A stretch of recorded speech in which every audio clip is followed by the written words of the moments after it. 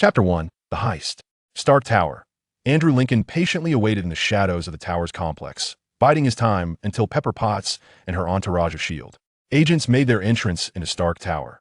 Initially, Lincoln contemplated slipping in stealthily after them. However, given the chaos instigated by Stain, he deemed it more prudent to remain concealed in the darkness. Boom! A resounding explosion echoed through the air.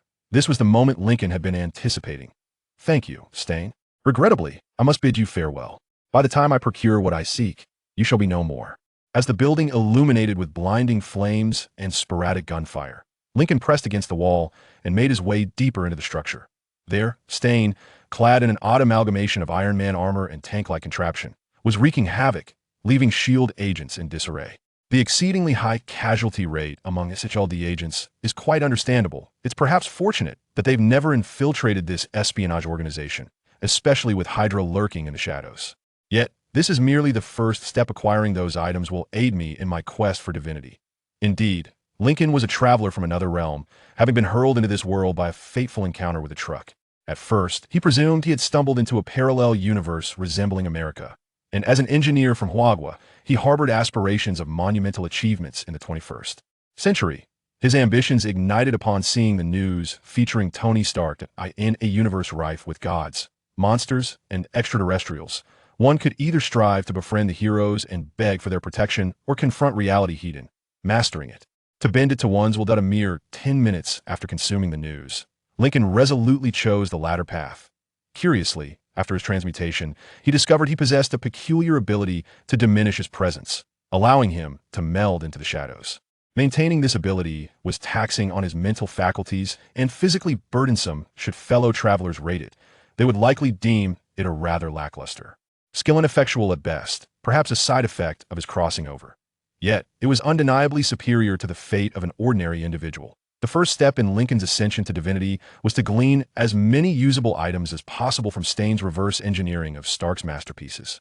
Of course, he would not entertain the notion of obtaining Stark's true masterpiece, the arc reactor, until he had amassed sufficient strength to extract it directly from his chest.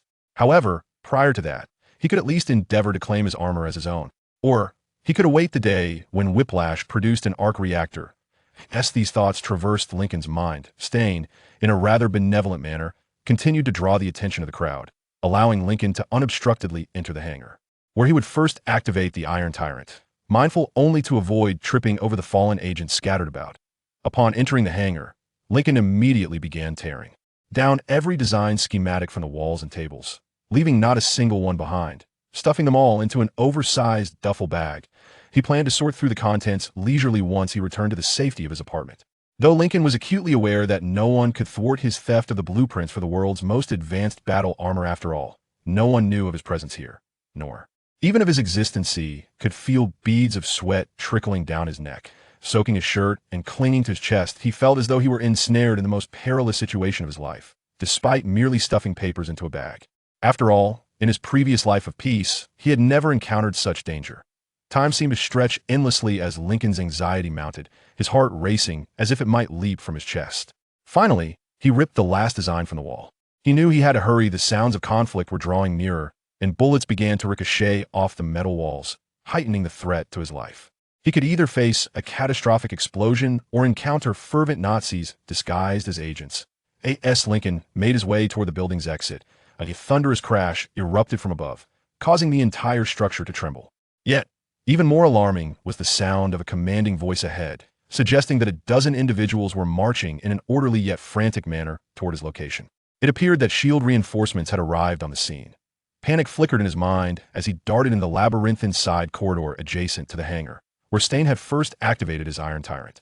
Lincoln collapsed to the floor, momentarily relieved that he was clad in an ordinary suit, coupled with the dim lighting of the corridor, allowing him to masquerade as one of the nameless minions strewn across the passage.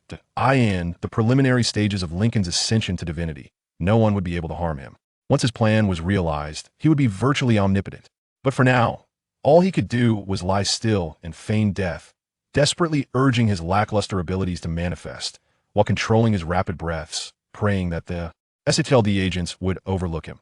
Lincoln chastised himself for bringing shame upon the vast array of interdimensional travelers seeking to dominate the galaxy. Yet every journey must commence with a first step. The practicalities revealed themselves to be far more complex than the tales and novels had suggested. He heard a squad of agents rushing down the corridor he had just traversed and quickly held his breath, praying to the illustrious predecessors of interdimensional travelers that the agents would be captivated by the light show on the rooftop and would not investigate the corpses. Spread out, stay vigilant. A commanding voice instructed softly, causing the hurried footsteps to slow and eventually halt, sending Lincoln's anxiety soaring to new heights. Do not disperse. Do not disperse. Charge forward. There is a man clad in powered armor ahead, and he spells certain doom for you. Should you not rush towards him? Lincoln silently urged, activating his abilities while striving to remain motionless. The soft sound of footsteps grew increasingly close, approaching Lincoln's perspiration-drenched form. Enemy attack. Everyone move, move, move. The agents surged forward. Amidst the chaos unleashed by another explosion shaking the building, no one noticed Lincoln's sigh of relief. The armored battle between Stanley and Tony was nearing its conclusion. Once the last echoes of footsteps receded deeper into the edifice, Lincoln seized his overstuffed duffel bag and hurried toward the exit, unwilling to witness Stanley by extension, this building meet a fiery demise. The act of fleeing was unexpectedly infuriating, but the sheer terror that enveloped Lincoln when he nearly got discovered swiftly humbled his pride. Do not underestimate the young and impoverished, Lincoln thought. Boom! Another explosion erupted scarcely had he escaped through the back door when the entire structure seemed to detonate, a wave of heat and force toppling Lincoln to the ground. Steady development is the true path to success. Lincoln was particularly grateful for his prudent nature. Daring to glance back, he saw the main hall, once dominated by a colossal reactor, obliterated, with fragments of Obadiah Stanley scattered about.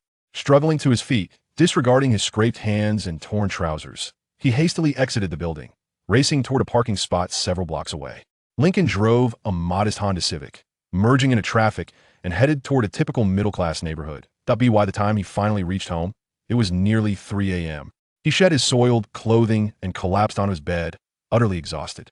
Stealing the designs of advanced weaponry from the world's most formidable espionage agency, as well as from the very inventor of those weapons, was no simple feat, particularly under the constraints of his rather unimpressive abilities. Lincoln resolved to examine his spoils the following day before extinguishing the light. This is merely the beginning, Lincoln murmured softly before succumbing to a deep slumber. Chapter 2. Infiltration. Stark is truly a genius. Lincoln recognized his brilliance, acknowledged by all in this world as well as in the previous one. Yet, upon examining his accomplishments, despite some being tarnished by stain, Lincoln profoundly realized that this merchant of death surpassed him in intellect. Had it not been for Stain's need to simplify much of the content for his own comprehension and that of the scientists he employed, Lincoln might have been utterly lost regarding what he was observing. At present, while Lincoln possessed a certain understanding of the armor's functionality, such as its ability to operate under its own weight without crushing the wearer, or how the inertia dampeners allowed Tony to be punched through a wall with only minor abrasions, he was entirely baffled by the arc reactor. He grasped the theoretical underpinnings, yet had no idea how to practically fabricate the infernal device, especially small enough to be portable. The disparity in technological advancement was staggering. Apologies, Ivan. It seems I must appropriate your possessions, Lincoln silently marked Ivan. He temporarily set aside the matter of the suit and commenced an extensive online search, striving to peruse as many news websites as possible and visit every pertinent forum. With the knowledge he possessed, distinguishing between rumor and truth was child's play. Lincoln hoped to unearth clues amid the swirling gossip and speculation for his grand scheme of galactic domination. He felt an evil chuckle would be quite fitting at this moment. Yet the thin walls of his apartment dissuaded him from inviting noise complaints. I shall save the laughter for a more suitable lair in the future. Suddenly, a news article piqued Lincoln's interest. A soda factory in Rio had shut down due to severe structural damage. Witnesses reported hearing gunfire and even claimed to have seen a monster. Neither the authorities nor the company executives commented on the incident. As Lincoln perused the brief report, a smirk crept across his face, deliberately skipping over the details concerning some employees injured in what was depicted as a workplace accident. He knew precisely what had transpired. Hello, Bruce, Lincoln grinned, whispering softly, a smile that could instill fear in many. Unfortunately, he could not act on this matter just yet, as it belonged to a subsequent phase of his plans. For now, he needed to focus his energies elsewhere. After 2 hours of sifting through the most dubious and speculative content online, sustained only by caffeine, Lincoln finally discovered what he sought. An evidently leaked memorandum suggesting Stark Industries was orchestrating a significant event. Speculation abounded regarding the nature of this event, each more absurd than the last, with some suggesting Tony was set to launch a line of Iron Man merchandise related to sexuality. However, Lincoln knew what was truly imminent. It's time to don that splendid suit. I am bound for the Stark Expo. In his mind, Lincoln erupted into laughter. Ha ha ha ha ha. Lincoln recognized that the approach he employed in the initial phase of his plan was no longer viable. Given the vastness of the surroundings and the presence of thousands of individuals, his mediocre abilities could not render him invisible before such an expansive audience. Infiltrating Hammer Industries was equally implausible. His stealth skills were inadequate, and Black Widow had likely already taken action there. Seizing control of a drone was out of the question as well, for Ivan was not only a far more skilled programmer, but also wrote his code in Russian, a language Lincoln could only manage at the level of ordering vodka, certainly insufficient to compromise the work of a genius. Therefore, Lincoln resolved not to wait until the event concluded to glean any advantage, but rather to infiltrate in advance. How to meld into the scene? Naturally, by engaging in the noble labor movement within the deplorable capitalist society. This was the plight of an ordinary traveler. Lincoln assisted in constructing the stage, laying out the wiring, and attempted every conceivable task. Furthermore, his employment in the construction allowed him to earn wages. After all, even those aspiring to dominate the galaxy require sustenance. Armed with his safety vest, work ID, and ample confidence, Lincoln accessed areas that were technically off limits. For instance, the unloading zone, where Hammer's drones were first transported before being displayed on stage. Beneath Lincoln's oversized work attire lay a rudimentary suit of Iron Man armor, crafted from materials he had managed to pilfer during the fair's preparations. Those unfamiliar with construction would scarcely fathom the sheer volume of raw materials required to create all the exhibition booths, visitor areas, walkways, and even parking lots. Thanks to Lincoln's all-encompassing safety vest, he could easily access all these materials. To err on the side of caution, Lincoln was meticulous about the items he took and their quantities, only ever pilfering small amounts of steel and power tools.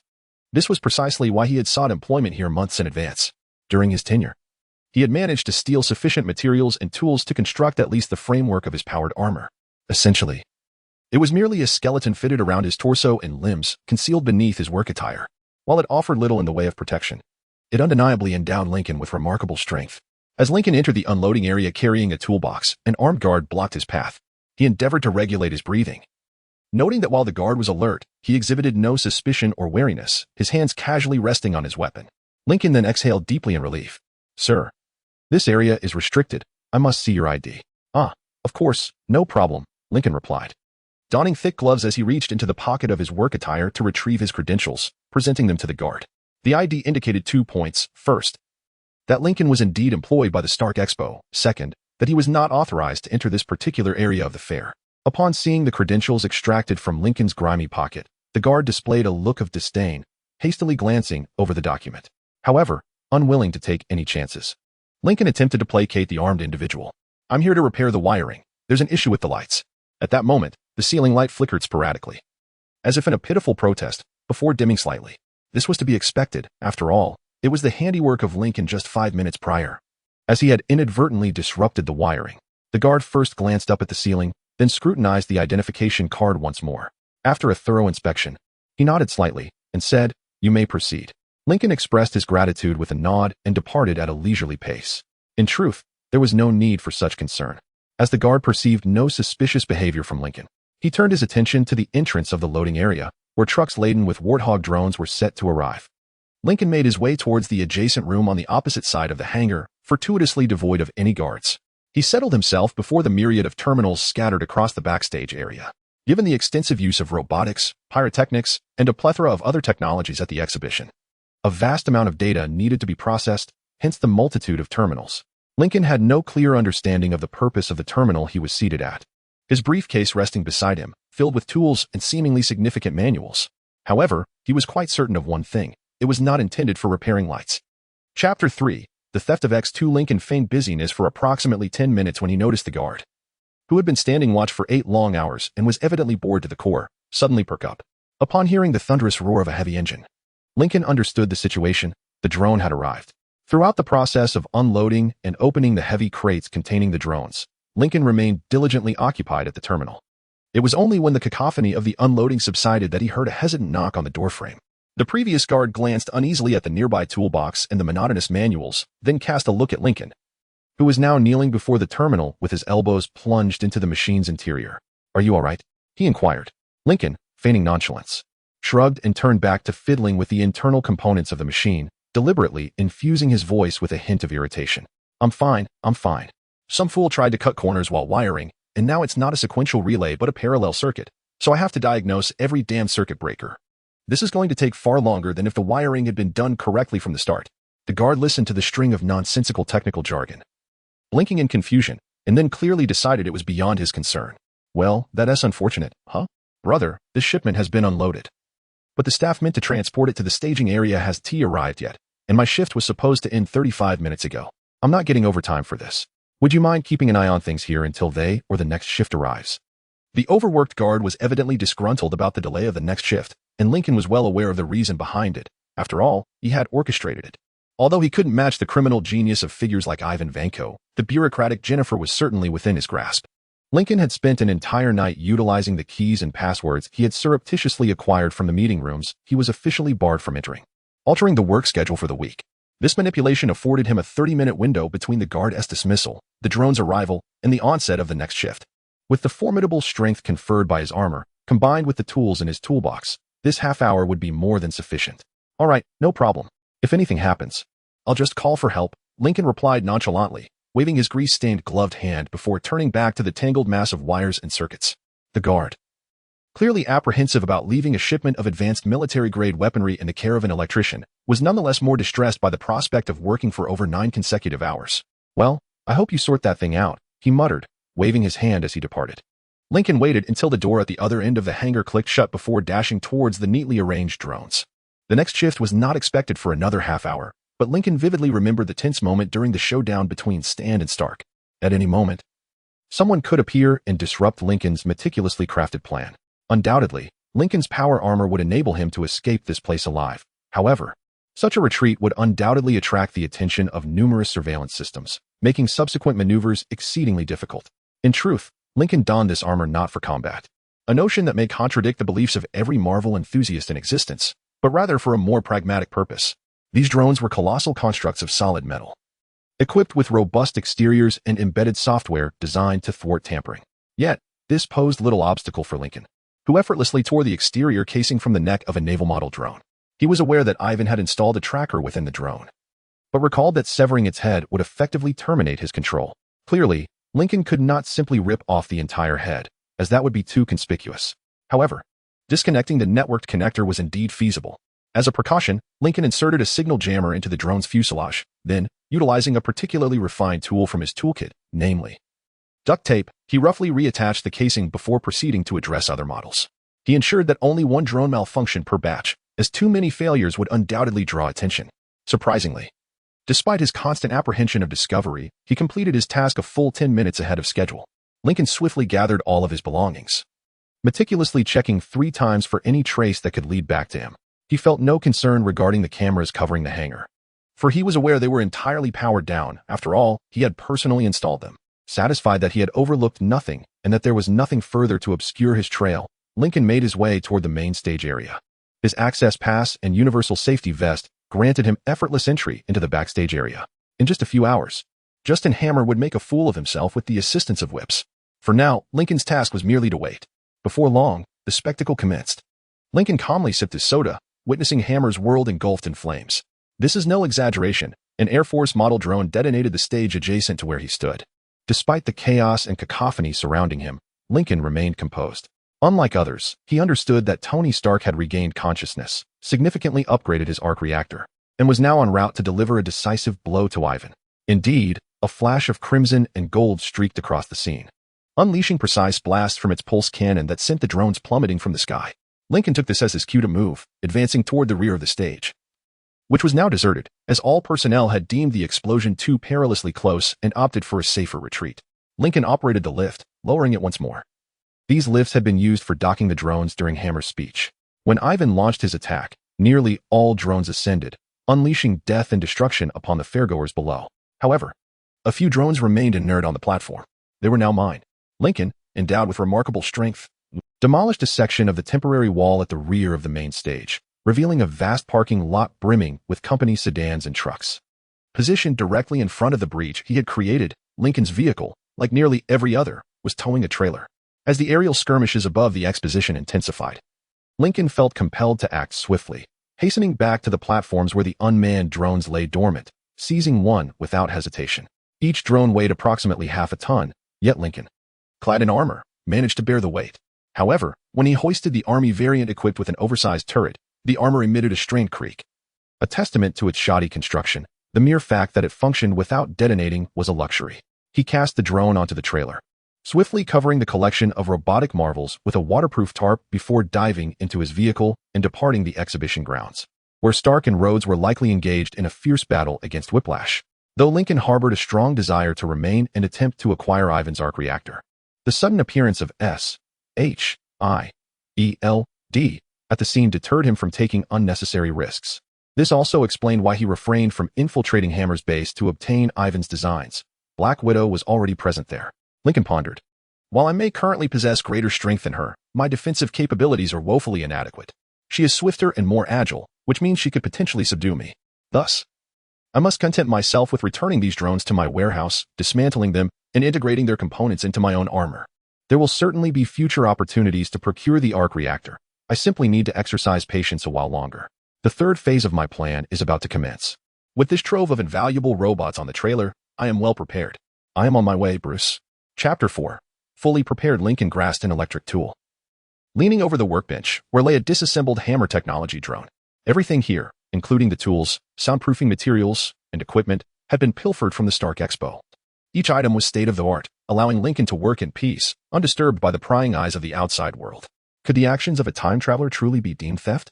Moreover, while this computer may not be the most extravagant model available, it was certainly far superior to what Lincoln could afford with the meager wages from his odd jobs, which was precisely why he had concealed it here.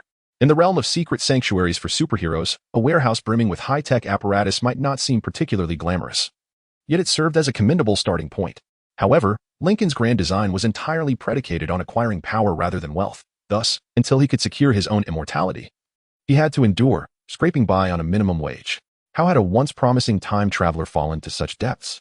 Of course, Lincoln possessed the skills and abilities to pilfer riches with the equipment at his disposal. He could easily stride into a bank and obliterate the vault door with a single punch. His somewhat lackluster invisibility power would enable him to navigate amongst ordinary individuals with ease. Yet, such actions would entrap him in the archetypal narrative of a villain. Unbeknownst to him, he would become a mere puppet, clad in a tight suit, darting about with some ludicrous scheme, such as utilizing the extraordinary powers of a goldfish to abscond with all the gold in the bank vault, only to be thwarted by dinner time and subsequently imprisoned, all the while bellowing curses at that accursed Spider-Man. No, it was imperative to cultivate his strength steadily, reserving the grand schemes for a later time. At that moment, Lincoln heard a notification sound emanating from the computer at the far end of the warehouse. He switched off the electric saw he had been using to dismantle the military-grade drone, removed his thick gloves, and made his way towards the desk. The desk was cluttered with notes, design blueprints, and several Stark Industries computers, while the power armor he wore emitted a low hum as he moved. Until the third phase of his plan was complete, Lincoln remained a vulnerable mortal. Thus, he refrained from taking unnecessary risks, ensuring that he always donned this armor to prevent any oversight that might lead someone to track him down. No one could catch Lincoln off guard. He had mastered the art of stability that a time traveler should embody. Moreover, the armor was cumbersome to both don and doff, so he endeavored to keep it on as much as possible. Approaching the desk, Lincoln leaned over one of the computers, eager to discover what had triggered the preset alarm. And a radiant smile spread across his face. He had devised a simple program to flag specific keywords, which successfully captured the information he had been seeking. A gunfight had erupted between the U.S. military and a creature on the campus of Cornell University. Someone had managed to compile all the student footage into a 5-minute short film. It was almost immediately banned, undoubtedly due to the machinations of SHIELD. Yet by that time, it had already garnered thousands of views. Before long, 10 different versions emerged across various forums, and the viewership continued to surge. Well done, Ross. The matter can no longer be concealed. Even SHIELD cannot entirely suppress this issue. Even if they manage to keep it off major news channels, people will not forget it. Lincoln mused to himself, filled with a malicious delight, before straightening up and twisting his neck. If memory served him correctly, and he was certain it did, having crafted an enormous timeline poster of the Marvel Cinematic Universe that adorned the wall of the warehouse, then the Hulk would flee to some forest, prompting him and Betty to seek out the only person they believed could cure Bruce, Mr. Blue at Greben Academy in New York. Lincoln was unaware of the specific forest in which the Hulk was hiding. nor did he know how long it would take Bruce and Betty to reach New York. But that was of little consequence. Lincoln was already in New York, and he was merely days away from completing the first version of this armor, which was sufficient for his current plans. In truth, donning a hood would suffice for Lincoln's scheme, yet when two colossal beings commenced their rampage in your vicinity, wearing several hundred kilograms of metallic armor, armed with weapons, certainly provided a sense of reassurance. Lincoln swiftly configured another program to flag any news pertaining to incidents in Harlem or Greben Academy, then donned his gloves again, pulling down the welding mask to obscure his face. There was still work to be done. Bruce and Betty took approximately 2 weeks to reach Greben Academy, while Lincoln completed the armor ahead of schedule by a few days. Seizing the opportunity, Lincoln meandered near the academy, masquerading as a janitor. For this role afforded him far greater freedom than pretending to be a student. He paid particular attention to activities around Samuel Stern's office, as the typical eccentric professor persona made his task considerably easier, since Lincoln was neither an academic nor aroused any academic interest. He was nearly invisible while hastily passing through the corridors, lost in thought. Although he owned a barge into Stern's office to procure Banner's synthetic blood, Lincoln refrained, mainly because he could not recall whether the blood was indeed concealed within that office, or even if it was there at all. The film had premiered many years prior to Lincoln's transfer from his original universe, rendering such details hazy in his memory. It was best to adhere to that tried-and-true strategy, wait for the antagonist to cause a ruckus, and when the hero's attention was diverted, make off with the glittering spoils. Lincoln was counting on Abomination to serve as an excellent distraction. Thus, he would wait for Blonsky to inject the serum, and when he wreaked havoc in Harlem, Lincoln would don the armor to retrieve the blood, and most importantly, attempt to take Stern along as well. Steadily perished after merely ingesting a drop of diluted Hulk's blood. However, Lincoln contemplated injecting himself with an entire bag of that very essence. He required someone like Stern to ascertain whether he could endure the process. Should Stern refuse to accompany Lincoln? Or should he discover that the blood would cost Lincoln his life? Lincoln would have to await the emergence of another serum capable of enhancing regenerative abilities and physical prowess before attempting again. Yet, Lincoln earnestly hoped for a different outcome, as most of those serums would only become accessible in later stages. While he was in urgent need of an enhancement at present, the affluent rely on technology, while the impoverished depend on mutation. Such an opportunity would not arise again for a considerable time. Dispelling these concerns, Lincoln strode towards the cargo truck, where he observed Banner and Betty entering Stern's office. Banner, portrayed by Ruffalo, piqued Lincoln's curiosity as he felt as though this universe possessed an innate tendency to self-correct. Tonight, a confrontation between the Hulk and Abomination would unfold. This evening marked Lincoln's initial step toward a higher echelon of physical evolution. Unable to contain himself yet unwilling to attract attention, Lincoln succumbed to his inner impulse, letting out a faint, wicked chuckle. Ha ha ha ha ha ha. Chapter 5. The first battle. As Lincoln donned his helmet, a thunderous roar echoed through the academy. It appeared that Blonsky had already injected the serum. Lincoln swiftly retreated indoors, racing towards Stern and the location where the batch of gamma blood was stored. He paid little heed to those around him, for his identity was securely concealed by the helmet, and his armor was painted in dark hues to blend seamlessly into the night. Upon reaching the room where Blonsky had transformed into the Abomination, Lincoln bypassed the door, phasing directly through the wall, sending a shower of brick and debris cascading over the astonished and somewhat mutated Stern. Who are you? Stern mumbled, dazed, as he looked up at Lincoln. A small wound on his temple still oozing blood, his head beginning to swell ominously. I am here to take you away, Lincoln declared, his voice distorted by the helmet's vocoder, imbued with an air of intimidation. What? I don't understand, Stern stammered, though he seemed more to be conversing with himself than with Lincoln. Without a moment's hesitation, Lincoln seized him by the arm, disregarding the possibility of encountering fractured ribs. We must leave at once. Where is Banner's blood? The military is everywhere, and S.H.I.E.L.D., along with Black Widow, are en route. If they arrive, they will arrest you and destroy that blood. This revelation finally captured Stern's attention, his frantic gaze locking onto Lincoln's impassive visor. No, they cannot take it. It's mine. Mine. I can do so much with it. Countless things. You must protect it. Lincoln grasped the disoriented scientist's shoulders, compelling him to steady himself, towering over him with his imposing stature, silencing his nonsensical ramblings. I will safeguard that blood, and I will save you. Once you are imprisoned, you will be unable to conduct any research on it, correct? Lincoln spoke in a low, soothing tone, and Stern nodded in agreement. Then here's the plan. You will lead me to the blood. I will gather everything relevant I can find into bags. I will take you to my safe house, where we can hide from S.H.I.E.L.D. in the military. In the safe house, you may experiment as you wish. I desire that blood, Stern. I too wish to possess the abilities that Blonsky and Banner have. At the mention of experimentation, a glint of madness flickered in Stern's frenzied eyes. Despite his injuries and the grotesque swelling of his head, he made a discernible effort to straighten up. All right, follow me. There were still several army soldiers nearby, but most were fixated on Blonsky, who was rampaging through the ranks, leaving a trail of death and destruction, laughing maniacally. As Lincoln and Stern arrived at the laboratory housing the Gamma Blood, 3 soldiers burst through the double doors at the far end of the corridor, instantly raising their rifles in their direction, clearly on high alert following the death of their comrade. Lincoln thrust the reliable duffel bag into Sten's hands, nudging him towards the area adorned with blood bags, his gaze unwavering from the soldiers who, as anticipated, erupted in frantic shouts, hoping to amplify their voices to mask their trepidation. Get down. Immediately. Pack everything you deem necessary into the bag. Ignore the rest. Hurry. Under Lincoln's urgent, helmet-modulated growl. Sten quickly nodded, his oversized head precariously wobbling on his neck, before he began stuffing blood bags and notebooks into the duffel. This evidently unsettled the army soldiers, who began to close in, their shouts growing louder as they aimed their toy-like rifles at Lincoln's unyielding figure. Well then, let us see what this splendid apparatus can accomplish. Lincoln advanced steadily towards them, clearly instilling fear, causing one soldier to lose composure and pull the trigger, firing in his direction. Although Lincoln was securely enveloped in the world's most advanced homemade armor, he instinctively flinched at the blinding flash and deafening gunfire.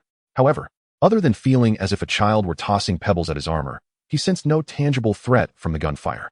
Before he fully registered his actions, Lincoln, clad in armor weighing just over half a ton, sprinted down the corridor, the floor cracking beneath his feet. As he charged towards one soldier, she stood frozen in shock. Unlike her colleagues who had fled, instead, she instinctively crouched, emptying her magazine into the encroaching shadow. Aside from the sparks flying off the armor plates, Lincoln felt no sign of being hit. Meanwhile, Sten, with a panicked and terrified scream, took refuge beneath his desk. In an instant, Lincoln reached the soldier. As mentioned, Lincoln's armor exceeded half a ton, and the corridor spanned approximately 30 meters, resulting in an immense accumulation of momentum. In fact, the force was so great that Lincoln could not rein it in. Before he grasped what was happening or had the chance to slow down, he inadvertently crushed the soldier into the floor beneath him. The scene was horrifying, leaving the remaining soldiers speechless. However, the soldier on the right, more seasoned, was the first to regain his wits, immediately reaching for the radio on his shoulder. Unfortunately, this sudden motion triggered an instinctive counteraction from Lincoln.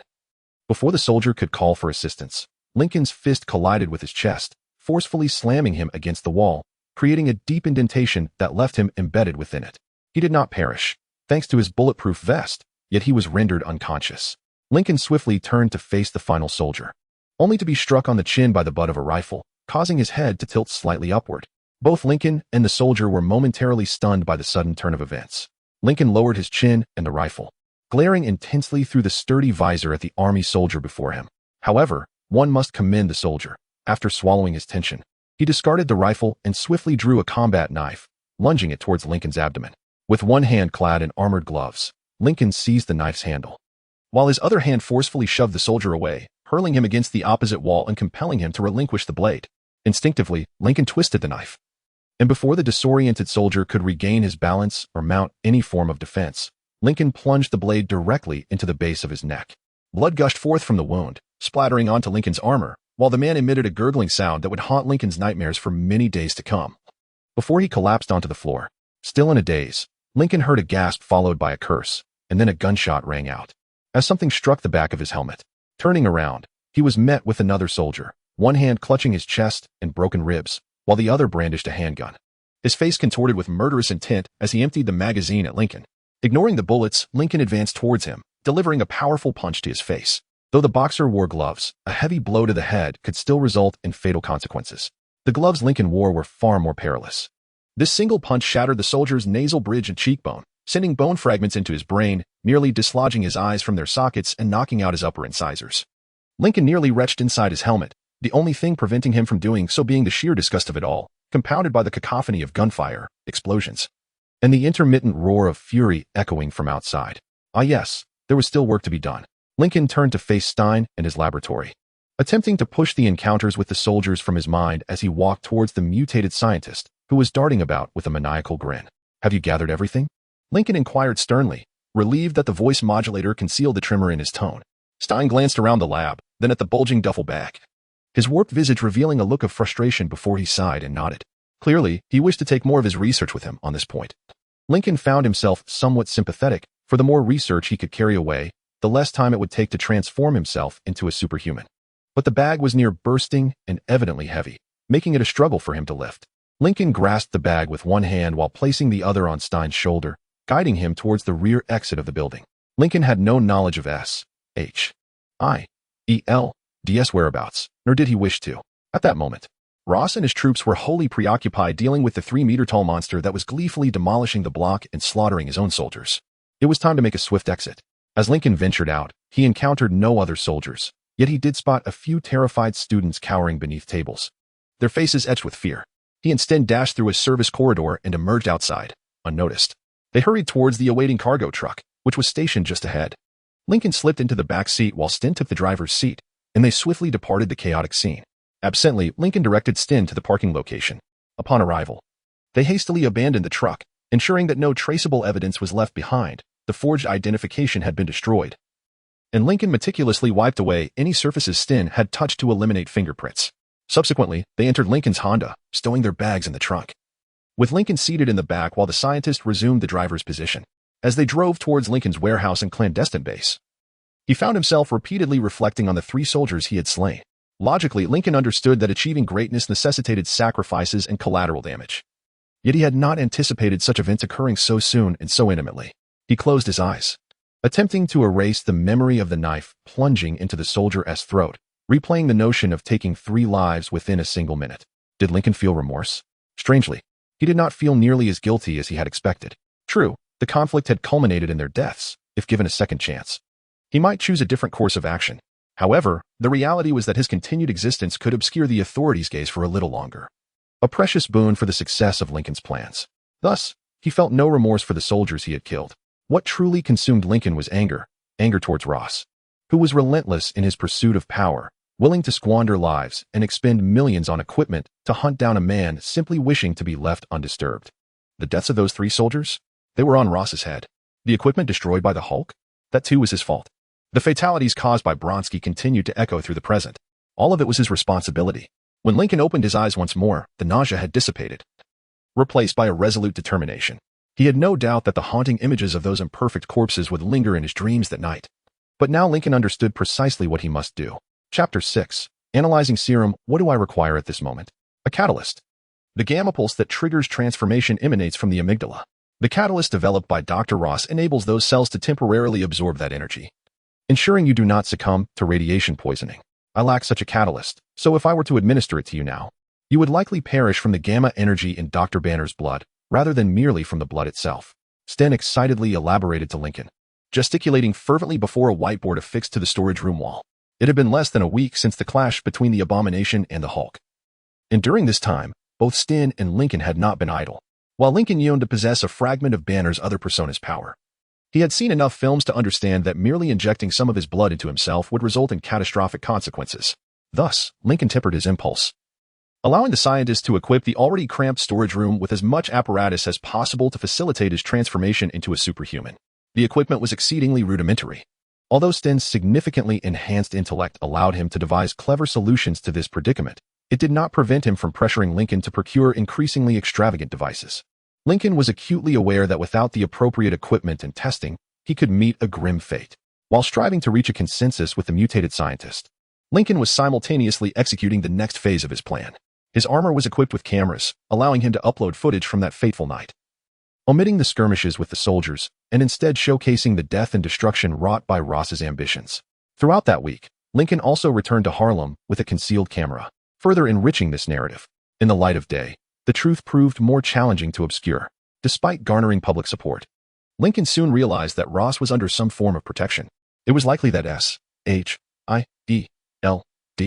was safeguarding him at the behest of the World Security Council, as those miscreants seemed intent on wreaking havoc upon the world. Unexpectedly, Lincoln succeeded in swaying Tony Stark to his side. Stark was equally discontent, as the military had confiscated his armor, resulting in uncontrollable devastation and countless casualties. For Stark, that suit represented his escape from the persona of the arms dealer and everything associated with it. Public opinion kept Ross's incompetence in the media spotlight, while Stark's legal team began to scrutinize every transgression committed by the obstinate general. Ross remained in power. Yet rumors began to circulate that his backers were starting to reconsider the wisdom of supporting him. particularly as the truth emerged regarding his misuse of their dwindling supply of super soldier serum. This indicated that the sole source of the Hulk's power was now contained within Blonsky, and everyone approached matters involving him with caution, even the foolish World Security Council. It appeared that the instinct for survival still triumphed over a lack of common sense. In this context, if Tony were to achieve his desires, Ross would soon be ousted, Lincoln mused. Yet here I remain, ensnared within this storage room, in the company of a somewhat unstable scientist, with no assurance that I might retain my life after being infused with the potent blood of the Hulk. Haven't you survived his blood? Lincoln inquired of Stern. Each time Lincoln visited the storage room to assess his progress, he donned a helmet, his voice altered by the device. Indeed, though I must say, I doubt you wish to transform into my current state, Stern replied with a grin, gesturing toward his oversized head. While it had indeed augmented his intellect and memory, he was right, considering his appearance. Well, it was quite unattractive. And Lincoln had no intention of becoming like him.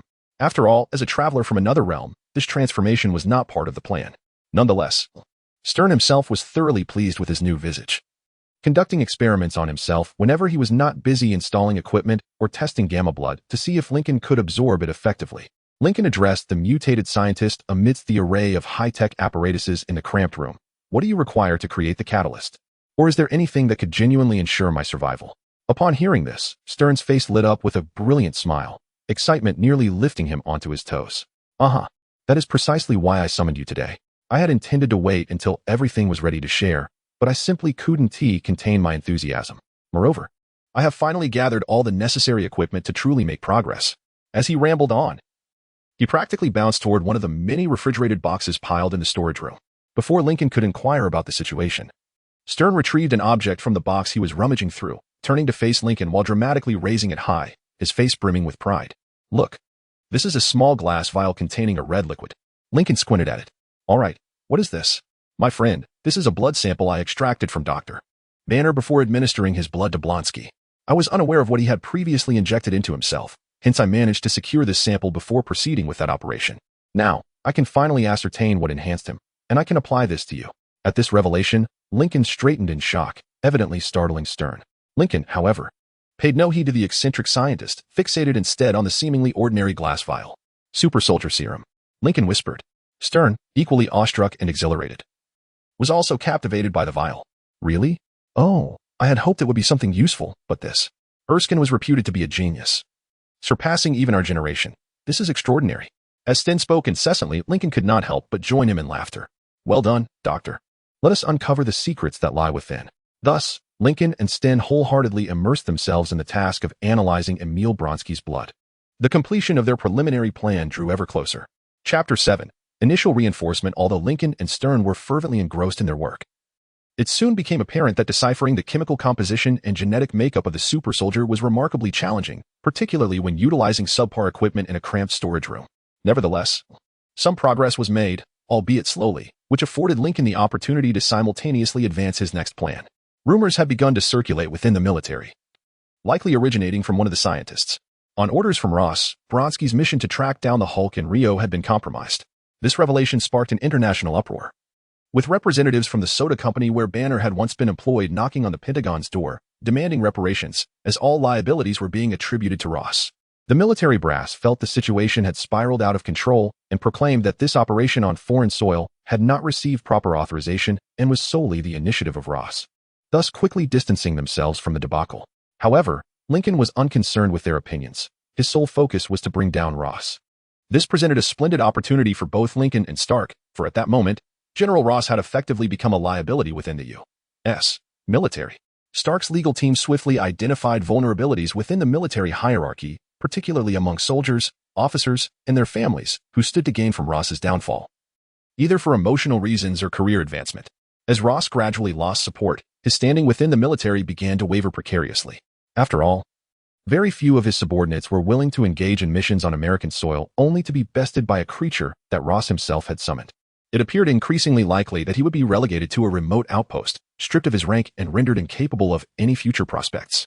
Then came the final blow that irrevocably dismantled his military stature.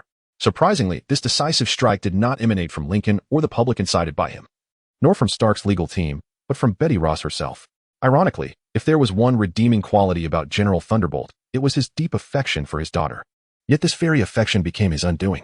Betty publicly denounced her father, exposing his actions from the moment he sought Banner to create the next super soldier, to sending his soldiers to confront Bronski, ultimately leading to their demise.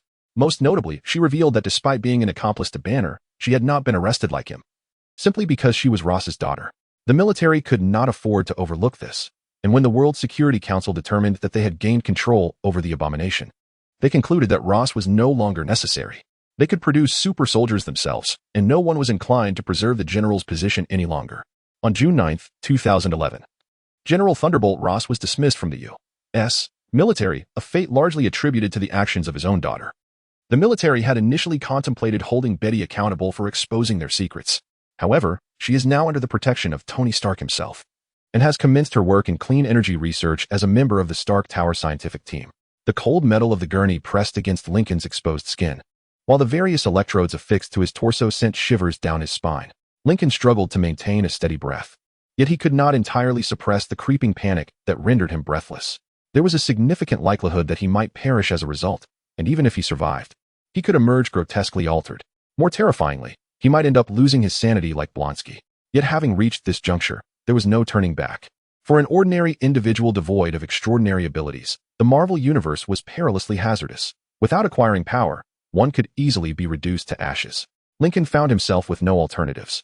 He had done all within his capacity, leaving the rest to fate, and now he could only brace himself and hope for a favorable outcome. It was a matter of omnipotence or death. "Are you ready?" came Samuel Stern's excited voice as enormous machinery surrounded Lincoln, with a gargantuan syringe in his hand. "Ready," Lincoln replied, striving to quell his inner turmoil. Stern nodded enthusiastically, bouncing over to Lincoln's bedside, aligning the syringe with the vein in Lincoln's arm, yet hesitating. His large head turned toward Lincoln. "What's the matter?" Lincoln murmured, wishing he would either proceed swiftly or refrain from dangling that enormous needle ominously above his vein. "It's nothing." "Well, didn't he expect you to be so young?" Lincoln slightly lifted his head from the bed, raising an eyebrow in surprise. At 25 or 26, didn't he consider himself particularly young, did he? However, in the realm of high-tech theft, he might indeed be considered youthful. Lincoln was uncertain, having yet to encounter peers in this field, as it was a scarce profession. He rolled his eyes, urging the scientist to act quickly. He could scarcely believe his own voice at this moment. Stern awkwardly nodded, hastily preparing the serum that had previously enhanced Blonsky, and then aimed the needle at Lincoln's arm, exclaiming, "Here we go? That hurts like hell." Lincoln was astonished that such a large metallic instrument could penetrate him without leaving a gaping hole. "Mr. Lincoln, I must ask you to remain as calm as possible, though I regret to inform you that this pain is merely the beginning." With that, Stern connected Lincoln to the syringe filled with Banner's blood, as Blonsky's serum began to take effect within Lincoln's veins. Lincoln could already sense changes occurring within his body, as though every bone was being fractured and then reassembled by a child of immense strength wielding rolls of duct tape, an endless cycle of relentless reconstruction. Lincoln may wish to portray himself as unwavering and resolute throughout the ordeal, claiming that he maintained a steadfast demeanor, unshaken by pain, or that even amidst his cries of agony, his voice resonated with such intensity that it could rattle the storeroom. Such a narrative might sound remarkably heroic. However, the reality was that Lincoln wept like an infant. Within just an hour, his throat was nearly hoarse from his cries. By the second hour, he was reduced to incoherent sobs. The agony, coupled with tears cascading down his cheeks, blurred his vision. He was certain that by the third hour, he had begun to plead for mercy. In that state of delirium, he could scarcely recall whether he begged Sten to cease or wished for death to relieve him of his suffering. By the fourth hour, he ultimately succumbed to unconsciousness. Chapter 8. Reinforced results. When Lincoln awoke, the sun had already set and risen once more. Yet, he remained uncertain, for the storage room lacked windows. In this airtight chamber, time had long since lost its significance. The overhead fluorescent light emitted an irksome hum, casting a cold, bluish hue upon the metal walls. The air was saturated with the acrid scent of disinfectant and the burnt odor of overheated electronic components. Lincoln attempted to lift his body, only to find each muscle felt as if it had been crushed by a hydraulic press. A sharp pain radiated from the nape of his neck, akin to someone repeatedly sanding down his nerve endings with coarse paper. His entire body ached, and his throat throbbed painfully, as if someone indecisively poured a bucket of sand and a bucket of shattered glass down his gullet. Lincoln's groans roused Sten, who had been dozing at the table in an uncomfortable position. His oversized head jolted up from the keyboard, inadvertently dislodging several keycaps, and he blinked groggily around the room. Upon noticing Lincoln was awake, his eyes widened in surprise, and he instantly appeared more alert, nearly leaping over the table. He hurriedly began to check Lincoln's vital signs, all the while chattering incessantly. Lincoln, still dazed, could only discern about half of what Sten was saying. "Hey, brother, how do you feel?" "Ha. What a silly question. I bet you're suffering right now. I must tell you, watching you scream and struggle at the table was quite the scene. I thought you wouldn't make a sound. I suppose this confirms our previous hypothesis. Modifying the serum to function more naturally over an extended period indeed increases the pain. However, I believe our choice was right, because it succeeded." Sten whispered reverently, the last few words finally pulling Lincoln from his stupor. "What did you say?" Lincoln exclaimed, swiftly sitting up on the gurney. He heard a peculiar creaking sound, but at that moment, he was too focused on Sten to care. Sten glanced between Lincoln and the screen, his face a canvas of astonishment. "It worked," he murmured again, this time pointing toward Lincoln's waist. Confused, Lincoln looked down and couldn't help but gasp softly. The restraints that had once bound him were now akin to rotting flesh, shredded by a beast's claws. The reinforced nylon fibers were radially fractured, and the metal clasps twisted into abstract sculptures. Even more astonishing changes were occurring beneath the skin. His bones were forming into jagged ridges, the joints of his spine protruding like the tracks of an armored vehicle, while muscle fibers twisted in anatomically defiant ways, gleaming with a graphite-like hardness under the light. Lincoln did not possess the massive, brutish physique of the Hulk or Thanos, but it was certain he had grown larger than Steve post-transformation. Lincoln resembled a more muscular and formidable version of Dwayne Johnson, akin to what he might have looked like had he been born in Chernobyl. Considering the impact of Banner's blood on Stern and Blonsky, Lincoln was acutely aware of the potential for mutation. However, witnessing the transformation of his own body was nonetheless astonishing. Much like the abhorrence he felt, Lincoln's skeleton appeared somewhat pronounced. Despite being enveloped in robust muscle, the contours of his spine and ribcage remained distinctly visible, though his legs had not morphed into the grotesque form that characterized Blonsky. As he finally sat up, the wheeled bed frame emitted a groan of protest under his weight. He gingerly descended from the bed, striving to disregard the sharp pain that accompanied his landing. Stern had to step back a couple of paces to gaze up at him, and Lincoln noticed that his head nearly brushed the ceiling. Not only was he completely bald, but he had also attained remarkable height. Stern's oversized head barely reached his chest, and his shoulders had broadened to twice their previous width. "Have I lost my hair and gained strength?" Lincoln mused, his physique now comparable to that of a giant, reminiscent of a mountain, if that mountain were adorned with the muscular definition of Arnold Schwarzenegger at his zenith, complete with a sharply defined spine protruding from his back. He attempted to flex his biceps, feeling an exhilarating surge of power coursing through his muscles, while Stern looked on in astonishment, eager to test his newfound strength. Lincoln approached a workbench situated against the storeroom wall and grasped a metal plate that had been removed from a hammer drone. With both hands, he gripped it tightly. As he exerted force, his muscles bulged, and with a cacophony of twisting metal, he effortlessly bent the plate in two. Stern's jaw dropped in amazement before erupting into hearty laughter, clapping with excitement. "Now, my friend, how do you feel? You don't feel any destructive impulses, do you?" Stern inquired, his expression growing somewhat solemn. He undoubtedly recalled the incident that had befallen him during his last encounter with such transformations. Yet the exhilaration in his eyes remained unmistakable.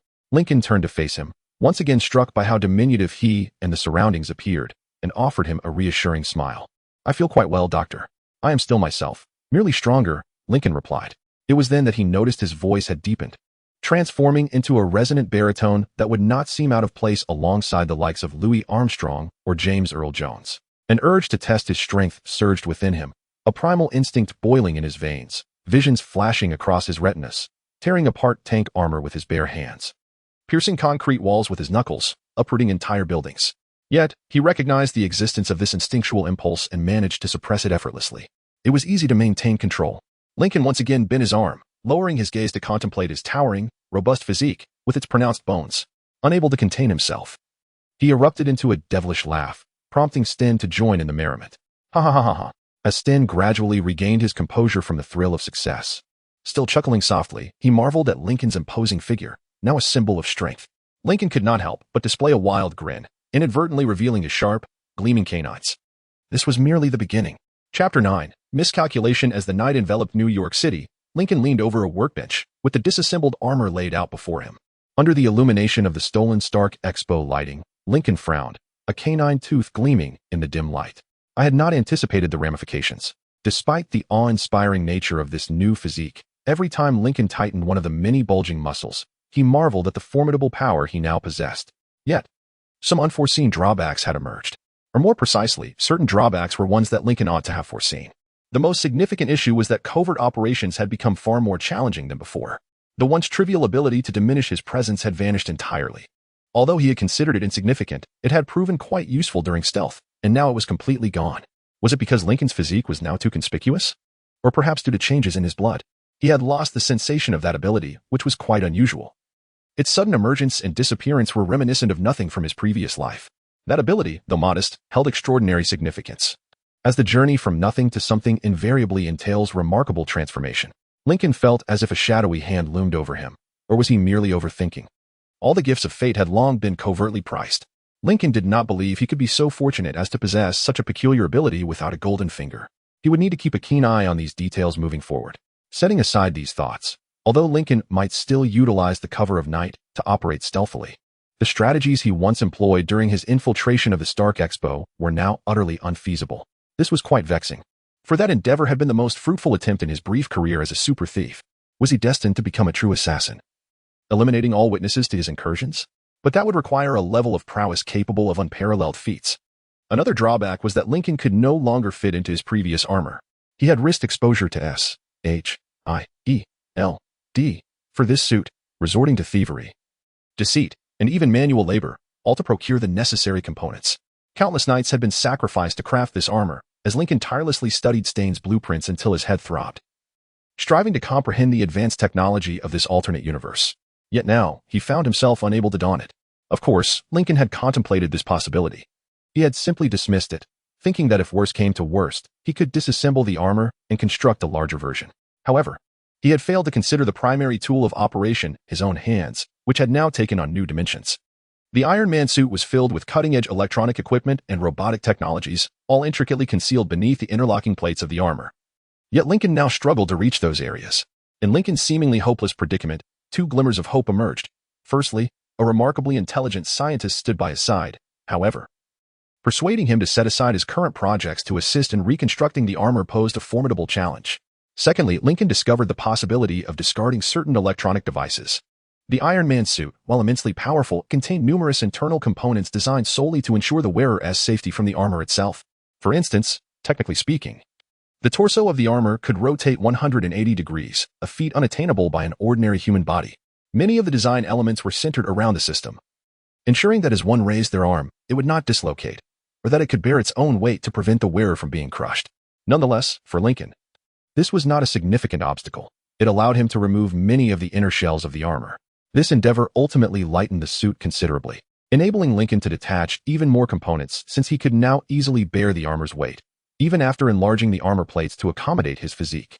Given that Lincoln's stature was now comparable to that of a hammer drone, this task proved far easier than crafting the original suit, as there was no need for adjustments in plate size. Tony's armor represented the pinnacle of technology, as well as a work of art. Stain's armor exuded a militaristic, rugged aesthetic. The original armor used by Vank in Monaco appeared as though it had been constructed within the confines of a prison, barely qualifying as armor. In contrast, Lincoln's suit somehow appeared even more unrefined, with thick plates covering the torso and limbs, supported by a robust framework. It resembled a haphazard assembly of stolen materials cobbled together in a small shed, which, in truth, it was. However, it possessed a significant advantage over other armors. It was imbued with Lincoln himself. By the time Lincoln completed the reconstruction of the armor, July had transformed into August. Yet, when he donned it and gazed at his reflection in a cracked full-length mirror, one he had pilfered during a night of scavenging in the city, he could scarcely contain his joy. This suit, with its thick plates and rough framework, emanated a sense of practicality. When it adorned Lincoln's towering frame of 26 meters, complemented by the new helmet he wore, it exuded an extraordinary aura of intimidation. Unlike the suit he had worn during his visit to retrieve blood samples from stern and banner, this one was laden with every conceivable weapon Lincoln could affix to it, including an infantry tank cannon and naval missiles stripped from the hammer drone. In summary, Lincoln appeared exceptionally formidable. However, after pouring months of effort, sweat, and tears into reconstructing the armor, witnessing the finished product brought him immense satisfaction. The next stage of his plan involved Loki's impending assault on Midgard, Earth. Yet the predicament remained. This event would not occur until May 4, 2012, leaving nearly a year of uncertainty ahead. What was to be done now? Lincoln briefly contemplated eliminating Ulysses Crow to seize the vibranium he had long kept hidden. However, it was concealed in a location within South Africa, and it was highly probable that he was being surveilled. Furthermore, the logistics of covertly traveling to South Africa posed a significant challenge. Additionally, there was the practical concern that even if Lincoln were to acquire the vibranium, he remained uncertain about how to utilize it. Chapter 10. The Apocalypse Virus. Lincoln is neither a metallurgist nor is Stain. Thus, the notion of crafting a new suit of armor from the extraordinary metal known as vibranium is utterly implausible. Lincoln briefly contemplated the idea of encasing his bones in vibranium. However, he surmised that his regenerative factor had yet to reach the level necessary to endure such a surgical procedure. Despite having tested his abilities to heal minor wounds within a few hours, he discovered that a fractured bone would require approximately a day to mend, an insight gained after inadvertently dropping a nearly intact naval drone onto his foot. Wolverine survived a cannonball to the chest during the Civil War, yet he nearly succumbed during the infusion of adamantium. Lincoln could utilize the hidden Kree blood stored by S.H.I.E.L.D., given that Hydra had already demonstrated its capacity to endow humans with remarkable regenerative properties, but it remained concealed within a secret base, leaving Lincoln at a loss as to where to begin his search. As for the Apocalypse virus, Killian already possessed the formula. The sole concern was the potential for it to cause the user to explode. Nevertheless, having already undergone enhancements and possessing a modicum of regenerative factors, Lincoln reasoned that he might survive this virus, which, in truth, is not a virus at all, but that detail was inconsequential. Moreover, the two serums might very well be mutually exclusive, potentially resulting in Lincoln being blown to smithereens. Fortunately, within Lincoln's storage room resided an eminent expert in human engineering. Shaking off his despondency, Lincoln straightened in his chair, turned, and flashed a grin towards Stain, who was intently engrossed in his experiments under the microscope. Stain was endeavoring to develop a treatment for Alzheimer's based on the changes occurring in his own brain. Should he propose using monkeys for his experiments? Lincoln would vehemently object. He had no desire to conjure a scenario reminiscent of Rise of the Planet of the Apes. Stain, Lincoln called out in a deep, resonant voice. If he were to raise his voice further, the very windows might tremble. The aforementioned scientist lifted his gaze to Lincoln, exhaling in exasperation. Clearly irked at the interruption of his research, casting an impatient glare in Lincoln's direction. What is it, Mr. Lincoln?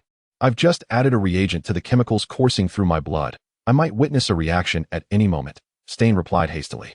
Lincoln rose and strode purposefully across the distance between the two tables, placing his large fists on either side of Stain's microscope, looking down at the transformed scientist.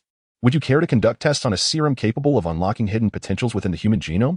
The smile that followed Stain's response was precisely the answer Lincoln sought. The subsequent events unfolded smoothly.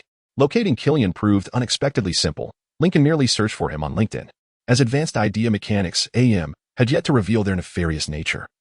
They remained notably public, complete with advertisements, contact information, and even an aesthetically pleasing website. All of this information is publicly accessible, with one exception, their addresses. A swift search yielded no results. There was no trace of Killian's residential address, nor any information regarding the location of his headquarters, not even a shipping address. All communications transpired online, and when one managed to arrange a meeting, they would send someone to meet you rather than the other way around. This rendered matters somewhat convoluted. Lincoln was aware that in November, one of Killian's test subjects would detonate, an event that the media would report as a suicide bombing. Furthermore, Killian would reinforce this narrative by creating a formidable entity in January 2012. This provided Lincoln with a narrow window to attempt tracking down Killian. However, a significant issue loomed. Lincoln's financial resources were dwindling. Ironically, he found himself in dire straits once more, just as in his previous life.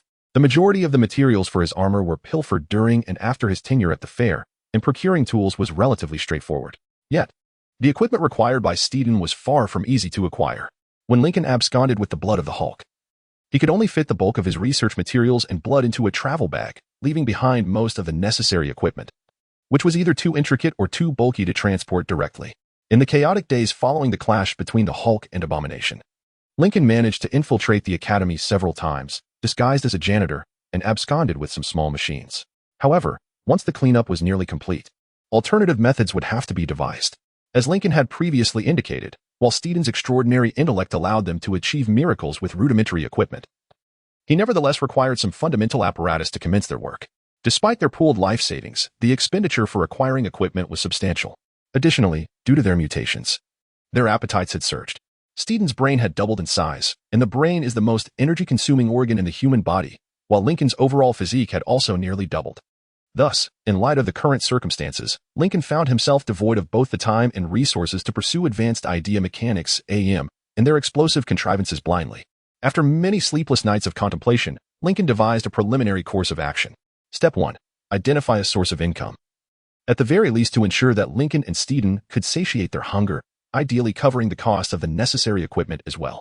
Step 2. Track down Advanced Idea Mechanics, AM, or pursue the test subject set to explode in November, whichever was located first. Step 2A, should AIM be found first?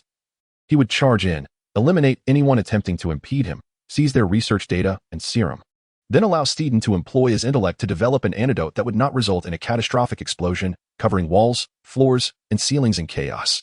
Step 2B, if we can first locate the suicide bomber, we should devise a method to subdue him or procure a piece of his explosive device to return to Stern, allowing him to attempt reverse engineering it. Subsequently, we could inject a virus that would not result in catastrophic detonation, leaving the walls, floor, and ceiling in disarray. Lincoln was particularly concerned about this aspect, believing it to be crucial to the plan.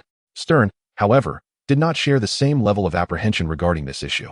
Chapter 11. The fish bites. During the first week of October, Lincoln found himself perched atop a skyscraper in Manhattan, endeavoring to survey a building that would eventually become the headquarters of Wilson Fisk. At that moment, an epiphany struck him, nearly causing him to lose his footing.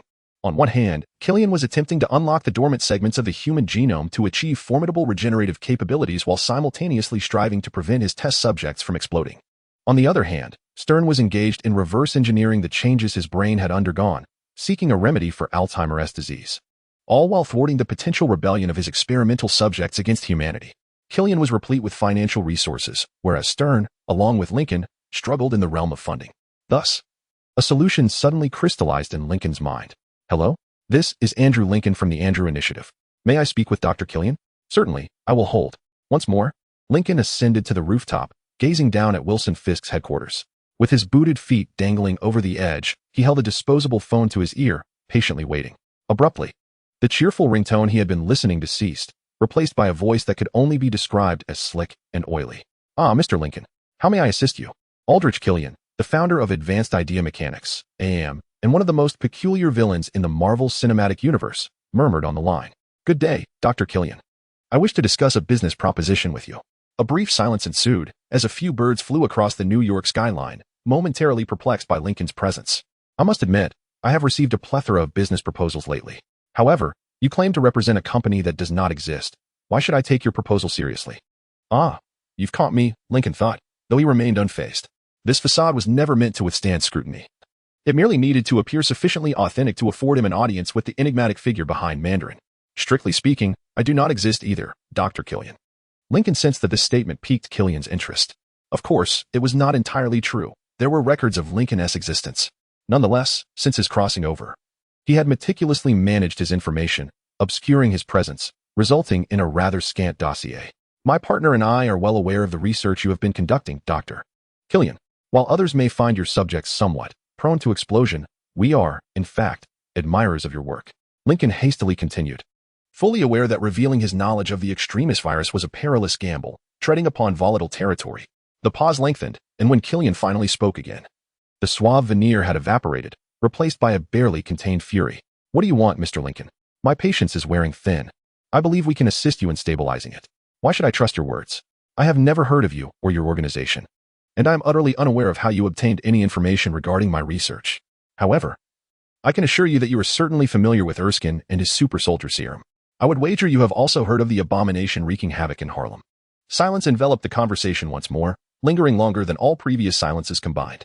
Lincoln began to worry that he had frightened him away, concerned that he had pressed too hard. Do you possess Erskine's formula? He whispered excitedly, which made Lincoln feel quite uneasy. A look of disgust crossed Lincoln's face as he momentarily withdrew the phone from his ear before responding. We have deciphered it, Doctor.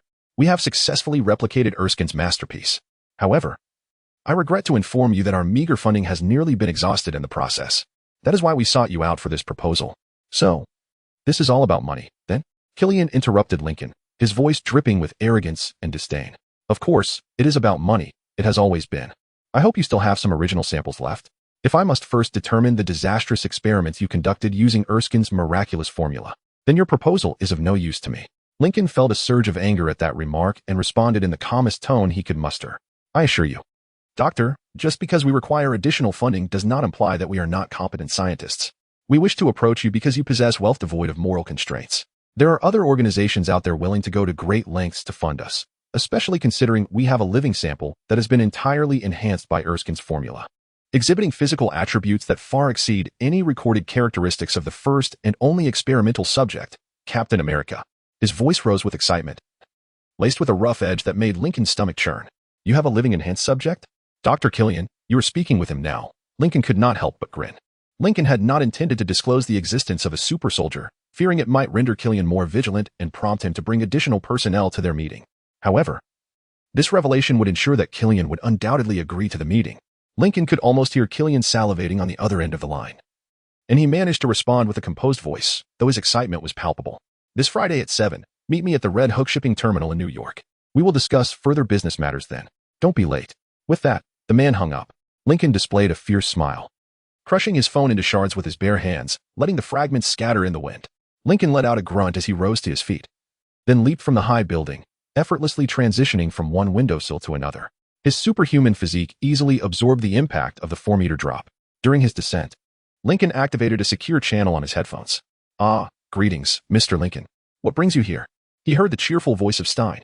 Ever since Lincoln had managed to procure a centrifuge for his experiments, purchased at a bargain during a yard sale, Stein had been in high spirits. Lincoln was about to elevate his mood even further. Stein? He had taken the bait. Chapter 12. The dockside battle. The only response Lincoln heard was a fit of somewhat deranged laughter. "Then why are you perched atop the warehouse instead of heading to the rendezvous with Dr. Killian?"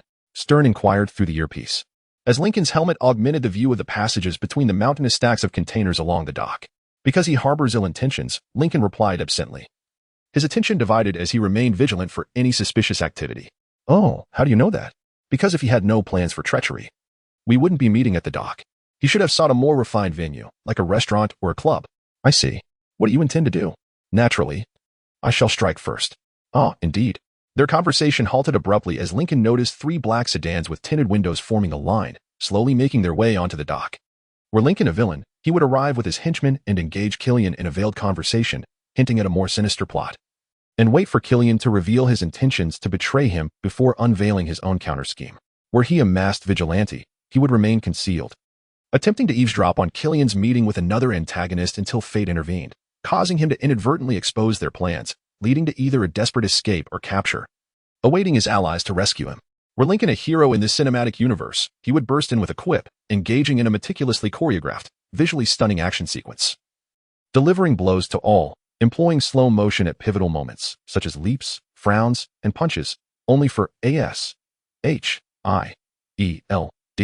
agent to appear in a post-credits scene, delivering ominous news that would set the stage for Lincoln's next adventure. Regrettably for Killian, Lincoln did not fit any of these archetypes. Lincoln aimed the infantry tank cannon at the center vehicle, lowering the barrel to align with the target, then fired with ferocity. Boom. Unlike in Hollywood, cars do not routinely explode from mere scratches. Even under the most extreme circumstances, they typically catch fire rather than detonate. However, under the assault of Lincoln's cannon, manufactured by Ivan Vanko and mounted on a platform designed by Tony Stark, later weaponized by Obadiah Stane, that vehicle was obliterated into fragments. Lincoln unleashed his lethal tactics without remorse, anticipating that Killian would bring along several subordinates injected with the extremist virus upon discovering he was a super soldier of comparable caliber to Steve Rogers. Considering the extraordinary regenerative capabilities of the extremist virus, even if Lincoln reduced the dock to rubble, several of Killian's men would likely survive. Even if they perished, there would likely be enough intact remains for Stern to study. As it turned out, Lincoln's intuition was correct. One of the vehicle doors was violently kicked off. An luminous figure, emanating smoke, tumbled out from the wreckage. Upon seeing Killian in the flesh, Lincoln was somewhat astonished, for he had harbored doubts that the man would actually attend the meeting in person. The opportunity to encounter a living embodiment of the Erskine formula prompted Lincoln to cast aside his caution. Approximately a dozen individuals clad in tactical gear surged from the remaining vehicles, rushing towards the fallen Killian. Although Killian was still alive, his condition was dire. He was unable to rise, his body nearly doubled over, arms pressed tightly against his abdomen, where a gruesome wound gaped. Just as the first member of Killian's security team reached his side, attempting to drag him to safety, Lincoln unleashed a shoulder-mounted guided missile, repurposed from a naval drone. The missiles erupted with deafening explosions, striking the line of sedans, causing the entire dock to tremble. As the dust settled, only Killian and 3 others remained alive, though his situation had worsened, and the others were barely clinging to life. Eager to conclude the encounter, Lincoln activated the pulse thrusters on his armored legs, soaring gracefully into the air and landing in a classic superhero pose at the edge of the devastation. He aimed the machine gun mounted on his wrist at one of the remaining individuals. Though aware of Lincoln's aim, the man was still dazed from the explosion. Blood streaming from his ears and nose, his vision blurred. He staggered forward but was met with Lincoln's bullet, which sent him crashing against the charred remains of a vehicle. Seeing the mangled body, half of the man's head obliterated, Lincoln was convinced of his demise and redirected his aim at another target. Just then, an unexpected adversary surged toward him, a woman who seized Lincoln's arm and began to apply pressure. In an instant, Lincoln felt the armor on his arm shatter under her glowing grip, an overwhelming heat radiating from her hands. Swiftly, he retaliated with a punch from his ungripped arm. Clad in armor, striking her in the abdomen and lifting her off the ground, sending her hurtling across the melted asphalt of the dock into the wreckage of a car. As she flew, she tore away some of the armor plating from Lincoln. No longer underestimating her, Lincoln aimed the coil laser, salvaged from the naval drone and affixed to his unscathed arm, and fired. However, a warped car door suddenly slammed into Lincoln's face with such force that it fractured his helmet. Nevertheless, she too bore the brunt of the confrontation, losing the section below her left elbow. This sight evidently stirred something deep within her, for she emitted a mournful cry filled with anguish before charging at Lincoln like a wild beast. At such a close proximity, most weapons became ineffective. Lincoln turned his arm away from her and aimed at the staggering Killian, whose massive abdominal wounds had surprisingly begun to scab over due to the dire virus. Lincoln fired a shot behind his knee, nearly obliterating one of his legs. He then redirected his attention back to the woman. She collided forcefully with Lincoln, and despite his imposing weight of nearly a ton, he stumbled slightly from the impact. She then delivered a powerful kick to his abdomen, the force so immense that flames erupted. Had Lincoln still been an ordinary human, that kick, regardless of armor, would likely have been fatal. However, Lincoln retaliated instantly, driving a knee into her chest, feeling several of her ribs fracture under the force of the blow. Engulfed in a frenzy, the woman appeared oblivious to her grievous injuries, launching a furious assault with her feet and her remaining arm. Her agility and speed rendered most of Lincoln's defenses futile, forcing him to absorb her strikes. The longer she attacked, the hotter the temperature soared, with several sections of his armor glowing ominously red from the heat. Though her furious onslaught was challenging for Lincoln to withstand, it presented him with an opportunity. The excessive heat she emitted was far less effective than engaging him in close combat, where the transfer of heat would have been more direct, allowing her to potentially incinerate him within his armor. Lincoln threw a punch, which she narrowly evaded, seizing his arm with her remaining hand. She then planted a foot on his knee and propelled herself onto him. "I'll burn you." Burn. With her legs wrapped around his neck, the thinnest part of Lincoln's armor, she began to unleash astonishing heat. Lincoln felt his skin scorching as the intricate electronic components within his armor began to short-circuit. Instinctively, he grasped her sides with armored fingers, embedding them deeply into her flesh, and summoned all his strength to slam her forcefully to the ground, creating a sizable crater upon impact. He heard the cracking of her pelvis and ribs, yet she still did not release her grip, and her wounds seemed to amplify the heat emanating from her. Enduring unimaginable pain, Lincoln sensed his consciousness beginning to blur. Damn, this woman truly burns. He had to escape before she melted his brain. Lincoln continued to hurl her upward and slammed her down again. Even as she screamed in agony, she refused to let go. His body, evidently reacting faster than his mind, instinctively concluded that retreat was the best course of action. Before he fully grasped his actions, he activated the pulse thrusters in his legs and back, launching skyward with tremendous force, nearly dislodging the deranged woman from his neck. Almost, but not quite enough. Lincoln noticed a crane on the dock and propelled himself towards it with all his energy. Snap! At last, he distinctly heard the sound of her vertebrae shattering into fragments. Lincoln extricated himself from her battered form, yanking off his helmet and inhaling the fresh, unscorched air with an insatiable greed, experiencing for the first time in his life such a liberating breath. Surprisingly, even with her spine nearly obliterated, this woman still clung to life, glaring at Lincoln with eyes brimming with hatred, as if they might ignite in flames. "You, truly, deserve this," Lincoln gasped, then seized her head with his injured arm, his gloved hand covering her face. For a fleeting moment, he caught a glimpse of one of her eyes peering through his fingers, wide with terror. Then the pulse thruster emitted a low hum, and Lincoln averted his gaze. Boom. Lincoln continued to fire until he could no longer feel her struggling, the acrid scent of charred flesh becoming unbearable, at which point he ceased his onslaught. Chapter 13 Departure Planning. Lincoln released the woman's head and proceeded towards the ambush site for Killian. As he approached the vehicles, he was surprised to see that Killian could still walk. However, the injury seemed to have taken a significant toll on him. He stumbled frequently, lacking balance, and appeared oblivious to Lincoln's approach from behind. The individual who had injected the desperate virus and failed to engage was lying a few meters away, attempting to drag himself to safety using only his remaining arm and a severed limb from his shattered leg.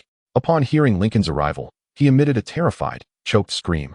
Yet Killian seemed genuinely deaf, showing no sign of acknowledging his comrade's cries for help. Standing beside the incapacitated enhanced individual, Lincoln met Killian's gaze. The look in his eyes was a tumultuous blend of tearful fear and seething hatred. Lincoln had initially anticipated either a plea for mercy or a desperate attempt to fight. But it appeared that Killian had resigned himself to fate. He merely spat at Lincoln's feet and glared at his unhelmeted face. "Come on, you bastard. Make your move. Come on, act." Before Killian could utter another word, Lincoln decisively obliterated his head. Dazed and weary, suffering from severe burns and intense pain throughout his body, Lincoln trudged towards Killian. Without uttering a word, he opened a compartment in his damaged armor and extracted a syringe, ruthlessly plunging it into Killian's neck. To suppress the desperate virus and prevent Killian from retaliating against Lincoln while Sten attempted to modify the serum, Lincoln administered something his body could fight against, a flu vaccine. It was a concoction slightly more potent than the ordinary flu vaccine, yet the underlying principle remained the same. Lincoln injected a mixture of all available vaccines, malaria, polio, smallpox, and others, into one vial. By administering these weakened pathogens, Lincoln ensured he would neither kill Killian nor allow him to regain too much strength. Suddenly, Lincoln was reminded of Peter Zach. The desperate virus would likely eradicate these pathogens, but by that time, Sten should be able to extract what he needed from Killian's body. Almost immediately, the heat radiating from Killian began to diminish, the glow emanating from his abdomen and knees darkening as it retracted inward. He emitted a pitiful groan before swiftly losing consciousness.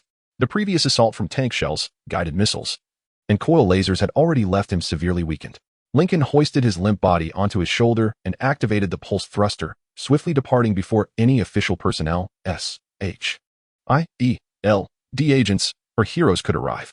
He maneuvered towards the base, hoping to evade any potential pursuers. Overall, the ambush on Killian had taken Lincoln roughly 10 minutes. Shortly after his departure, the crane, accompanied by a mournful groan of twisted metal, collapsed with a thunderous crash. Lincoln's descent into the storage room was anything but graceful. It would be more accurately described as a crash. Nevertheless, it certainly informed Stern of his return. He promptly swung open the door, allowing Lincoln to enter, his eyes widening in shock at the sight of Lincoln and Killian, both bearing the marks of burns. "Goodness, Lincoln, you look utterly wretched. What on earth transpired out there?" Lincoln unceremoniously dropped the still unconscious Killian onto the floor and began to remove his armor, neglecting the usual care he took in organizing it, allowing the pieces to clatter to the ground. As he bent down to unfasten a piece from his leg, a pained grunt escaped him. He then addressed the scientist who was pacing anxiously nearby. There was an unexpected incident. "The extremist virus. It's more potent than we anticipated. One of them hit me several times." "Several times? You refer to this as several times? Lincoln, I don't know if you realize it, but you currently resemble someone who has just been seared on a barbecue. Could you tone it down? I beg you. Do you have anything cool to drink?" Though Stern grumbled a bit, he complied, handing Lincoln a bottle of water, which he drained in nearly one gulp. No sooner had he finished the first bottle than Stern approached him with another, accompanied by a damp cloth. Lincoln murmured his thanks, accepting both, and made an effort to clean himself, avoiding the painfully tender areas of his neck and shoulders, quickly consuming 4 bottles of water. Gritting his teeth, he pressed the damp cloth against his burned neck. After examining the unconscious Killian on the floor, Stern spoke up. "This could spell serious trouble, Lincoln. I dare say your skirmish has attracted the attention of S.H.I.E.L.D., the very organization you've mentioned several times. And that S not even accounting for the mountain of evidence you've left behind. People will soon learn of the extremist virus, or at the very least, something akin to it, and they will know it was a fellow clad in stolen Stark and Hammer armor who dealt with the situation. Just get to the point, Stern. I'm utterly exhausted. All I want is a shower and a week's worth of sleep," Lincoln murmured, leaning against the wall, towering over the scientist who had to tilt his head back to meet Lincoln's gaze. "What I mean is, we may not have a week to spare. Too many eyes are on New York. We must face this reality. We might need to leave or risk being discovered." Lincoln lifted his head to look at Stern, his gaze sweeping over the increasingly cramped storage room. It had become quite congested. Lincoln had previously rented a second storage unit from the original occupant next door, connecting the two by making a hole in the wall, but it still felt tight. With the escalating commotion, while attention had been relatively minimal before, following this mutation and the chaos at the docks, free movement would be utterly impossible after tonight. Lincoln needed to operate discreetly. He had to remain unencumbered until May 4th, 2012. Once the subsequent plans are completed, there will be no more need to worry about the relentless pursuit of S.H.I.E.L.D. The primary tenet for a traveler is to proceed with caution. Steady development is paramount, with the aspiration to shine in the later stages. However, I must express my concern regarding the longevity of the knowledge that transcends the narrative. After all, it is the most formidable weapon in Lincoln's possession. But where to go next? Lincoln surveyed his surroundings, his gaze landing upon the poster he had crafted at the outset of his journey, which meticulously outlined the timeline of the Marvel Cinematic Universe as per his recollections. It had transformed from the initially neat and clear chart into a chaotic web of intersecting lines, sticky notes, and coffee stains. Yet, one word caught Lincoln's attention: vibranium. Previously, he had found the prospect of seeking out Ulysses' Claw rather daunting. Firstly, he had no idea how to locate him, and secondly, even if he acquired that metal, he was uncertain of its potential applications. But now, within his storage room lies an individual endowed with the world's most potent healing factor. And chaos reigns at the docks. Lincoln was convinced that certain goods from there would ultimately be transported to South Africa. "You are absolutely right, Stain. You are so right," Lincoln muttered aloud, his eyes glued to his timeline plan, as a flurry of ideas raced through his mind. "I am indeed correct. But why do I say this? Stain. Our next course of action shall be..." Chapter 14. Reinforced desperation. Have you ever been a stowaway in the cargo hold of a transatlantic freighter? Lincoln, drawing from his newfound personal experience, can assure you it is far from a humane ordeal, particularly when one stands at an imposing height of 2 meters. A stature so formidable that even a grizzly bear would feel dwarfed. The discomfort is magnified. Moreover, even in this lifetime, Lincoln finds himself particularly susceptible to seasickness. Indeed, this voyage swiftly became one of the most unenjoyable experiences of Lincoln's new existence. Considering the numerous brushes with death he had faced thus far, along with the excruciating transformation process that left his throat hoarse from shouting, it is no exaggeration. Lincoln and Sten were ensconced in a cramped space between endless rows of containers, a solitary lamp providing their only illumination. Beside Sten lay a small suitcase, their sole visible luggage, as the majority of their equipment was concealed within the surrounding containers. "Are you certain you wish to proceed, Mr. Lincoln?" Well, considering the last time." Sten hesitated. "I am certain, Doctor. After you administer the serum, be sure to secure yourself in a safe location," Lincoln replied, striving to project an unwavering heroism, though the pallor of his complexion somewhat diminished this bravado. Sten scrutinized Lincoln once more, shaking his head in resignation before opening the suitcase, revealing the oversized syringe that had transformed Lincoln into his current imposing form, now filled with a crimson liquid. To Sten, Killian was a veritable repository of information regarding the serum for the desperation virus. As the leader of the Advanced Innovation Movement, AM was the first test subject to receive the serum. In this respect, he was also the most stable subject, having survived the longest among all who had been injected with the virus, based on the unusual stability of his genetic coding in response to the serum, coupled with the extensive blood tests Sten conducted before and after Lincoln's transformation. This exceptionally intelligent scientist had managed to develop a serum that likely would not claim Lincoln's life during the injection process. Although they had been at sea for approximately a week, Sten was unable to conduct further substantial research on the serum due to most of the necessary equipment being hidden within those containers, forcing them to make do with what they had. Nonetheless, the risks were considerable, and this time was not like Lincoln's first transformation, which had occurred in a controllable environment akin to a storage room. In simple terms, their plan involved Sten injecting Lincoln with the syringe and then making a hasty retreat, praying that Lincoln would not incinerate a hole in the ship's hull, lest they all be sent to the depths of the ocean. "All right, I am ready, Doctor. Inject me." "Damn, it still hurts like hell." The rascal did not even wait for Lincoln to finish speaking before he plunged the makeshift syringe into Lincoln with a swift jab. However, Lincoln soon found himself disregarding the doctor, as he heard hurried footsteps receding across the metallic grill and felt an intense burning sensation emanating from within his very being. Compared to this agony, the pain he experienced during his first transformation was trivial. The torment inflicted upon him while battling the woman infected with the despair virus was negligible in contrast. Any conceivable pain in this world pales in comparison to the feeling of being scorched from the inside out. If there is any silver lining to being thrust into this hellish suffering, it was that Lincoln's jaw was clenched so tightly that he had not even the time to scream before slipping into unconsciousness minutes later. During his unconsciousness, visions of his previous life unfolded before him, akin to a dream. "Hey, Lincoln, try not to move, all right? Everything is fine. Everything will be all right." The gentle whispers of Sten gradually pulled Lincoln from the abyss of darkness. After escaping that torment, he found himself blissfully adrift in that void. The first sensation that registered was heat. He recognized that this temperature should be far too high for his body, exceeding the feverish threshold to the point of igniting objects. Yet somehow, this sensation felt rather pleasant. As Lincoln drowsily opened his eyes, it took a while for the blurred and unfamiliar surroundings to sharpen into focus. Gradually, clarity returned, and he saw Sten crouched beside him, his grotesque visage reflecting a mixture of excitement and concern. "You, my friend, are truly a medical marvel." The scientist chuckled softly, gesturing towards Lincoln's body. Strangely, Lincoln felt a gentle breeze caressing his torso. Glancing down, he quickly comprehended the situation. He was completely naked, with only a blanket draped over his legs, offering scant modesty. The air was saturated with the acrid stench of charred synthetic materials and cotton. Surrounded by dark shreds of fabric, remnants of what had once been his clothing, incinerated by the intense heat of his transformation. What captivated Lincoln's attention was neither his nudity nor the tattered remains of his attire, but rather the glowing red veins coursing through his limbs and the luminescent spot on his left chest, pulsating rhythmically. He was witnessing the cadence of his own heartbeat. Lincoln attempted to concentrate on his hands, seeking to draw the heat towards them, to amplify it, to ignite it. As he did so, those veins began to glow brighter, and his hands swiftly radiated light, causing the surrounding air to shimmer with the heat they emitted.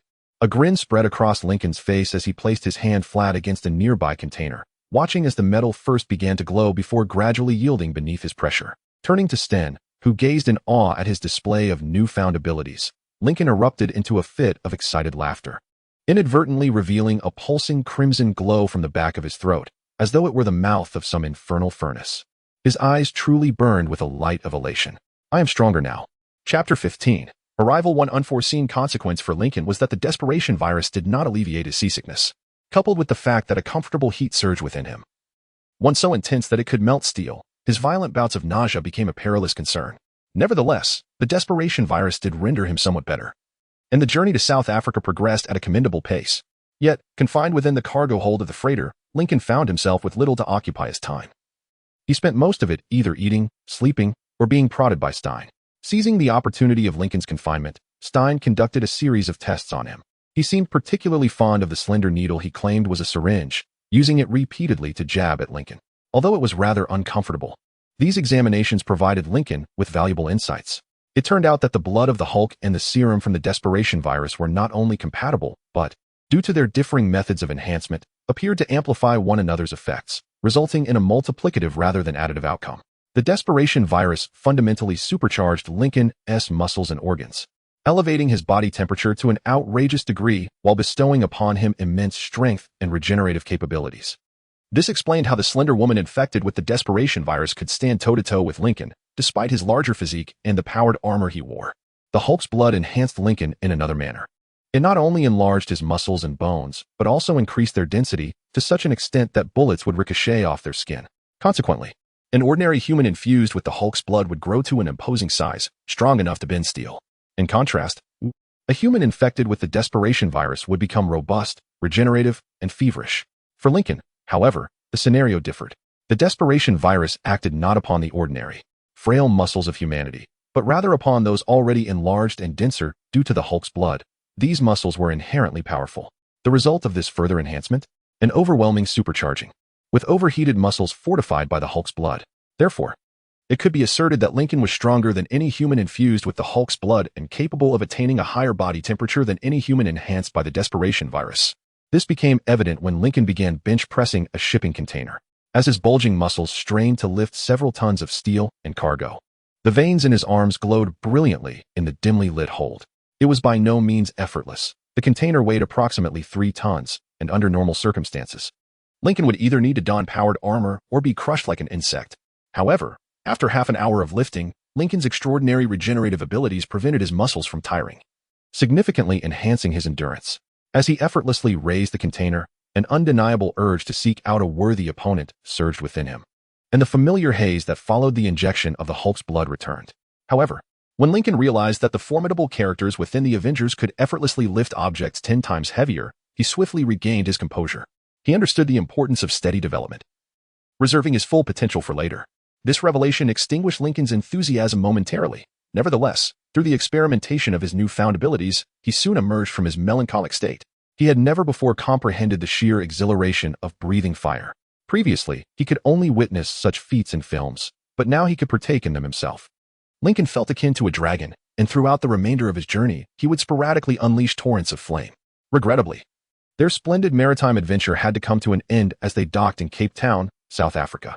They finally arrived on August 16, 2011, granting Lincoln approximately 6 months to accomplish his next objective, to procure funds while also retrieving Ulysses Claw's possessions. Unfortunately, Lincoln first needed to locate Claw.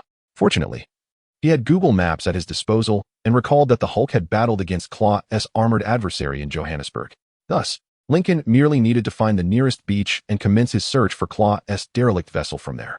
Alas, the journey from Cape Town to Johannesburg required a 14-hour drive, and flying there was utterly impractical. The most unfortunate aspect? Johannesburg was an inland city, completely devoid of coastal access. Upon realizing this, Lincoln spent a full 20 minutes seething in rage, literally breathing fire in his fury. He cursed the producers of Marvel Studios for their lack of thorough research prior to filming. Eventually, Lincoln calmed down, recognizing that regardless of his next steps, he could not remain hidden aboard the cargo ship indefinitely, especially as they had begun unloading. Thus, the most prudent course of action was to head directly to Johannesburg and conduct a thorough search to locate Claw. But first, Lincoln had to disembark. Boarding had been remarkably straightforward, under the cover of night, while weary firefighters struggled to contain the terrifying flames at the very dock where Lincoln had fought. He had submerged underwater with tightly sealed boxes containing their equipment and placed them into containers bound for Cape Town. Once those boxes were scheduled for transport, Lincoln and Stain concealed themselves within one of the containers, thus commencing their transatlantic voyage. Now, they merely needed to retrace their steps in reverse. During the day, the containers would be unloaded from the ship and stacked at the port, awaiting transfer by train, truck, or other means. As night fell, Lincoln forcefully kicked open the door of the container where he had hidden, then pried open the doors of the containers concealing Stain and their other belongings. Lincoln began transferring everything into a single container while Stain sought out a truck, one they could borrow for a time. While Stain attended to securing transportation, Lincoln worked as swiftly as possible, attempting to complete their preparations before anyone appeared to discover them. However, much like Murphy's Law, the most dreaded events inevitably come to pass. At this critical juncture, an individual indeed made their appearance. Chapter 16. The carjacking in the distance, for figures emerged, their furtive expressions, lack of protective gear, and the ostentatious suitcase wielded by the man in front, whose wrist was handcuffed to the suitcase handle, led Lincoln to conclude that, like him, they were engaged in some nefarious activity. Lincoln stood ensconced in the shadow cast by a storage container, rendering him merely a colossal silhouette to the approaching dealers. He subtly shifted his position, ensuring his face remained shrouded in darkness, while concentrating on intensifying the heat in his eyes, as Stin had advised him. This would cause his gaze to glow like embers from a raging fire. "You see nothing. Keep moving," Lincoln growled, attempting to replicate the tone of Christian Bale's Batman. Given their pre-existing tension, his deep, resonant voice, coupled with his fiery eyes and imposing figure cloaked in shadow, seemed sufficient to convey his intent to them. They resolutely averted their gaze, hastening towards their predetermined malevolent rendezvous. Lincoln paused his task, observing them for a considerable time until they rounded a corner and vanished from sight. He then resumed his work, eager to complete everything before they regained their courage or before any other less easily intimidated individuals appeared. By the time the dealers arrived, Lincoln was nearly finished. Within 3 minutes, everything was packed and ready for departure. 2 minutes later, Stin returned. Attaching the container to the truck proved somewhat challenging. Yet with Lincoln's extraordinary strength and Stin's ingenuity, not to mention numerous consultations of Google and several YouTube tutorials, they finally succeeded as dawn hesitantly cast its first light upon the South African coast. Taking advantage of the cover of night, they drove away. As anticipated, the journey from Cape Town to Johannesburg took 14 hours. Whenever it was Stin's turn to drive, Lincoln meticulously studied the maps acquired from various tourist information centers along the route. During the long, sweltering hours on the highway, Lincoln realized that the Marvel Studios producer's unfamiliarity with the terrain posed a significant problem, and his mood soured. Johannesburg had no coastline to speak of, and apart from expanding their search radius, Lincoln was at a loss regarding where to locate Claw. Searching for Ulysses in this manner would be time-consuming. And although he had some time before Loki's appearance, Lincoln wished to return to the United States early to prepare. When he recognized the map was of no use in finding Claw, it spontaneously ignited in his hands. "Hey, what are you doing?" Stin exclaimed, exasperated. As he was now uncertain of their destination. "This won't do. We need to devise an alternative strategy." After discarding the map in frustration, Lincoln spent the next 6 hours of the journey to Johannesburg gazing out the window, contemplating countless schemes to acquire the glittering vibranium, only to dismiss each one. Thanks to the assistance of a few befuddled individuals, Lincoln ultimately discerned the truth. They were being carjacked. With merely an hour left to Johannesburg, they had finally returned to the asphalt road when several dilapidated vehicles suddenly emerged from the underbrush. They accelerated swiftly, 2 positioned in front of them, 2 flanking either side of the driver's cabin, and 2 trailing behind. The scene erupted into chaos, voices raised in alarm, and individuals brandishing firearms. Stern was evidently intimidated by the violent threats demanding they stop, while Lincoln could not suppress a laugh. "Stern, get down. I'll handle this." Lincoln carefully assessed the men wielding handguns and submachine guns, their menacing demeanor apparent. The scientist merely nodded stiffly, then abruptly slammed on the brakes, killing the engine, and dove beneath the dashboard. As they came to a halt amidst a cloud of dust, a lean figure leaped from the vehicle beside them. brandishing a submachine gun and shouting at Lincoln to open the door, lest they splatter their brains across the roof. Lincoln remained unresponsive, seemingly oblivious to the command. Instead, hunching deeper into his seat. This indifference evidently enraged the carjacker, who rushed towards the driver's side, hand reaching for the door handle, ready to wrench it open. Bang! At that moment, Lincoln delivered a forceful kick, sending the door flying off its hinges, colliding with the would-be robber and propelling him backward into the car. The impact so powerful that it left the vehicle severely dented. Both the assailant and the driver were instantly killed, and at least one occupant on the opposite side was rendered unconscious from the blow. In the ensuing, shocking silence, Lincoln leapt from the truck, sprinting towards the two vehicles ahead with a speed that would put a cheetah to shame. Heat began to radiate within him, although he could not see. He sensed that his eyes shone like daylight in the dark. Within moments, Lincoln reached the right vehicle and executed a flawless Spartan kick, striking the top of the frame where the front and rear doors met. The car was nearly overturned by the force of his kick. Before it could stabilize, Lincoln reached underneath and lifted it off the ground. By this time, the four assailants from the other vehicle had disembarked, positioning themselves on either side. But they had yet to fire a shot, a grave error that would cost them their lives. Lincoln hurled the car towards the two men on the left side, the speed of the projectile not only striking them but propelling the vehicle forward another 3 meters before it crashed to the ground, sliding a short distance and turning them into mere pulp. While all this transpired, Lincoln charged towards the remaining two carjackers. Lincoln leaped over the rear of their vehicle, delivering a sweeping kick that struck the chest of the man in front of him. The force of the blow sent him crashing violently into his companion, the impact shattering both their bodies. The others finally reacted, unleashing a hail of bullets from their submachine guns and handguns, consumed by anger and panic, completely disregarding the truck behind them. Lincoln swiftly took cover behind the vehicle, then seized its undercarriage, heaving it forcefully until it toppled to the ground.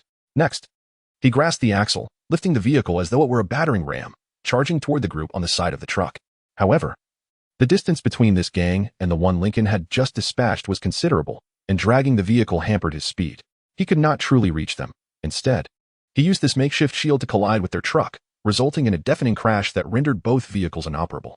Although they managed to evade Lincoln's charge, they stumbled amidst the dust, disoriented by the thunderous noise, leaving Lincoln with the upper hand in this chaotic encounter. Chapter 17. The massacre. Lincoln turned towards the two individuals on his right.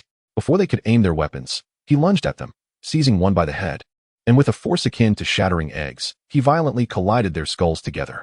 The sound was pleasing, yet, as Lincoln straightened up, a gunshot rang out from behind, accompanied by a searing pain in his lower back. Logically, Lincoln understood that aside from a gunshot wound to the head, he had no reason to fear light weaponry, as he was capable of enduring it. However, the distinction between knowing he would be unharmed and the reality of being shot was stark. Each bullet striking his back carried tremendous force, reminiscent of being pummeled again by that deranged woman infected with the virus of despair.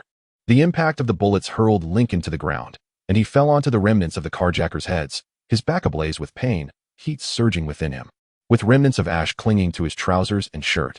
Yet alongside this heat, a wave of fury surged forth, the impulse to unleash his pent-up rage, to truly test his strength, a desire that had simmered deep within him since assimilating a fragment of the universe's most notorious rage monster, ignited once more, roaring to be released. Thus, Lincoln allowed it to manifest.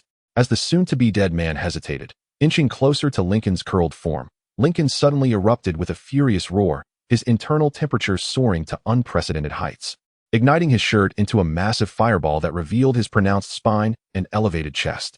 Lincoln straightened up, feeling the bullets embedded in his back being pushed out from the entry wounds, gradually melting away. He then turned to face the foolish individual who had fired upon him. Flames dancing around his torso, the air shimmering, and the asphalt beneath him melting. The man barely had time to swallow before raising his weapon towards Lincoln, only for Lincoln to appear abruptly before him. With hands aglow and white-hot, Lincoln thrust forward, his fingers piercing through the man's chest and emerging from his back. Yet no blood flowed, for the gaping wound was instantly charged shut. Lincoln lifted the corpse impaled on his arm and turned towards the remaining two vehicles behind the truck. He could see the flames erupting from their gun barrels, hear the gunfire resounding, and feel their bullets striking his flame-encircled form. Yet, he remained indifferent. Like a pitcher in a baseball game, he swung his arm back and hurled the skewered man towards the vehicle on the right, sending him crashing through the front windshield and landing in the trunk. This evidently terrified the occupants of the remaining vehicle, who ceased firing, jumped into their car, and sped away without a backward glance. The other criminals were not so fortunate. Having just damaged their vehicle, they were left to confront him. They exchanged a desperate glance, then continued to fire at the fiery figure of Lincoln, shouting at the top of their lungs in an attempt to mask their terror as they slowly retreated. Yet, Lincoln advanced relentlessly, while they endeavored to maintain a safe distance between their frail bodies and his incandescent fists. However, their efforts were futile. The beast within Lincoln unleashed its fury, yet retained a semblance of rationality. He silently reminded it that they still possessed ranged means of attack. Thus, Lincoln halted, opened his mouth, and unleashed the most tremendous flame he had ever conjured in his life. Lincoln's massive form, paired with his expansive lungs, allowed him to sustain this fiery breath for a full 5 minutes, long enough to suffocate all screams into silence. When he finally gasped for air, the beast within him calmed, and he regained control of his body. In the aftermath, Lincoln succumbed to retching. The acrid scent of charred human flesh permeated the air, omnipresent and repugnant.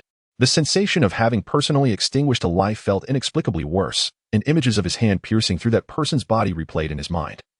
Over and over. Kneeling on the ravaged road, he stared blankly at the hellish scene before him.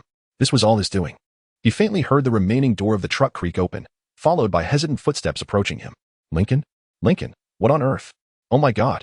He could hear the scientist behind him retching, yet he remained motionless, realizing he was not crying. Whether his tears had evaporated or he was still in shock, he couldn't discern. Lincoln? What has happened? It took considerable effort for him to move his jaw and articulate a response. When he finally spoke, his words astonished both himself and Sten. I lost control. This was the crux of the matter. This is what transpires when a superhuman spirals out of control. Lives are lost. Lincoln had never subscribed to the no-kill principle espoused in DC Comics, particularly regarding irredeemable lunatics like the Joker, nor had he ever truly resonated with the narratives rooted in humanity's hatred and fear of mutants. People would cheer for the Avengers while loathing mutants, yet some Avengers were not even human. Where was the logic in that? But witnessing the devastation wrought by his uncontrollable rage, Lincoln now understood. When someone possesses the capacity to commit such acts, especially in moments of emotional turmoil, fear is an inevitable response. For even without superpowers, a human can commit horrific deeds after enduring an abysmal day. With superpowers in the mix, the potential for harm escalates dramatically. However, this should not have occurred to Lincoln. It should not have transpired for a traveler. Lincoln initially regarded his time travel as a mere game, befriending his favorite superheroes, engaging in romance with admired celebrities, commanding the adoration of allies, instilling fear in enemies, and exerting control over everything, conquering all. However, when confronted with the stark reality, rather than the illusion of a game, witnessing the tragic demise of living beings was profoundly unsettling. Yet, a faint voice within Lincoln's mind whispered, "You have not made a single choice, have you?" He sensed an unsettling dissonance, never having forgotten the inexplicable disappearance of his seemingly trivial ability after his journey. Had it truly vanished? Or was it merely concealed in the depths of obscurity? Lincoln, what shall we do next? Sten's hesitant voice drew Lincoln from his melancholic reverie, his head feeling as though it were laden with lead. He raised his gaze to meet Sten's eyes, a profound weariness enveloping his entire being. We shall proceed according to our original plan, the plan devised prior to all of this unfolding. We need to inquire where we might locate Crow. Do you think they know where he is? If they do not, they will certainly know of someone who does. It turned out that both Sten and Lincoln's assumptions were correct. The surviving individuals were unaware of Crow's whereabouts, yet they did possess knowledge of an individual who might.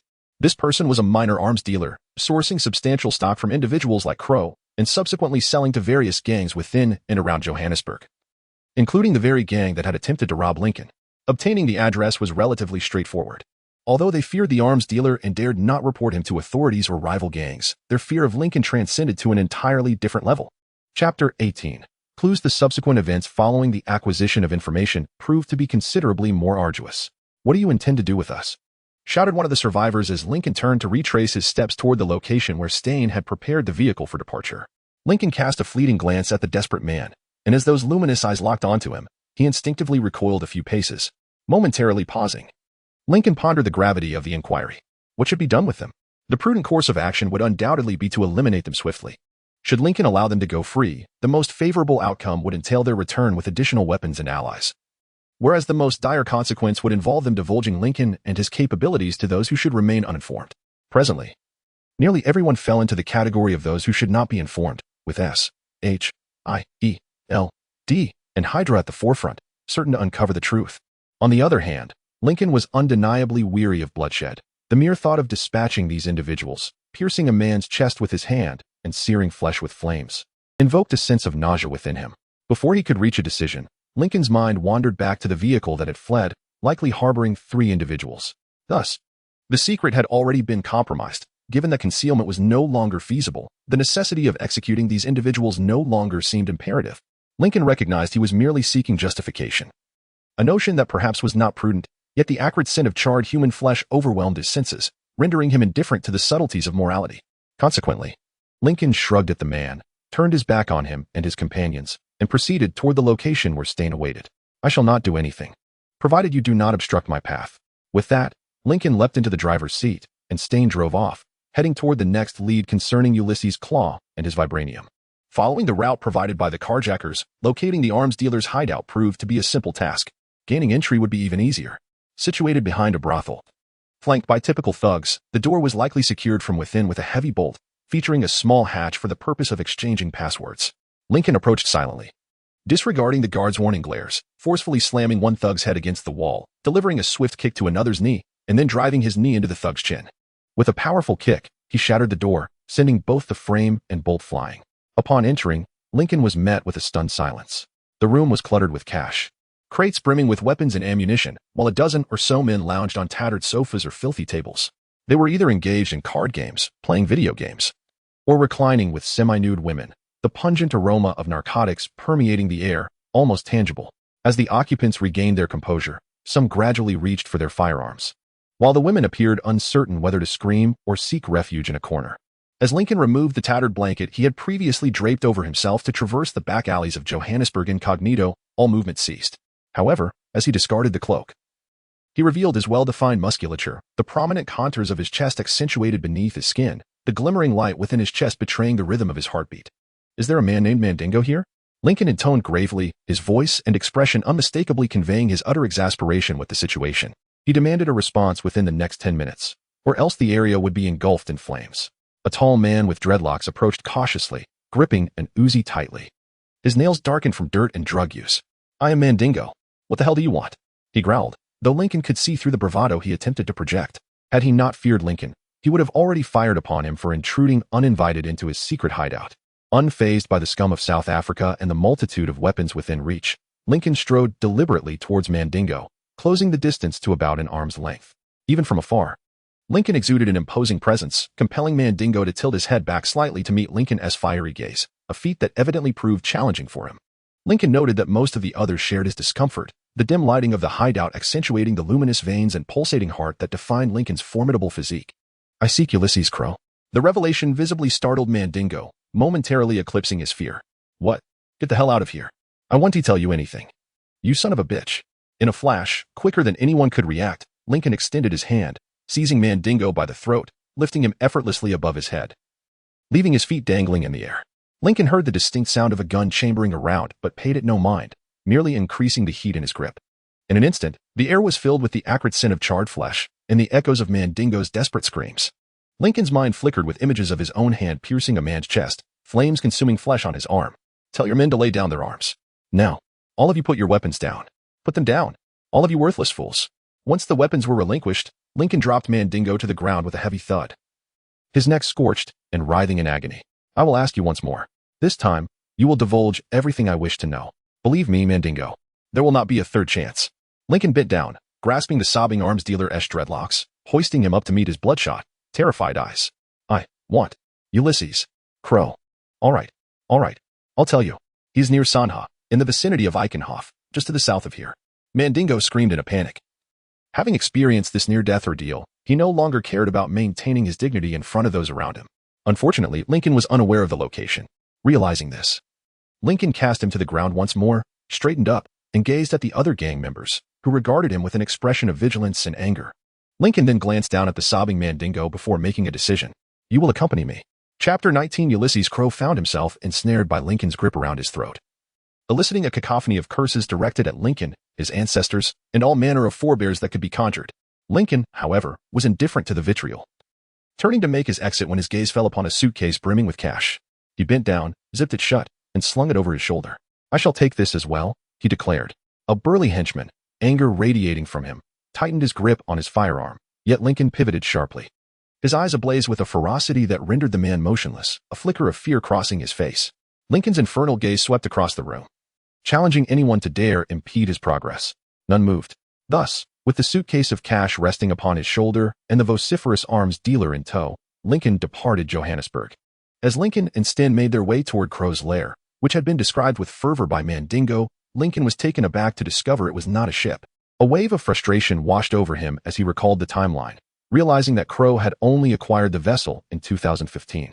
The pursuit of a non-existent coastline had been a grave miscalculation, for the arms dealer had not yet established his base there. This revelation struck Lincoln anew, highlighting the disparity between his former life and the present one, a world where gods and monsters coexisted, and he was but a mere mortal striving to survive. His sole advantage lay in his familiarity with the narrative. Losing that would spell disaster. Returning to the matter at hand, Crow's hideout was evidently a warehouse. Appearing to have been abandoned for decades, its walls adorned with graffiti and most windows shattered. From the outside, it bore the visage of decay. Lincoln scrutinized Mandingo, who visibly tensed under his gaze. "Is this the place?" Lincoln inquired. "Indeed, my friend, I swear it. Crow is truly here. I often conduct business in this very spot." "I would not deceive you," the arms dealer hastily assured Lincoln. "Really? You say you frequent this place? Then you shall go first." "What?" exclaimed Mandingo as Lincoln seized the back of his soiled shirt, propelling him toward the front door. The force of the push shattered the door, splintering wood flying in all directions. Lincoln disregarded Mandingo's pained groans and the panicked cries emanating from within, stepping into the warehouse, with Sten ensuring he followed closely behind. A simple task given Lincoln's imposing stature. Before Lincoln lay several stacks of crates, piles of cash, storage units, and even a few small compartments. Unsurprisingly, a dozen gun barrels were aimed directly at them. However, Lincoln remained unconcerned, for this time he donned his battle armor, equipped with every conceivable weapon, rendering his firepower greater than that of all his adversaries combined. The cannon mounted on Lincoln's war chariot alone was sufficient to eliminate the majority of them. Yet he chose to reserve it as his trump card. Uncertain of Clow's intentions and the formidable weapons he might possess, Lincoln understood the necessity of caution. Having questioned his own identity, he was unwilling to err on such trivial matters again. "What's going on here?" A voice emerged from one of the small compartments, followed by the sound of an office chair swiveling. The individual peered from the corner, eyebrows raised in curiosity, one hand clutching a bottle of Jack Daniel's whiskey, the other seemingly grasping a Desert Eagle handgun. Lincoln advanced, each step of his boots resonating with a metallic clang upon the bare floor, ignoring his subordinates who had their weapons trained upon him as he continued inward. "Mr. Clow, I wish to discuss a proposal with you." The Belgian appeared taken aback by Lincoln speaking in Dutch, but despite breaking into a smile at hearing a language so akin to his own after decades, he remained vigilant. "Oh, is that so? What kind of suggestion warrants you to kick down my door?" Clow inquired, his tone dripping with arrogance. However, upon recognizing Lincoln's power armor, he seemed to regard him with newfound seriousness, rising and setting the bottle of whiskey aside. Sten patted Lincoln on the shoulder, prompting him to turn and indicate he was listening. Hesitantly, he whispered a question. "Mr. Lincoln, what are you two discussing?" His quiet voice was ineffective in the expansive warehouse, reverberating against the stark walls. "I just informed him I have a proposal to share, and he is curious about what kind of suggestion would compel me to breach his door," Lincoln replied, not bothering to lower his voice, then turned back to Clow, finding their exchange rather intriguing.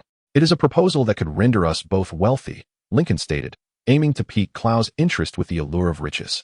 "Aha," Clow scoffed.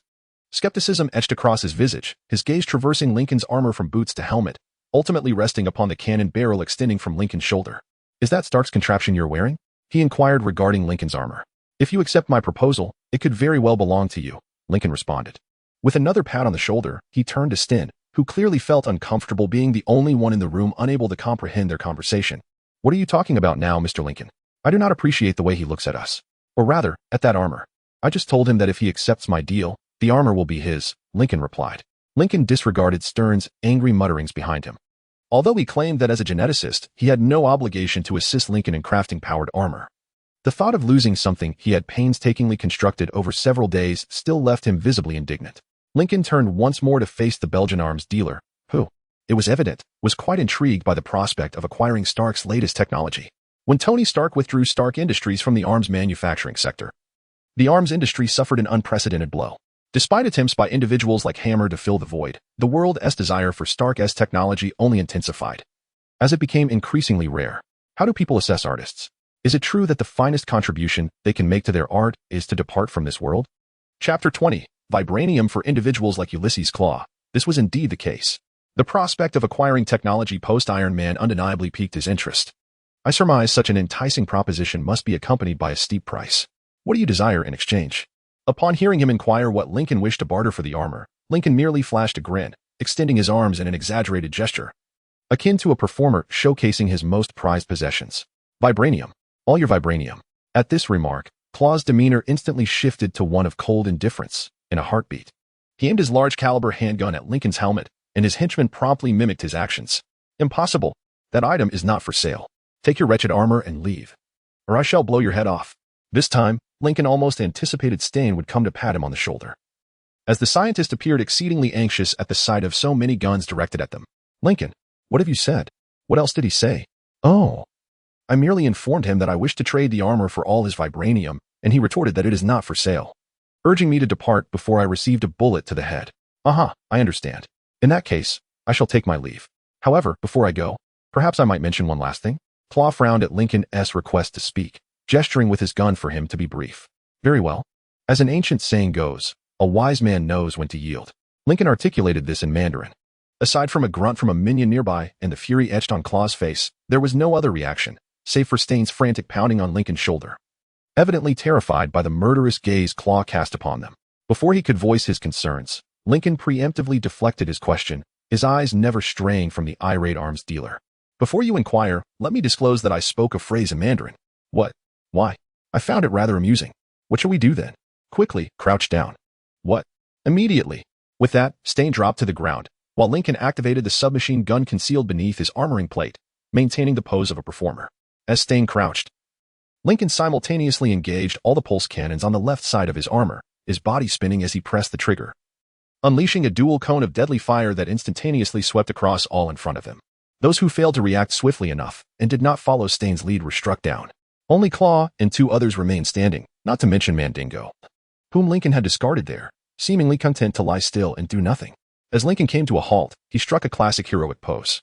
At that moment, a timely crouching assailant fired a shot at Lincoln's head, the bullet grazing his helmet and igniting a shower of sparks, causing Lincoln's helmet to jerk backward. In response, Lincoln blindly returned fire in the direction of the shot until a scream pierced the air, followed by the sound of something wet hitting the ground. Standing upright, Lincoln beheld the astonished expression on Crow's face as he gawked at Lincoln and his armor, before Lincoln unleashed a furious barrage, emptying his magazine. He allowed the bullets to ricochet off his armor until he heard the click of his gun indicating an empty chamber, at which point he began to advance slowly towards him. The last surviving individual, witnessing Lincoln's gaze shift towards him, discarded his weapon and retreated hastily. For a fleeting moment, both Lincoln and he remained motionless, until suddenly Lincoln's war machine cannon lowered ominously, aiming directly at him, prompting a frightened murmur of "No, no, please," as a damp stain formed on his trousers. "You saw nothing. Just leave," he urged, nodding fervently. The seasoned mercenary hastily fled the warehouse, not daring to glance back at his former employer. Lincoln approached Crow, effortlessly lifting him with one hand, as his new armor allowed for unrestricted movement. Crow stared in astonishment at Lincoln's luminous veins, even as perspiration began to bead on his forehead from the searing heat of proximity. "Your vibranium, Crow. All of your vibranium." Crow, bellowing in protest over Lincoln's demand for the vibranium he had painstakingly acquired, though actually stolen, dared not oppose Lincoln further. With his feet dangling in midair and his shoulders subjected to relentless heat, bravado quickly abandoned him. "Or else what?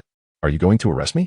The mere suggestion of arrest nearly elicited laughter from Lincoln, who then raised his other hand, emitting a white light as he executed a slicing motion that instantaneously severed Crow's arm below the elbow. "Ah, damn it!" Crow cried out in agony as he was unceremoniously cast to the ground, writhing in pain and clutching his charred wound. Lincoln pressed his armored boot against Crow's chest, applying just enough pressure to draw his gaze upwards towards Lincoln's helmet. "This could be the last piece I take from you, or the first. The choice is yours. Where is the vibranium, Crow?" Caught between the decision of whether Lincoln was taking the first or last piece, the arms dealer swiftly opted for the latter. He directed Lincoln to the rear of the warehouse, where beneath a small pile of cash and other crates. Crow's pallor betrayed his fear as he gestured towards the largest crate. "It's in there." Lincoln seized the sides of the crate, yanking it from beneath the larger boxes. Indifferent to the chaotic collapse of the precariously stacked containers, his eyes were fixated on the crate before him. Without hesitation, he tore the lid off with his bare hands. There it lay. The metal he had traversed oceans and crossed a nation to find, enduring a physical transformation into a new form and grappling with a minor existential crisis, was right there, neatly arranged within the tube, right before Lincoln's eyes. Chapter 21. Inability to proceed. What do you want me to do? The volume of the mutated scientist was utterly outrageous, causing Lincoln to furrow his brow slightly as he rubbed one ear. He then reiterated his request. "I wish for you to enhance my bones with vibranium. Vibranium is indeed a remarkable metal, one of the hardest and densest materials known to mankind, yet it shares a weight comparable to steel, with an astonishing capacity to absorb kinetic energy. Should Lincoln utilize it to reinforce his bones, there would be no force on Earth capable of shattering them. Even if the Hulk were to deliver a punch to Lincoln's face, he would merely lose a tooth, which would regenerate within a couple of minutes. However, Stain did not appear to share Lincoln's enthusiasm. Do you comprehend what you are suggesting? You want me to embed metal into your bones. I am uncertain how well you fared in biology class, but allow me to impart a fundamental truth. Metal does not belong there. You would perish. Even if the process of inserting metal through your skin, muscle, and fat into your bones does not kill you. You would suffocate your bone marrow and not last a week. Even if, hypothetically, I could affix metal to your bones without it being fatal. Do you realize how hot your body is? The heat emanating from your body would melt the metal adhering to your skeleton. Then what? I assure you, this is utterly impossible. Upon hearing this, Lincoln's brow knitted in contemplation. He was aware that such feats had indeed been accomplished before, and not merely on one occasion. Although adamantium is regarded as an exceedingly rare and legendary metal, numerous individuals have undergone its implantation. Yet in the comics in that film, did Wolverine not succumb to adamantium poisoning? Lincoln remained uncertain how his healing factor compared to Wolverine's, and he had yet to ponder whether Wolverine even existed in this universe. However, Lincoln believed he did, as the Howling Commandos were real, and Logan had occasionally partnered with them in the past. Thus, Stain's vehement reaction to Lincoln's proposal suggested that reinforcing Lincoln's bones with vibranium could very well be life-threatening. Moreover, even if it did not kill Lincoln, should his body temperature be high enough to melt the metal, all efforts would be rendered futile. Recalling the conviction he had recently established after losing control, Lincoln resolved to uphold it, even if it was regrettable that he could not become more indestructible. He could not afford to err again. Taking a deep breath, he attempted to placate Stain. All right, I understand. No metal in my bones. But we cannot leave empty-handed, Stain. I still wish to utilize that vibranium. Let us forge it into armor. That is precisely what metal is meant for. Do you know how to smelt and forge vibranium into armor? Not quite sure. With a deep sigh, Lincoln sat down at a workbench in a small compartment of Claw's storage facility. They have yet to relocate. Partly because they truly have no place to go, and partly due to Lincoln's suspicion that someone may have already detected his presence, with some of them likely attempting to track him down. Should they succeed, Lincoln would prefer to guard this substantial cache of military-grade weaponry rather than be caught unawares in the desolate wilderness. I require a significant enhancement, Stain. I have stirred up increasingly turbulent waters, yet aside from acquiring the extremist virus, I have not grown stronger. Vibranium was meant to be my advantage. But now you tell me I cannot utilize it. Lincoln bellowed, springing from his chair, flames spewing from his mouth as the air around him began to shimmer from the heat he emitted. Stain remained remarkably composed. Having witnessed Lincoln test his newly acquired ability to exhale fire in the cargo hold, his nerves had become considerably steeled, and he simply stared at Lincoln in disbelief. Stronger? Lincoln, you can bench press shipping containers. You toss cars around as if they were mere toys. Moreover, you can breathe fire. With great effort, Lincoln managed to suppress his frustration and the heat radiating from his body, plopping back down into his chair with his hands cradling his head. You don't understand, Stain. This world is filled with beings far more powerful than I. The Hulk, Abomination, and they are merely a fraction of the threats. There are even extraterrestrials. Gods, what does bench pressing containers matter when those beings can easily lift 10 times my weight and crush me without effort? I fear that one day I shall inevitably confront them. Lincoln glanced up at the scientist, forcing a bitter smile. Now, doesn't the idea of indestructible bones seem more significant, Doctor?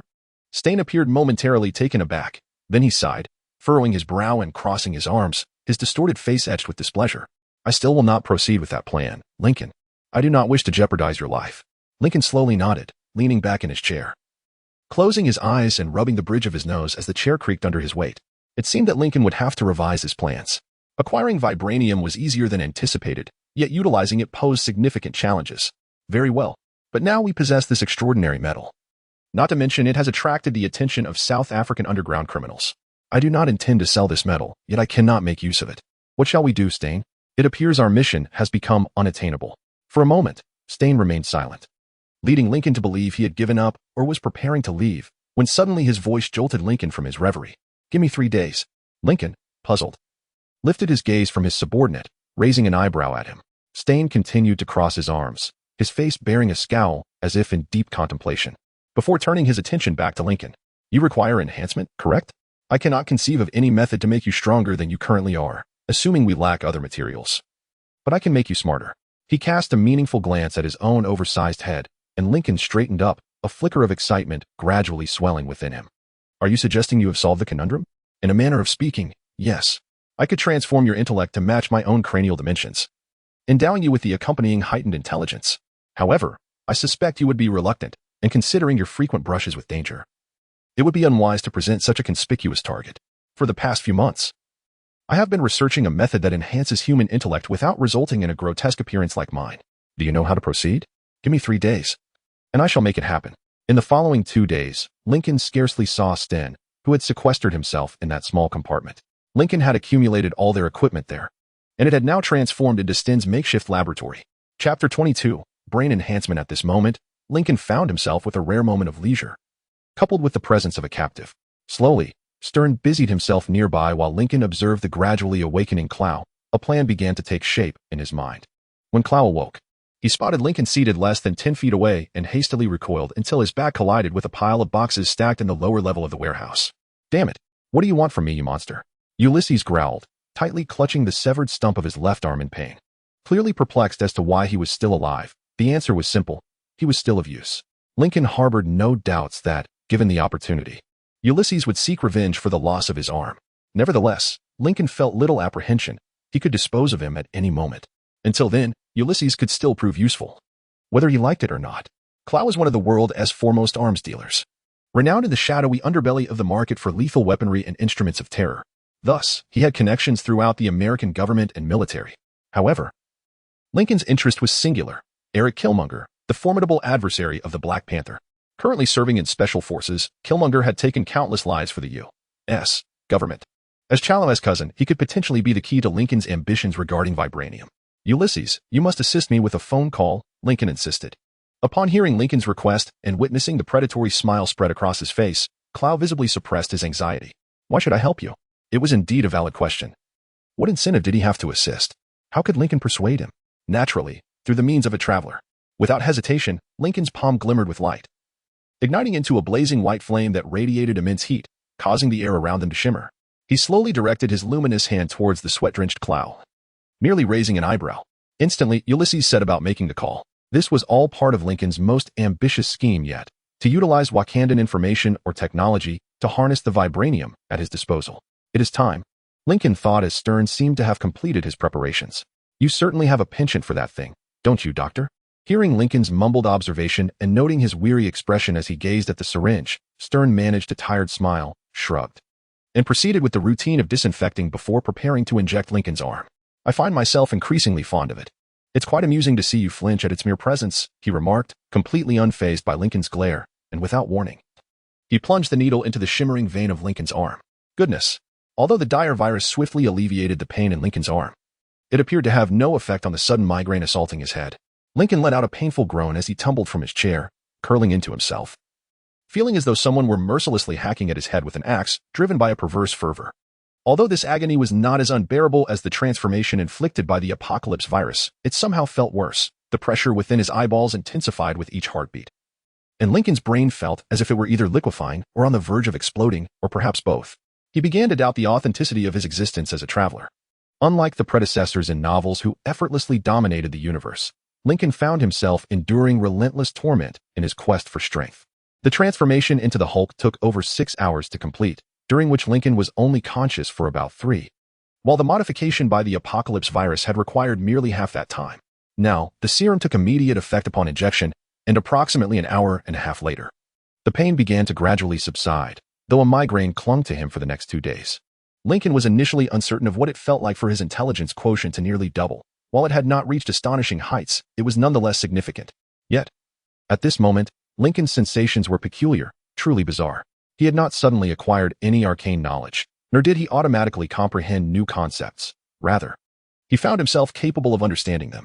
Previously, Lincoln possessed only a rudimentary grasp of how the arc reactor functioned, but now he comprehended its operation. Realizing how Stark utilized the magnetic field generated by the reactor coils to prevent catastrophic explosions. Wherever Lincoln looked, he could grasp the essence of things, their functions, and the reasons behind them, his thoughts racing through his mind faster than ever before. The world seemed transformed. In his past life, Lincoln had also been an engineer and had once been a top scholar, but now he truly recognized how sluggish his previous thought processes had been. Kneeling on the ground, he gazed up at Stern with wonder. Stern, wearing a weary smile, returned Lincoln's astonished look. Is this how you have always perceived the world? He asked. Remarkable, isn't it? The geneticist responded. Lincoln could only nod, for his gaze was fixed upon the laboratory around him.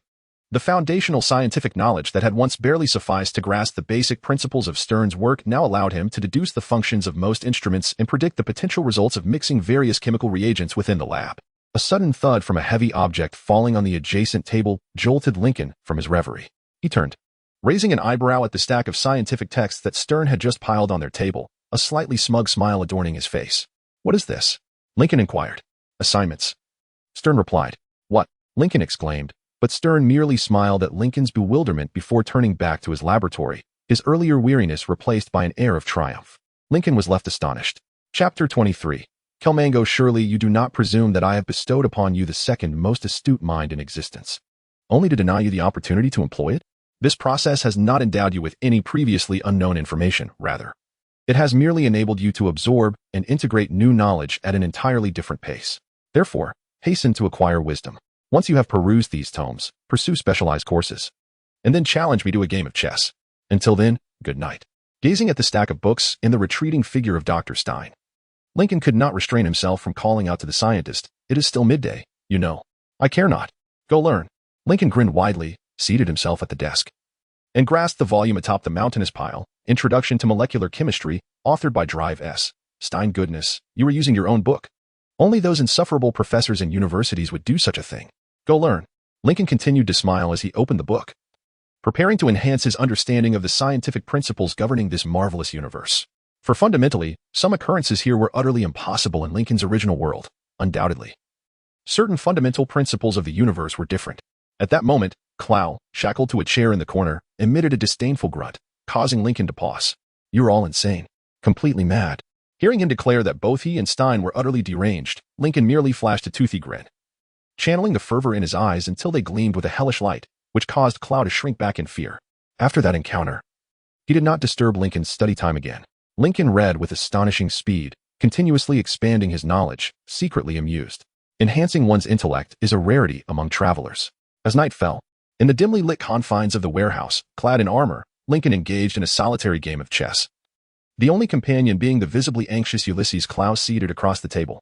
Lincoln was uncertain what instilled such tension in Clow, was it his presence or the external threat posed by a team of elite special forces led by a disgruntled and unstable madman. He preferred to believe it was his own presence, after all, based on his myriad appearances in the Marvel Cinematic Universe and his 3 decades of outsmarting Wakanda. Lincoln felt there was little to fear. Yet, Lincoln was an unknown entity who had maimed him, captured him, and had only provided him water over the past 3 days. Just then, a deafening explosion reverberated through the air. A wall of the warehouse was blown inward, and Lincoln realized that what might have been causing his anxiety was not himself. A squad of 6 fully armed men clad in tactical gear burst through the newly created breach, weapons aimed squarely at Lincoln. At that precise moment, a makeshift explosive device concealed beneath the floor on this side of the building detonated, unleashing a massive fireball that obliterated the mercenaries from existence. Unexpectedly, the assailants did not pause for long. Soon, smoke grenades were hurled through the shattered windows of the first floor. Concurrently, Lincoln heard the sound of glass shattering from the second-floor windows as another squad ascended through the various passages there, while a third group surged in through a door that had been installed just the day before. Naturally, Lincoln had fortified that door with additional explosives. After dispatching the group at the entrance, Lincoln rose and turned to face the passage behind him, where the agents had already crouched and opened fire. Lincoln's chessboard lay utterly destroyed, with Clow cursing beneath the table. Smoke began to envelop the spacious warehouse, but it had little effect on them, except for Clow, who was the only one without a helmet. His curses had transformed into coughs. Lincoln paid no heed to the bullets that shattered against his armor. A few that penetrated through the gaps caused a stinging sensation, but the dire virus swiftly alleviated and healed the wounds. Lincoln's tank cannon lowered, targeting the passage where the assailants were stationed. In an instant, frantic shouts erupted, followed by the thunderous explosions created by Lincoln's cannon, which utterly obliterated the passage they occupied. At that moment, Kermango finally entered the fray, clad in a charred and dust-covered uniform. He appeared to have been propelled far away by the initial blast of the makeshift explosives, only now regaining his composure.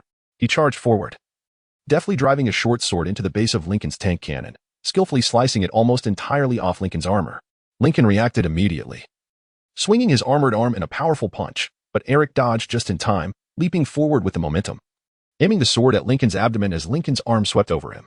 However, just as the blade was about to pierce Lincoln's armor, his other hand shot out swiftly, grasping the sword's body tightly, rendering the weapon immovable, the razor-sharp steel embedding itself into Lincoln's searing flesh.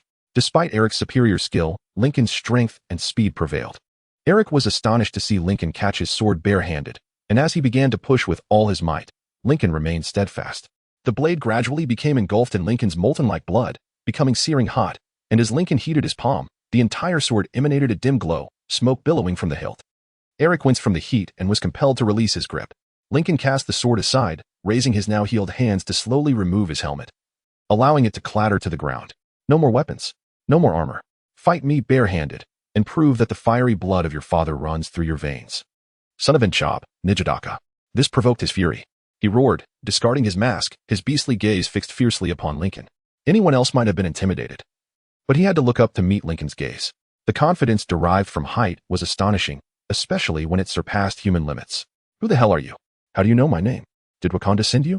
Upon hearing his furious roar, Lincoln merely chuckled softly, his deep, resonant voice effortlessly reverberating through the dilapidated warehouse. Do I appear to resemble someone from Wakanda? Lincoln began to slowly remove the armor that encased him. As he unfastened the final clasp, the armor clattered heavily to the ground, revealing his mutated form to all present, the luminous heart pulsating rhythmically and clearly visible. Chapter 24. Hand-to-hand combat. Upon witnessing Lincoln's robust physique and pronounced chest, Killmonger took a step back, adopting a fighting stance, fatigue evident in his gaze as he scrutinized Lincoln. Who the hell are you? My identity is of little consequence, Lincoln replied, his tone nonchalant. What truly matters is you, or more precisely, how you intend to navigate the course of your life. Noticing Killmonger's bewilderment, Lincoln began to remove the remaining pieces of his armor, ultimately donning only combat trousers and boots. Do you wish to continue serving your mother's homeland, the very nation that scorned her, imprisoned her, and ultimately led to her demise? Enduring wounds so severe that you scarcely recognize yourself in the mirror? At the mention of his scars, Killmonger visibly flinched, his fists clenching tightly as he gradually grasped the unsettling depth of Lincoln's insight into his life. Or, will you defend your father's honor? This query landed as a decisive blow, prompting Killmonger to lower his hands, his expression a tapestry of confusion and caution. Ultimately, his yearning to comprehend the man who had so profoundly influenced his existence prevailed. How much do you know about my father? I know he was an extraordinary man, Lincoln replied. He could not bear to witness a nation selfishly hoarding its incredible wealth while desiring to share it with the world, elevating all of humanity to a higher plane. And for his ideals, he paid the ultimate price. Lincoln paused in his task of unfastening his thigh guards, casting a meaningful glance at the now silent figure before him. And he was betrayed by his own brother. What? Killmonger trembled with rage, the only thing restraining him from launching an attack being Lincoln's apparent possession of the answers he had sought his entire life. The current king of Wakanda, T'Chaka, pursued your father after he was betrayed by one he considered a friend. Your father confronted him, the king, who was at that time still the Black Panther. Yet the brother showed no mercy to his own flesh and blood, disemboweling him like a common criminal, leaving you an orphan and thwarting your father's grand vision. Lincoln approached the furious soldier, continuing to stoke the flames of hatred within him, preparing him to act in accordance with Lincoln's expectations. Those claw marks, Killmonger murmured. But in the hushed confines of the warehouse, Lincoln's heightened senses easily caught his words. Indeed, the people of Wakanda revere him as king and protector, yet deep down, you know the truth, do you not? The Black Panther is no hero. He is a murderer, a slayer of kin, a man who would rather kill his own family than assist others. But what will you do? At Lincoln's question, Killmonger's gaze shot up, and he bared his teeth in a furious snarl. I will kill him. You cannot. Lincoln's words struck him like a resounding slap, causing him to stagger back a step. Yet, in an instant, his fury rekindled within him, and he stood chest to chest with Lincoln, straightening his posture and clenching his fists. Nonsense. I have dedicated my life to training, bleeding, and fighting, all for the purpose of slaying him. With that, he took several steps back, eagerly attempting to unfasten the clasps of his armor. In a fit of rage, he yanked it off and cast it aside, revealing the scarred expanse of his torso, reminiscent of crocodile hide.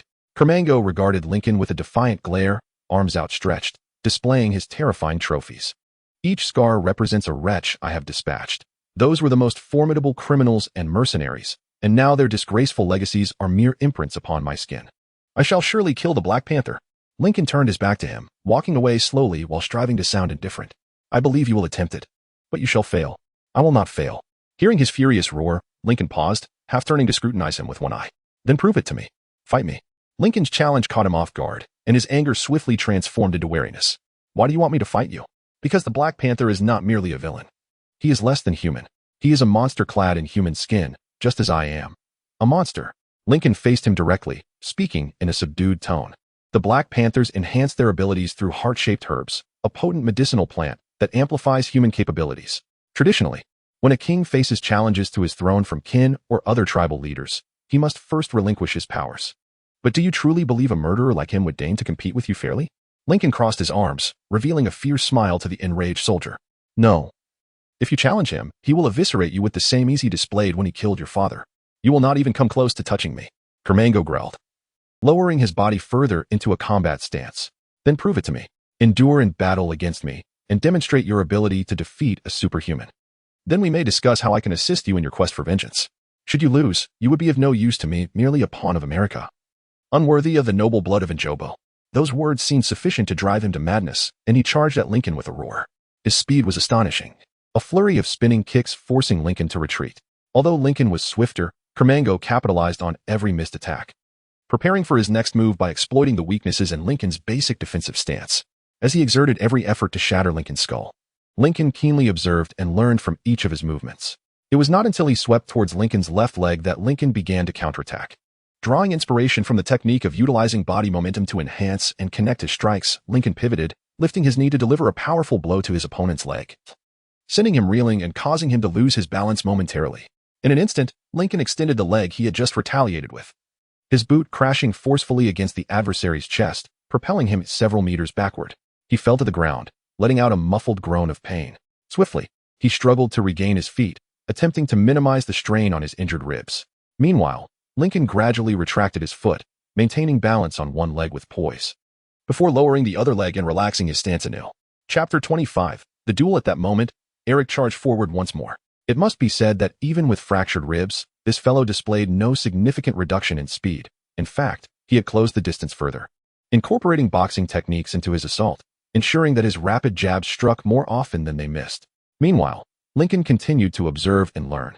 As Eric leaped, Lincoln raised his arm to block the incoming blow, momentarily obscuring his vision. Seizing this fleeting opportunity, Eric delivered a fierce knee strike to Lincoln's diaphragm. Upon landing, he twisted his body, coiling his elbow, ready to attack the same area again, hoping to swiftly incapacitate Lincoln. However, despite his strength, he was not powerful enough to inflict genuine harm upon Lincoln. The knee strike failed to rob Lincoln of his breath, and he remained in peak condition. Lincoln deftly maneuvered to the side, causing Eric to stumble past him. Lincoln could see the shock flicker in Eric's eyes as he realized his vulnerability. But it was already too late. After Eric's elbow strike missed its target, Lincoln darted behind him, lunging forward with a robust grip around Eric's waist. Before Eric could react, Lincoln hoisted him overhead and slammed him down onto the ground with tremendous force. The impact was thunderous. Eric lay there gasping for air as Lincoln's boot came crashing down upon his side, sending him hurtling into a pile of crates, where he crashed to the bottom of the small mountain of boxes. Lincoln patiently awaited his recovery. As Eric struggled to rise, his body swayed unsteadily. Yet the ferocity in his gaze remained undiminished. He glared at Lincoln with burning eyes, disdainfully snorted, spat out a mouthful of blood, then rolled his shoulders and assumed his stance once more. This time, it was Lincoln's turn to advance. He tentatively unleashed a few punches, and the disparity in their skill levels became immediately apparent when compared to Eric's previous fluid and seamless attacks. In stark contrast, Lincoln's intentions were far too overt. Lacking the finesse of a combination, Eric capitalized on Lincoln's lack of finesse, deftly evading his powerful blows rather than attempting to block the overwhelming force. Each time he dodged or redirected Lincoln's fists, he exploited the openings created to strike back with knee thrusts and a flurry of rapid punches. Yet, fatigue began to set in for Eric, while Lincoln remained steadfast. After Lincoln awkwardly engaged the nimble Eric for nearly a minute, Eric faltered by half a second while evading Lincoln's punch, allowing Lincoln's fist to graze his shoulder. Typically, such a strike would not create a significant opening, especially against an opponent of Eric's caliber. However, considering Eric's current condition and Lincoln's immense power, that blow nearly sent him spiraling to the ground. Instantly, Lincoln seized the opportunity, delivering a left hook to Eric's chest, propelling him once again towards the crates. As Eric struggled to regain his footing, Lincoln stepped forward, landing a right punch directly to his liver, drawing a sharp breath from him, though he emitted no sound. He involuntarily curled his body as Lincoln charged towards his left side, raising his fist high. He lifted his arm in defense, but it was futile. Lincoln's punch shattered his feeble guard, striking his jaw and sending him crashing to the ground. Lincoln felt the dislocation of his jaw beneath his knuckles, and for the first time in their struggle, he lay still for a moment, the world engulfed in a surge of excruciating pain. However, his subsequent actions astonished Lincoln. He propped himself up with trembling arms, his eyes glinting with murderous intent as he glared at Lincoln. In a remarkable display of fortitude, he grasped his dislocated jaw with one hand and, with a mere grunt, repositioned it. Hearing the audible snap of bone realigning, Lincoln silently acknowledged the man's tenacity. Then, without giving Lincoln a moment to react, he executed a spinning kick, striking the back of Lincoln's knee and causing it to buckle. Seizing the opportunity as Lincoln bent forward, he harnessed the momentum from his kick to leap towards the stack of crates Lincoln had previously struck, springing off the wooden boxes to perform a spiraling backflip. One leg shot out, connecting forcefully with Lincoln's cheekbone, causing his head to tilt to the side. As he landed, he took advantage of Lincoln's momentary vulnerability, launching a flying knee strike to Lincoln's chest that knocked him to the ground. He knelt atop Lincoln's chest, unleashing a barrage of punches to Lincoln's face, all the while roaring with a mixture of anguish and fury. Lincoln could feel the impact of his blows, yet they were not particularly painful. The fist struck Lincoln's incredibly dense skin and muscle, akin to being forcefully shoved repeatedly with short, powerful thrusts. Indeed, he could sense it, but it posed no real threat. After venting his rage for approximately 20 seconds, he summoned all his strength for a final, thunderous punch aimed at Lincoln's face. Lincoln slowly turned his head to regard him, perplexed by the sensation he felt on his cheek. He raised a hand to rub the affected area, and Kermango stared in astonishment at the glowing, heated blood on Lincoln's fingertips. Noticing the shock reflected in Eric's eyes at the sight of the superheated liquid, Lincoln couldn't help but smile, a grin spreading across his face. All this effort, for just a drop of blood. With that, Lincoln rose and charged, headbutting him in the chest, knocking him off. Both scrambled to their feet. But Eric was utterly exhausted, bloodied and bruised, while Lincoln remained as vigorous as at the outset of their encounter, save for a small cut on his cheekbone. Thus, Lincoln pressed the attack once more, this time demonstrating a marked improvement over 5 minutes prior. As Eric realized that Lincoln was executing the same sequence of attacks he had used throughout their fight, his eyes widened in disbelief. Each time he identified a flaw in Lincoln's assault and capitalized on it, Lincoln would flawlessly counter the next attempt using the same strategy. Whenever Eric successfully blocked or evaded one of Lincoln's punches, Lincoln would unerringly land the next blow. All of this culminated in a relentless onslaught. As Lincoln gradually depleted his strength, yet his regenerative abilities ensured he remained in optimal condition. When he successfully blocked one of Lincoln's backhand punches, the confrontation reached its climax. Seizing the opportunity presented by his unguarded abdomen, Lincoln's right fist surged forward with ferocity, mirroring the dozens of blows he had landed on Lincoln earlier that night. Kermango's midsection absorbed the full force of this strike, eliciting a pained groan as he crumpled to the ground. Lincoln did not relent. He advanced a step, raising his knee to deliver a brutal impact to Kermango's chin, causing his body to jerk upright, his feet nearly leaving the ground. As he began to fall backward, Lincoln's hand grasped his throat, yanking him back. With one hand, Lincoln lifted him high above his head and strode purposefully toward the bullet-riddled table. After a few strides, Lincoln leaped, channeling all his strength to slam the Special Forces soldier down onto the table, shattering it into splinters. As Lincoln straightened, Kermango lay motionless, unable to rise again. Standing beside the wreckage of his body, Lincoln peered down at the man who had nearly conquered Wakanda. Kermango, on the brink of death, looked up at Lincoln. And in his eyes, Lincoln discerned the dawning awareness of his impending demise. The damage inflicted on his organs, ribs, and spine was too severe. Without significant surgery and extended hospitalization, neither of which he could attain in this dilapidated countryside, once the stronghold of Clow, recovery was impossible. A profound sense of unwillingness flickered in his gaze. Yet, Lincoln could offer him a more promising alternative. At that moment, a door at the rear of the warehouse swung open, and light footsteps approached. Lincoln crouched beside the injured Kermango, ensuring his gaze remained fixed on him. "You are losing too much blood, Njadaka, son of Njobu, much like the peril you would face if you dared to challenge that murderer Chaka. But I can grant you redemption. I offer you a chance to become stronger, to rise above the shattered legacy of the Black Panther, as I stand before you now." As Lincoln spoke, Sten approached, his expression impassive as he looked down at the spectral operative of the Joint Special Operations Command, holding a syringe filled with the glowing serum of the desperate virus. Kermango's eyes widened slightly upon seeing the mutant scientist, before his gaze returned to Lincoln. "All you need to do." Lincoln extended his hand toward the Marine. "Is accept."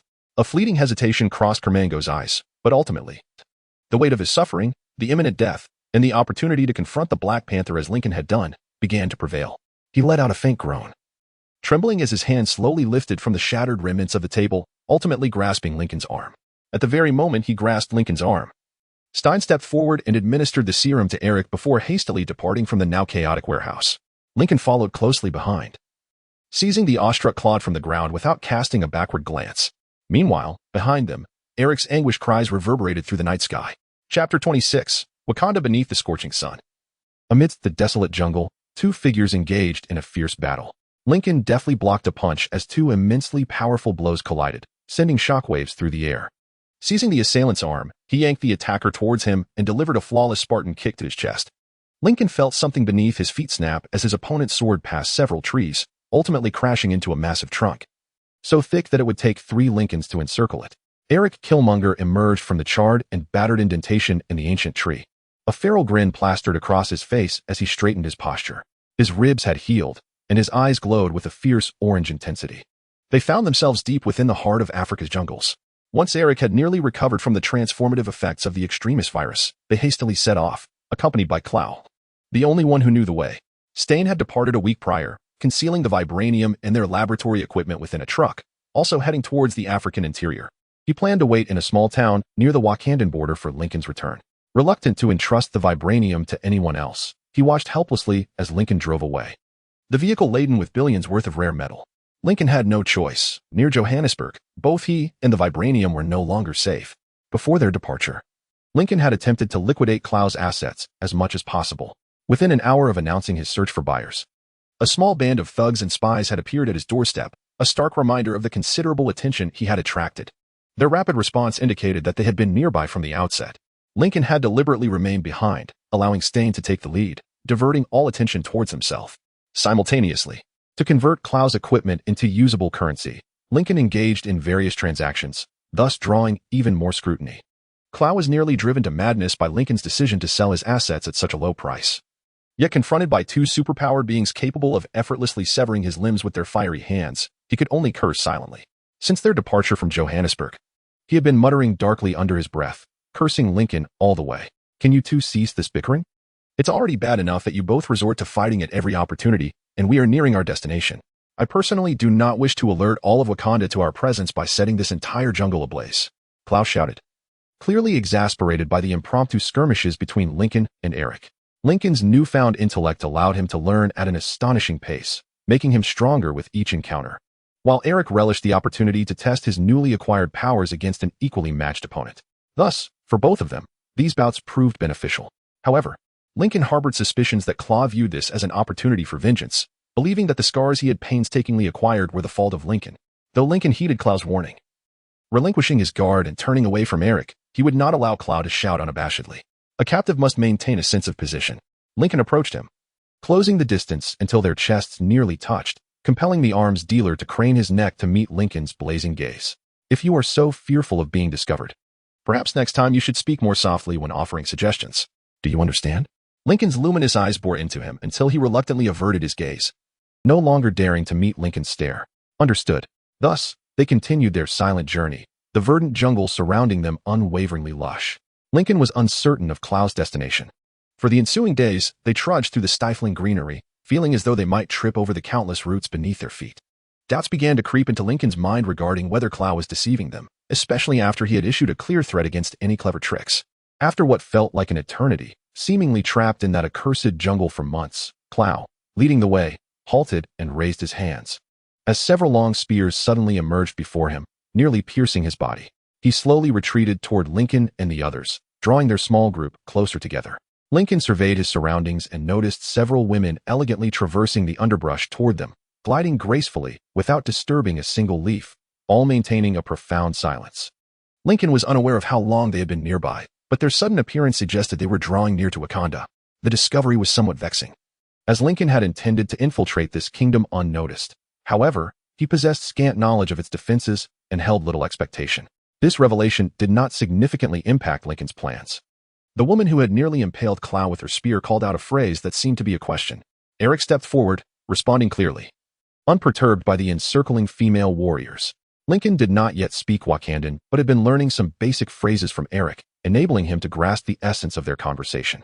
It appeared that the women wished to ascertain the origins of these fools who dared to approach their territory, while Eric endeavored to persuade them to allow their passage, asserting that they were allies of the Wakandan people. When Lincoln heard Eric utter a term that could be translated as gift, an unsettling silence enveloped the small group. The leader of the squad raised an eyebrow in suspicion, but at least she lowered her combat stance, allowing the base of her spear to rest upon the forest floor, while her gaze scrutinized Eric. What gift? She inquired in heavily accented English, and without any preamble, Eric simply gestured his head towards Claw, stating, What? You scoundrel. What is the meaning of this? Claw was in the midst of his tirade when he suddenly realized the sharp tip of a vibranium spear was poised against his throat, prompting him to cease his protests. Silence, she commanded, her tone deceptively gentle yet unmistakably authoritative. With the spear at his throat, Claw could only nod cautiously to avoid inflicting harm upon himself. The woman turned her gaze back to Eric, her interest evidently piqued. You intend to present this man as a gift to us? For what reason? What value does he hold to Wakanda that you believe handing him over ensures your safe passage? Because he is Ulysses Claw.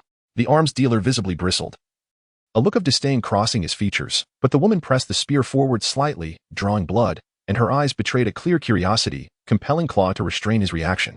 Is it truly him? As hushed whispers circulated among the ambushers, it became apparent that Ulysses was something of a celebrity among the people of Wakanda, albeit not for commendable reasons. As one of the very few who had managed to steal from Wakanda and survive, evading capture for over 3 decades, Claw's notoriety was hardly surprising. After an intense discussion with what appeared to be her second-in-command, the leader of the group turned back to them. Her chin held high as she issued her next command. The king will determine the validity of your gift and ascertain whether this man is indeed as you claim. You will accompany us. Chapter 27. Chaka, the Golden City of Wakanda, is both impressive and peculiar. Perhaps it is due to the seamless harmony that pervades everything here. Lush greenery envelopes the surroundings, and the magnificent edifices exude an almost natural elegance. In stark contrast, cities like New York are filled with steel and concrete, lacking the symbiosis found in the city amidst the jungle.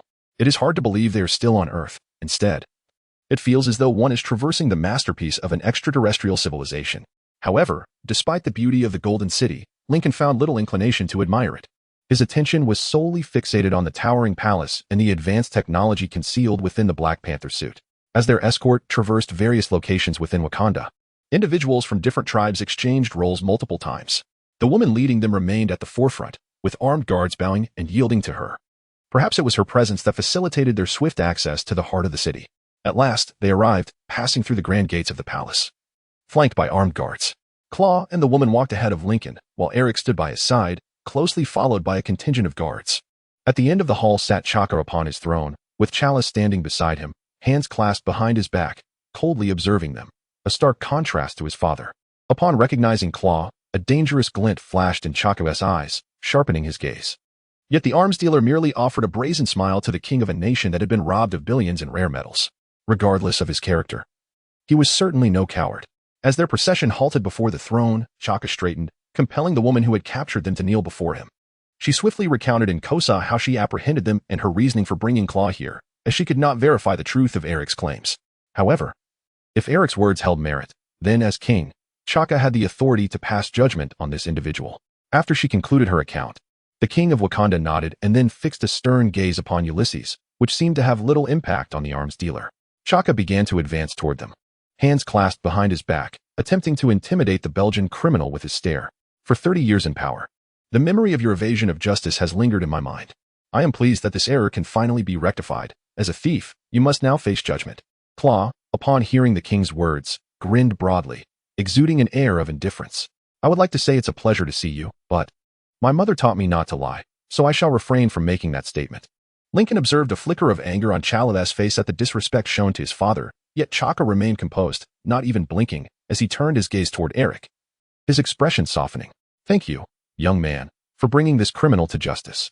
Wakanda and its people owe you and your companions a substantial debt of gratitude. The king's voice faded, his gaze resting upon Lincoln's imposing figure.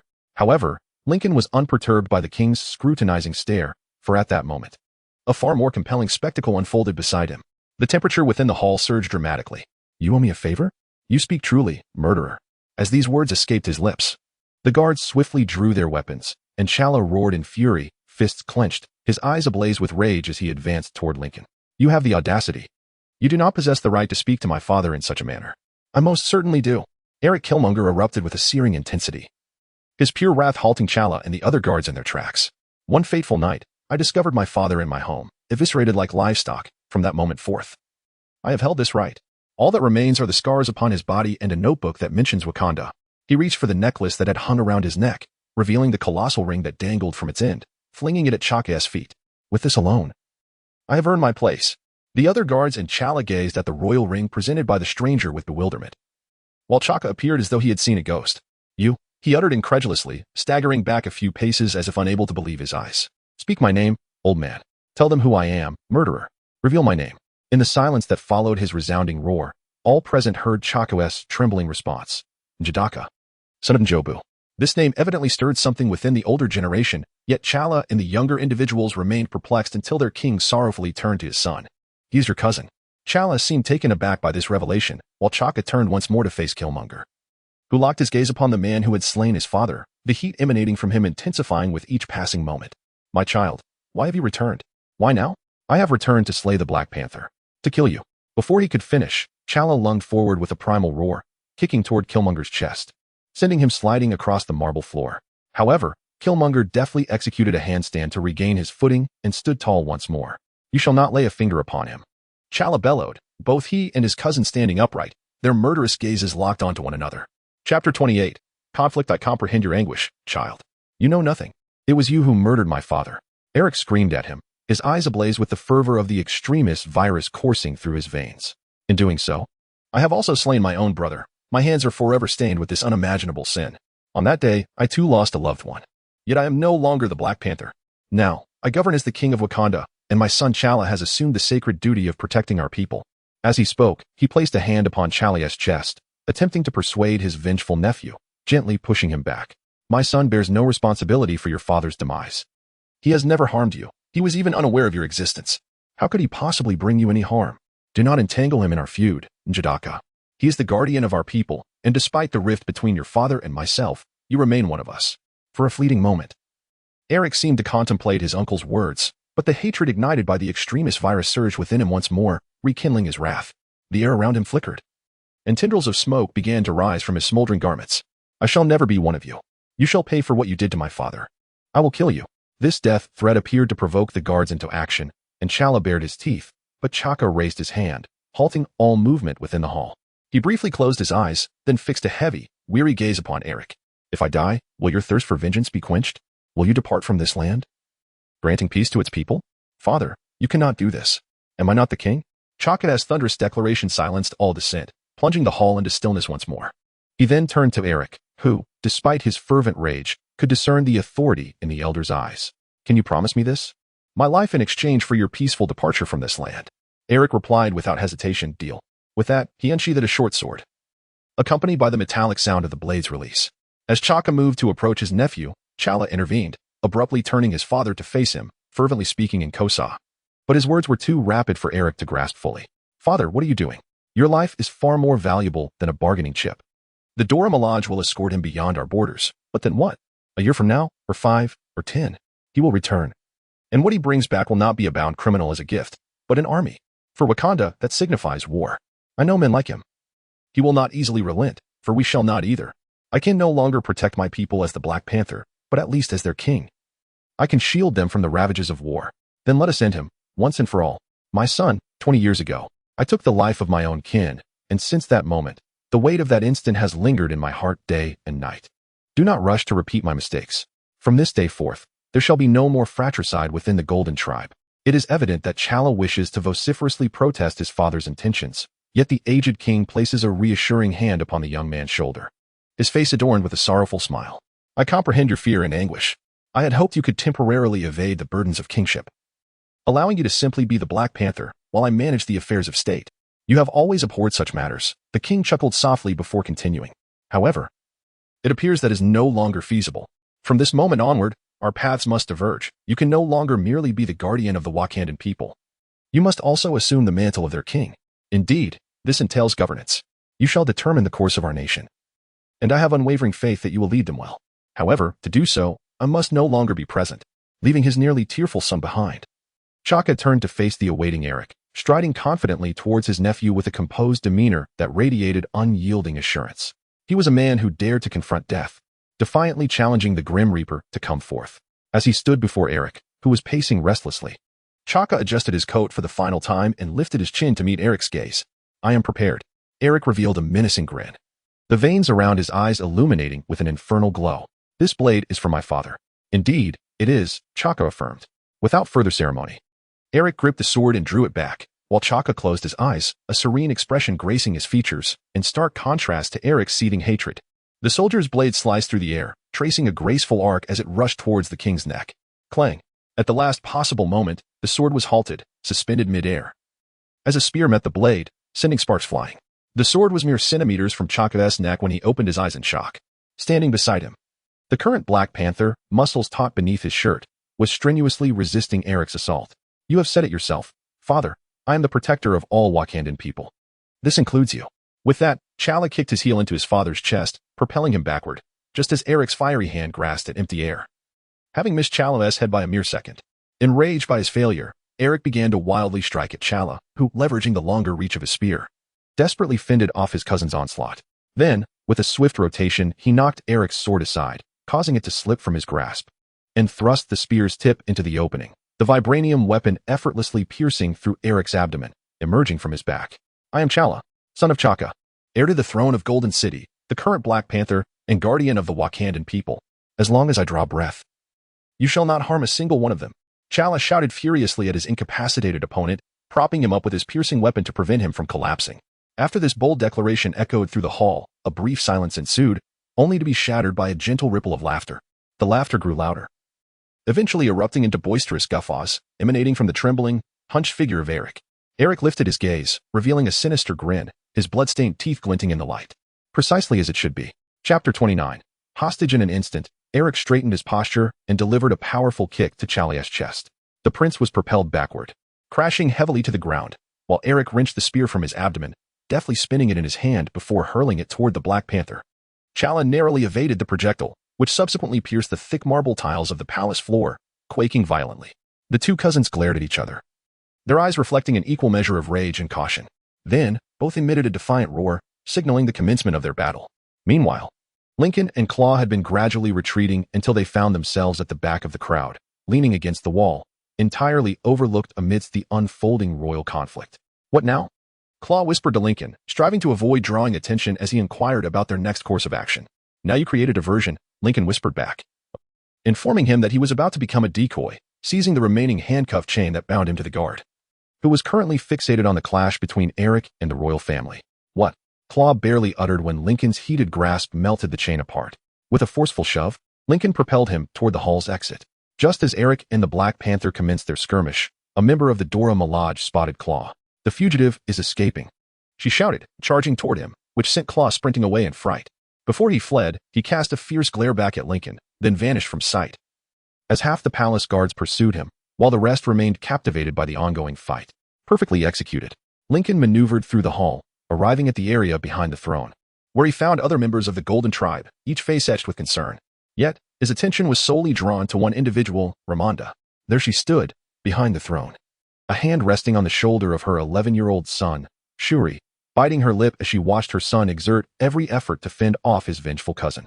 Lincoln strode purposefully toward them, startling both, who had not noticed his approach. He placed a firm hand on one of their shoulders, gripping them tightly enough to convey that escape was futile, yet gentle enough to avoid causing them pain. You. Lincoln interrupted her words, retreating while pulling both with him, tightening his grip as they appeared ready to call for help. Take me to the laboratory in Wakanda, Lincoln insisted, only to elicit a scoff from Ramonda. I will never take you to the laboratory, she retorted, but Lincoln cut her off again, gradually raising the temperature of his hands to an uncomfortable level, though not yet hot enough to inflict burns. Lincoln leaned down between the two, compelling Ramonda to meet his gaze. His eyes resembled molten magma, and as he slowly parted his lips, she glimpsed the infernal flames roaring deep within his throat. The implication was unmistakable. Lincoln could elevate the temperature further. Ramonda glanced at her struggling daughter, her eyes flashing with murderous intent as she shot a glare at Lincoln, with a jut of her chin. She motioned towards one of the numerous exits behind them. Follow me. However, it was evident that the palace was heavily guarded beyond just the Grand Hall, and the Queen Mother relied on these sentinels, confident that Lincoln would be ruthlessly pierced by their weapons. What she did not anticipate was that Lincoln had been engaged in combat with one of Earth's most formidable martial artists for the past 2 weeks. Every second of those encounters meticulously recorded and replayed by the second most advanced mind on the planet. Nevertheless, the first guard caught Lincoln off guard. As they turned a corner within the labyrinthine palace, Ramonda suddenly broke free from Lincoln's grasp, frantically throwing herself and her daughter to the ground. Before Lincoln could comprehend her intentions, a guard, evidently alerted by their commotion, charged at him from the corner, swinging his sword in a wide arc. The blade sliced over the prostrate royal mother and daughter, lunging directly at Lincoln's chest.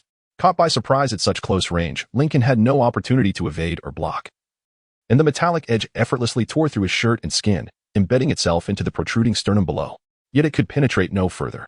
Both the guard and Lincoln widened their eyes, fixated on the sword awkwardly lodged in Lincoln's chest, their astonished gazes locking.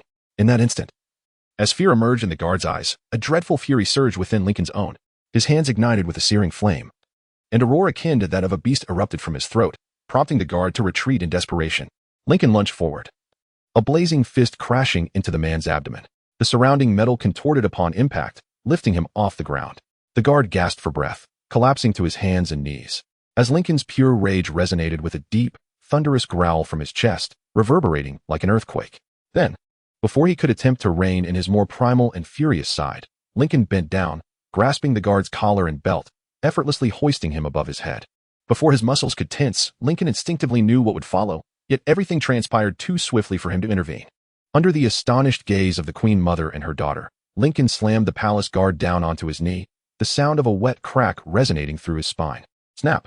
Suri's scream was abruptly silenced as her mother forcefully covered her daughter's gaping mouth, pulling the little girl closer. For the first time, she openly revealed her fear, gazing up at Lincoln in a state of rage. Suppressing his fury felt akin to attempting to swim to the surface of a lake with stones tied to his feet. It was utterly exhausting. Several times, Lincoln contemplated surrendering to his wrath. Fortunately, there was little left around him to oppose, and gradually, his anger subsided. Yet, it did not retreat entirely. He could still sense it lingering deep within his mind, awaiting its next opportunity to erupt. Taking a deep breath, Lincoln approached Ramanda, who hastily pushed the now quiet Suri behind her, rising to her feet with her chin held high, defiantly regarding him. Lincoln advanced until they were nearly chest to chest, then lowered his gaze to his own chest, fixating on the weapon still embedded in his sternum. When he noticed her eyes drawn to the sword, he concentrated on raising the temperature at his chest. Through the coarse fabric of his shirt, the glow emanating from his heartbeat became distinctly visible. The blade began to heat up, the portion lodged within Lincoln's flesh glowing incandescently. As the metal slowly melted, it slipped free from the wound with a clatter, landing on the marble floor and emitting a hissing sound as it released smoke. Chapter 30. The laboratory. The molten iron before them evidently served as a deterrent for the royal mother and daughter. Ramanda's lips were pressed tightly together, forming a nearly invisible line, while Suri's eyes widened in astonishment, resembling saucers as she gazed at Lincoln. Lincoln leaned down towards Ramanda, growling at her, the fury still igniting, the veins coursing with heat. Enough with the clever tricks. This is your final chance. Take me to the laboratory, now. Ramanda, rendered speechless, continued to lead the way. On their journey to the laboratory, they encountered only 6 guards, none of whom could withstand even 10 seconds against Lincoln. Although that surge of anger did not dominate him again, it undeniably hastened his pace. Lincoln's muscles could lift over 3 tons, while theirs were woefully incapable of withstanding such power. He had no desire to engage in combat or wrest their weapons from them. Instead, he simply advanced, his formidable strength rendering any defensive postures they attempted futile. It was akin to watching someone raise their hands, hoping to survive an oncoming steel roll. Perhaps a few of them might still be alive, but Lincoln was disinterested in checking on the fallen bodies behind him. He merely urged Ramanda and Suri to move forward. The longer they lingered, the greater the likelihood that the Wakandans would eliminate Eric or Clow, significantly heightening Lincoln's own risk of exposure. At last, they arrived at the laboratory, and Lincoln beheld his objective. Before him, a suit of Black Panther armor adorned a human model. He momentarily disregarded the armor, pushing the silent, stunned queen and her daughter into the laboratory before approaching one of the many terminals in this advanced facility. Ramanda rubbed her sore shoulder, lifting her chin defiantly, casting Lincoln the coldest, most dissatisfied gaze he had ever encountered while cradling her weeping daughter. Do you truly believe you can escape? This laboratory is fortified with the most sophisticated security protocols in the world. Even if you manage to breach it, the people of Wakanda will not forget the blow you have dealt us today. Our war dog forces will pursue you relentlessly. There is no place on this earth where you can hide, for they will always find you. They are everywhere. Anyone could be one of them. You will never be safe. Is that so? Yet, it seems Ulysses has eluded capture for over 30 years before I arrived, Lincoln replied impassively, leaving the Wakandan queen momentarily speechless. Meanwhile, he breached the security system, initiating the download of all their data onto his portable high-capacity storage device. What? How is that possible? How did you accomplish this? Ramanda inquired, clearly incredulous that someone had surpassed her nation's scientists. The answer? Doing my homework. More specifically, I spent several days meticulously studying the programming manuals of this world and watched nearly every tutorial video available online. As Lincoln continuously expands his programming knowledge, the number of accessible databases grows correspondingly. With each successful breach of a target, Lincoln's hacking skills are further honed, enabling him to tackle increasingly formidable challenges in a perpetual cycle. coupled with Lincoln's exceptionally rapid cognitive processing, which operates at approximately double the speed of an average individual. Few systems can effectively bar him entry. An unbounded intellect only serves to amplify the strength of the formidable. After downloading all the advanced technological data from Wakanda's storage, Lincoln stowed the reliable storage device in his pocket and turned toward the Black Panther suit. "Die, you wretched creature," he exclaimed, only to be met with a savage punch that sent him sprawling, colliding violently with the recently used terminal, which deformed under the impact of his substantial frame. Lincoln shifted his jaw, feeling a loosened tooth sway within the searing warmth of his blood. Raising his gaze, he beheld Ramonda standing before him, exuding an air of authority laced with palpable fury, adorned with Black Panther-themed gauntlets, which Shuri would later don. These appeared to be unfinished compared to those her daughter would wield 5 years hence against Killmonger. "How does it feel, trash? These are weapons forged in Wakanda. They surpass any Stark creation in strength." With that, she retracted one arm, launching another strike toward Lincoln's head, the blue glow at her fingertips nearly engulfing his vision. Yet, Lincoln intercepted her blow. He endeavored to mask his pain, but the effort nearly shattered every bone in his hand. Biting down on his tongue, he stifled a cry of agony. Within mere seconds of the collision, his bones began to mend swiftly, leaving his hand ablaze with heat. Lincoln felt the dark side of his nature stirring within, eager to erupt, yet he fought to maintain control over his actions. His respect for Bruce Banner soaring to unprecedented heights. Each day, Banner faced far graver circumstances, yet still devoted his time to healing others in third-world nations. It was nothing short of miraculous that those patients remained alive. After all, his own mutation bore far lesser adverse effects, despite the influence of the shadowy powers within. The impulse for destruction still threatened to engulf everything in its path. Lincoln glared at the Queen of Wakanda, swirling his tongue in his mouth before expelling the dislodged tooth aside, the blood sizzling upon contact with the metallic floor. "What?" Ramonda appeared momentarily taken aback. Yet she swiftly regained her composure, her expression transforming into one of restrained, icy fury as she aimed another strike at Lincoln's side, targeting his liver. Drawing from his previous experience, Lincoln seized the protective plating encircling her forearm to absorb the blow rather than confronting her attack head-on, making this encounter significantly more manageable. Lincoln rose from the remnants of the computer, gazing down upon the furious queen with an air of superiority. He then began to crush the metal of her weapon with the strength of his hands. "Believe me, Your Highness, you pale in comparison to someone like Stark. You spent years crafting these devices using one of the most versatile materials on Earth, in laboratories painstakingly developed over countless generations. Meanwhile, he fashioned an arc reactor within a cave, a feat that stands as humanity's most monumental technological achievement." Lincoln raised his hands, lifting hers until she was forced to stand on tiptoe, struggling to maintain her balance. "What do you intend to do next? You have exhausted your options," he said in a low voice, yet a flicker of defiance danced in Ramonda's eyes. "I have one more trick up my sleeve." With that, she twisted her hips and delivered a precise kick aimed at Lincoln, striking him squarely in a vulnerable area. A wave of excruciating pain surged through Lincoln's abdomen, causing his insides to churn violently. He let out a muffled groan, releasing her arm as he sank to his knees, attempting to blink away the stars that danced before his eyes. Damn it, this woman has no sense of honor. The desperate virus activated almost instantly, alleviating his pain. But before he could regain his footing, Ramonda seized upon his momentary weakness, her gauntlet fist crashing into his chin, jolting his head back and nearly causing him to bite his own tongue. Chapter 31. Death. Lincoln remained disoriented from the heavy blows, unable to brace himself for the next attack. Just before her battered glove struck his face, a flash of violet light flickered before his eyes, followed by the excruciating sensation of his nose shattering, blood gushing forth like molten lava. He bent forward, crimson streaming from his broken nose, while the queen recoiled, preparing to deliver another punch. At that moment, the roar of fury resonating in Lincoln's mind grew unbearable, and he succumbed once more to the tempest within him. As her luminous vibranium glove descended toward his face, Lincoln pivoted to confront her, unleashing a primal roar from deep within his chest. In that same fluid motion, his left arm arced outward, colliding with the side of her glove, deflecting it away. Simultaneously, he heated his right hand, and before her daughter could emit a cry of terror, he slashed across Ramonda's throat, the wound instantly cauterizing and emitting wisps of smoke. The woman staggered backward, disbelief etched across her features. The confrontation transpired in an instant. As the mother of the Black Panther collapsed to the ground, her daughter rushed toward Lincoln, her small fist raised in a futile display of defiance. Lincoln seized the child by the throat, lifting her off the ground, her feet dangling in the air as she struggled desperately. His focus shifted from the dying queen to her weeping daughter, but at the moment his gaze fell upon her, Lincoln's terrified roar fought against the all-consuming fog in his mind, shattering the previous haze. Despair infused him with strength. The murder of a child was a line Lincoln would never, ever cross, even if it could be argued that something else was controlling his body at that moment. The furious darkness within him was taken aback by Lincoln's sudden surge of will. It did not manifest outwardly, and as it retreated, he sensed only a lingering discontent.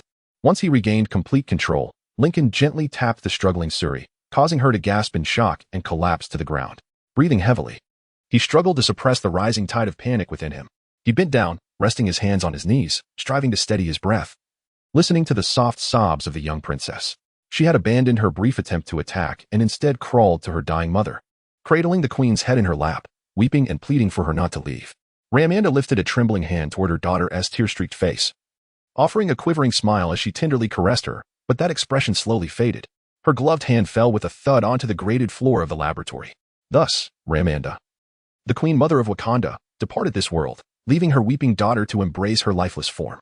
Lincoln briefly contemplated what to do with the fragile princess before deciding to gently tap her on the head to render her unconscious.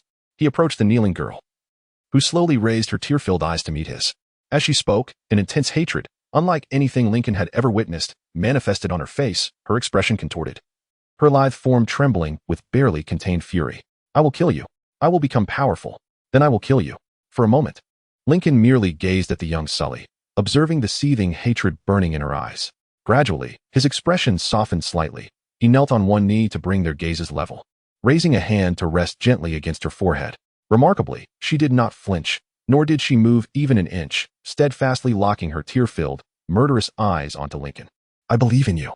With that, Lincoln flicked her forehead lightly, causing her head to snap back, her eyes rolling upward, before she collapsed beside her mother, unconscious. Lincoln stepped over the pair, making his way toward the Black Panther suit, tearing it from the human model and swiftly stowing it in his backpack. Thus, Lincoln turned to leave the research area, heading towards another section of the palace he had passed on his way to the laboratory, a particular scent immediately capturing his attention. He felt he had located the heart-shaped grass.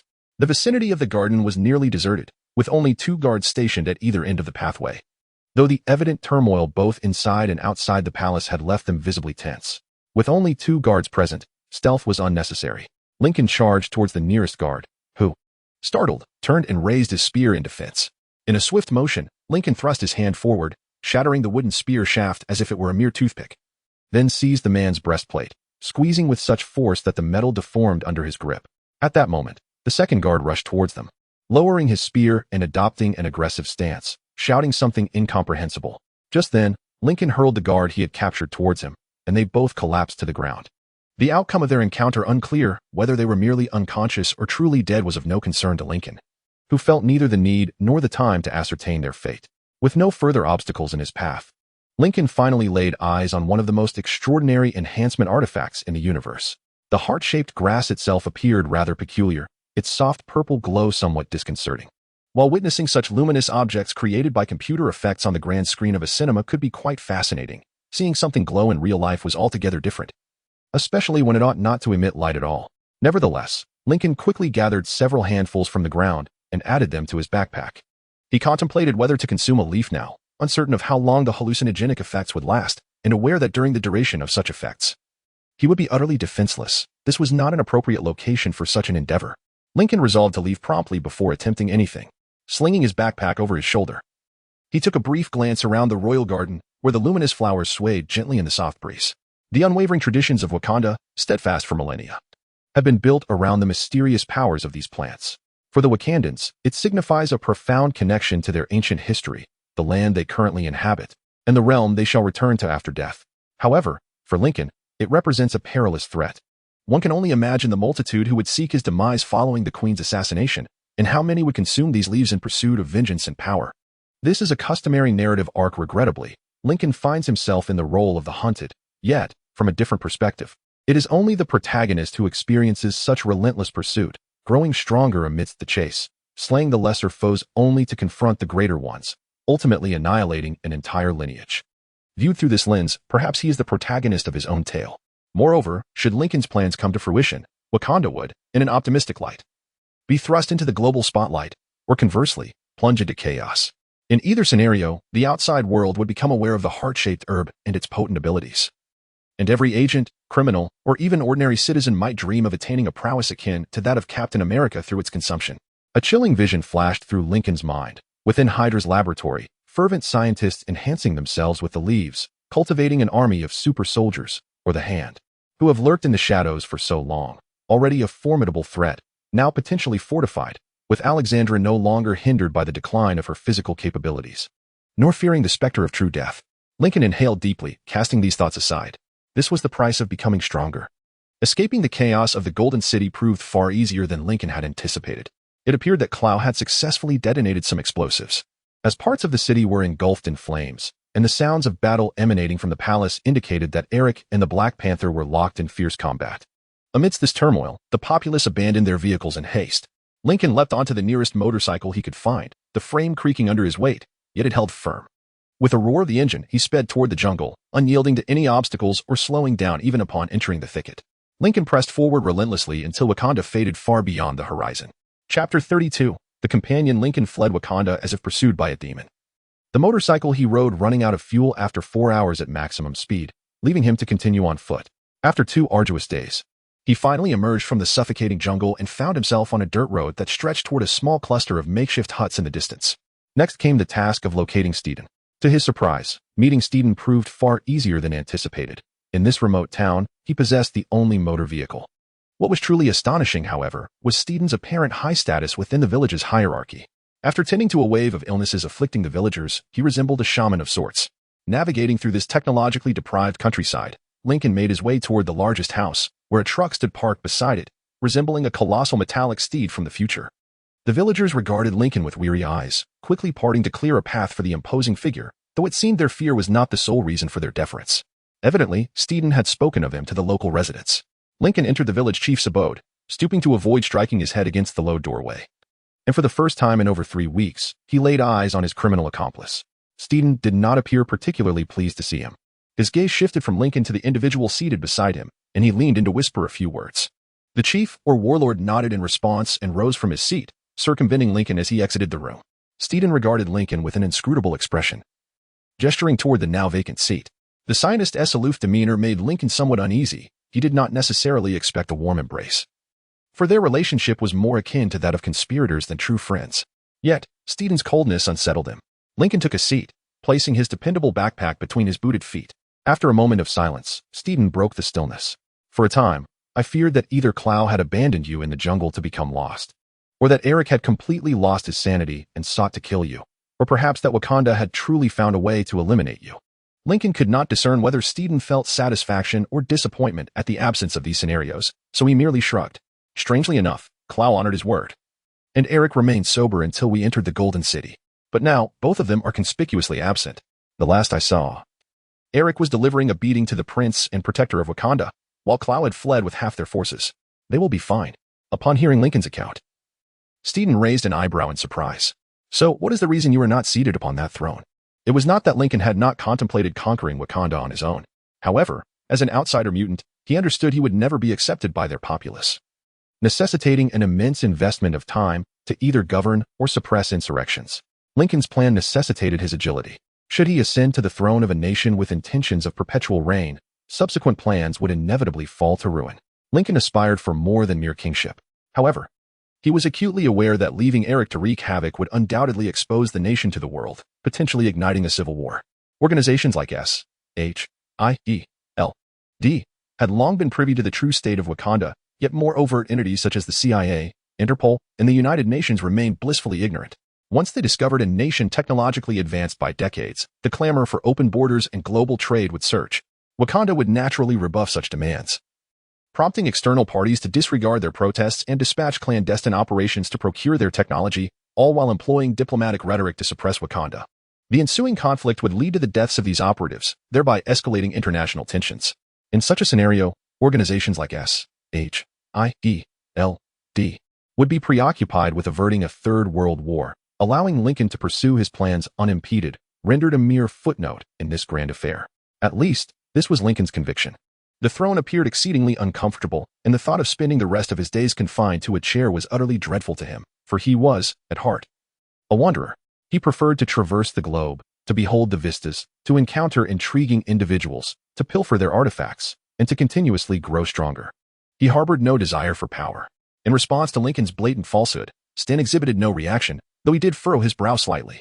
During their time together, he had transformed into a mutant, witnessing Lincoln return to base riddled with gunshot wounds and burns, and had observed others perish amidst flames and explosions. He had never before been so thoroughly threatened by firearms. After venting his frustrations, a heavy silence enveloped the small room. Sten fixed his gaze on Lincoln, who tensed his muscles beneath his shirt, poised for action. Suddenly, the tense atmosphere dissipated as Sten broke into a mischievous smile. "So, where do we go from here?" Sten remarked, finding Lincoln's incredulous expression amusing. Over the past 6 months, he had witnessed the frontiers of known science advance by decades. His intellect had reached levels previously unimaginable, as he had lacked the computational capacity to grasp such heights. If he thought for a moment that he might retreat now, he was sorely mistaken. "Mr. Lincoln, I am committed to seeing this through with you." Lincoln was momentarily taken aback by his companion's words, then hesitantly extended his hand. "Are we truly partners now?" The diminutive man grasped Lincoln's hand firmly without hesitation, his face alight with determination. "Absolutely." Lincoln found himself more affected than he had anticipated. Yet his enhanced mind quickly provided an explanation. For the time being, Sten was the first friend he had made in this universe. Upon his arrival, Lincoln was wholly devoted to preparing for his ambitions. As the first phase of the Marvel Cinematic Universe primarily revolved around Iron Man, he immersed himself in mastering engineering and programming, forsaking connections with others. Even throughout the execution of his plans, Lincoln regarded everyone around him, including Sten, as mere pawns. Mere non-playable characters, tools to amplify his own power, until he reached a point where no force within this universe could inflict harm upon him. Until now. Chapter 33. Heart-shaped Herb. Lincoln emerged from his reverie, a grin spreading across his face as he opened his backpack. "You know, I brought you a keepsake." "Really?" "In all my imaginings of a place like Wakanda, I never anticipated the existence of a gift shop," he replied, amusement dancing in his eyes at Lincoln's exaggerated words. Lincoln chuckled and withdrew the Black Panther suit, laying it upon the rough-hewn wooden table between them. Sten's eyes widened in astonishment at the sight of the suit, his nimble fingers tracing the woven material with palpable excitement. Before he could voice his thoughts on the advanced garment before him, Lincoln placed his storage device atop the suit. Noticing Sten's bewildered expression, Lincoln smiled and elaborated. "This contains all the data I could acquire from the Wakandan laboratory, Doctor. Within it lies the most advanced human technology on Earth. Enjoy it." "What a remarkable gift," Sten murmured in awe, as he observed Lincoln extracting the heart-shaped herb from his backpack and began to pluck the luminescent leaves, a brow arched in curiosity. "This is the substance that can empower an ordinary individual to confront enhanced beings of the caliber of Erskine. Hence, I intend to consume all of these leaves. However, due to its magical properties, I may enter a deep meditative state, making it impossible to partake while still in Wakanda." Hearing the scientist scoff at the mention of magic, Lincoln couldn't help but smile, recalling the astonishing feats exhibited by Doctor Strange. Among all non-deific entities, his performance against Thanos was arguably the most impressive. "Don't be so quick to dismiss magic, Doctor. Some races have advanced to the point where the distinction between magic and science becomes blurred, much like the Asgardians. I suspect that vibranium itself is not a naturally occurring material. Its properties are so unique. And I believe that the fragment of vibranium that fell to Earth long ago originated from an advanced civilization. This could elucidate many mysteries, particularly the immense technological leap Wakanda experienced upon discovering this extraordinary metal. Despite the complexity of molding a metal capable of absorbing kinetic energy into intricate shapes, Wakanda has evolved from using sticks and stones to surpassing European industrial standards, skipping several foundational stages, an improbable progression indeed. Yet, if its mysterious properties include the ability to commune with ancestors, it is conceivable that the influence of its original creators permeated through the astral realm, bestowing the necessary knowledge upon them. This could also account for the otherworldly essence of the Golden City, especially if its denizens were subconsciously impacted by exceedingly advanced extraterrestrials. As Lincoln pondered these thoughts, he had already harvested all the leaves, totaling around 40 or 50, and stacked them in his large hand. Sten watched Lincoln warily, still contemplating the implications of their conversation while stroking his chin and gazing at the glowing, mutated leaves in Lincoln's grasp. "How do you intend to?" "Snap. Are you out of your mind? You cannot possibly shove that luminescent alien plant into your mouth. What if you have an allergic reaction? The despair virus." "What?" Lincoln hastily swallowed the leaf, detecting a bitter taste accompanied by a metallic tang. "The despair virus. Even if these leaves induce adverse effects upon me, I shall endure." Sten gazed at Lincoln in utter astonishment for a considerable time before finally raising his hands in resignation, irritably seizing the Black Panther suit and the storage device from the table as he made his way outside. "Well, I suggest you lie on the table and try your utmost not to perish. Some individuals," the scientist muttered as he walked away, quietly lamenting Lincoln's reckless behavior. "Sten," Lincoln called out, turning with a look of confusion, his heart heavy with doubt. Should he confide in him about the increasingly frequent shadows lurking within his mind? Should he reveal the darkness dwelling within him? Indeed, They had only just become allies. Could he truly trust him with such a matter? What if the truth of his being a traveler were to be exposed? Could Lincoln trust him with something he could scarcely admit to himself? Certainly. In his quest to become invincible, Lincoln was willing to exert every effort, yet losing his sanity was a sacrifice he was unwilling to make. Thank you for being willing to be my friend. I have never had a friend before. Lincoln could discern that Sten recognized this was not his intended statement, but after a brief pause, he evidently chose not to pursue the matter further, merely offering him a smile. No need for thanks, Lincoln. Now, go lie on that wretched table and do your best not to incinerate us all during humanity's gravest fever. Understood? With that, he departed with a chuckle, leaving Lincoln to chuckle quietly in the village chief's hut. Lincoln rose and lay upon the rough table, which emitted a disconcerting creak as he settled, thankfully not collapsing under his weight. He folded his hands over his abdomen and closed his eyes. Gradually, he felt the world fade away, plunging into darkness, as if he were adrift in a vast void, spinning in this all-encompassing emptiness. For a fleeting moment, Lincoln worried whether he had overdosed or something of the sort, but before panic could seize him, the darkness began to coalesce around him, and he found himself at a loss for better words to describe it. When surrounded by nothingness, time lost all significance, and it felt as if an eternity had passed before the darkness finally transformed, and Lincoln sensed solid ground beneath him once more. This realization brought to him the awareness of his corporeal form. Lincoln looked down at himself, filled with perplexity. This was Lincoln's body. Lincoln's original body. The very body he possessed in his first life, at a time when this place was merely a scene on the screen of the local cinema where Lincoln's family resided. Yet, something felt amiss. It could discern the form of a human body. Externally, there appeared to be no apparent flaws, yet the contours of the physique seemed rather amiss. It resembled the distortion one perceives when viewing an image through the surface of water or a lens. Albeit this distortion was deepened in a dimension that Lincoln found difficult to articulate. Staring for too long induced a sense of dizziness, prompting Lincoln to shake his head and redirect his gaze. Before him loomed a colossal, swirling entity composed of smoke. Two violet orbs of light glaring down at Lincoln from several stories above, their power and fury unmistakably palpable. Its facial expression remained unchanged, yet when it spoke, the very air quivered with the resonance of its words. Wayfarer, you do not belong here. You have taken that which was never yours, it proclaimed, its voice striking Lincoln's mind like a heavy object. The tone conveyed a palpable anger. Vast, the goddess of the Black Panther, tasked with guiding the souls of Wakanda to the afterlife, had once led Basanga to become the first Black Panther. This was indeed a predicament. Chapter 34. Nick Fury. Nick Fury is not an easy man to get along with. He is acutely aware that people believe he consumes iron for breakfast, that any matters pertaining to him warrant utmost vigilance, and that his frown can reduce the timid to tears. Fury remains indifferent to these perceptions. To safeguard the world, sacrifices must be made, even if it means that the most ruthless criminals in the underworld might scream in terror upon encountering his fierce visage. As a stalwart guardian, akin to an obsidian monolith atop the shield of humanity, Nick regards such trivialities with disdain. However, what he cannot abide is the ignorance of some who fail to grasp even the most fundamental situations. How is it possible? You cannot locate Stain's blueprint? Are you telling me that my elite agents have failed to complete this mission, allowing some unknown rogue to waltz in and pilfer everything? His voice reverberated across the deck of the airship, rattling teeth and causing coffee cups to tremble, while even Sitwell's glasses threatened to shatter. Observing the palpable fury radiating from him, some individuals even began to weep openly. During the ensuing chaos, the scant surveillance footage at our disposal suggests that an individual entered the building, lingered for approximately 20 minutes, and likely exited through one of the rear doors, curiously unnoticed by anyone else present. At that moment, fragments of Stain's corpse were still strewn about. Director, Agent Hill responded, standing resolutely, her expression chiseled like stone. Fury roared like a lion deprived of its prey, his single eye scanning the mournful faces of his subordinates, with only Coulson daring to meet his furious gaze. Next time, we must ensure that it is we who retrieve the items, understood? A chorus of determined voices responded, understood, sir. They stood in a conference room aboard the airship, with Nick at one end of the table, while several high-ranking agents and department heads huddled at the opposite end, hastily shifting their chairs away from him, creating a conspicuous void in the center of the table. The director remained oblivious to this, still seething with anger.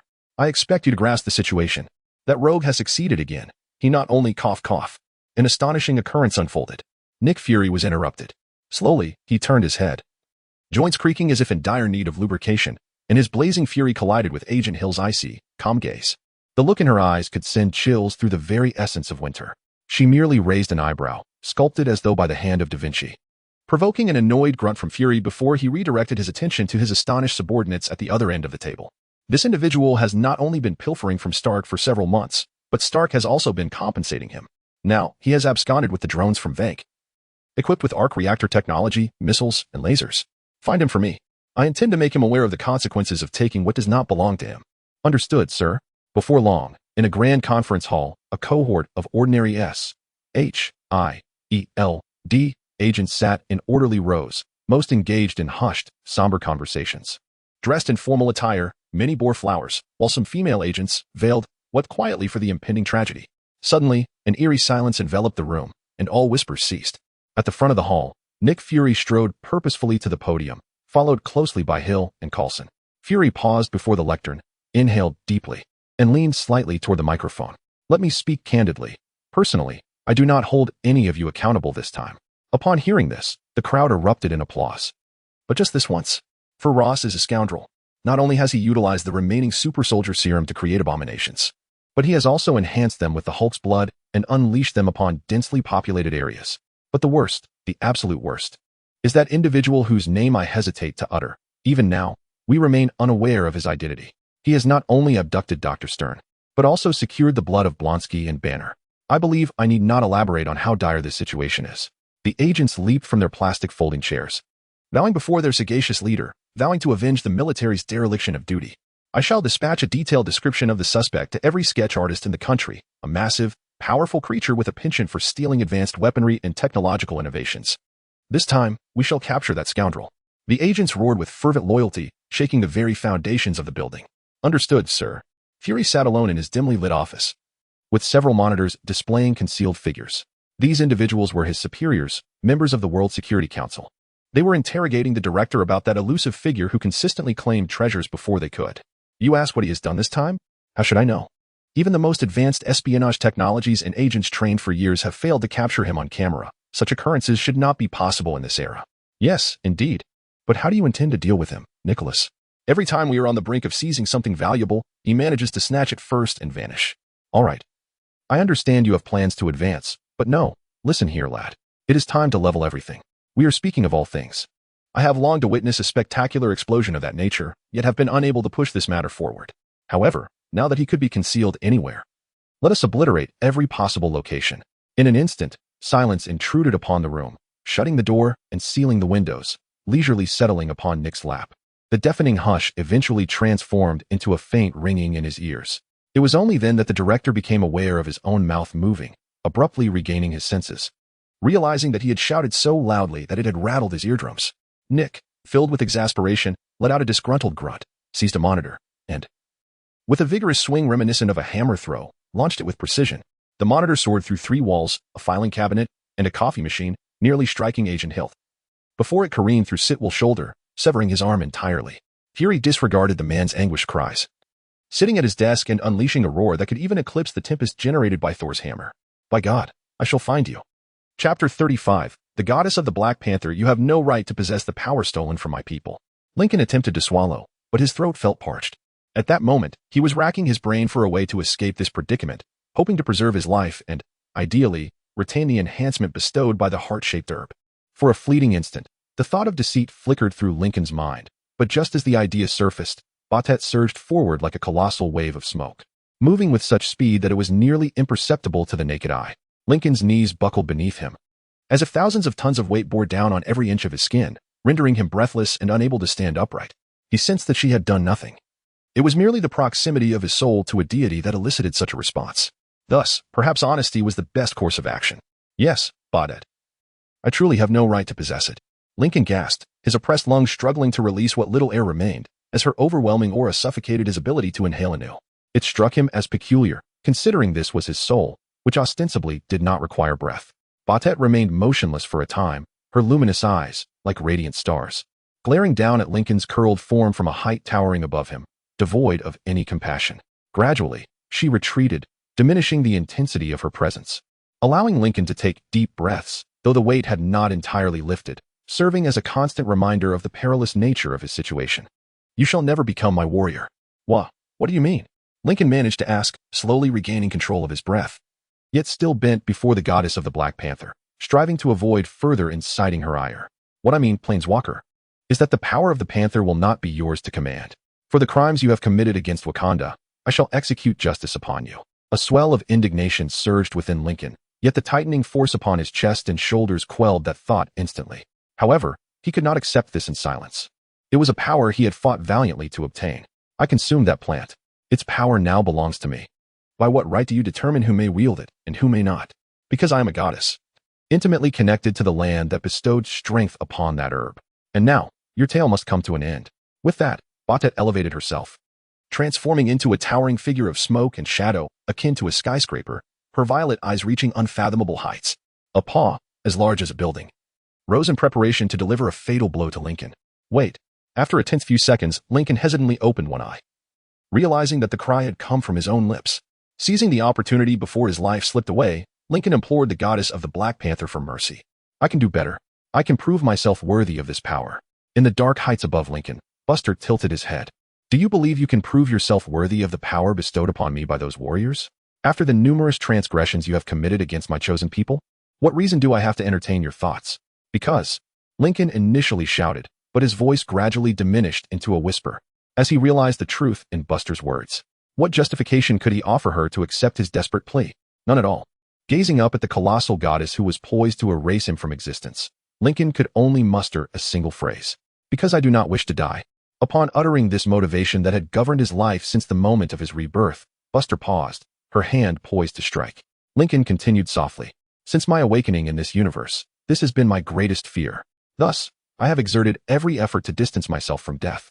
I have lied, stolen, and even taken lives, all in pursuit of safety, away from the clutches of mortality. Lincoln offered a feeble smile. And now, in pursuit of this very goal, I find myself facing death. But you know what? I have not yet surrendered. I do not wish to die. And I shall not simply resign myself to death because you desire it. Come, punish me for my sins, or test whether I am deserving of the heart-shaped herb's power. Witness for yourself if I am worthy of its strength. But should you decide to take my life, you had better ensure that you succeed in a single strike. For I swear, no matter the depths of hell to which you cast me, I shall claw my way back, stronger than before, and I will find you. What Lincoln was doing was foolish, perhaps even tantamount to courting death. Who would dare to threaten a goddess already seething with rage? Once dismissive of characters in novels, Lincoln now found himself behaving similarly when faced with impending doom. Some would bow their heads in silent acceptance, wail, pray, or resolutely remain silent, while others might rage against the heavens in their final moments. Clearly, Lincoln belonged to the latter group. For a fleeting moment, time seemed to stretch, becoming almost eternal. As Buster's eyes, imbued with purple power, locked onto Lincoln's, revealing nothing of her thoughts regarding his audacious proclamation. Then, she lowered her claws and crouched, her tail, as large as a freight train, arrogantly coiled around her. You are challenging me, inviting me to test you? This was the first, and perhaps the only, time Lincoln heard a note of confusion in the goddess's voice. However, he quickly cast aside that thought, squared his shoulders, and raised his chin. You seek justice for my actions in Wakanda. I desire the power of the heart-shaped herb. Thus, I propose, let us engage in a trial. If I should succeed in this trial, grant me the power of the heart-shaped grass to depart. Yet, should I fail, I willingly accept any punishment you deem appropriate, even unto death. Chapter 36. The trial. Batet emitted a thoughtful hum, her eyes, akin to twin suns, gradually igniting with contemplation. I perceive no advantage for myself, planeswalker. I could inflict punishment at will, with nothing to impede me.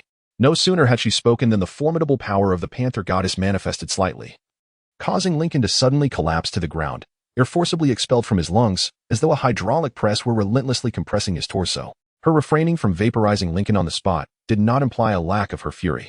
I understand, Lincoln gasped. And as the vice-like grip on his lungs abruptly vanished, he crumpled to the ground, panting heavily. He knew he needed to raise the stakes. Those bestowed with the power of the heart-shaped grass shall become your warriors. If I succeed in your trial, it will demonstrate my worthiness to join their ranks.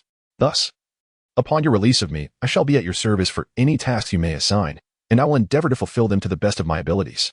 The light in Bastet's eyes brightened momentarily before dimming back to its usual intensity, reminiscent of violet flames. Yet Lincoln understood its significance, despite her anger. His words had piqued her interest. A task, and as you attempt to accomplish it, I shall guide and constrain you appropriately. 3 tasks, yet you must not interfere. A deep rumble reverberated beneath Lincoln's feet, nearly toppling him once more, and it disturbed the surrounding air, the entire dimension echoing Bastet's ire. Do not forget, planeswalker. You lack the standing to make demands here. I am not some vulgar market hag, bartering for goods. I have made my decision. You need only comply. Bastet's voice was devoid of shouting, yet her meaning was unmistakably clear. Lincoln swiftly resolved to heed her counsel, abandoning any attempts at negotiation or cunning to enhance his chances of survival. Indeed, he should be grateful to remain unturned to cosmic dust. I heed your wisdom, great Bodhead.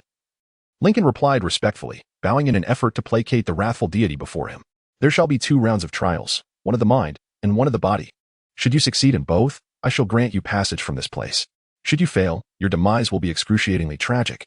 And even the stars shall whisper of your downfall in fear, suppressing the fear that arose from this veiled threat. Lincoln cautiously rose from his bow but maintained a posture of submission, softly inquiring, when shall my trials commence? At this very moment. Your guide has arrived. Upon hearing this, Lincoln's eyebrows shot up in surprise. Guide? Who is my guide? I am. The eerily familiar voice from behind him caused Lincoln to whirl around in shock. When he first laid eyes on his guide, the blood drained from his face in an instant. You, Lincoln whispered softly, utterly astonished. The former Queen Mother of Wakanda, Ramonda, held her head high with an air of pride, gazing intently at Lincoln. He had once slain her in front of her daughter, and now she stood before him, her skin flawless. How could this be? Baster guided the souls of the departed Wakandans toward the verdant plains, where they would be forever free. I request a brief pause before entering the sacred Jalea, for I have some unfinished business to attend to. Her gaze towards Lincoln clearly indicated what she meant by unfinished business. The first trial commenced. As her words fell, reality seemed to stretch and ripple. And amidst a swirling blur of colors and shadows, the dark plane they had just occupied suddenly transformed into a charred dock. The goddess of the Black Panther was nowhere to be seen. Only Ramonda stood beside Lincoln. For a moment, he felt dizzy and unsteady. But the scenes around him quickly captured his attention, despite everything being shrouded in a hazy, ethereal shadow that suggested they remained in the astral realm. Lincoln recognized the scorched remnants. This was the very place where he had ambushed Killian. What is this? What do you wish to show me? Lincoln, filled with suspicion, turned to Ramonda, who merely tilted her head slightly in response. Following her gaze, Lincoln then noticed the frantic paramedics at the dock, their bodies smeared with soot, faces etched with exhaustion. Most were occupied with lifting body bags onto stretchers. Look at this, Jacob. Her spine and face are gone. What kind of monster could do such a thing? Lincoln turned to see 2 individuals in medical attire struggling to extract the body of the berserker woman from beneath the twisted crane where he had previously crushed her. I don't know, Jerry, another man replied wearily, his posture revealing fatigue. You know how we found her, whatever monster did this. I dare say she was no saint herself. Thank goodness those monsters fought amongst themselves at the dock, rather than in residential areas. Or who knows how many lives would have been lost. With a muffled grunt and a strong pull, the body was finally freed from the mangled metal and placed into a nearby body bag. As the elder Jacob began to zip up the bag, Jerry straightened up, stretching his back while gazing down at his companion. You're being ridiculous, brother. Truly ridiculous. Jacob paused in his task, raising an eyebrow before frowning and signaling for his partner to assist in lifting the body back. Oh right, I forgot. You weren't there for that cleanup operation in Harlem. Together, they hoisted the bag containing the body onto a stretcher and made their way toward the ambulance at the other end of the dock. Jerry turned to the older man. What's wrong? Is it really that bad? You can hardly imagine how dreadful it is. 2 monsters turned the street into chaos in the most brutal melee of the century. Even 2 days later, we are still finding body fragments amidst the rubble and wrecked cars. Indeed, the military has endured considerable hardship due to this mess. Yet it remains but a mere drop in the ocean, far too late to amend. In those 48 hours, I tended to more scrapes and wounds than I have encountered in nearly 4 decades of my profession.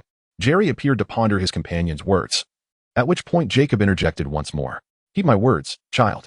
The world has transformed. Monsters now emerge from the shadows, and it is the ordinary people who suffer. What of us, the common folk? We can only grit our teeth, hide away, and await the passing of this calamity before we attempt to restore order.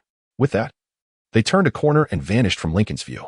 Chapter 37. The Journey of Trials. How intriguing it is, this monstrous spectacle. I am curious to know what thoughts arise in your mind when you realize that others perceive your actions in such a manner. Upon hearing the Queen of Wakanda's frigid voice, Lincoln disdainfully turned to face her. What is this? Is this meant to instill a sense of guilt within me?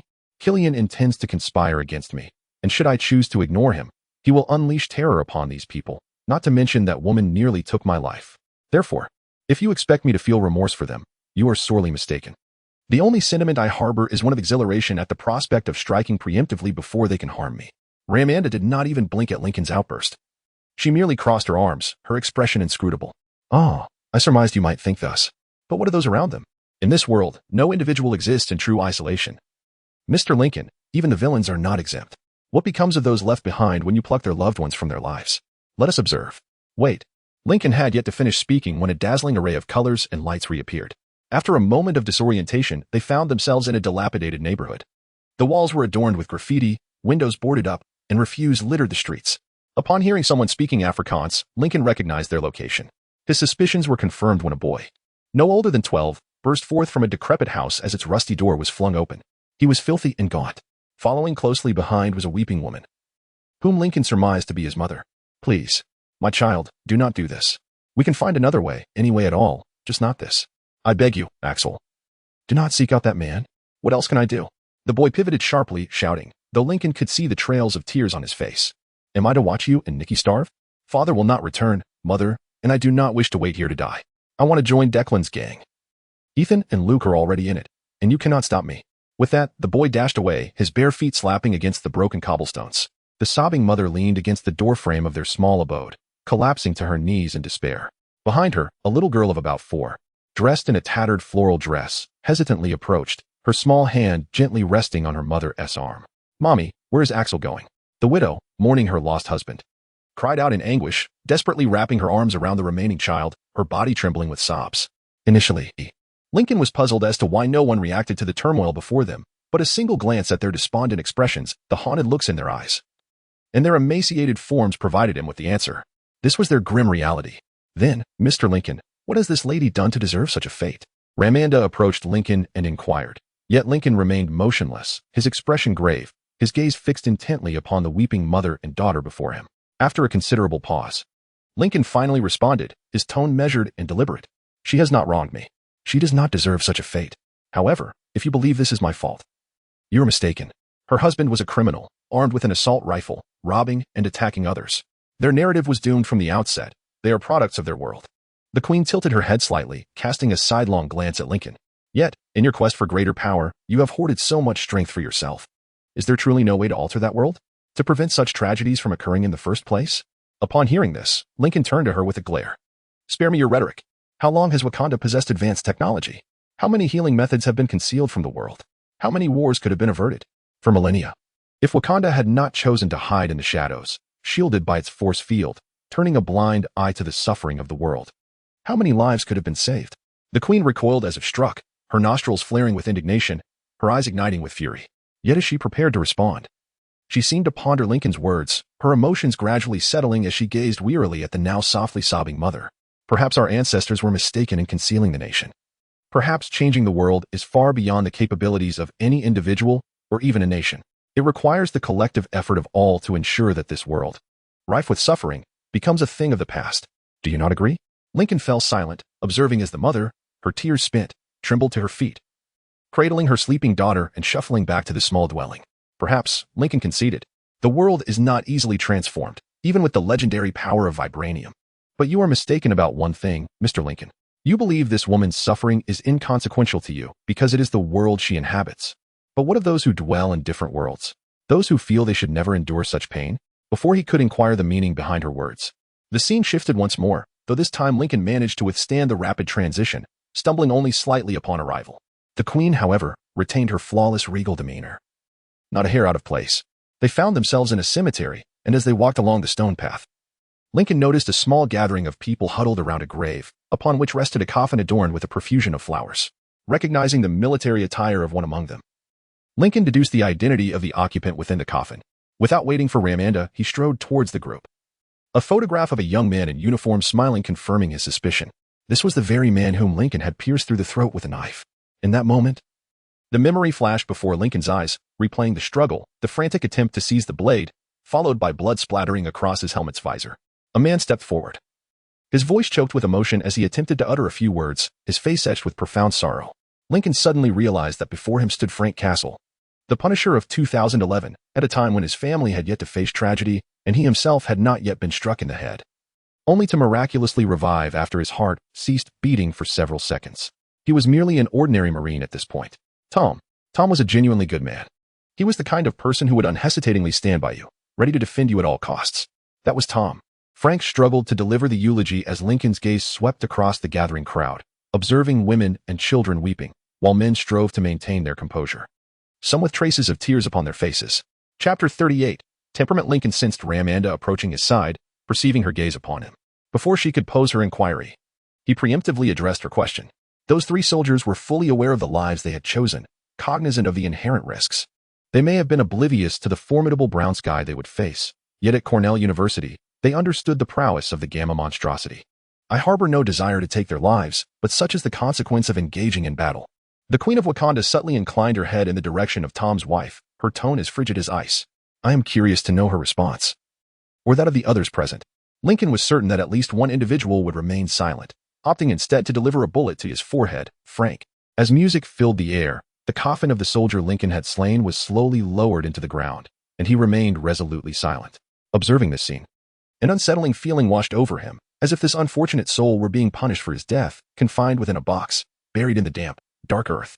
In that moment, Lincoln resolved that if he were to meet his end, it would either be due to failing these trials or by Thanos' snap, or perhaps by Hulk's hand. He hoped not to be interred. He would prefer his remains to be placed in a spacecraft and launched toward the sun. As the dull thuds of Earth continued to strike the coffin, Lincoln contemplated that in his quest for supremacy, he truly did not care about the trials he would face. As long as it was not this outcome, the final shovelful of dirt was cast upon the newly formed grave mound, and Tom's wife appeared utterly spent.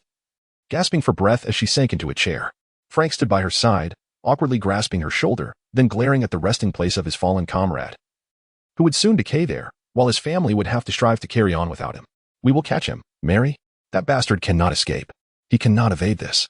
Do you hear me, Mary? He cannot escape.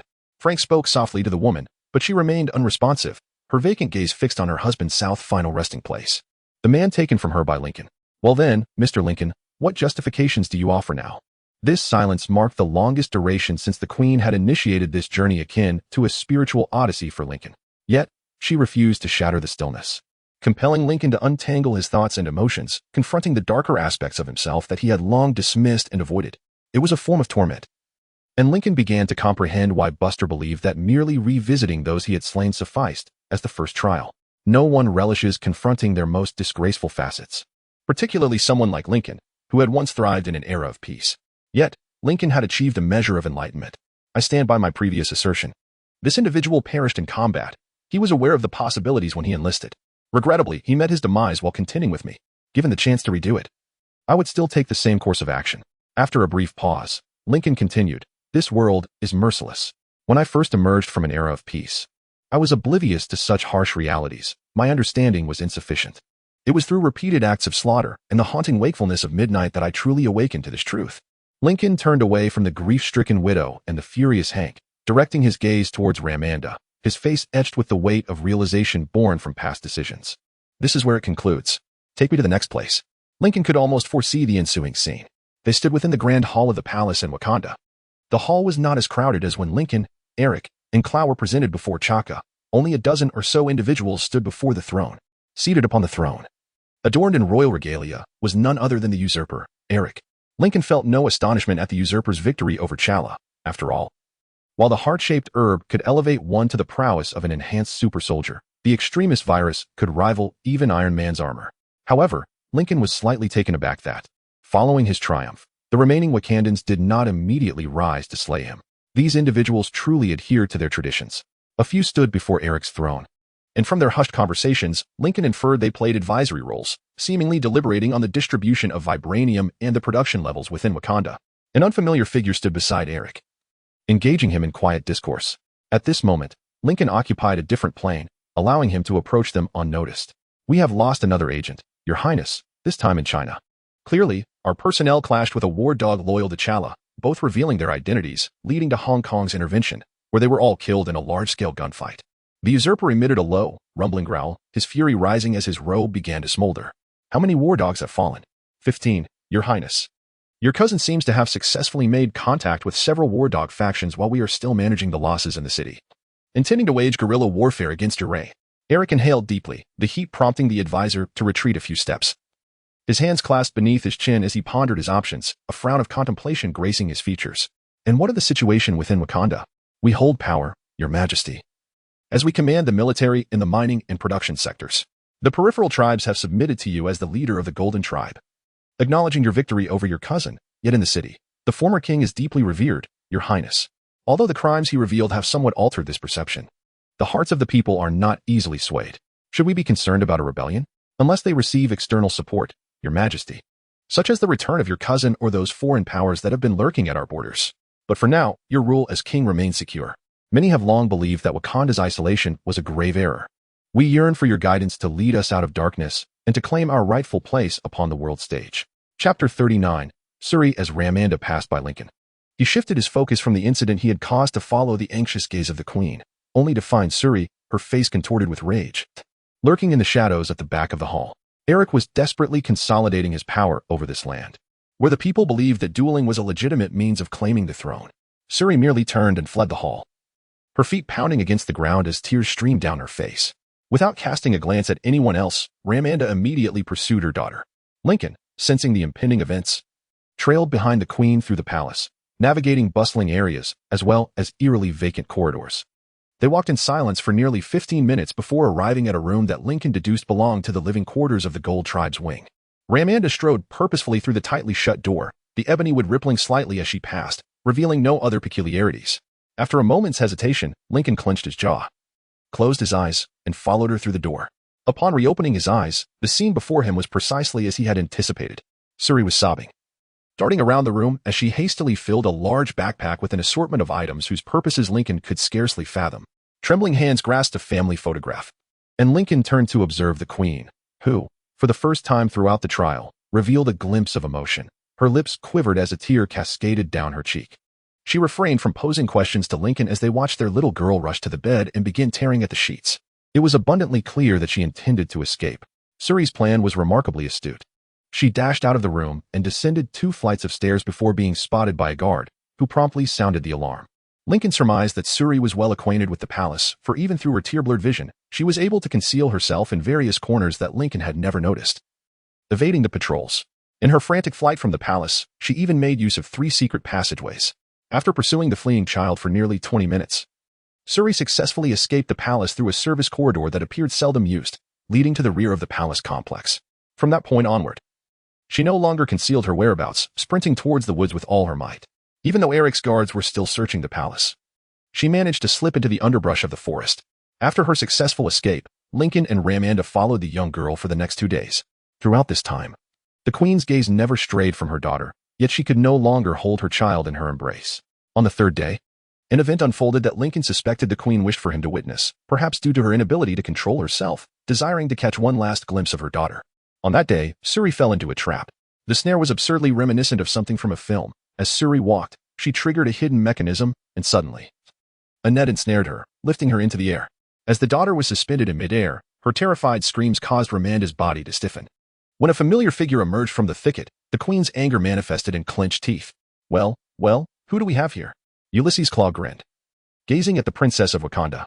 Let me go, Shuri cried out, but this only elicited a hearty laugh from Claw, further tightening Ramanda's fists. My dear girl, why would I do that? The arms dealer inquired, scratching at the beard he had grown since fleeing the capital of Wakanda, momentarily at a loss for words.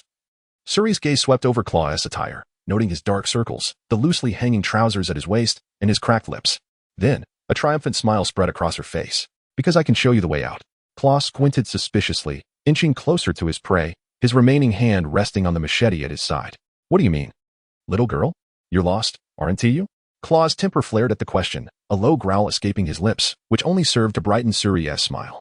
You are lost, aren't you? So what, little girl? It's been 30 years since I last escaped Wakanda. I had no time to admire the scenery. Claw muttered irritably, yet Shuri seemed utterly unconcerned about provoking a world-class criminal who had already captured her. But I know the way. I know every path in and out of Wakanda. If you put me down and take me with you, I can lead you out of here. Claw scoffed. Why would a pampered girl like you risk everything to escape your comfortable life in the palace with a notorious thief like me? However, when the prospect of having a guide to lead him out of this vast jungle presented itself, a flicker of interest sparked in his eyes. Hearing his question, Shuri's lips trembled as tears brimmed in her eyes. The 11-year-old girl furiously wiped her face with her sleeve, stammering her response to the arms dealer. There's nothing left for me there. Killmonger nearly killed my brother, and my father threw himself at that villain. Then my brother had to flee, while my father begged him to leave. And then Killmonger killed him. I didn't even witness it because another monster kidnapped my mother and me. Then he killed her. I lost everything. The young girl spoke softly, her words punctuated by sobs and gasps. Throughout this exchange, Claw remained surprisingly silent, though Lincoln could almost see the thoughts racing through his mind. Finally, he seemed to have made a decision, drawing his machete with a swift motion. No. The blade severed the rope ensnaring Suri, causing her to scream as she fell to the forest floor. Lincoln caught a glimpse of Ramanda out of the corner of his eye. She had just reached out her arms as if to stop Claw, but then slowly lowered them. Her focus entirely on her daughter. Suri had liberated herself from the confines of the web that ensnared her, now standing before Klaus, her garments tattered. Small twigs ensnared in her hair, and her face smeared with mud. Chapter 40. The heart of vengeance in this small glade deep within the woods. Silence enveloped the air. Then, Claw knelt on one knee, his tone imbued with a tenderness that far exceeded Lincoln's expectations of this criminal. That monster. The one who abducted you and your mother? He has also taken something from me. What could that possibly be? Claw raised the severed limb of his arm, witnessing the girl's astonishment as her eyes widened in shock. He chuckled softly. He severed my arm and threatened that if I did not surrender all my treasures, he would take my life. It took me 30 years to amass those riches, and yet that fateful night, that monster invaded my life, robbing me of both my arm and my treasures. But, Suri inquired, completely captivated by Claw's tragic tale, which elicited a yellow-toothed, sinister grin from the criminal. But I believe we can assist one another. You see, little girl, you are privy to every passage in and out of Wakanda. But how well do you comprehend the world beyond? I would wager, not very much. Fire ignited in Suri's eyes as she placed her small fists on her hips. I know a great deal. I know the names of all the countries and places. Pa, that is merely tedious book knowledge. But do you truly understand what the world is like? Where the real boundaries lie? Which territories are under the control of which criminal organizations? Where does criminal activity cease? And government authority begin? At this, Suri hesitated and shook her head. Claw's expression softened into a patronizing smile, yet Lincoln discerned that he was merely performing, his eyes betraying a chilling demeanor. The outside world is perilous, little girl. But I can aid you, keep you safe. I only require one thing, a trivial matter. Truly inconsequential. What is it? What do you need? Upon hearing Suri's question, Claw exaggeratedly surveyed his surroundings, then leaned in closer, gesturing for her to come nearer. The Na'vi princess complied. A passage. I need a way into Wakanda, or at least access to its technology. Almost instinctively, Suri's brow furrowed, but Claw straightened up abruptly. Dismissing the little girl and turning away, one hand rubbing his neck as he began to speak to himself loudly. What am I saying? How could a girl like you possibly assist me in this? After all, what I seek is for a secret, a matter of great significance. And a little girl is indeed of no help to me. Feeling belittled, anger flashed in Suri's eyes as she crossed her arms defiantly. I can certainly help. I am the smartest person. Tell me your secret. Tell me. Claw half turned, squinting at the furious child, a smile playing on his lips. Oh. I was planning to kill that monster. Suri's eyes widened in shock, and Claw feigned a sigh, once more turning his back to her, pretending to shake his head in despair. But with what I currently possess, I cannot possibly kill him. No, that is simply impossible. To vanquish such a dangerous creature, one must wield exceedingly potent weapons. For instance, weapons akin to those that might be possessed by Wakanda? Yet, it is evident that such knowledge is of no assistance to me. Without your understanding of Wakanda, I shall never acquire those weapons. Alas, I suppose I must relinquish hope and allow that monster to roam free. No. From the vantage point of Lincoln and Ramanda, they could see the malevolent grin etched upon the criminal's face, which he swiftly replaced with an expression of feigned curiosity and innocence as he turned to face the 11-year-old girl, whose visage was filled with murderous intent. No? What do you mean by no? I shall not permit him to escape. I intend to slay him, Suri declared through gritted teeth. And Lincoln could sense the fierce anger and resolute determination in the child's tone, leaving even Klaus somewhat taken aback, albeit he concealed it well. Really? Oh, how fortuitous. But no, I cannot allow a little girl to attempt to take down that monster. I was once a criminal, yet I am not wicked. No. You must not assist me. I can help. I will facilitate your entry and exit from Wakanda, enabling you to procure what is necessary to end his life. However, I have a condition. Suri put forth her request, and Cloud chuckled indulgently, a glimmer of triumph illuminating his eyes. What, pray tell, is your condition, little girl? Suri boldly approached the arms dealer, jabbing her small finger into his chest, a gesture that astonished all present. You shall aid me in becoming stronger. Provide me with the finest teachers and the best weapons. I am adept at invention, thus you must ensure I acquire what I need. Once you locate the monster who killed my mother, you must bring me along. Upon hearing the princess's declaration, Clow fell silent. He regarded the unwavering determination displayed by the young girl, and Lincoln could perceive a hint of respect blossoming within him. After a tense few seconds, he reluctantly nodded, extending a grimy hand, awaiting Suri's grasp. It is a deal. Without hesitation, Suri placed her hand into Clow's large one, her grip firm and resolute. It is a deal. Following their handshake, Clow straightened and turned to depart from the girl, slowly making his way into the thicket. Are you not coming? That monster will not wait for us to arrive. Wait, I'm coming. I'm coming. Suri shouted to the arms dealer, retrieving her dirt-streaked backpack and hastening after him. You must understand, I should lead the way. After all, I am the one who knows the path. The girl's voice echoed back to Lincoln and Ramonda, to which Clow responded in a low murmur, inaudible to them, yet Suri's furious scream resonated clearly in their ears. Then, the clearing fell once more into an eerie silence. It likely lasted no more than a second. Subsequently, Ramonda abruptly turned and struck Lincoln across the face. Lincoln rubbed his stinging cheek, his mind adrift, as if the sensation emanated from a distant realm akin to that which the spectral projection had revealed. The queen stood before me, her entire being trembling with rage. Chapter 41. Resolution. What excuse do you have for this? How do you justify plunging my nation into chaos and thrusting my daughter into the arms of such a despicable thief? How can you absolve yourself? Lincoln awaited the simmering anger of the queen to subside slightly before responding, though the fire in her eyes had not yet dimmed. I need to ascertain how much your people truly understand about vibranium. Howard Stark was one of the most brilliant minds of his era, possessing vibranium. Yet he merely fashioned it into a flying disc. Even if that disc later became one of the most iconic weapons in both this universe and the one Lincoln originally hailed from. Your Highness, I did not come here to save the world, but I also do not wish to find myself amidst ruins. My entry into your realm may either lead to Eric's immediate demise, compelling me to flee desperately, or if he approaches your husband, it could result in either him killing your husband or being killed by him. Regardless, he would create sufficient turmoil, and indeed, he has managed to ascend to the throne, a turn of events I had not anticipated, yet it is a consequence of your customs and traditions, not my fault. The queen's flaring nostrils indicated her disbelief in Lincoln's words, prompting him to adopt a different approach. Consider this. Once Eric consolidates his power, he will likely attempt to expand. For a ruler, nothing garners the people's favor more than securing victories. Now, I am uncertain how many lands he will ultimately conquer, nor do I particularly care. However, I can assure you that within the territories under his rule, the living conditions will significantly improve compared to the current state of affairs. Yet, with Wakanda's ascendance, the technological capabilities of those nations will also advance, and the extended borders will mean more individuals seeking to exploit the gaps, transporting technology back to their own countries for reverse engineering. Overall, the progression of the world will hasten. What will be the cost? Another 2 global conflicts of the magnitude we have previously witnessed? How much blood must be shed for the benefits of your plan to extend beyond yourself? The queen spat at Lincoln.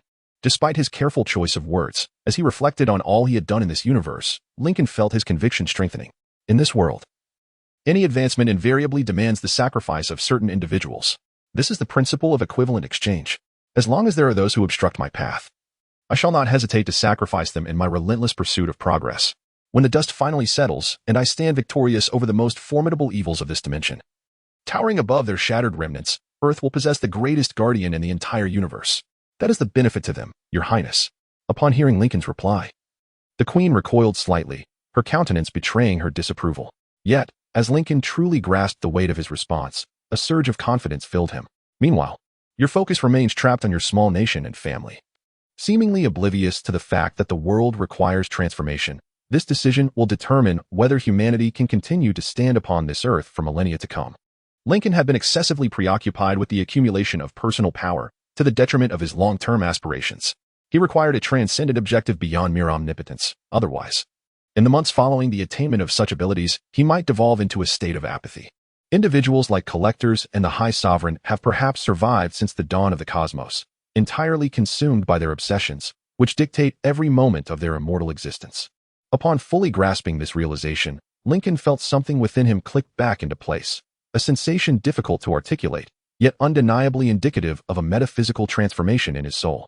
He noticed that Ramonda reacted to this change as well, her lips forming a straight line. You have confronted your past actions and remained steadfast in your resolve. You are ruthless, yet not devoid of compassion. You bear no guilt, though you are not free from self-reproach. The goddess Buster has rendered her judgment upon you, deeming you worthy. You have completed the first trial. Lincoln learned that he had passed half of the test. He should have been elated, yet he felt emotionally drained. Nearly nodding solemnly to the queen, Ramonda cast an inscrutable glance at Lincoln before turning her head away, gazing in the direction her daughter had taken in pursuit of vengeance. My daughter will come for you. She is exceptionally intelligent, surpassing anyone I have ever known. If left to her own devices, she will ultimately find you. She will kill you.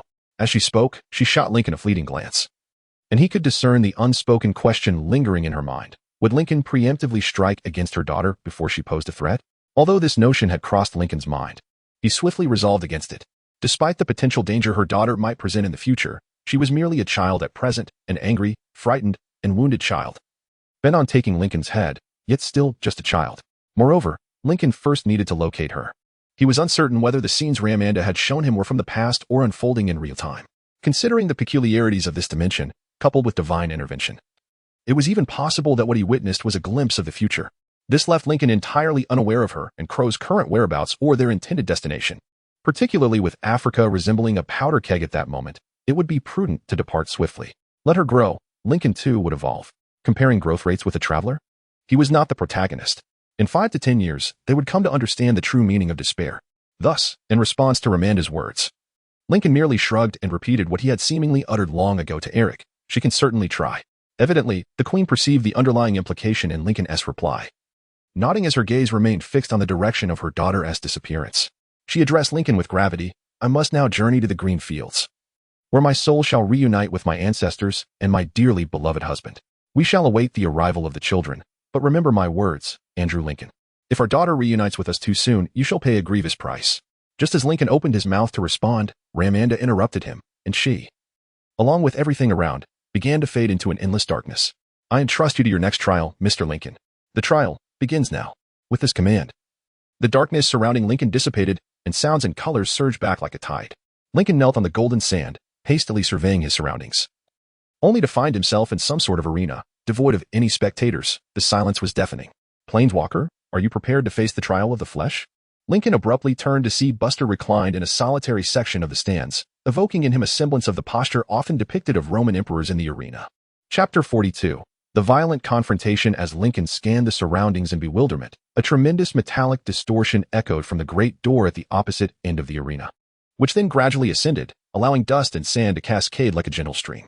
Within the gaping maw of the arena, 2 orbs of orange flame ignited amidst the darkness, slowly advancing toward the sandy floor, ultimately stepping into the light. When Lincoln discerned his opponent, he gasped in shock. It was Lincoln, or rather, more accurately, the increasingly frequent manifestation of his inner darkness. This entity did not resemble Lincoln's spectral projection. Instead, it bore the visage of his new body, which lay on an unknown table somewhere, appearing more ferocious for reasons unknown. Its skeletal outline was more pronounced.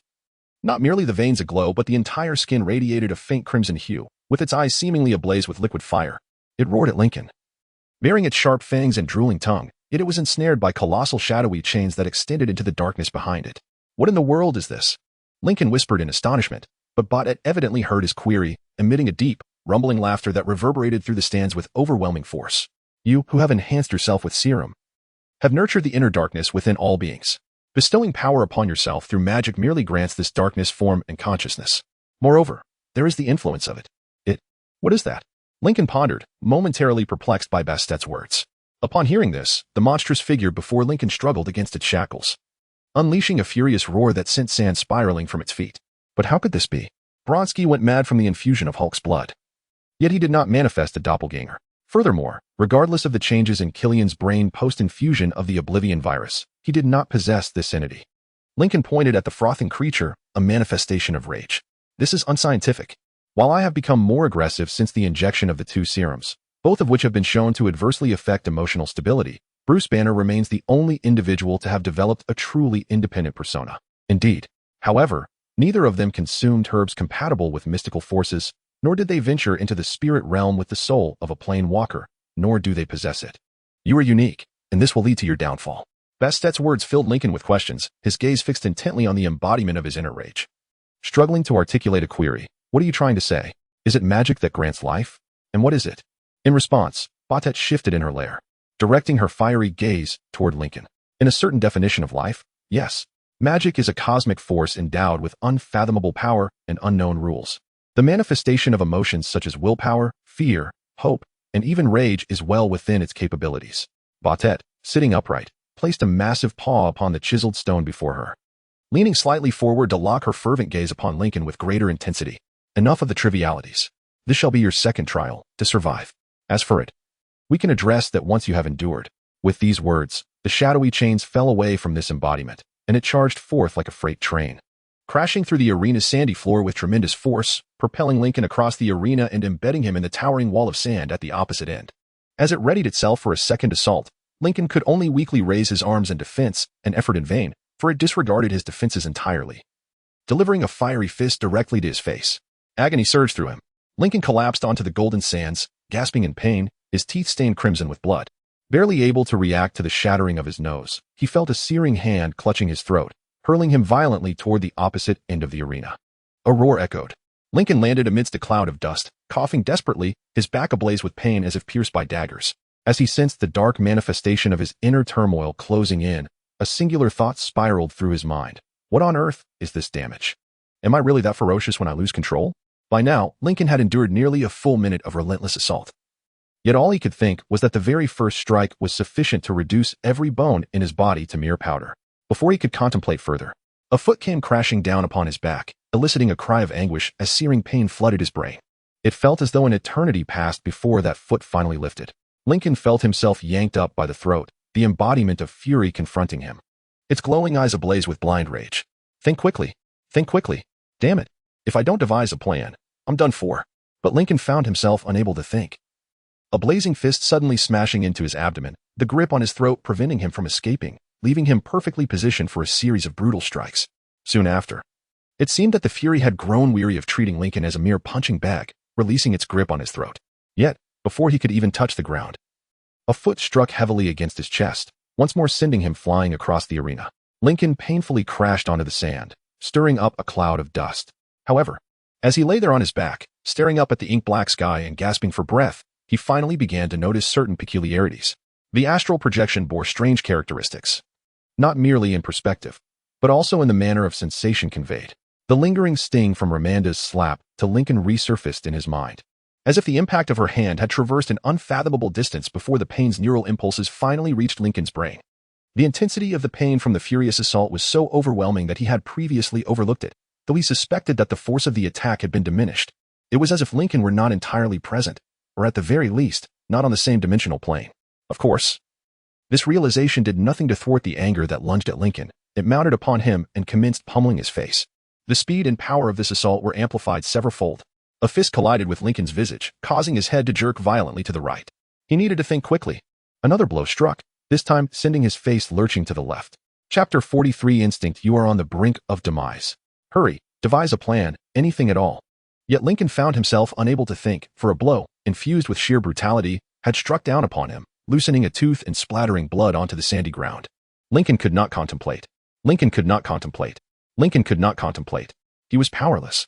A punch nearly shattered Lincoln's eye socket, but the agonizing pain suddenly sharpened his thoughts. This was a trial of the flesh. Indeed, contemplation held no value for Lincoln. He faced a manifestation of all his darkest emotions, yet still attempted to outsmart it.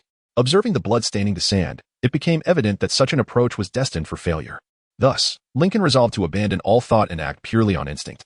When the creature pressing down upon him raised its arms, preparing to deliver a fatal blow to his head, Lincoln roared and thrust his fist into its abdomen. The outcome was unexpected.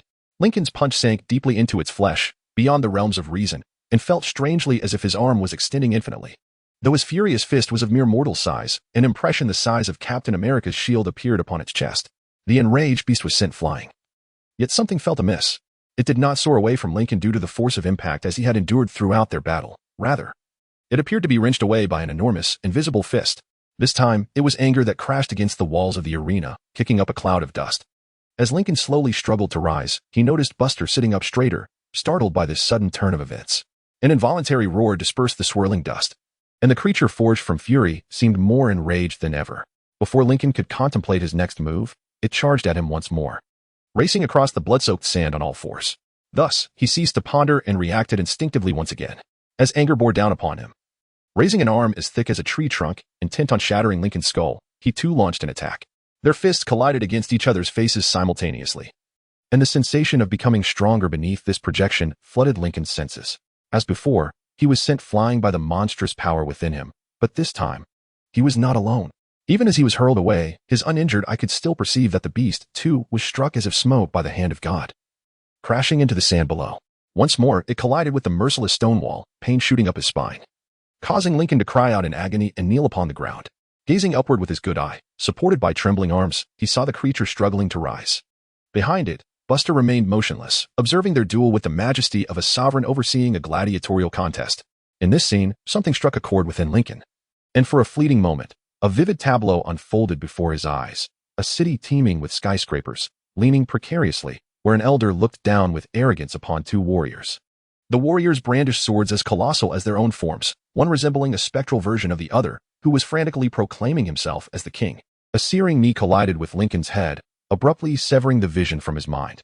As he was hurled back into the deep crater he had previously created against the arena wall, the beast prepared to swing its fist once more, but Lincoln charged forward, extending his palm to grasp its fist. "You've gone too far." Lincoln clenched his bloodied teeth, enduring the searing pain of his skin, then delivered a powerful kick to its chest. The creature was sent sprawling far beyond the reach of Lincoln's leg, crashing against the opposite wall as before. Lincoln sensed that abandoning thought in favor of enduring this physical trial was the right path, yet he understood that deeper secrets lay within. Lincoln's astral projection and the shadow within him rose in unison, exchanging a glance before it emitted a roar filled with blind hatred and charged at him once again. This time, Lincoln met the oncoming force head-on. As they collided in the arena, the creature's powerful arms came crashing down, intent on driving Lincoln into the ground.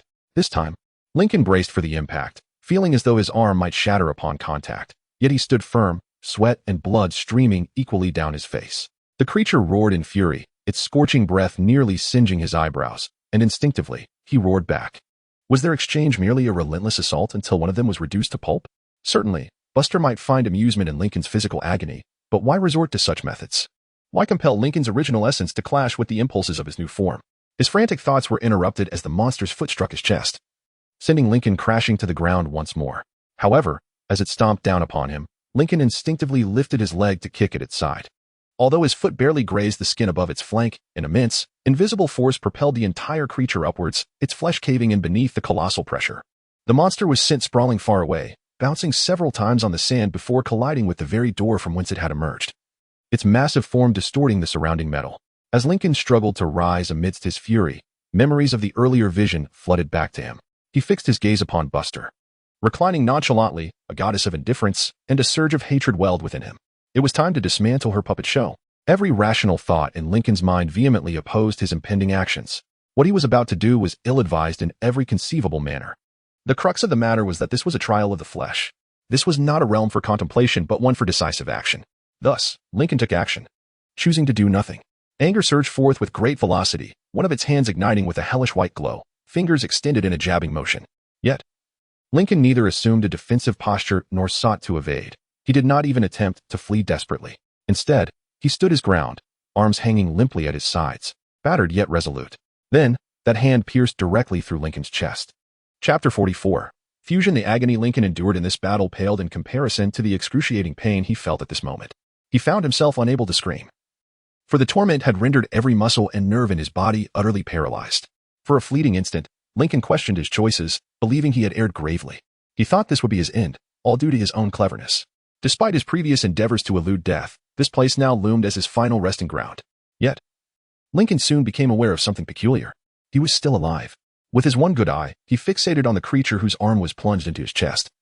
Its elbow had embedded itself within his thoracic cavity, yet nothing protruded from his back, as if the internal space within him was far more expansive than it appeared externally. He noted that the creature had become completely immobilized, and for the first time since their encounter, its twisted visage bore no semblance of blind hatred. Instead, confusion replaced it. "I understand," Lincoln whispered hoarsely, despite the fact that his lungs had been thoroughly shattered. Upon hearing his words, the entity's gaze abruptly shifted to his bloodied face, a tapestry of confusion and fury intertwining in its eyes.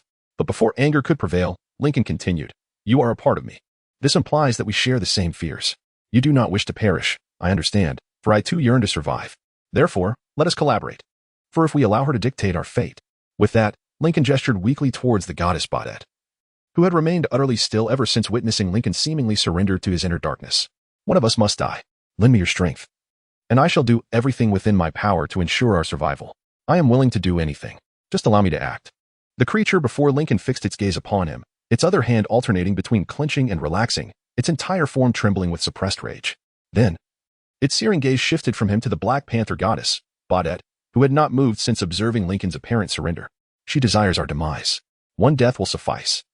She cares not who it claims. So why should we grant her victory? You could play by her rules and slay me. Yet a part of you would perish alongside me.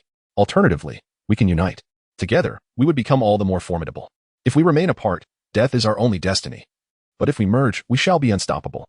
The entity steadfastly locked its gaze onto Bastet's burning violet eyes, yet after Lincoln's impassioned plea, it gradually returned its focus to him. It seemed to ponder briefly. But Lincoln soon realized he was confronting a manifestation of subconscious emotions birthed from a super serum and imbued with the mysterious properties of vibranium-enhanced herbs. More accurately, this entity was merely taking its time, allowing its emotions to guide it toward a decision. Clearly, a decision has been made. As the arm embedded in Lincoln's chest radiates a blinding white light, and he can feel his upper body igniting. Fear and agony torment him equally. Yet Lincoln can only stare wide-eyed, gasping in shock, seemingly rendered speechless. Is this the end? He faces it all with composure. However, he soon realizes that the manifested entity continues to gaze at him, its face no longer contorted with rage. Despite enduring damage far beyond human limits, Lincoln remains alive. As the heat and brilliance emanating from his chest intensify, he observes that other parts of his body also begin to glow, transforming him into an outline of radiant light. Rather than a distinctly defined entity, Buster sits there, indifferent to the unfolding events, as if they were anticipated. At that moment, the manifested entity erupted. The entire arena was engulfed by a swirling vortex of flames, with Lincoln at the eye of the storm. He imagined it akin to standing on the sun's surface, with firestorms howling around him, tongues of flame tightening like a constricting circle, drawing ever closer. Soon, Lincoln found himself amidst the most searing pillar of fire he had ever felt, the flames beginning to envelop his skin, flowing over him like a stream coursing over a smooth riverbed. He knelt on the ground, curling into a ball, attempting to withstand the excruciating pain of being burned alive. Yet the flames relentlessly spread inward, seeping through the fissures in his chest. However, this torment eventually subsided, as the last remnants of fire sank beneath his skin. It felt as if hours had passed before Lincoln finally gasped for breath.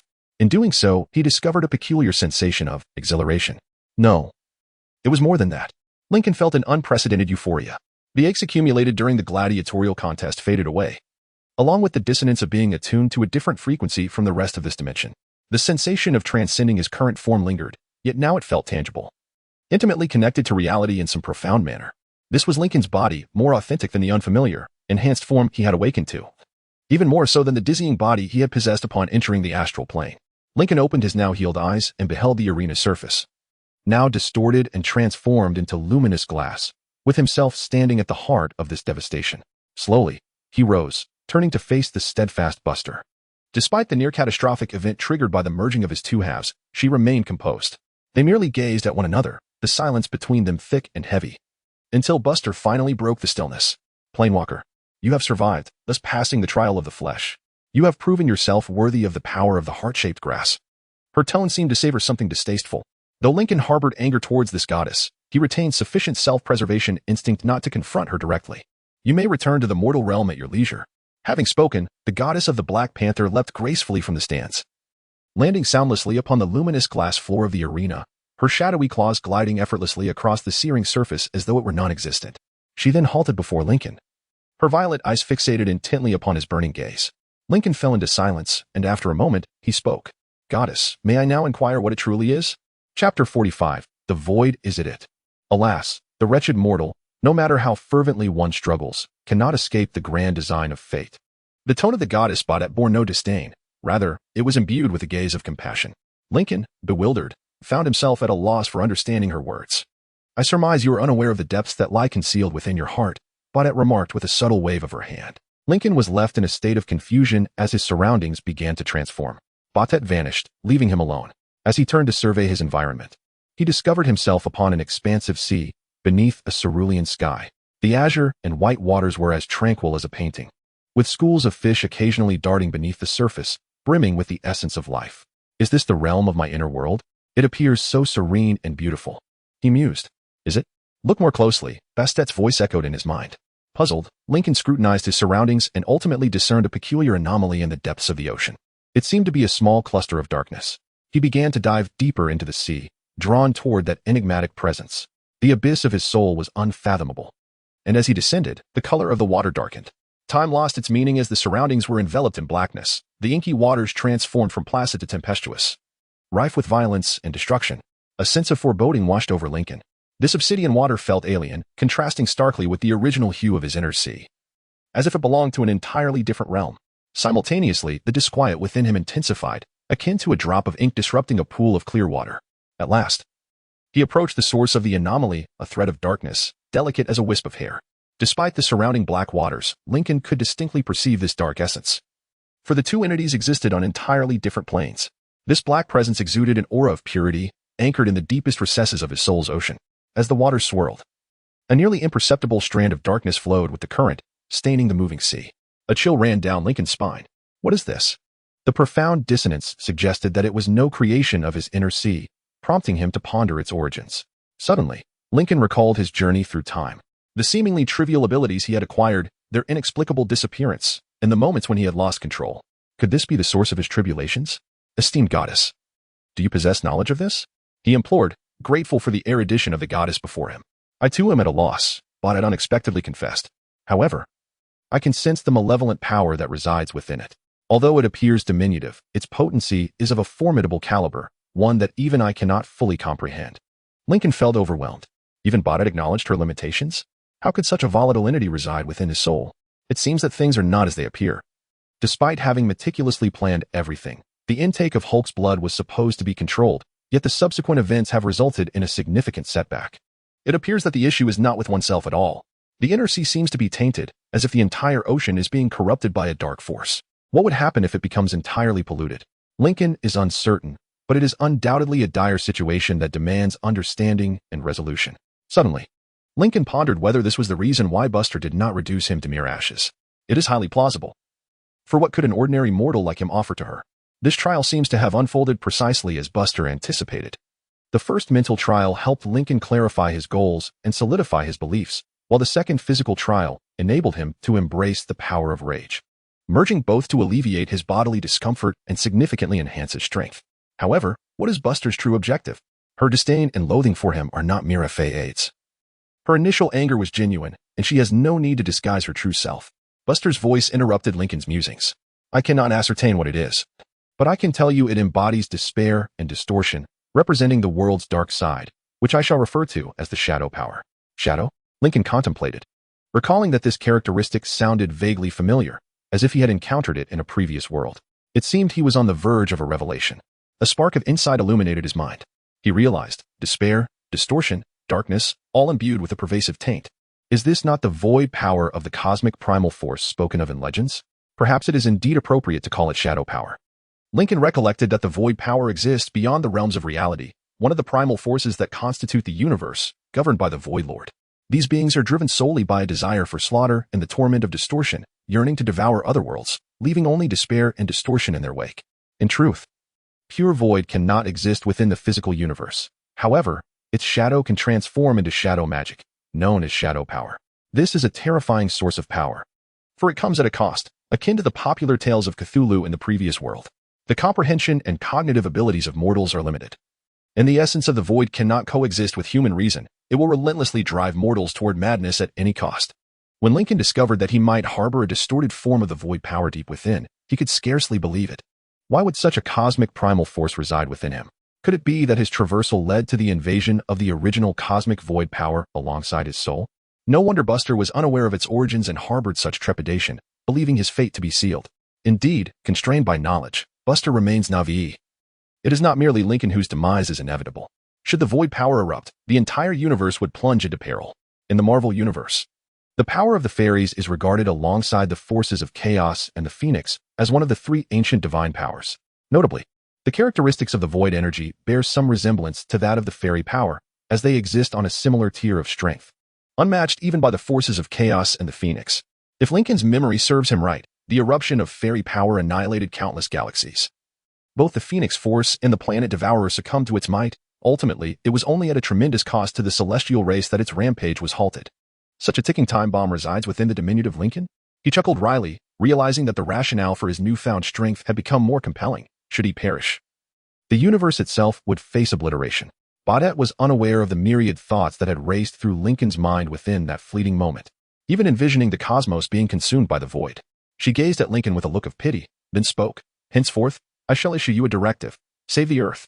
Accomplish this before it meets its demise at the hands of it, and let me witness whether you possess the merit. No sooner had her words left her lips than Lincoln heard a crisp snap in the background, and soon the world around him began to dissolve into particles of dust. Until within the boundless void, only two radiant purple suns remained. Gradually, they too faded away, and Lincoln jolted awake, gasping for breath in terror. Lincoln had returned. Chapter 46. Awakening. After a moment's disorientation, Lincoln began to discern his surroundings. Once he regained control over his breath, he realized he was lying atop a table in the largest thatched hut of a remote village in Central Africa. Hearing gentle snoring behind him, Lincoln executed a backflip over the table, deftly hooking his toes around the edge and lifting the table into the air. As he landed gracefully on his 4 feet, he swiftly extended his hands to grasp the table, wielding it as both a shield and a weapon. All of this transpired within the span of a mere second. Gradually, Lincoln lowered the table and curiously inspected his body. Externally, he appeared unchanged, yet he felt remarkably more robust, as though he had developed a newfound awareness of every nuance within himself, coupled with complete mastery over his form. It was as if his skin, once taut, had now transformed into a bespoke suit, perfectly tailored to his physique. His earlier instincts had proven correct. He was indeed more attuned to his body. From a corner, the snoring of Sten broke the silence. Lincoln glanced at him and then stretched his arms high above his head, yearning for the open space at the far end of the expansive hut. Unable to contain his excitement, he leaped forward, placing his hands on the ground. His posture remained unwavering, not a hint of tremor or instability. Gradually, he lifted one hand, feeling an effortless fluidity in his movements, as if he could coordinate every action with ease. Then, he extended his fingers, weighing nearly 213 kilograms. He was able to support himself with just the tips of his fingers, rising effortlessly, without a trace of exertion or quiver. With his other hand, he righted himself, a radiant smile illuminating his face. The influence of the shadowy power had lightened his spirits. His continuous growth and strength was reassuring, and he believed that challenges would find resolution. Until he became sufficiently powerful, he would set aside the void. The sensation of being enhanced by heart-shaped herbs was exhilarating. Yet it was not the primary reason for his consumption of the Black Panther strength elixir. However, there were matters to attend to before he could delve into mastering the arcane magic. Lincoln approached Sten, still blissfully asleep and snoring, and gently roused him. "Mom, just let me sleep for 5 more minutes." After a brief pause, Lincoln shook Sten with increasing vigor. Stay away. Stay away. I know karate." Sten exclaimed in a panic, abruptly turning and springing from the bed with fervor, only to become entangled in the thin sheets and crash heavily onto the earthen floor. Lincoln sat at the bedside, his expression one of amusement as he watched Sten curse while wrestling free from the sheets. Finally, Sten caught sight of Lincoln. In the dim light, Lincoln's glowing eyes, veins, and heartbeat made him easily recognizable. "Lincoln, you've finally awakened," Sten sighed wearily, taking a seat beside him and rubbing his tired eyes. There was a palpable sense of relief in his tone that surprised Lincoln. "Why do you say that? You seem quite flustered. How long have I been unconscious?" Upon hearing Lincoln's inquiry, Stein blindly groped around the bedside table, squinting as he lifted a digital watch to his eyes. As of now? Approximately 16 hours, with a margin of half an hour." 16 hours? It certainly does not feel as though merely 16 hours have passed, yet the passage of time in the astral realm is indeed quite different from that of reality. "What on earth transpired, Lincoln? No other serum has rendered you unconscious for such an extended period, and I have never seen you so subdued." 6 hours later, I arranged for someone to take turns watching over you, merely to ascertain that you were still breathing. Lincoln pondered how best to respond to this anxious scientist, ultimately deciding on a half-truth, for revealing the entire reality might elicit disbelief, especially when compared to a ticking time bomb of cosmic destruction. Even the goddess of the panther would seem rather mundane in comparison. "Well, Stein, I believe I have undergone a transcendental odyssey of the soul. One that would leave even the most enlightened artistic masters in shame, or perhaps I experienced a religious ritual." For a moment, Stein merely stared at Lincoln with a blank expression, then rolled his eyes and shook his head. "Only you, Lincoln, could interpret a psychedelic reaction induced by an unknown luminescent plant as a religious ceremony. Truly remarkable." Stein rose from the bed and made his way to the other end of the room, where a modest kitchenette awaited. He began to prepare himself a cup of coffee. "And what shall we do next?" the scientist inquired, turning his head. Upon hearing the question, Lincoln cradled his chin in his hands, striving to envision a map marked with the timeline of the Marvel Cinematic Universe in his mind. Thanks to his newly acquired photographic memory, this proved quite effortless. "We cannot remain here. I mean, not just in this village, but the entirety of Africa is off limits. Wakanda will soon seek to expand, and this continent may become a hotbed for espionage. Moreover, a 2-meter-tall behemoth, accompanied by his friend whose head resembles a large white egg, would undoubtedly attract undue attention wherever they go." Lincoln remarked with a wry smile, eliciting a chuckle from Stein. "In all honesty, finding a place where we can remain inconspicuous is quite a challenge." Lincoln was amused by his jest, yet his thoughts drifted toward the Inhumans. They would certainly blend in there. "So where shall we flee, O fearless leader?" Upon detecting the unintentional sarcasm laced within Stein's question, Lincoln nearly stifled a laugh, then reassessed his plan. "It is now November, which means there are approximately 5 months until Loki invades Earth. Lincoln had achieved his primary objective, to survive in proximity to the battleground of the Avengers. And he had secured one of the most versatile materials known both on Earth and in the cosmos. So what now? Lincoln scrutinized the names and events on the timeline. A plan beginning to take shape. Indeed, some events will not transpire for several years, but the relevant figures are still very much alive. Alive, and potentially useful. America. We are heading to America, preferably to New York or its vicinity. Subsequently, we aim to forge some friendships. The kettle behind him began to boil. And Sten furrowed his brow. Friends? What friends? Lincoln glanced up at the scientist with a sly smile, unable to suppress a soft chuckle. Dr. Noah Bernstein. Does that name ring a bell? Chapter 47. Maya Hansen was engrossed in her work, with a mountain of documents cluttering her desk. She had been laboring tirelessly into the deep hours of the night, nearing 14 hours of continuous work. Any rational individual would have long since packed up and returned home. Yet Hansen persisted, even as the sun dipped below the horizon, her only illumination emanating from her desk lamp and the distant twinkling stars outside. More accurately, she could not afford to pause. Her benefactors demanded to witness results, and once they set their sights on something, they would pursue it relentlessly, no matter the cost. At that moment, her phone rang. Speak of the devil, and he shall appear, Hansen mused, surmising the identity of the caller. She lifted the phone to her ear, steadying her arm with her other hand to prevent it from trembling excessively, and answered. Dr. Hansen, I sincerely hope you bring us good news this time. Should I discover that the funds allocated to your modest research team have been squandered, we would be exceedingly displeased. Hansen was acutely aware that, while technically A.I.M. Advanced Ideation Mechanics Research Institute was funded by the U.S. government, there were manifestly individuals behind the scenes wielding actual control over A.I.M.'s research. Their financial contributions eclipsed any sum she had ever encountered, and they disregarded every objection raised by the U.S. Food and Drug Administration, FDA. In fact, we have already observed some promising results. Damaged tissues are regenerating in abundance, and even completely necrotic tissues have shown signs of repair. These exothermic reactions are quite fascinating. Yes, Dr. Hansen, I have reviewed the report you submitted. However, I am uninterested in the particulars you chose to disclose therein. What you withheld from us is what truly merits exploration, would you not agree? I assure you, I am unaware of what you are insinuating. Are your test subjects stable, Dr. Hansen? Maya anxiously released, and then clenched her empty hand, striving to swallow the lump that had suddenly risen in her throat. Dr. Hansen, are your test subjects stable?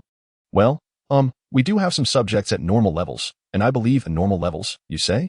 Unfortunately, Dr. Hansen, I do not consider regular injections, assessments, and ongoing monitoring sufficient to ascertain the stability of your subjects. We are making progress, sir.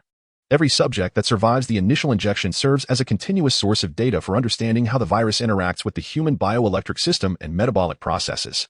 We merely require more time. Indeed, more. Dr. Hansen, during our conversation, I have noticed that this word seems to emerge somehow repeatedly. More funding, more researchers, more time. Always more.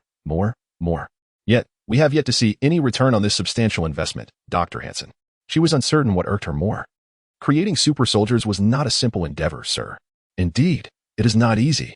Thus, when I encountered the report concerning the minor altercation at the dock, I was quite taken aback.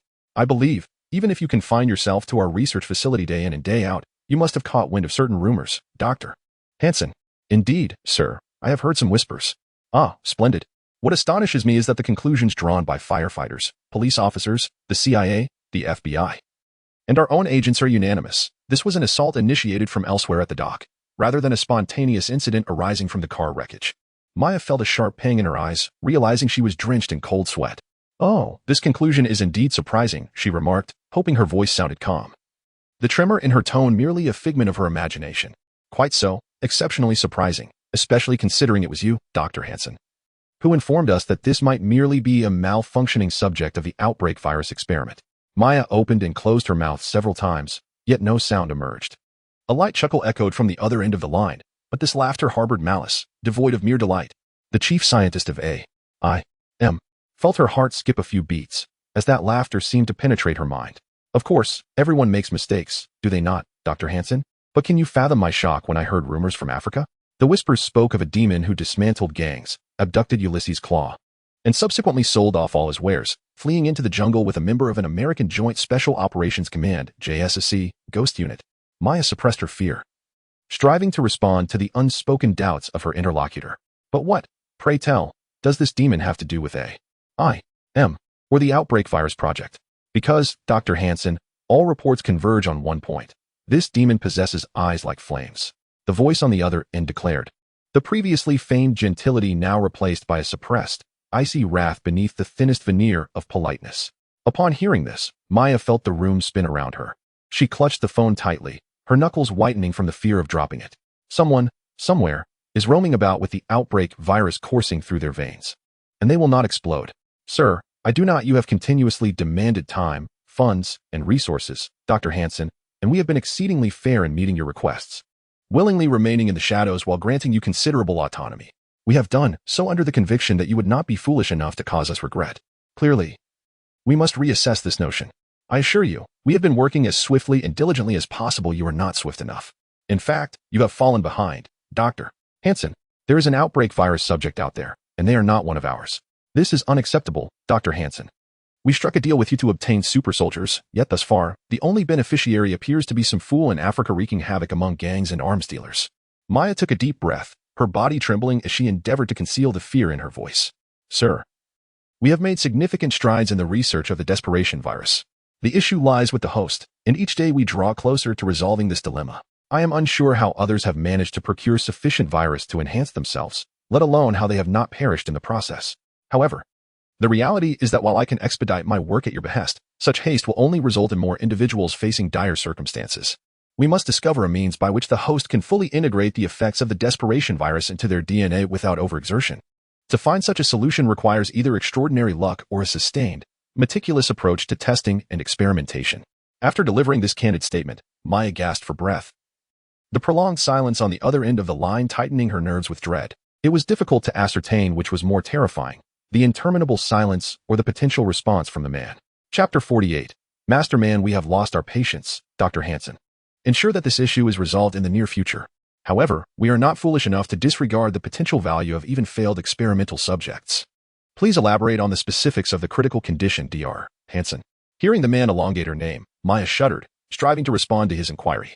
Users of the desperation virus possess the conscious ability to control the heat emitted from their bodies, yet if the virus becomes overloaded, this effect can become unstable.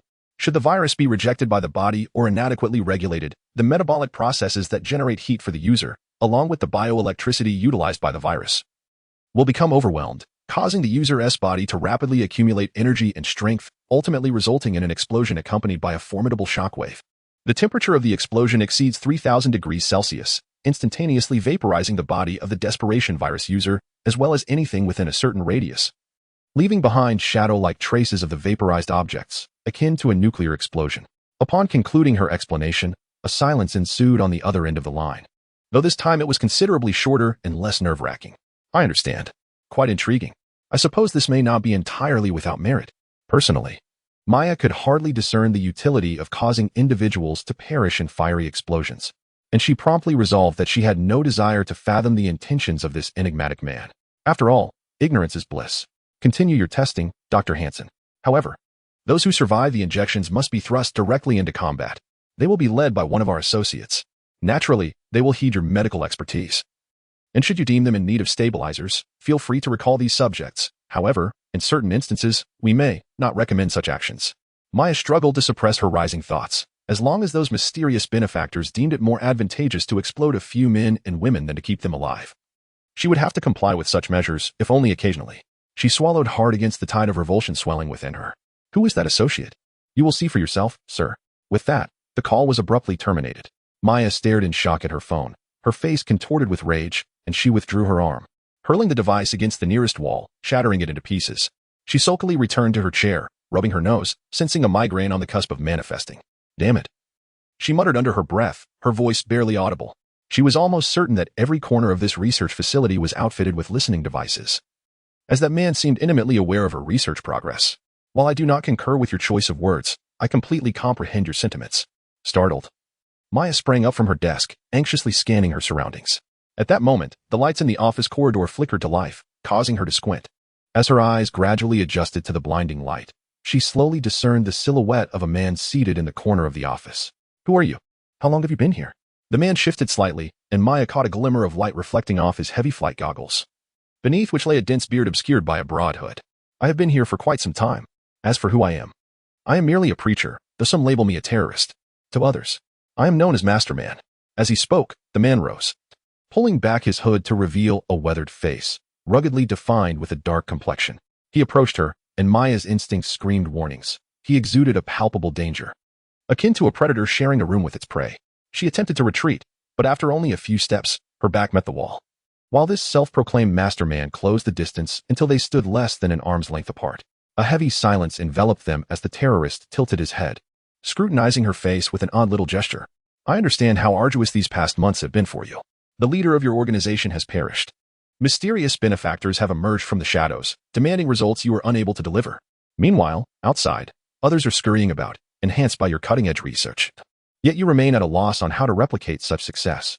Maya remained silent, acutely aware of the peculiar intonation in his voice, laced with an accent she had never encountered before. However, there is no need to struggle any longer. It is futile. I have come here because you can assist me, Miss Hanson, and in return, I can aid you. I wish to teach America a lesson.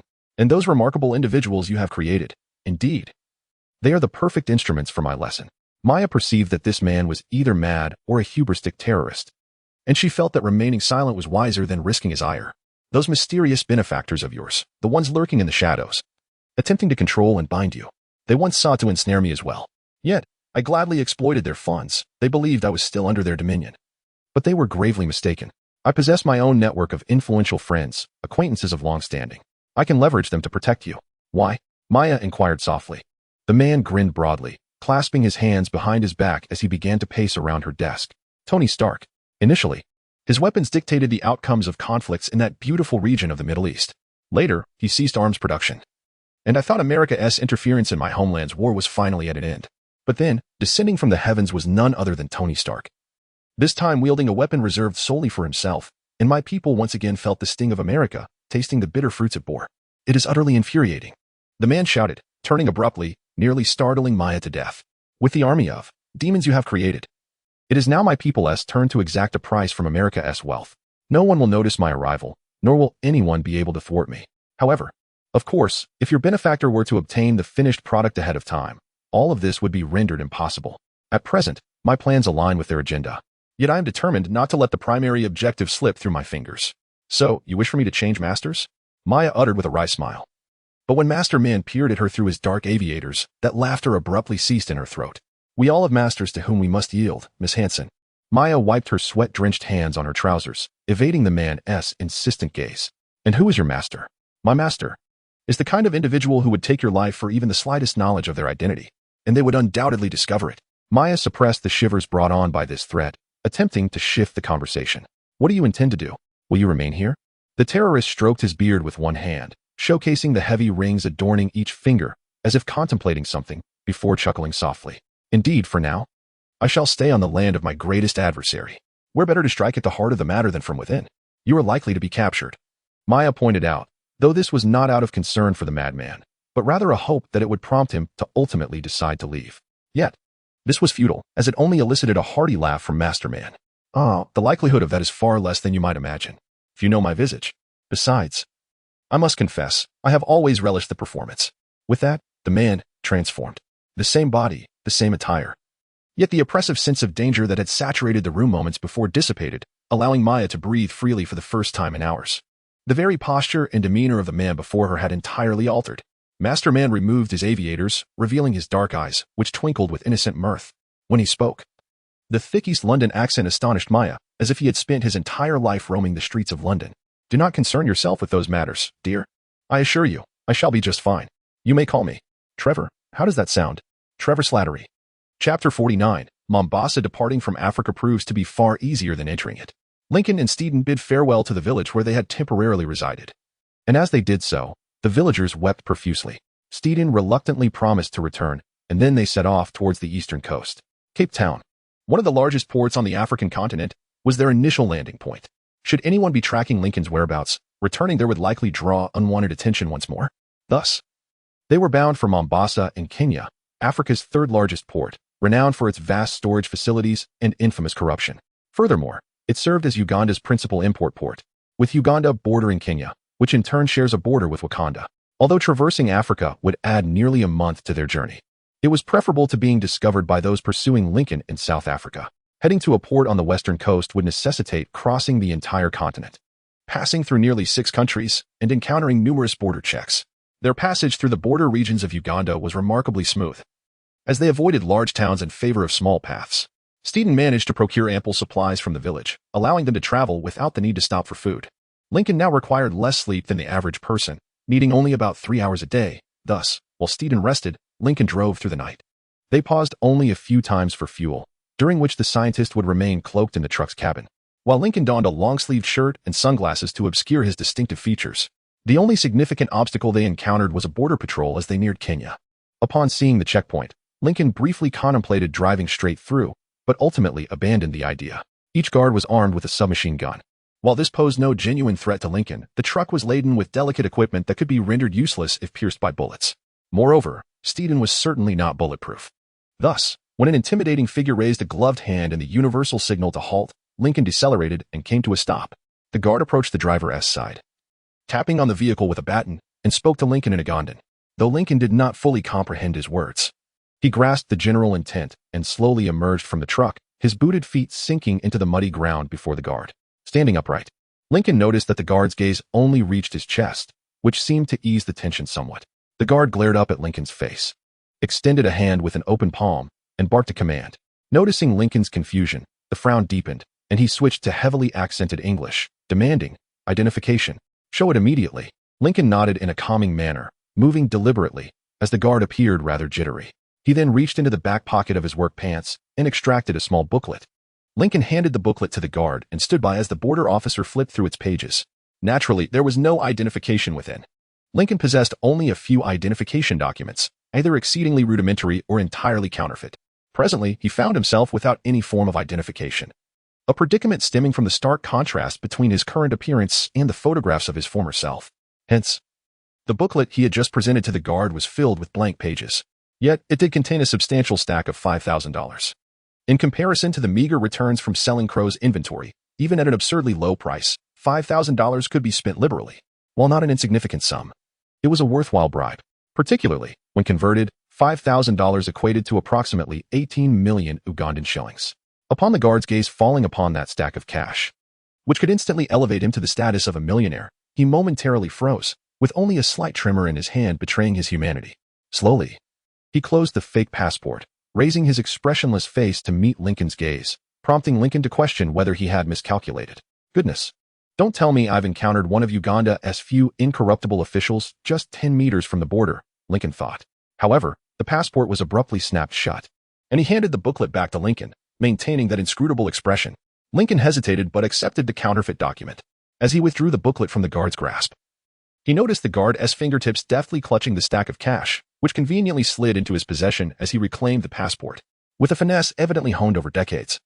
The guard's hand swept across his chest, concealing the money beneath his neatly buttoned shirt. Then he turned, firmly clutching his baton, to the other guards.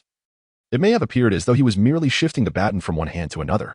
He gestured for the roadblock to be raised and turned to Lincoln, signaling him to return to the truck.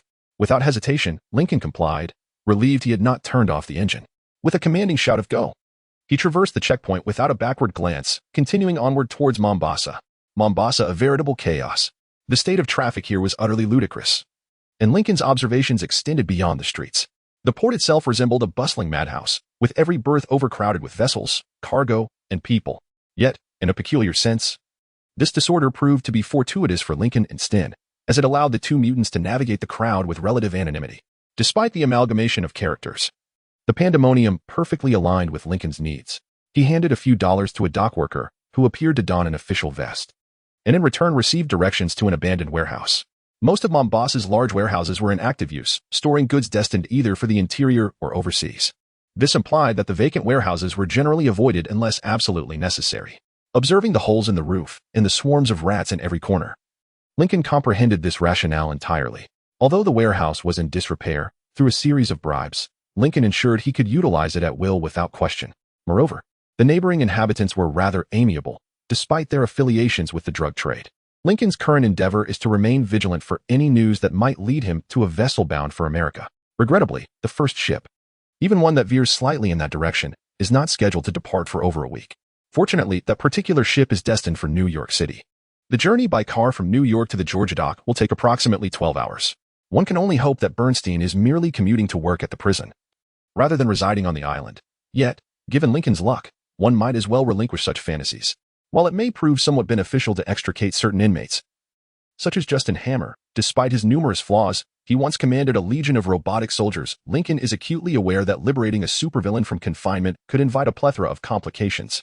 Moreover, he increasingly feels as though he is morphing into a villain himself. It would not be surprising if a righteous hero were to emerge to confront him. Thus, it would be preferable to apprehend Bernstein outside of prison, creating the illusion that he had abruptly resigned. However, breaching the prison to extract him would undoubtedly attract unwarranted scrutiny, drawing the attention of law enforcement upon himself. The dilemma remains how to ascertain Bernstein's whereabouts. If he were to search for him at home, could he conduct experiments there? Or would he require the equipment available at Seagate Prison? The factors at play are becoming increasingly complex, as Lincoln realizes that the manner in which he deals with Bernstein will influence his subsequent interactions with other scientists, regardless of the method ultimately chosen. It will serve as a reference for future endeavors when seeking out others on the list, dictating what actions to take and what to avoid. Thus, should he confront him at home or intervene at his workplace? Chapter 50. Scheming. This dilemma perpetually occupied Lincoln's mind. Even after they managed to secure a ticket for the cargo ship and loaded the truck aboard, he continued to ruminate on the matter, and his contemplation persisted even once they had set sail. Eventually, Stan, weary of Lincoln's brooding demeanor, resolved to uplift his spirits. He discreetly produced a wrench and playfully struck Lincoln on the head. Ouch! What are you doing, Stan? Why are you hitting my head? The scientist, unfazed by Lincoln's indignant expression, merely shrugged nonchalantly and returned to the spot where he had disassembled the Oliver engine, diligently tinkering away in hopes of providing their little companion with greater torque. It's been almost a week since I've seen that glum face of yours. It's rather dull. So, I decided to give you a new expression. Impressive. The scientist turned with an arched brow, his face adorned with a cheeky grin. It worked. Didn't he? Lincoln was nearly exasperated to the point of fury, yet he inhaled deeply, exhaled heavily, and then closed his eyes, pinching the bridge of his nose. This is crucial, Stan. I have no idea how to recruit personnel to support my plans. Nor do I know how to command even a small group to follow my lead. As Stan spoke, he thrust his arm into the engine of Oliver, reaching up to his elbow, pondering thoughtfully with a hum. You've managed quite well with me. And there's Crow and Eric. That's different. You were easily persuaded without much effort. I had to threaten to dismember Crow to compel him to serve me, which hardly fosters a healthy working relationship. As for Eric, well, he was already seething with anger. I merely needed to feign sincerity and point him in the direction I desired. Besides, it seems he performs adequately without you. Due to the covert shadow wars among various factions of war dogs, conflicts erupted across the globe. Meanwhile, Wakanda itself was making tremendous strides. This hidden utopia found itself under immense scrutiny from the world, with most organizations eager to infiltrate the nation. Many questions arose regarding Wakanda's economy, particularly how they transitioned from feigned poverty to immense wealth. How much money laundering and financial maneuvering was required to conceal such riches? Any banking or financial transaction would leave a trace, yet after reviewing their records, almost every organization could find no trace of this nation. Had they never engaged in trade with any other country? Vibranium was the source of all their wealth. But if they refrained from selling their most precious resource to anyone outside, how then did they amass such fortune?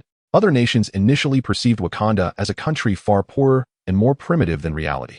The revelation that they had been exceedingly wealthy for an extended period sparked considerable intrigue among global investigators regarding what else they might be concealing, and just how much they had yet to reveal. Eric has acquiesced to the demands of the international community and has commenced the modest export of vibranium. It is imperative for individuals to return the vibranium to Wakanda in order to fabricate advanced technological products, as, at least for the time being, only Wakanda possesses the expertise to employ this metal in intricate structures and machinery. Although vibranium itself is a remarkable metal, its astonishing properties render its utilization, as demonstrated by Wakanda, exceedingly complex. This corroborates Lincoln's notion that this metal was crafted by advanced extraterrestrial beings who inscribed information upon it utilizing its enigmatic characteristics. According to the narratives involving S.H.I.E.L.D. agents, the Kree have essentially accomplished something akin to this with their DNA through the creation of words. Eric's strategy epitomizes his background at MIT. He understands that merely possessing precious export commodities is insufficient for national prosperity. Niger, a nation on the African continent endowed with some of the most valuable natural resources, boasts one of Africa's largest uranium reserves, along with abundant gold, coal, and oil. However, it has been classified by the United Nations as the second least developed country in the world.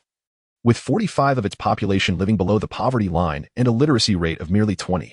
What Eric advocates is not vibranium, but rather human capital.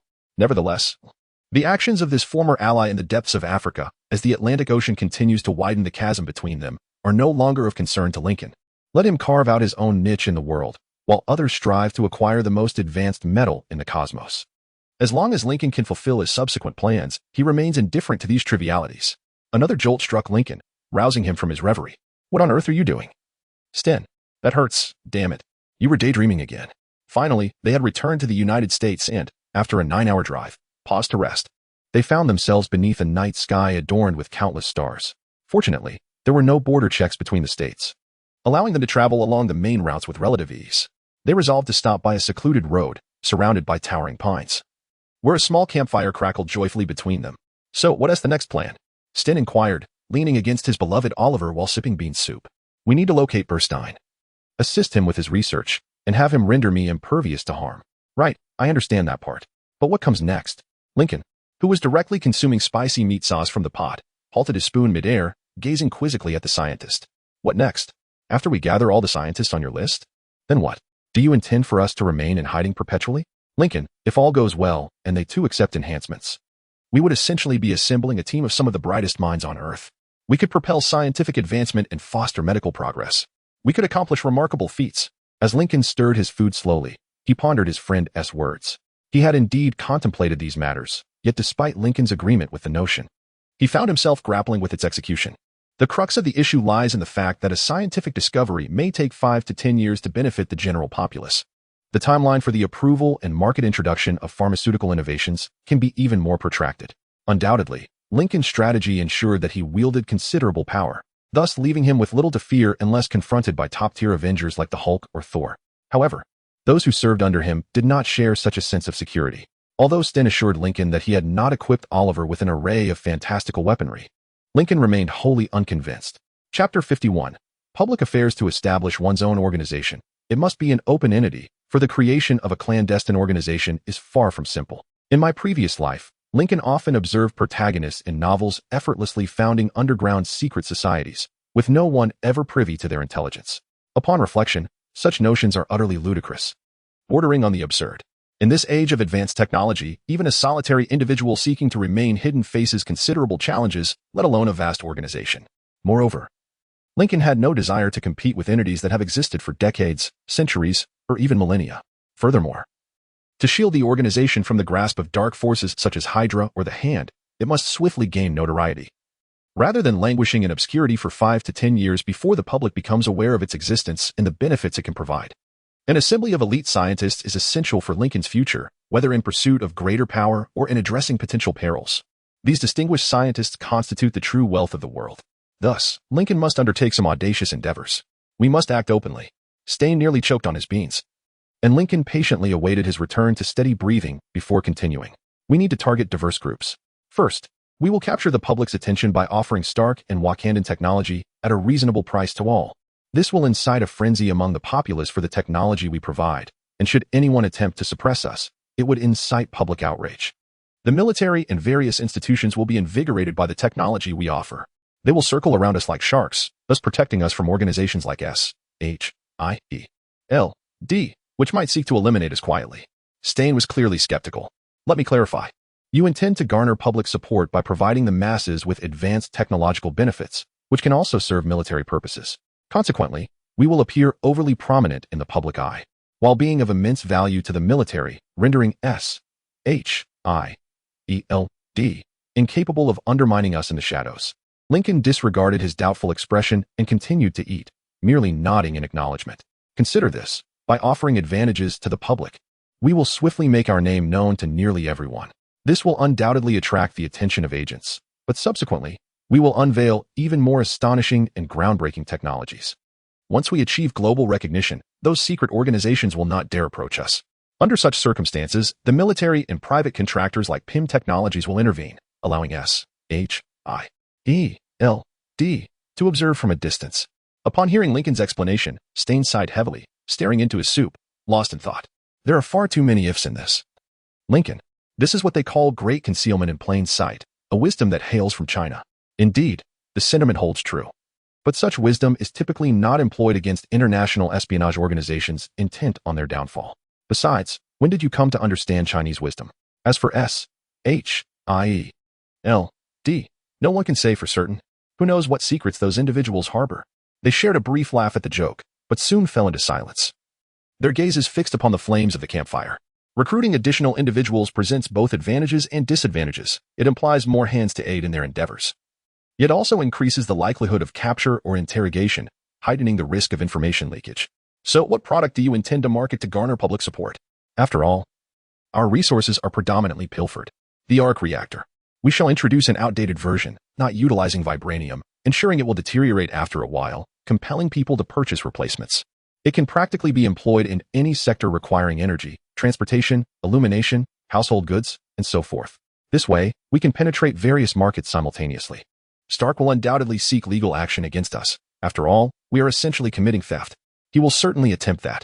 The issue is, since he ceased to share his inventions with the government, he has become rather unpopular there. We will supply everyone everywhere.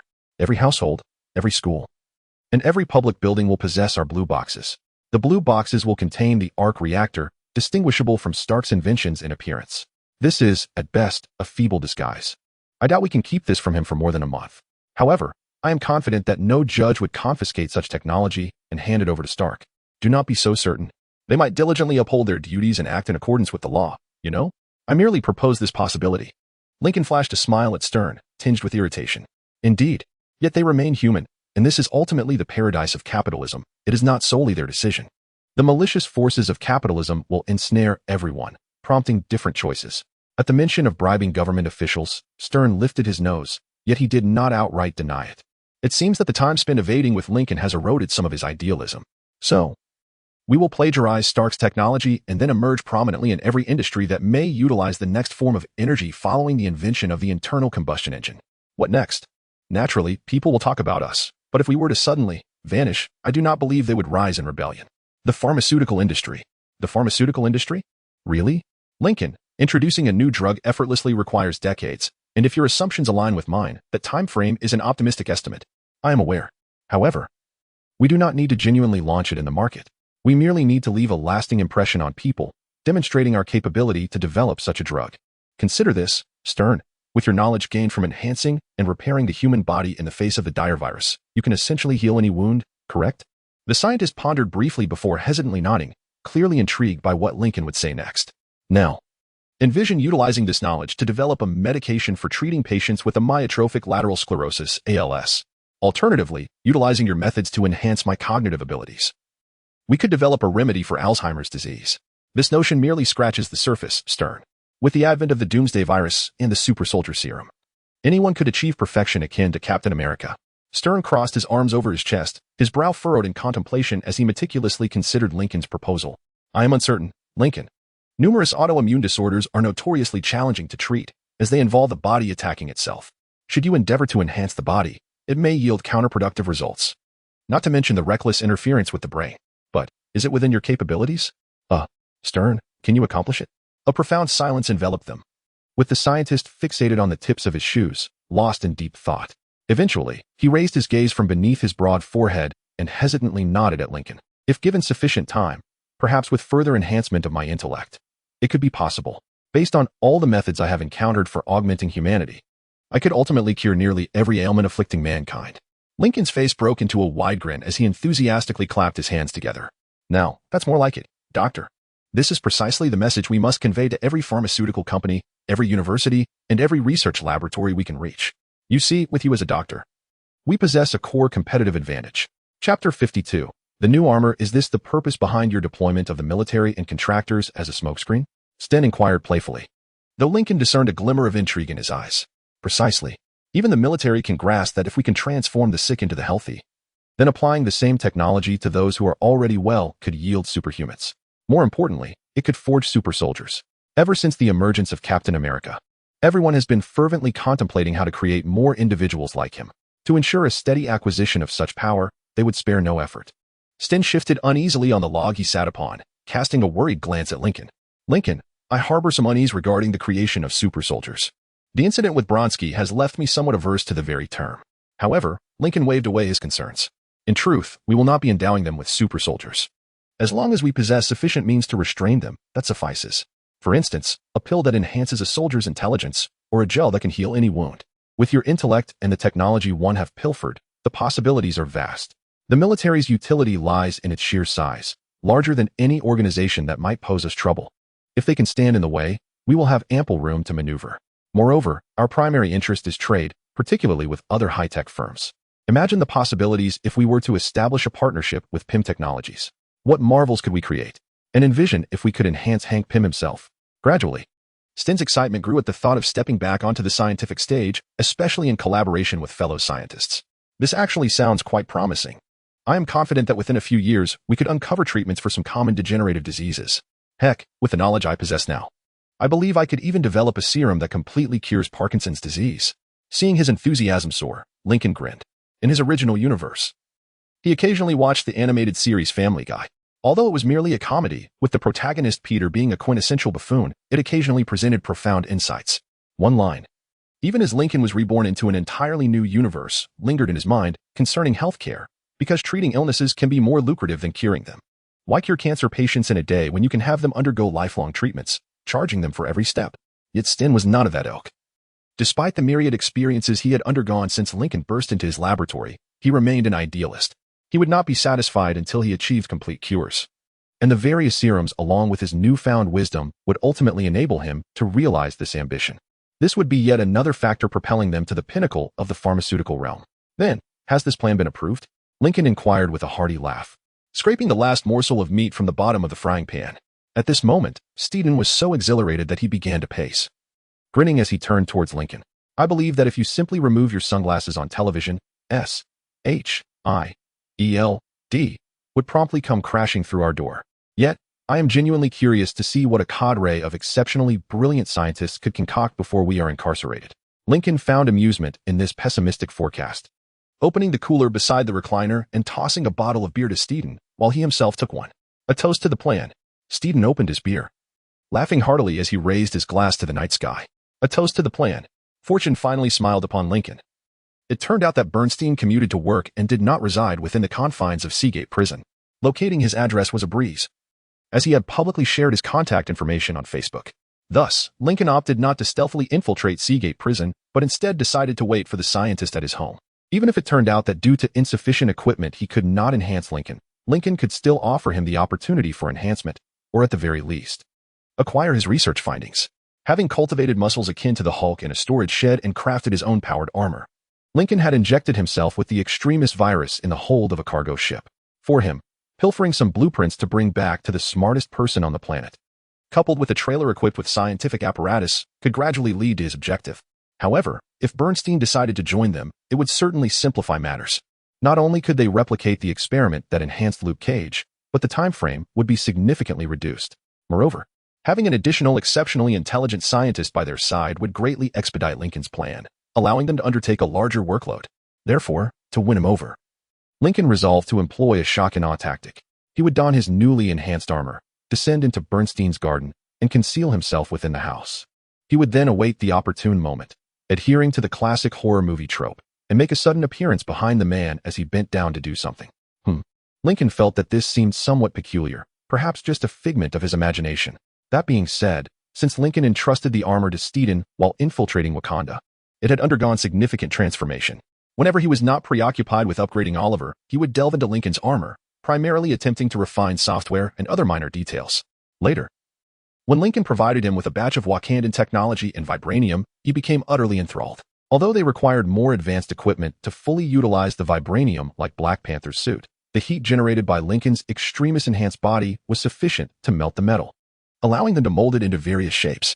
This meant that Lincoln's current armor now featured a helmet and reinforced spine crafted from vibranium, equipped with some of the most advanced electronic devices on Earth. Lincoln's chest plate was also coated with a thin layer of vibranium. However, since it was not the final form of the armor, he wished to conserve his limited supply of vibranium. Lincoln is certainly not Tony Stark, unable to effortlessly invest millions in the creation of a suit of armor, merely to display it on an elegant stand before embarking on further innovations. Each time Lincoln acquires, or rather pilfers, new technology, he must integrate it into his armor, allowing for a gradual evolution. This is akin to the two additional mechanical arms that extend from the back of the suit, wrapping around Lincoln's shoulders. With all the advanced technology he has clandestinely obtained from Wakanda, Lincoln had hoped that Stain could craft mechanical arms akin to those of Dr. Octopus using vibranium. These would not only have astounding applications in combat, but also mitigate the clumsiness of his large hands during intricate tasks. Unfortunately, the multitasking capability required to simultaneously control such intricate mechanical arms is beyond Lincoln's current cognitive capacity. As for how Dr. Octopus managed it in the film, Lincoln remains perplexed. Perhaps the chip on his cerebellum played a role. Within a vibranium-protected, flat backpack lie two independent arc reactors, supplying energy to the extra mechanical arms. Simultaneously, Stark's system, in conjunction with advanced Wakandan software, enables these arms to respond seamlessly to Lincoln's intentions.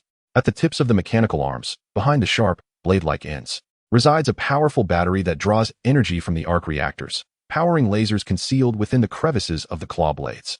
Naturally, these claws are also forged from vibranium. At first glance, this newly enhanced armor exudes an aura of lethality. Chapter 53. Enhancement in the shadows of the suburban residence. Lincoln stood behind the owner of the house, utterly unnoticed. His eyes gleamed brightly behind the visor of his helmet.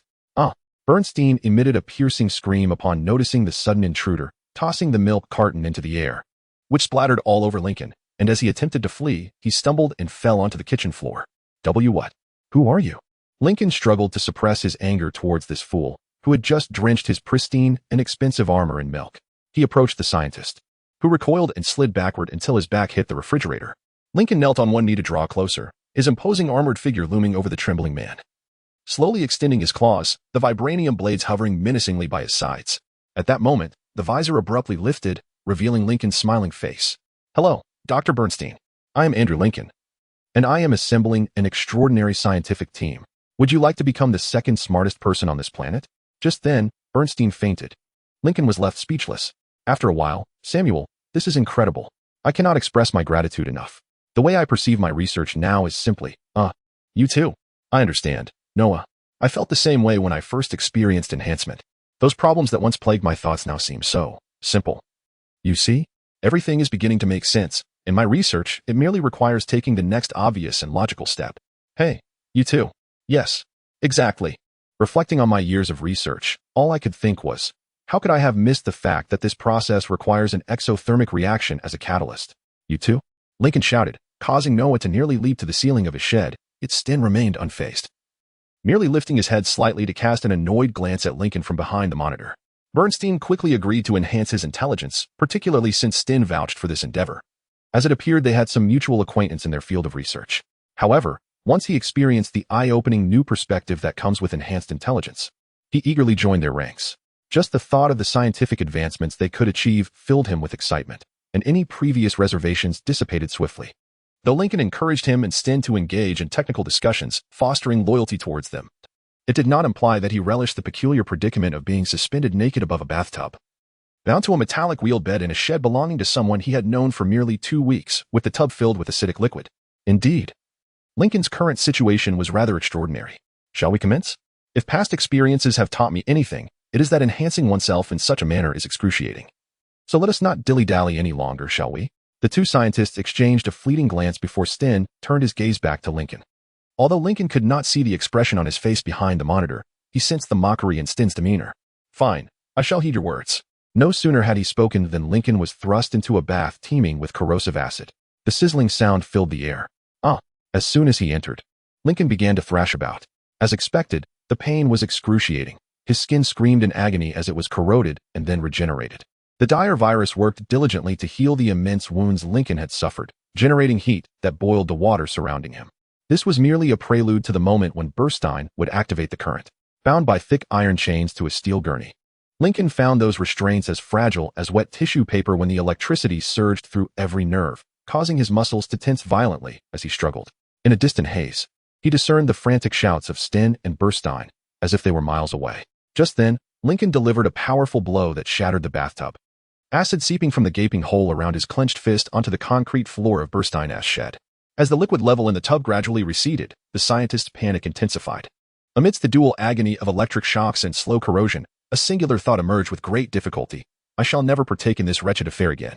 In Seagate Prison, the racist guard, Rockham, had cranked the energy to its peak, unleashing an explosion that birthed Luke Cage. Within Burstein's shed, Claire Temple, realizing a similar fate, nearly cooked her potential love interest alive, yet ultimately saved Luke Cage. And what of Lincoln? Lincoln had the capacity to emit heat even more intense than that. Far more intense. Lincoln focused on the searing pain corroding his skin and assaulting his nerves, gritting his teeth. Even shattering one in his resolve to draw heat from the depths of his being, digging deeper than ever before.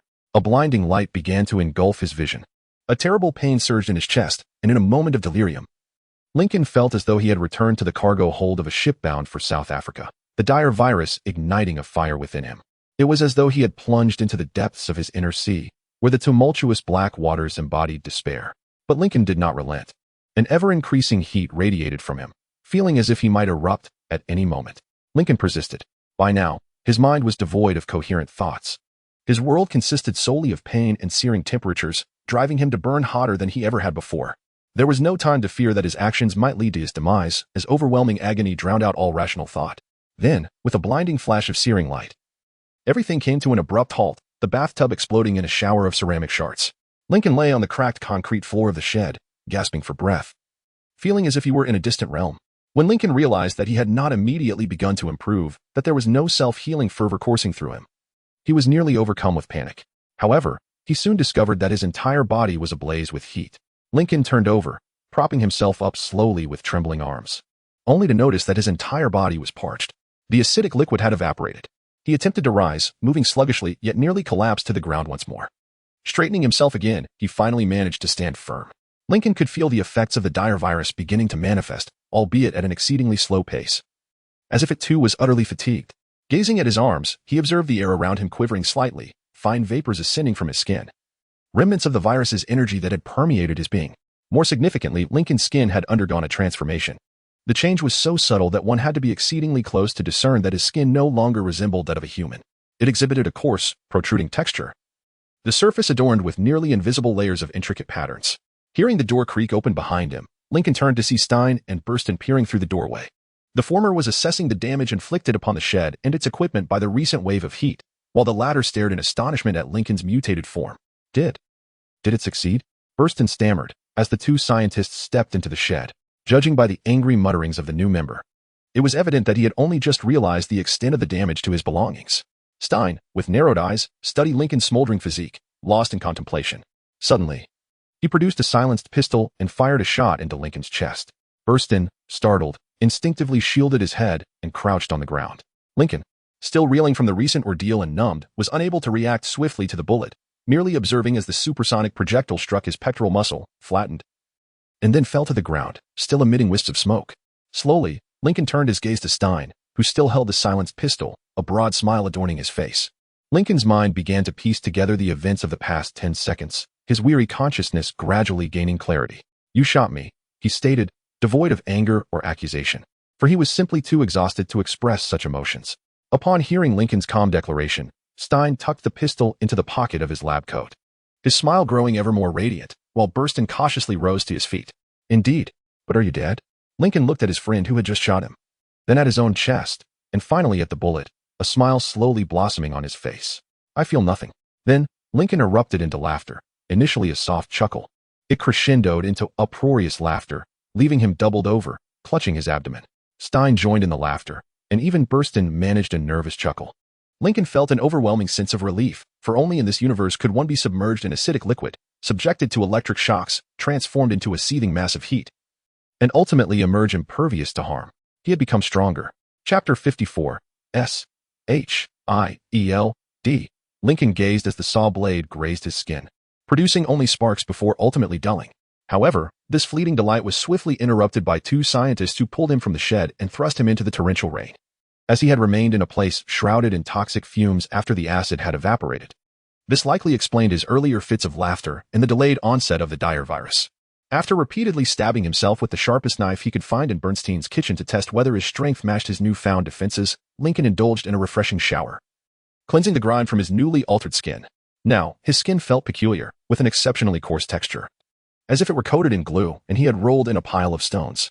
If the price for invulnerability was merely a roughened exterior, Lincoln would gladly accept it. The affluent rely on technology, while the impoverished depend on mutation. Just as Lincoln finished his shower and was drying off with a towel, Trouble arrived. The doorbell rang. Fortunately, the bathroom afforded a view of the street in front of the Bernstein residence. So Lincoln wrapped the towel around his waist and approached the window to peer outside. He was startled to see a line of black SUVs parked on the road in front of the house. Downstairs, he could hear the hurried footsteps of Steed and Bernstein as they scrambled to devise a plan. Clearly, neither Lincoln nor Steed could answer the door, leaving Bernstein as the only option.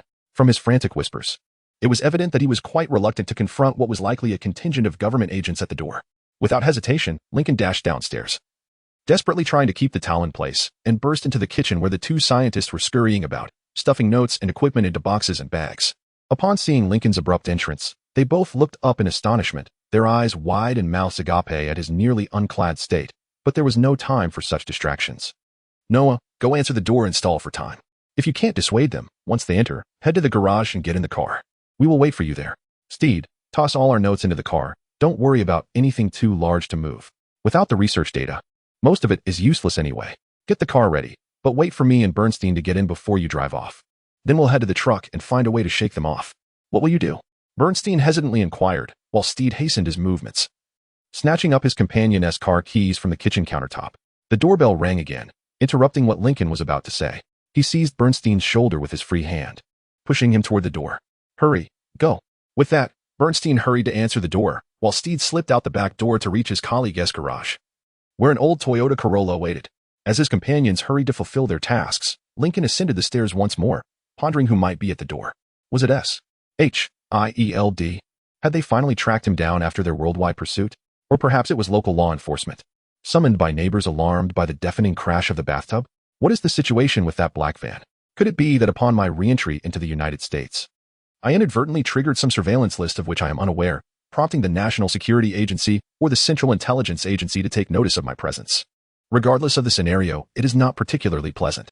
However, when Lincoln heard Bernstein open the door and introduce a stranger, his greatest fears were confirmed. Good morning. I am Agent Coulson from the Department of Homeland Strategic Defense and Logistics. May I come in? Lincoln perceived Bernstein's nervous chuckle as he began to respond.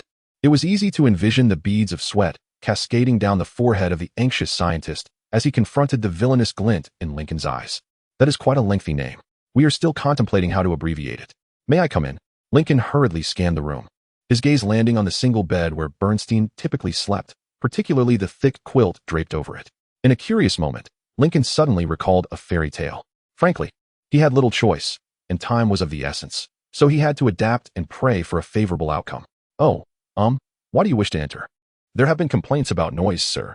Construction sounds, explosions, and the like. You know, it is quite difficult for people to sleep amidst such noise. Ah, yes, of course. Lincoln threw off the quilt, leaped onto the bed, and pulled the cover up to his chin. Then, may I come in? No, I would prefer not to let you in. Lincoln seized the largest book resting on Bernstein's bedside table and, hearing Coulson chuckle softly downstairs, brought the book close to his face and flipped it open. This is not a request, Dr. Bernstein, but you asked if you could come in. Well, there is no need to be so impolite. With that, Lincoln heard Coulson step into the room, followed by the heavy tread of combat boots in the hallway, likely pushing past Bernstein to enter. Quickly, Bernstein, to the car. If we are to escape successfully, we must be precise with our timing. As Lincoln heard Coulson and his team hastily ascend the stairs, he struggled to control his breathing and heartbeat, hoping to minimize the heat generated by the dire virus. For the plan to succeed, Lincoln needed to buy his companions as much time as possible, if he were to appear as unstable as a glowing sun due to anxiety. Coulson might be less inclined to engage with him. Suddenly, the bedroom door was flung open with a shower of splinters as three agents from S.H.I.E.L.D. or Hydra burst into the room, fanning out information. Coulson followed leisurely behind them, as if barging into someone else's bedroom was an everyday occurrence. Lincoln gripped the book tightly, raising it before his face, thinking to himself, it seemed time to put my acting skills to the test. What is happening? Who are you? Can't you see that I am unwell? I was just hoping to enjoy a quiet moment with a book. I sincerely apologize for the sudden interruption. However, finding you has proven to be exceedingly difficult. I wish to avoid the risk of letting you slip away once more. My superior is quite eager to engage in a conversation with you. Ah, what a predicament. Oh, perhaps I am reluctant to speak with him. I fear he will insist on the matter. How utterly frustrating. I am merely a diligent and honest American citizen, seeking to recover from a cold while peacefully reading in bed. So, you are an American? The abruptness of this inquiry momentarily caught Lincoln off guard, nearly causing him to drop his book in confusion. He quickly remembered that he must not allow them to discern his expression, Hence he pressed the pages of the book closely to his face. Do they truly not know? Or is this merely a tactic to elicit information? I am indeed an American, and I take great pride in that. I shall not lie here in bed. I shall not remain in bed, enduring such an affront without cause. I have my rights. Coulson chuckled softly as he approached the foot of the bed, while his subordinates spread out more evenly throughout the room. From the sounds, it appeared that 2 additional agents had entered the bedroom, positioning themselves behind him. Chapter 55, Procrastination. I beg your pardon. However, from what we have heard regarding your affairs, you seem rather uncharacteristic of an American. Then what else could I possibly be? Within the room, 5 guards were present. Coulson stood at the foot of the bed, flanked by 2 others. One was positioned to Lincoln's left, while 2 were stationed by the window, ostensibly to prevent any escape through that route. Lincoln indeed harbored such thoughts, which complicated matters slightly. The exact number of guards in the corridor remained uncertain, but judging by the number of vehicles, their total could be around 12 agents, if not nearly double that. Coulson chuckled lightly once more, yet this laughter bore a hint of insincerity, as tension seeped into his voice when he responded. Well, according to the rumors we have heard, you are a demon, instilling fear and punishing the wicked in Africa.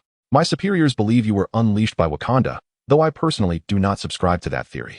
The timeline does not align, as they revealed themselves to the world only after your actions against Claw. Therefore, I suspect you hail from elsewhere.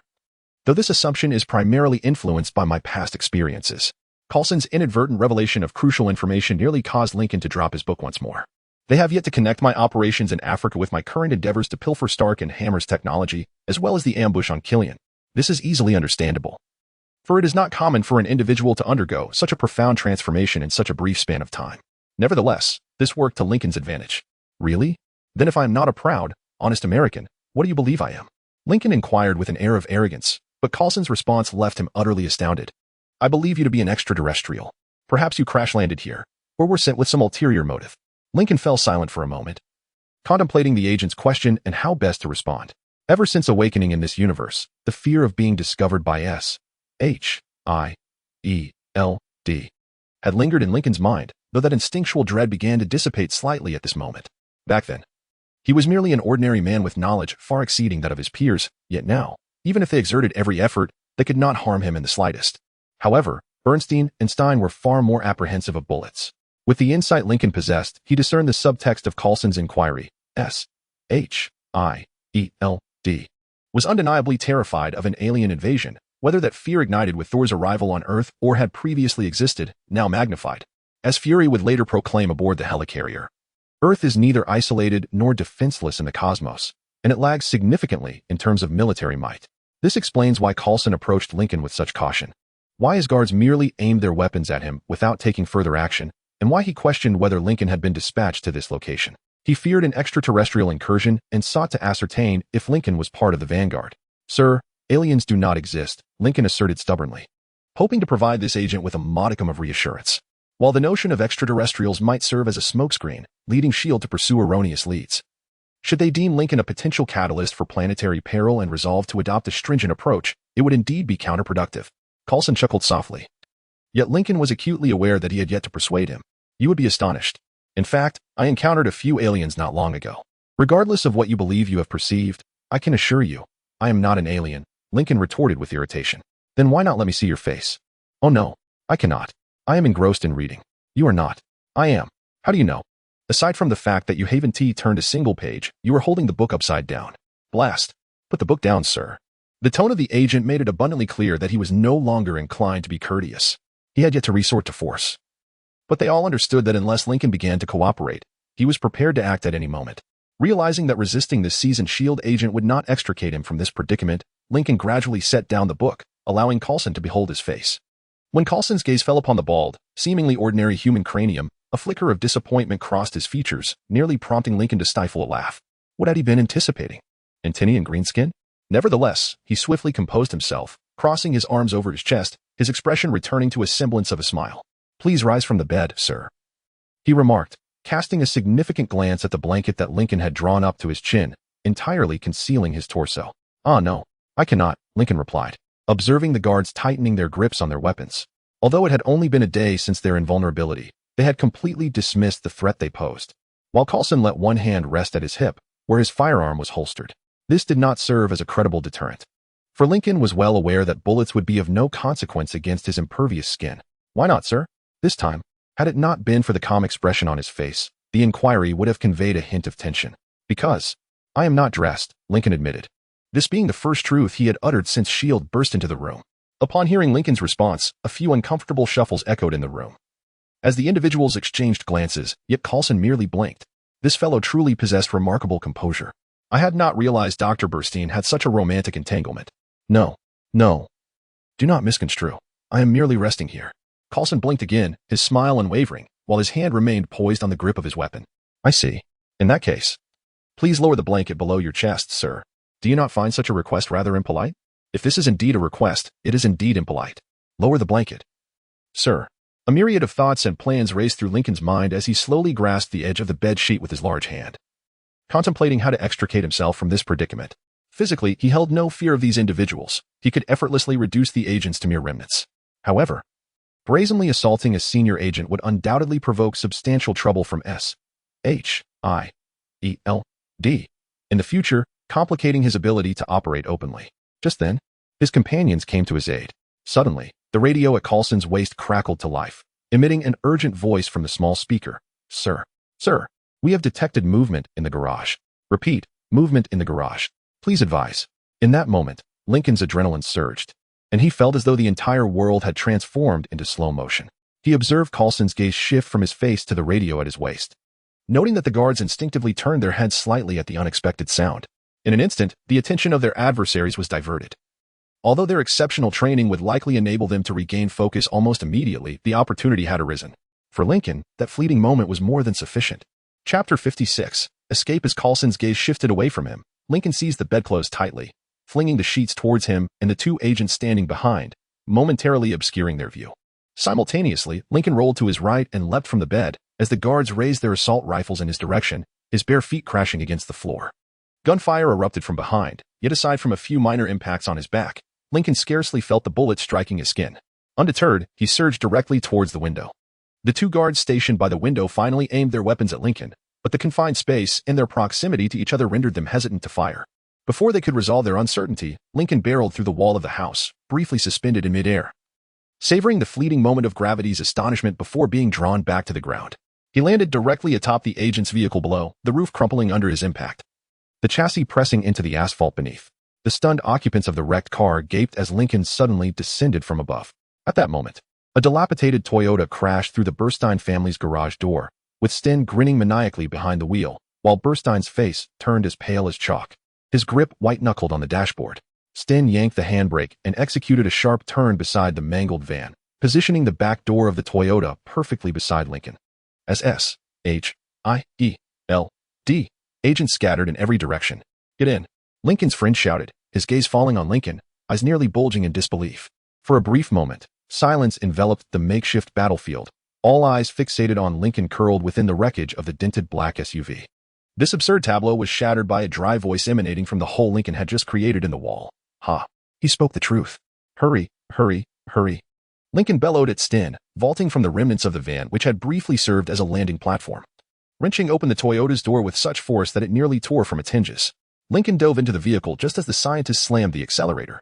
They careened through the streets of Savannah, Sten driving like a madman, each drift around corners, sending Lincoln in the backseat careening haphazardly. They left the S.H.I.E.L.D. agents in their dust, who floundered amidst the swirling debris, while Burstein clung desperately to the dashboard, whimpering softly whenever the vehicle failed to maintain all four wheels on the ground. Crucially, Sten's uniquely adept brain endowed him with extraordinary processing speed, positioning him as a potential champion among race car drivers. He could instantly perceive the entirety of the road ahead, interpret the gravitational forces acting upon them, and analyze the feedback provided by the vehicle. Thus, Sten pushed the Toyota to its theoretical limit, while the S.H.I.E.L.D. agents trailing behind. Hindered by the inability to swiftly navigate obstacles and restrained by the instinctive fear of acceleration during turns, noticeably decelerated. They raced erratically for 15 minutes, finally nearing their destination. Caught off guard, and with Sten's frenzied driving style, they managed to secure approximately 5 minutes by the time they arrived at the dilapidated motel where Oliver was parked. The trio leapt from the battered Toyota and began tossing everything Sten had crammed into the car into Oliver's trailer. Just as they heaved the last bag filled with notes inside, Lincoln's acute hearing detected the sharp sound of tires scraping against the pavement. Hurry. It's time to go. They swiftly climbed into the cab and sped out of the town just as the S-H-I-E-L-D van rounded the corner ahead. Despite Stain flooring the accelerator, propelling Oliver's speed beyond 200 kilometers per hour, the agents steadily closed in. They didn't even need to outpace Lincoln. Merely following until he was forced to stop or led them to their base would suffice. Hurry, Stain. You've been tinkering with Oliver for months. Tell me you have a way to shake these guys. Lincoln shouted from the driver's seat while struggling to don a pair of sweatpants. Stain briefly bit his lip, seemingly contemplating something, yet appeared reluctant to act on his thoughts. Whatever the plan is, use it now. Hearing Lincoln's urgent call, Stain sighed in frustration. His gaze fixed longingly on the dashboard. I had intended to keep this surprise for a little longer, but very well. His expression shifted from slight disappointment to sheer exhilaration, a grin spreading wide enough to nearly split his face. He pressed a concealed mechanism on the dashboard, causing a section to slide open, revealing a large, ominous red button. Lincoln's heart sank, and it had nothing to do with the black SUV steadily approaching. Especially as Stain turned to him, the glint in his eyes raising the hairs on the back of Lincoln's neck. Brace yourself. Then he cast a quick glance at Lincoln's bare feet and shrugged. Of course, if you were wearing socks. Then he erupted in laughter as he pressed the large red button, and the world blurred. A piercing noise erupted, instantly filling the cab, reverberating as if it could rattle the teeth in Lincoln's skull. Simultaneously, the outside world transformed into long, colorful streaks as they hurtled down the highway. At that moment, Lincoln recognized the noise as something familiar, but before he could recall where he had heard it, Oliver's vehicle began to tremble violently, and as the sensation of speed intensified, Lincoln found himself pressed even more firmly into his seat. Stain, meanwhile, continued to roar with laughter. Lincoln was certain that at this moment, Burston was either praying or had already lost consciousness. This vague sensation persisted for a full 10 minutes, during which Lincoln could no longer see the SUV that had been tailing them. He began to harbor serious doubts about what Sten might have done to manipulate his mind. It seemed as if Sten was effortlessly managing everything. The speed at which his brain processed information surpassed Lincoln's previous imaginings, far exceeding the pace he had been capable of when he first encountered the mutated version of himself. Eventually, Lincoln sensed that at some point, Sten had veered off the road, now racing towards the desolate wilderness. After another 5 minutes, they emerged from what Lincoln mentally labeled as a state of hyperspeed, resuming their frenetic journey along the rural roads of America, comfortably exceeding 180 kilometers per hour. 20 minutes later, they halted in an open meadow, several kilometers away from the nearest signs of civilization. Lincoln hurriedly exited the driver's seat, while Burston collapsed onto the ground. However, Sten swaggered out nonchalantly, affectionately patting the hood of Oliver's truck. Lincoln scrutinized the vehicle, noticing the tires were smoking and the windshield had developed several cracks, yet he was not particularly surprised. However, something on the trailer caught Lincoln's attention, and he suddenly realized why the noise he had heard was so eerily familiar. Fixing his gaze on the turbine protruding from the side of the trailer's chassis, he shouted, "Sten, what is going on? Did you equip our truck with a jet propulsion system?" "Maybe," replied Sten. "Bro, Noah helped out too." Hey. Chapter 57. The artisan. Upon their swift arrival at the overgrown plains, they drove towards the outskirts of New York City. This journey took 2 days, rather than the usual 12 hours, as Lincoln, plagued by anxiety, insisted on taking back roads to evade all major population centers. The S-H-I-E-L-D operatives, witnessing Lincoln nonchalantly disregard bullets, effortlessly traverse walls, demolish a vehicle, and subsequently leap into a jet truck, may have chosen to retreat or perhaps were merely biding their time. Nevertheless, this relatively tranquil interlude afforded Lincoln the opportunity to calm his mind and truly begin to unlock the potential of his extraordinarily intelligent brain. S-H-I-E-L-D now possessed knowledge of his appearance, rendering it more difficult for him to remain concealed in the shadows, however, if he were sufficiently audacious. This also presented him with an opportunity to step into the public eye. Much like Tony Stark's iconic declaration of "I am Iron Man," Lincoln could make a similar proclamation. Undoubtedly, certain factions within society would vehemently oppose him, yet for the majority, Lincoln would embody a transformative influence. For the enterprises Lincoln sought to incorporate into his vision, he was living proof of the possibilities ahead. Let S-H-I-E-L-D toil to piece together Lincoln's dossier. Months later, once he revealed his identity, the world's understanding of him would far surpass their current knowledge, rendering their painstakingly gathered intelligence utterly futile. One could only wish to witness the expression on Fury's face. However, to realize this plan, Lincoln needed to transcend being merely a celebrity or an internet sensation in the eyes of the public. He had to establish himself as indispensable, both to the world at large and to individuals personally, as he could provide them with value through his enterprise. This necessitated the involvement of someone well-versed in the realm of commerce. While Lincoln could peruse every financial tome available and endeavor to navigate the complexities of founding a successful company, it would be a time-consuming endeavor. For despite his ability to readily absorb business knowledge, he lacked practical experience.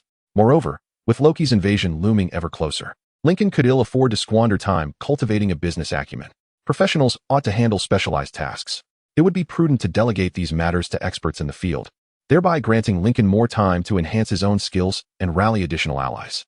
However, prior to genuinely arriving in New York, no plans could be set in motion, as Lincoln first needed to locate certain individuals and establish a suitable workspace for the two scientists.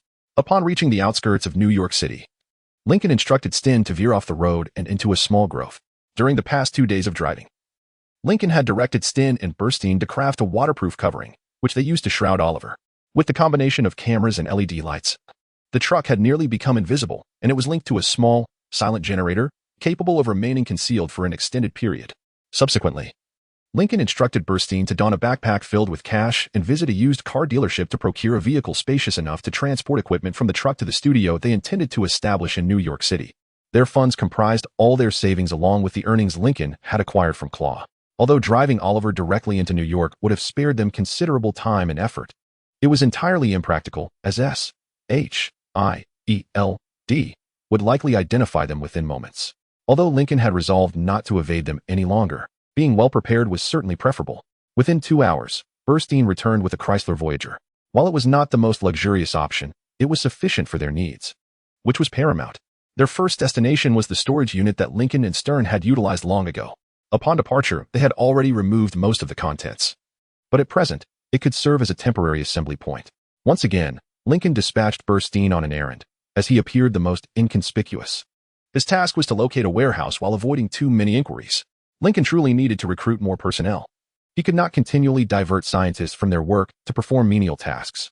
Since they could easily generate their own power, the warehouse merely needed a water source. And if private transactions could be arranged, that would be ideal. The prospect of sending this anxious scientist to some of New York's less reputable locales for trading made Lincoln uneasy, yet it was a necessary endeavor. As Stern could not yet make public appearances and Lincoln was preoccupied with other matters, Lincoln intended to recruit their next team member, Phineas Mason, the Tinkerer. Although the Tinkerer possessed no superhuman abilities, he held extensive scientific knowledge, particularly in mechanics. This construction worker had successfully dismantled Chitauri technology and repurposed it for his own use. Operating out of an illicit workshop, he was a fitting candidate and had already been noted on Lincoln's list of scientists to recruit, given his previous experience with Burstein. Lincoln anticipated that this individual would be salivating at the sight of the advanced technology in his possession. Thus, he decided to wait until nightfall and don armor before visiting him. Locating Mason proved more challenging than finding Burstein, and he did not possess a Facebook account. Facebook had not developed into the dominant force in social media as it had in Lincoln's original universe. This implied that even if Lincoln had the means to invest in stocks, investing in companies like Facebook would be futile. While it was peculiar that such a situation had arisen, it was likely a consequence of the parallel universe. After much effort, Lincoln finally located Mason's personal profile page, though regrettably he had not listed his home address. Nevertheless, with enhanced intellect and basic common sense, Lincoln managed to discover the location of the Best Man Recycling Company, where both he and Adrian Toombs were employed. Locating their employee registration information proved to be somewhat challenging. However, breaching a recycling company's documents after infiltrating Wakanda's laboratory was a mere child's play. Chapter 58. Locking in the target. Lincoln was preoccupied with tracking the next objective, while Stern rummaged through the equipment they had left in the storage shed, seeking useful items. At that moment, Burstein returned, a radiant smile illuminating his face. A glance from Lincoln confirmed the reason for his elation. Clearly, Burstein shared Lincoln's views on his negotiation skills, yet he had resolved to transform his disadvantages into advantages. He entered a local real estate agency specializing in warehouse sales, proceeded directly to the manager's office, placed his backpack onto the desk, and unzipped it. Within 3 hours, Lincoln had relinquished nearly 2/3 of the money from Bernstein's backpack, amounting to just below $10,000. In return, he acquired a warehouse near the docks. Although the structure was not the most modern, it boasted a significant advantage. It was entirely disconnected from the conventional power grid. The facility had access to water, electricity, and even gas, yet it did not tap into the local supply network. Rather, it siphoned electricity from several surrounding lines. This essentially meant they would incur no bills. And from the government's perspective, the building had never utilized electricity. Lincoln pondered his humble existence as a traveler, yearning for the day he could dominate the universe like the protagonists in novels. On another note, the last government inspection of the docks had occurred nearly 20 years prior. making it virtually impossible for them to be discovered before they prepared to step onto the international commercial stage. However, there was another reason Bernstein was determined to purchase this location. Along the walls of the first floor stood enormous barrels, perched upon a seemingly sturdy brick framework, appearing capable of rolling like the concrete mixers commonly found at construction sites. Nearby, the ground was adorned with several troughs, their edges smooth from decades of use. Lincoln had no inkling of their purpose, but it was evident that Stern understood. Unable to contain his excitement, Bernstein pointed to the barrels and troughs, exclaiming the reason for selecting this warehouse. It had formerly been a tannery. Observing Lincoln's bewildered expression, he elaborated, "It is a place where leather is produced." "I am aware of what a tannery does," Lincoln replied, "but I fail to comprehend why we require one. We are establishing a technology and pharmaceutical company. What relevance does leather hold?" With hands rubbing together in delight, Bernstein, wearing a proud smile, explained, "Do you have any idea how costly Kevlar fibers can be? For heavy-duty types, a roll of 5 meters typically costs around $240, give or take." Without hesitation, Stern interjected, which startled Lincoln and Bernstein, causing them to turn their heads in surprise.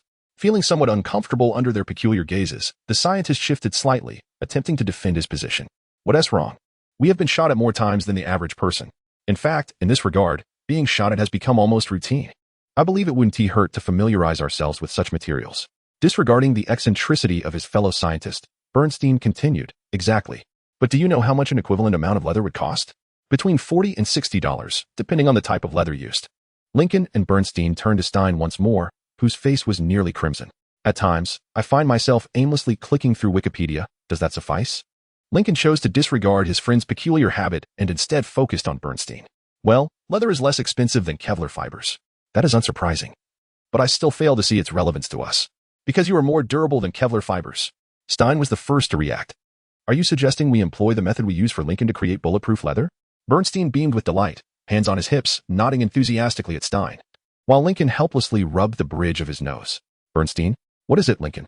We are in New York City now. And so? Where exactly do you intend to procure the cattle?"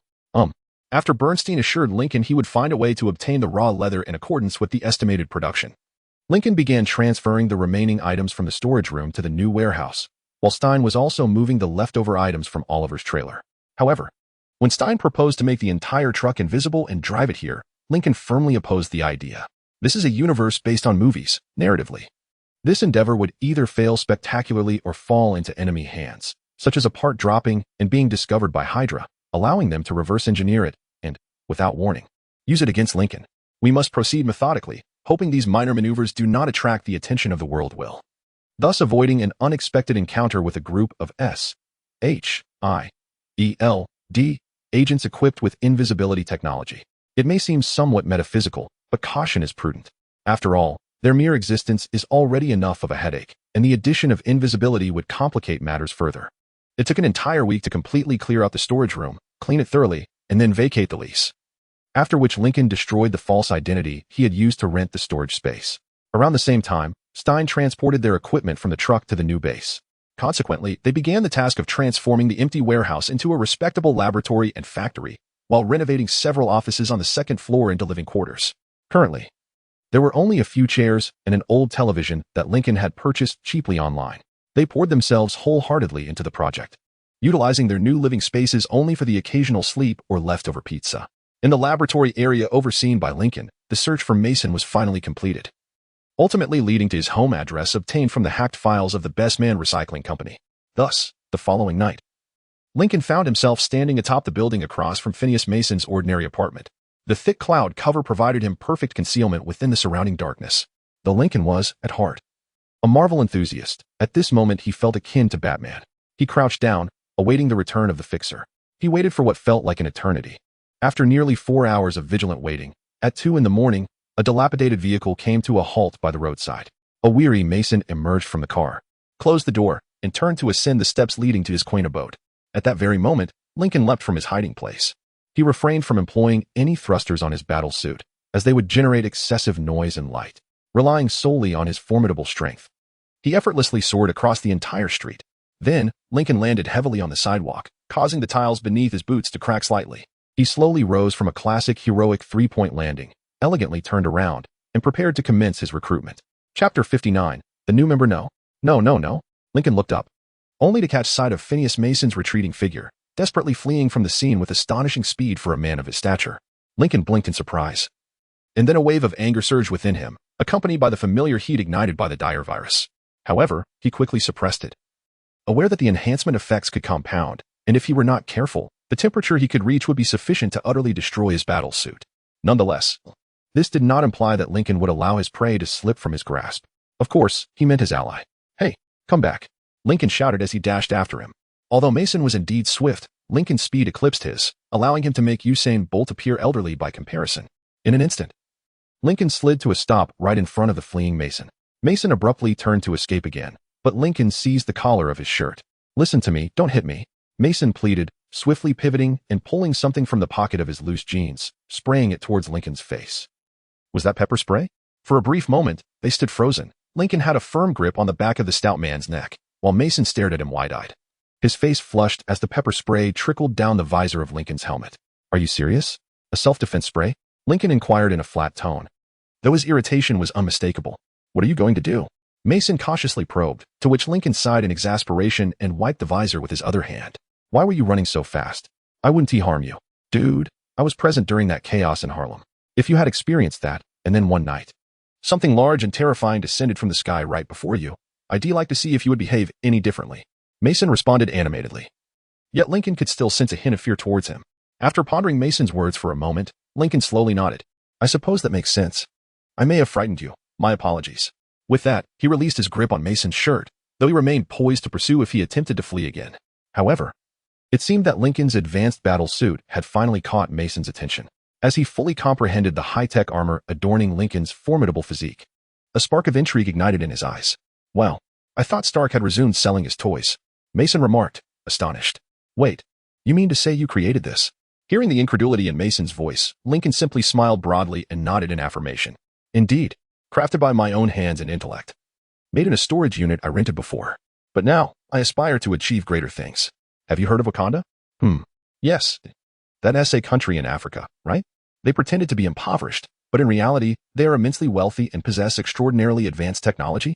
Lincoln nodded once more, leaning in slightly and lowering his voice to impart a sense of mystery. "I have acquired their design schematics, and with my intellect, I can effortlessly comprehend them. I possess the ability to replicate and even enhance their technology, but I require additional manpower for this endeavor. Will you join me?" Lincoln could discern the spark of interest igniting within him, likely driven by an insatiable desire to explore the advanced technologies that had remained hidden from the world for millennia. However, he was not entirely swayed, as his loyalty to Thomas appeared to hinder his decision to some extent. It seemed Lincoln needed to up the ante. "I can make you smarter than almost anyone else. You will reach the same echelon as Tony Stark and his peers."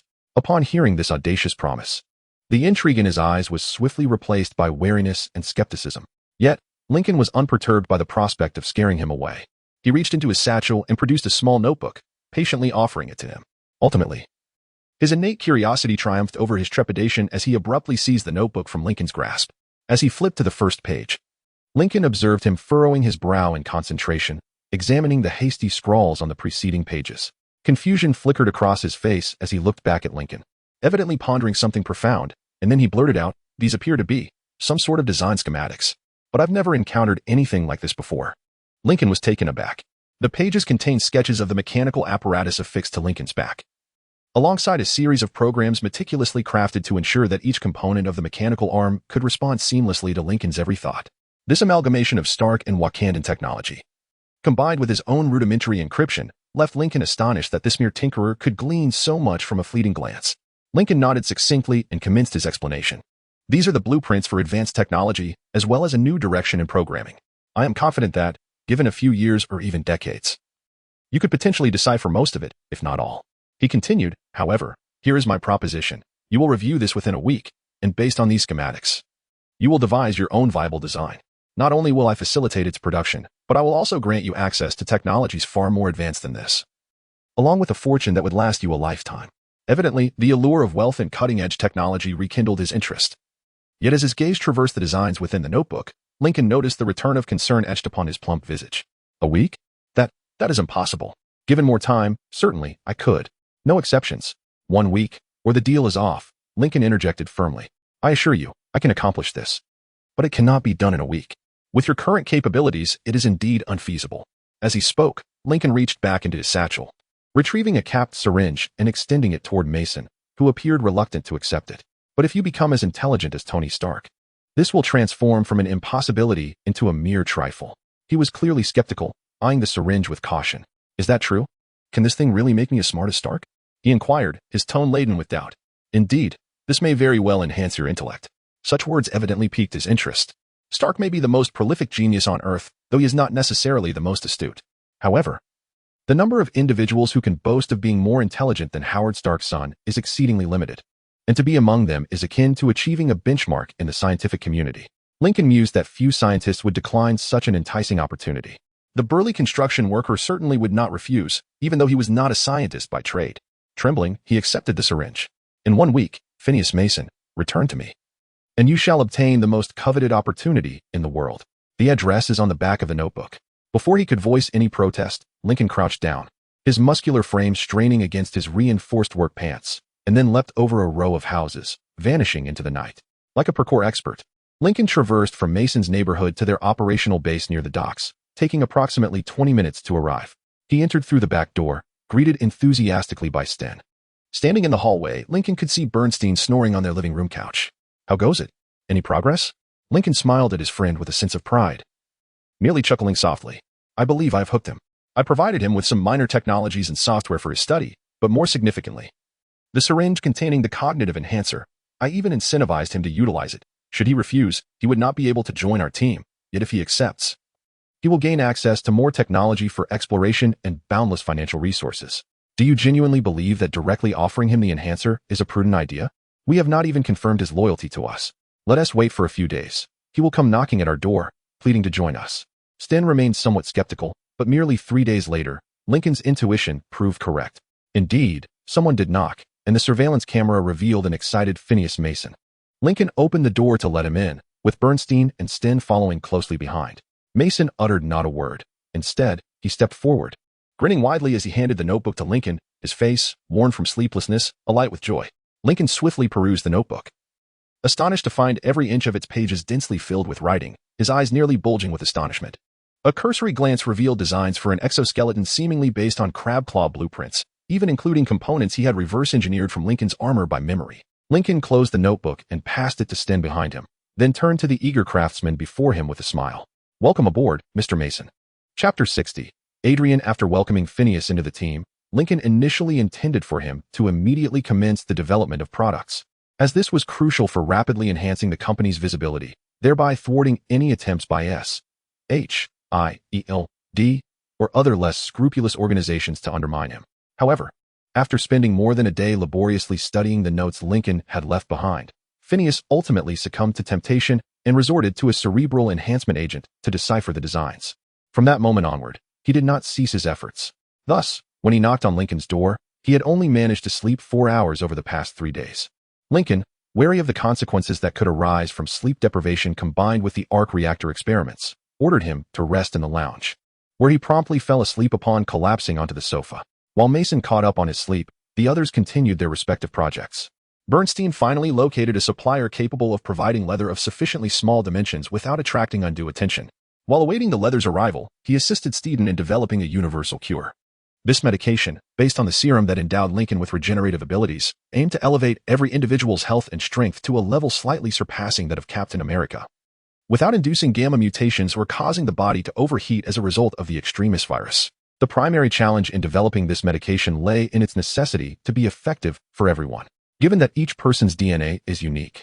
Discovering a method to ensure the drug's efficacy for all while avoiding potential harm to the few who might be incompatible was a formidable task.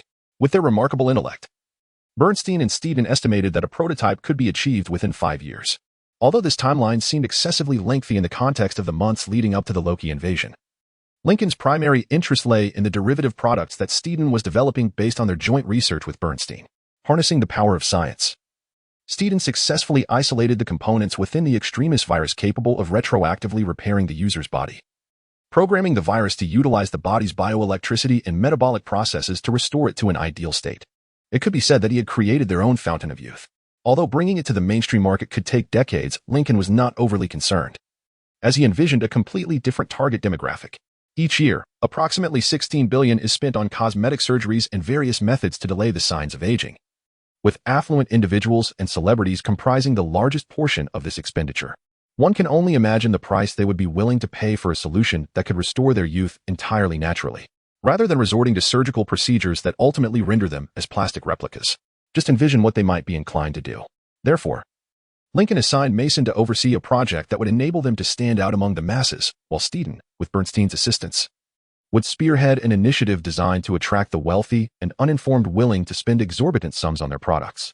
Bernstein's concept of creating indestructible leather is likely to significantly enhance their favorability within law enforcement agencies and similar institutions, as they intend to offer this leather armor at a price considerably lower than that of Kevlar fibers, while still yielding a profit of $100 per piece. As Lincoln's team of scientists eagerly embraced this challenge with their prodigious intellect, Lincoln himself was engaged in a separate project, enlisting Phineas, whose relationship with the target individual might prove to be the decisive factor in whether this special meeting would yield positive results. Soon after, he knocked on the door. "Good day, Mr. Toombs. I am Andrew Lincoln. May I come in?" Adrian Toombs opened the door, standing in his foyer with a perplexed expression, taken aback by Lincoln's imposing stature. This time, Lincoln was not clad in battle armor but dressed casually, wearing jeans tucked into combat boots and a trench coat zipped up to his chin to conceal his more pronounced mutations. Initially, for this meeting, Lincoln had purchased a suit, yet due to his large frame, he could not find one that fit and had to resort to custom tailoring. However, he quickly realized that appearing at this man's doorstep in a bespoke suit would likely evoke an adverse reaction from the outset. Robust work attire was indeed the optimal choice, fostering a better rapport with this blue-collar worker. Mason stood beside Lincoln, donned in a work uniform stained with oil, hands clasped behind his back, a smile gracing his face. "Phineas, what is going on?" Toombs murmured, his gaze remaining fixed on Lincoln. "This is the person I mentioned to you. He has offered me a new job. That's why I haven't been around lately," Mason explained, his voice tapering off as Toombs turned his expressionless stare towards his former colleague. "Really? Now I am curious about what sort of job could cause you to vanish without a word to your colleagues. Just poof, as if you evaporated into thin air." After speaking, Toombs redirected his intense gaze back at Lincoln, scrutinizing him closely. If Lincoln posed any threat, that gaze might have been somewhat intimidating. Lincoln chuckled heartily, attempting to diffuse the sudden tension that had arisen between them, placing a large hand on Toombs's shoulder and leaning slightly forward. "Mr. Toombs, I apologize for Mason's abrupt departure from your workplace. However, during his brief time working for me, he has shared many stories about you, and I believe I have found a way to rectify any inconvenience caused." Lincoln smiled amicably, striving to win Toombs's favor. Yet, it appeared that Adrian intended to proceed with caution, remaining silent in response to Lincoln's reassurances. Instead, he glanced past Lincoln, his expression grave as he looked at Phineas, raising an eyebrow in inquiry. "Is he telling the truth?" "Don't worry, my friend, he's perfectly fine, I assure you," Mason replied earnestly, although his excitement was difficult to conceal. After a moment of contemplation, Toombs appeared to have finally been persuaded by the assurances of his former colleagues. Taking a step back and nodding slightly to indicate they could enter. "Come in, and let us hear what you have to say," he remarked as he stepped into his abode. This was not the opulent modern residence that Lincoln had glimpsed in the film Spider-Man: Homecoming, acquired by Adrian with the earnings from his time as a vulture. Instead, it was a modest two-story house in Queens, adorned with family photographs that imbued the space with a vibrant sense of life. Adrian led them to the living room, casually gesturing towards the sofa for them to take a seat, before making his way to the kitchen. "Would you two care for a bottle of beer?" Chapter 61. Recruitment. Both of them acquiesced, for although beer held no allure for Lincoln, to decline a gentleman's offer of refreshment from his own stock could easily lead to unnecessary misunderstandings. Shortly thereafter, Adrian returned, proffering a bottle of beer to both Lincoln and Mason, before he let out a heavy sigh and settled into a plush armchair. Lincoln paid little mind to the beer in his hand, effortlessly twisting off the cap, yet Tom's eyes widened in astonishment at Lincoln's nonchalant action. Observing the cap in his hand, Lincoln grasped the reason. This brand of beer was not a twist-off. Casting a glance at the future antagonist, Lincoln offered an apologetic grin and shrugged indifferently. "I have always had a fondness for spinach as a child," he remarked, justifying his earlier display of strength. Relieved that Tom did not press further, choosing instead to shake his head and utilize a bottle opener for his own drink. He took a hearty swig, exhaled contentedly, licked his lips, and then squinted at Lincoln. "You mentioned wanting to compensate me?" Lincoln shifted forward on the sofa, his smile radiant as he began to execute his plan. "Mr. Tom, how long have you been engaged in construction and salvage work?" "I reckon it's been nearly 20 years. "Why do you ask?" Adrian inquired with skepticism. Yet Lincoln persisted with his questions, confident that the self-help books on interpersonal communication he had previously perused would guide this conversation to a favorable conclusion. "In these 2 decades, how many individuals have you known who, for one reason or another, can no longer continue working or struggle to find stable employment. This rather personal inquiry irked him, causing him to sit up straighter, prepared to chastise Lincoln sharply, but he was halted by Mason's calming gesture. Confirming Lincoln's instinct to bring Mason along to diffuse the tension was indeed correct. Tom slumped back into the armchair, casting an angry glare at Lincoln before responding. Perhaps 30. Give or take. What business is that of yours? He retorted brusquely. Upon hearing his guarded question, Lincoln spread his arms wide in an overtly generous gesture, beaming at Tom. I wish to employ them. Tom clearly found Lincoln's words difficult to accept, scratching his cheek while scrutinizing Lincoln's face, attempting to discern his true motives. How many? And what do you want them to do? All of them. Lincoln replied with exuberance, which only served to heighten Adrian's wariness. However, Lincoln noticed a flicker of uncertainty in Tom's tone and gaze, indicating that he had successfully hooked him. The net was nearly ready to be drawn in. What on earth do you need 30 disabled individuals for? I am in the process of establishing my own company, Mr. Tom. It will primarily focus on technology and medicine. I now wish for those individuals you know who are unable to find work to come and work for me. They will receive a respectable salary, and in return, I hope to learn from them how to heal and assist those like themselves, enabling them to re-enter the job market in full capacity. This is merely a collection of sentimental drivel. Lincoln was essentially emulating the recruitment methods of A.I.M. The individuals they enlisted were predominantly disfigured or disabled veterans who, upon receiving treatment, not only became invaluable laborers but also exhibited remarkable loyalty. Lincoln aspired to replicate this strategy with the individuals Adrian would procure. Although Thomas appeared skeptical of Lincoln's rhetoric, the prospect of securing employment for his friends evidently piqued his interest. Ultimately, just as Lincoln had envisioned, Mason facilitated the finalization of this arrangement.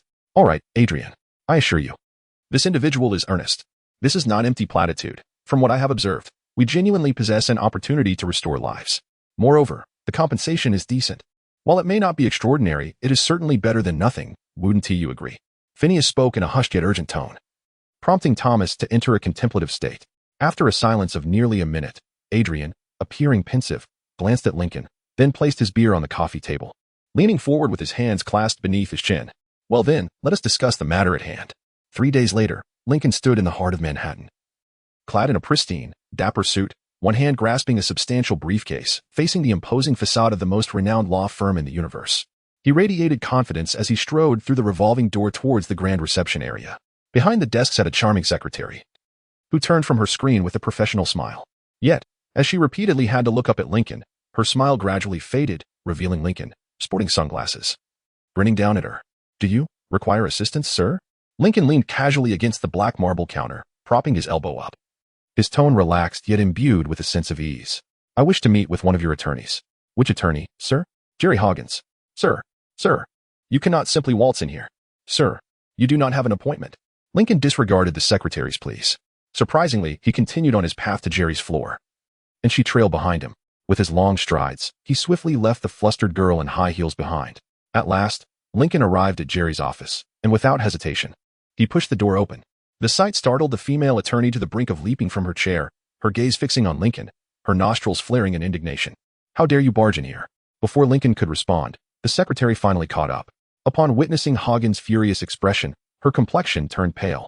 I informed him that an appointment was necessary, but he refused to listen. Thank you, Martha. I will handle this. Call security and inquire as to why they allowed this individual to breach my office so effortlessly, then instruct them to come immediately and remove him. If she believed that her furious outburst could intimidate Lincoln, she was gravely mistaken. Lincoln merely strolled to the chair beside her desk, carefully seated himself to avoid inadvertently damaging anything beneath him. All right, fine. With that, the young woman turned and departed, her skirt gracefully swaying around her hips with each step. Out of the corner of his eye, Lincoln noticed Hogarth also observing the secretary, prompting him to chuckle softly. Upon receiving her inquisitive glance, Lincoln felt compelled to offer an explanation.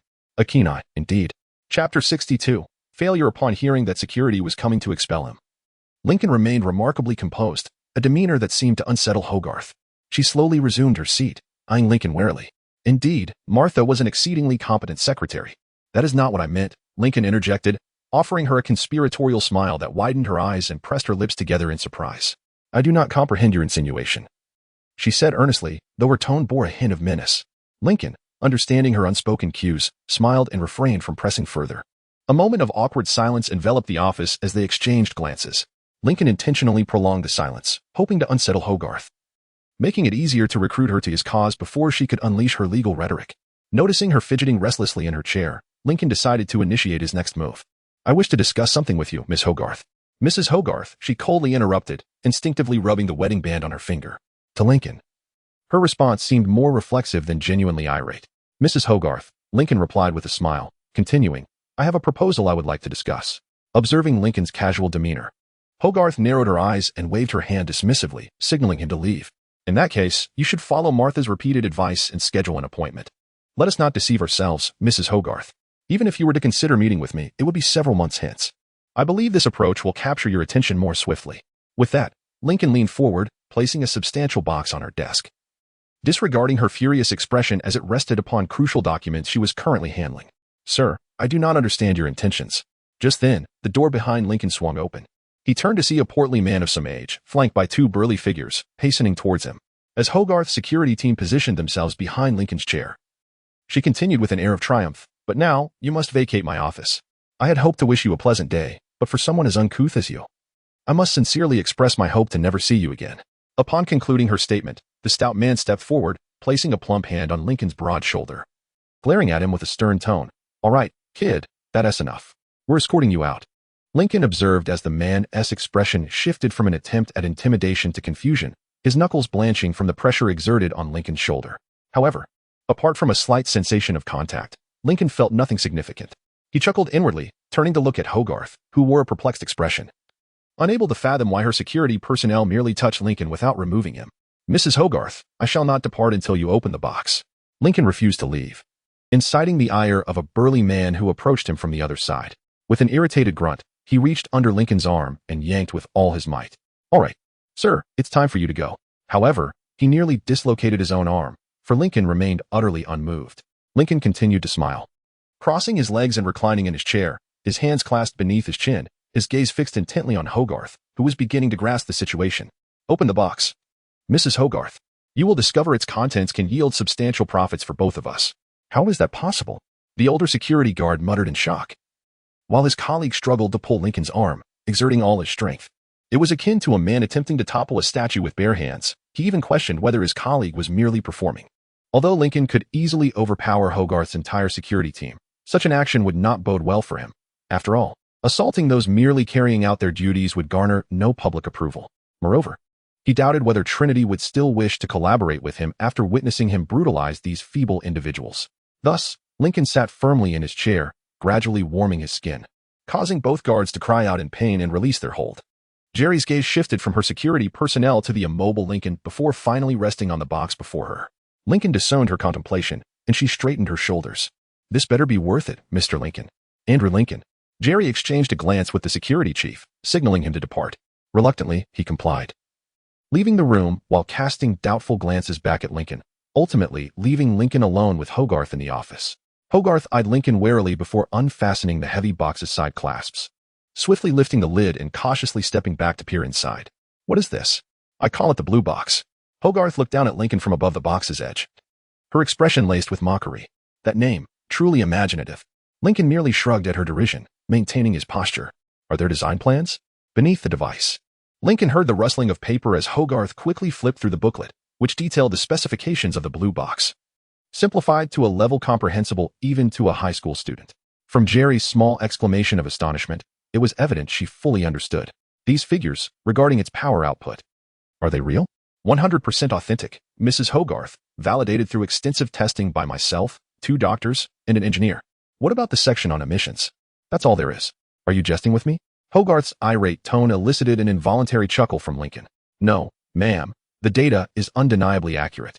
For a moment, Jerry merely stared in awe at the blue box, and Lincoln could see the wheels of her mind turning as she began to devise various plans and calculations.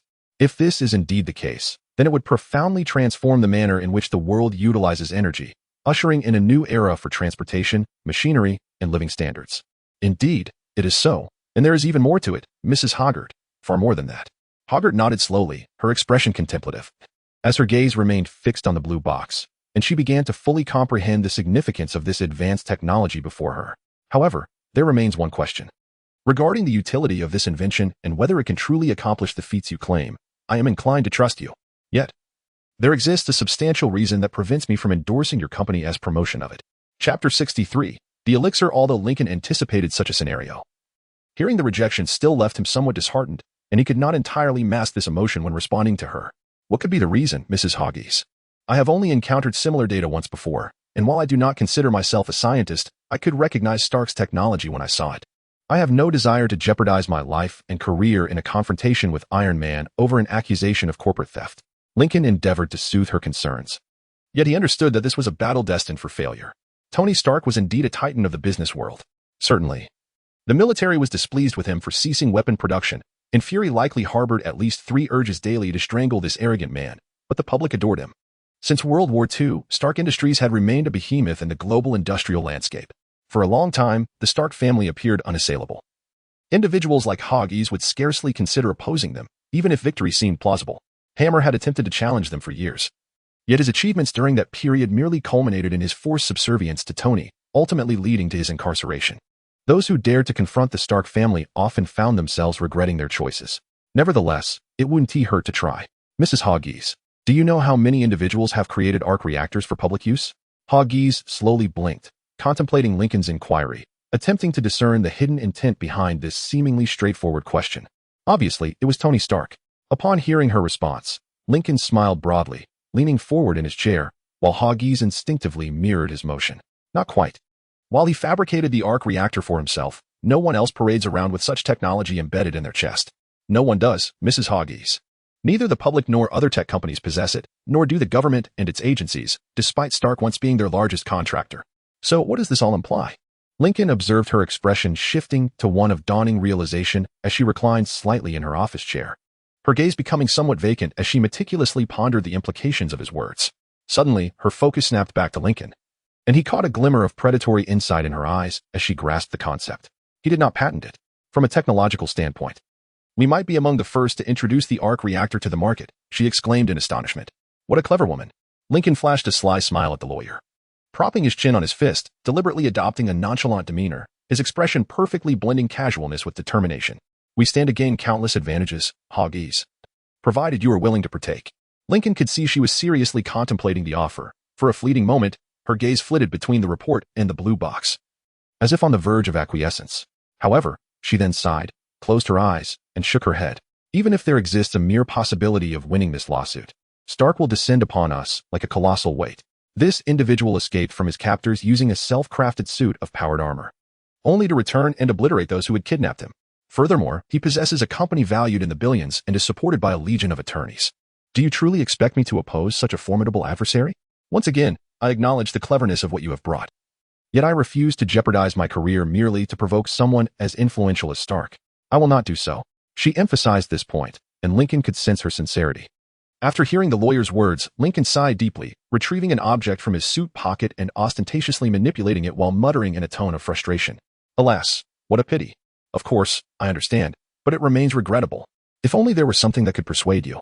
For instance, something like this. A sly smile graced Lincoln's face.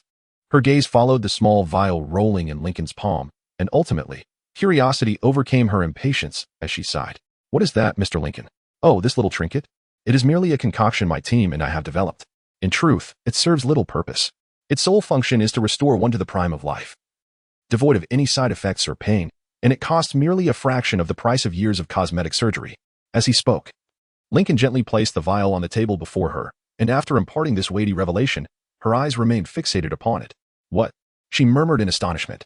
With her skepticism shattered, Lincoln seized the moment, gesturing once more towards the box. Naturally, I will not boast without evidence. So would you kindly pick up the tablet at the bottom of the box? Hoggard hesitated but complied with Lincoln's request as soon as he lifted the tablet. It illuminated instantly. On the screen, Bernstein sat in a living room, and from the visible knitted items and the frail, diminutive elderly woman beside the scientist, it was evident that this was the home of an older individual. This elderly woman was actually introduced to Lincoln by Thomas, who sought to challenge Lincoln as well as to observe his reactions and plans. This venerable lady, nearing 80, had endured the trials of life as a single mother of 4 children, despite her kindness earning her the affection of her neighbors. Her advanced age rendered her unable to support herself, relying predominantly on the donations of friends and the few family members she had left. Yet today, everything was destined to change. Before arriving here, Lincoln had attempted to anticipate the various potential outcomes of his conversation with Hoggard. Considering the challenges he would face in persuading her to work for him, and had meticulously planned to unveil his most formidable trump card. Thus, Lincoln had Bernstein take the tablet and a small vial of the potion to the elderly woman's residence, informing him of the plan that would only be executed upon contacting him through these devices. Jerry picked up the tablet from the box and inadvertently initiated a video call. While the two of them were savoring tea from exquisite porcelain cups, clearly, there was a notification on the screen from Bernstein's end. He set down his teacup with a smile and enthusiastically waved at the screen. Noticing Haga's absent-mindedly waving back, she snapped back to reality and, upon seeing Lincoln laughing, shot him a fierce glare. Chapter 64, Titan Technologies. Ah, hello, Mrs. Hoggers, is it? Bernstein exclaimed, and upon receiving a nod of confirmation from Hoggers, he continued, indeed. I presume Lincoln has already enlightened you about our rejuvenation serum, which is precisely why we are engaging in this video call, to assure you of its genuine efficacy. My delightful assistant is right here. Bernstein beamed, gesturing grandly to the elderly woman seated beside him. The woman raised her hand, trembling slightly, and offered a tentative wave. Now, Mrs. Jackson, would you kindly imbibe this vial of rejuvenation serum? How about we enhance it with a touch of tea? Bernstein addressed his assistant. The elderly lady nodded in agreement to the enthusiastic scientist's proposal, smiling as she delicately lifted her small teacup and saucer. Bernstein uncorked a small vial, akin to the one currently resting on Hogger's desk, pouring its contents into Mrs. Jackson's teacup, gently stirring with a silver spoon before returning it to her. The elderly lady, displaying remarkable fortitude, nearly drained the entire cup in one go, shuddering slightly, her eyes closing as a bitter expression contorted her face. Oh dear, how bitter it is, she exclaimed with a chuckle. At that moment, Hoggers nearly gasped in astonishment, for she was witnessing, in real time, Mrs. Jackson gradually regain her youth. Within 10 minutes, she appeared to be in her 60s, and after another 15 minutes, she looked no older than 40.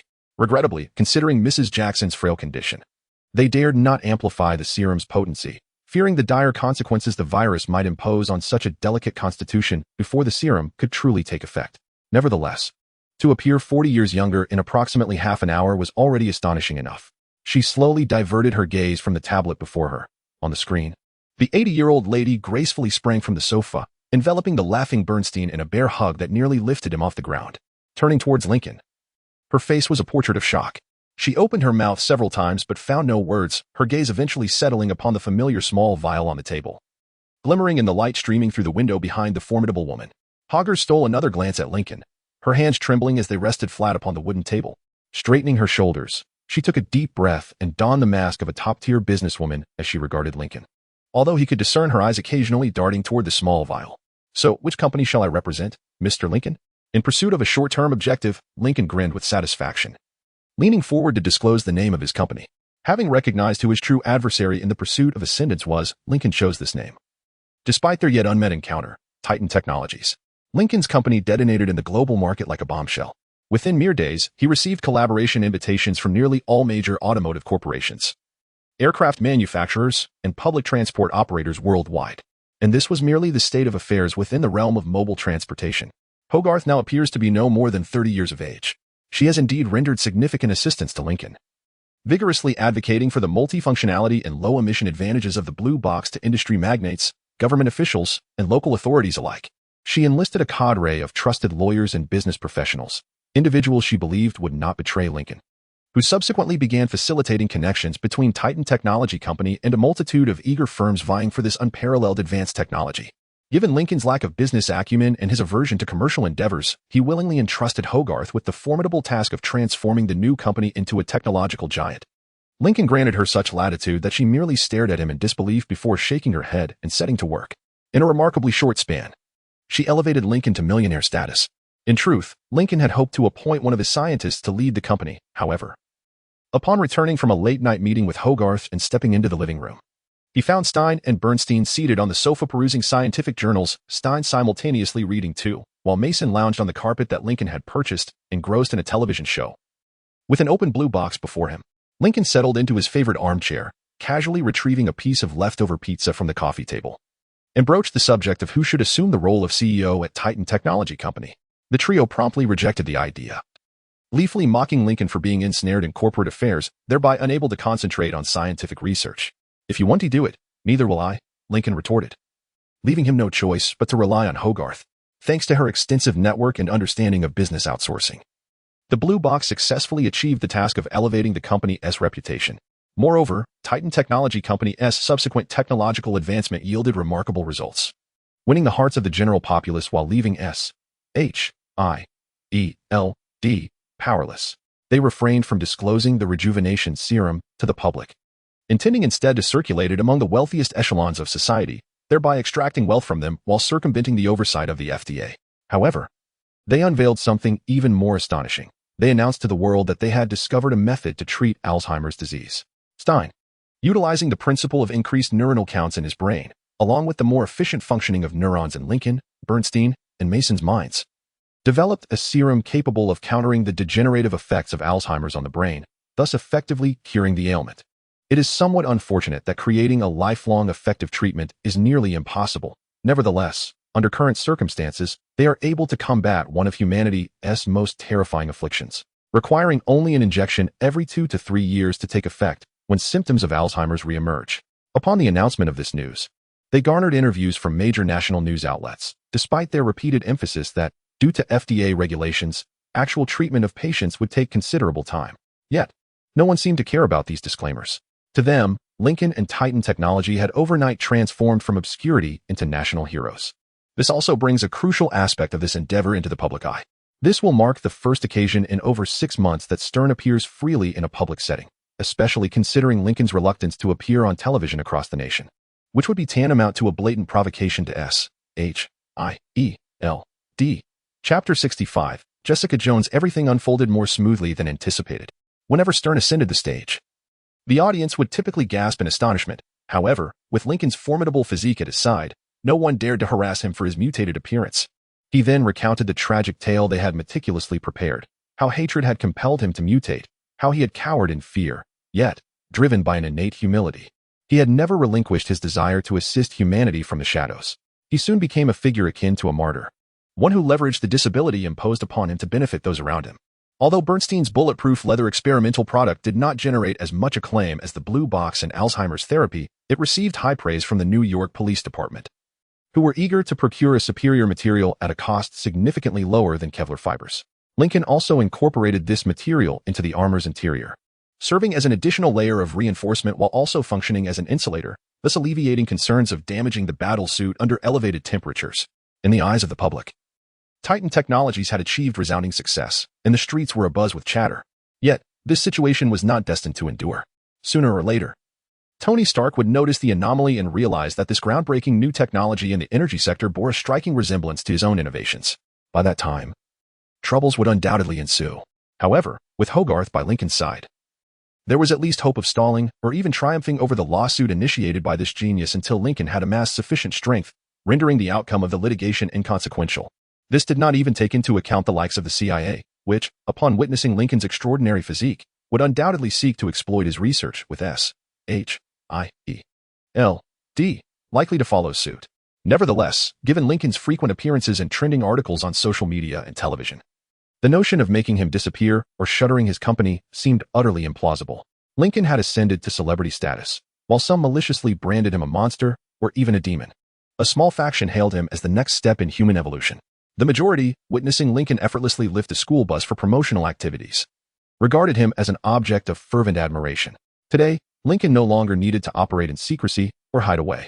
In broad daylight, he traversed public spaces, frequently interrupted every 10 meters or so by admirers eager to capture a photograph with him. The agreements brokered by his legal team, coupled with Lincoln's newfound celebrity, had rendered various clandestine organizations cautious, as he was now a public figure, and they dared not act against him overtly. After all, Lincoln was the one who had discovered the tragic hero, Dr. Stern, and willingly allowed this good man to experiment upon him, serving as a guinea pig solely for the advancement of humanity. Lincoln deliberately cultivated similarities to Steve Rogers, having self-taught an authentic Brooklyn accent, even fabricating tales of being a frail youth before his transformation, suddenly thrust into the ranks of the world's, or at least New York's, most renowned figures. An unexpected benefit emerged. Other celebrities sought to accompany him in public appearances. In the previous world, Lincoln was an admirer of certain Western celebrities. With his burgeoning wealth and newfound fame, he managed to procure a VIP ticket for an event this evening where a debuting singer, Tracy Walker, would make her first appearance. As Lincoln approached the club, he ensured that onlookers noticed his attendance, pausing to oblige every autograph and selfie request to garner further support. His spirits were particularly high as he waved at the CIA agent assigned to shadow him tonight, noting that the individual who had been guarding the factory since his public reveal was not the same. The NSA agent tracking Lincoln mistakenly believed he was being acknowledged. Ever since Lincoln's striking visage graced national television, government agents had been on his tail. Yet, Lincoln intentionally showcased himself in public, interacting with everyday people, ensuring he remained in the spotlight, which deterred any rash actions against him. His strategy was to embed himself in the public consciousness, making it challenging for clandestine organizations like SHIELD to maneuver. After 3 hours of walking, Lincoln finally entered the club, where she stood resplendent. Tracy Walker, clad in a red latex corset, appeared on the large screen. Lincoln surmised that Jessica Jones was also present. He approached the sullen girl, who was attempting to feign melancholy to attract attention, and couldn't help but compare the two sisters. One was nearly frail and flat, while the other possessed a resolute, feline-like visage with alluring curves. One had a dull complexion and lifeless black hair, while the other radiated with a healthy golden tan and vibrant blonde locks. One donned attire that seemed thrifted, while the other danced gracefully in a chic Gucci miniskirt. In his past life, Lincoln had harbored an infatuation for Tracy Walker, and it appeared that his tastes remained unchanged in this rebirth. Alas, tonight he would have to contend with her seemingly melancholic and disheveled sister rather than her vivacious and alluring sibling who was reveling in the festivities. Naturally, Lincoln had to navigate through the crowd before reaching her. As people recognized him and began to converge, this became increasingly challenging, overshadowing Tracy's performance in the moment. Although it was bothersome, maintaining a positive public image was Lincoln's only shield against the shadowy government forces that wished to dissect him. Thus, he wore the brightest smile as he approached Tracy and her companions, shaking hands and signing autographs. "Lincoln, you've arrived," Tracy exclaimed, her excitement palpable as she rushed to embrace him. Lincoln responded with poise, relishing the sensation of a beautifully clad woman pressed closely against him, laughing heartily as he returned the embrace. "Of course, Tracy. Once I received the invitation, I knew I had to be here," Lincoln replied with an exuberant tone, though it was merely a facade to sustain his public persona. Oh, have you met my friends?" With that, she eagerly pulled Lincoln over to greet a group of individuals. This assemblage was truly tedious. How could a discussion about shoes extend for over an hour? Nevertheless, they eventually arrived at the crux of the matter, which was the very reason Lincoln had accepted Tracy's agent's invitation to attend the soiree that evening. "This is my sister, Jessica." The sister rolled her eyes and turned away, evidently weary of encountering yet another acquaintance of Tracy's. However, upon finally laying eyes on Lincoln, a spark of interest ignited in her gaze. "Hello," Lincoln exclaimed boisterously amidst the cacophony of music, receiving a hesitant nod in response. For the next few hours, Lincoln remained close to the two sisters, making every effort to engage Jessica in conversation. Yet, Tracy seemed a touch envious, persistently demanding Lincoln's attention. Ultimately, the situation unfolded much like a scene from a television drama. Tracy, inebriated, bellowed that Jessica was always stealing her spotlight, even going so far as to claim her new friend. Following this, Jessica smashed an ATM, and Tracy departed in a luxurious car. Chapter 66. The bet Lincoln would rather be seated in that luxurious car than follow Jessica aimlessly wandering after emerging from the party. Yet, Jessica proved more advantageous to Lincoln, while Tracy offered little more than the possibility of a fleeting affair. Thus, in a small square approximately 2 blocks away from the party, Lincoln called out to the slender woman with cash stuffed in her shirt. "Surely you know that stealing is wrong, don't you?" Jessica abruptly halted her steps, casting a furtive glance back at Lincoln as he approached from behind. "What nonsense are you babbling?" Lincoln continued forward until he stood directly before the young woman, who was slightly hunched over, her arms defensively cradling her stomach.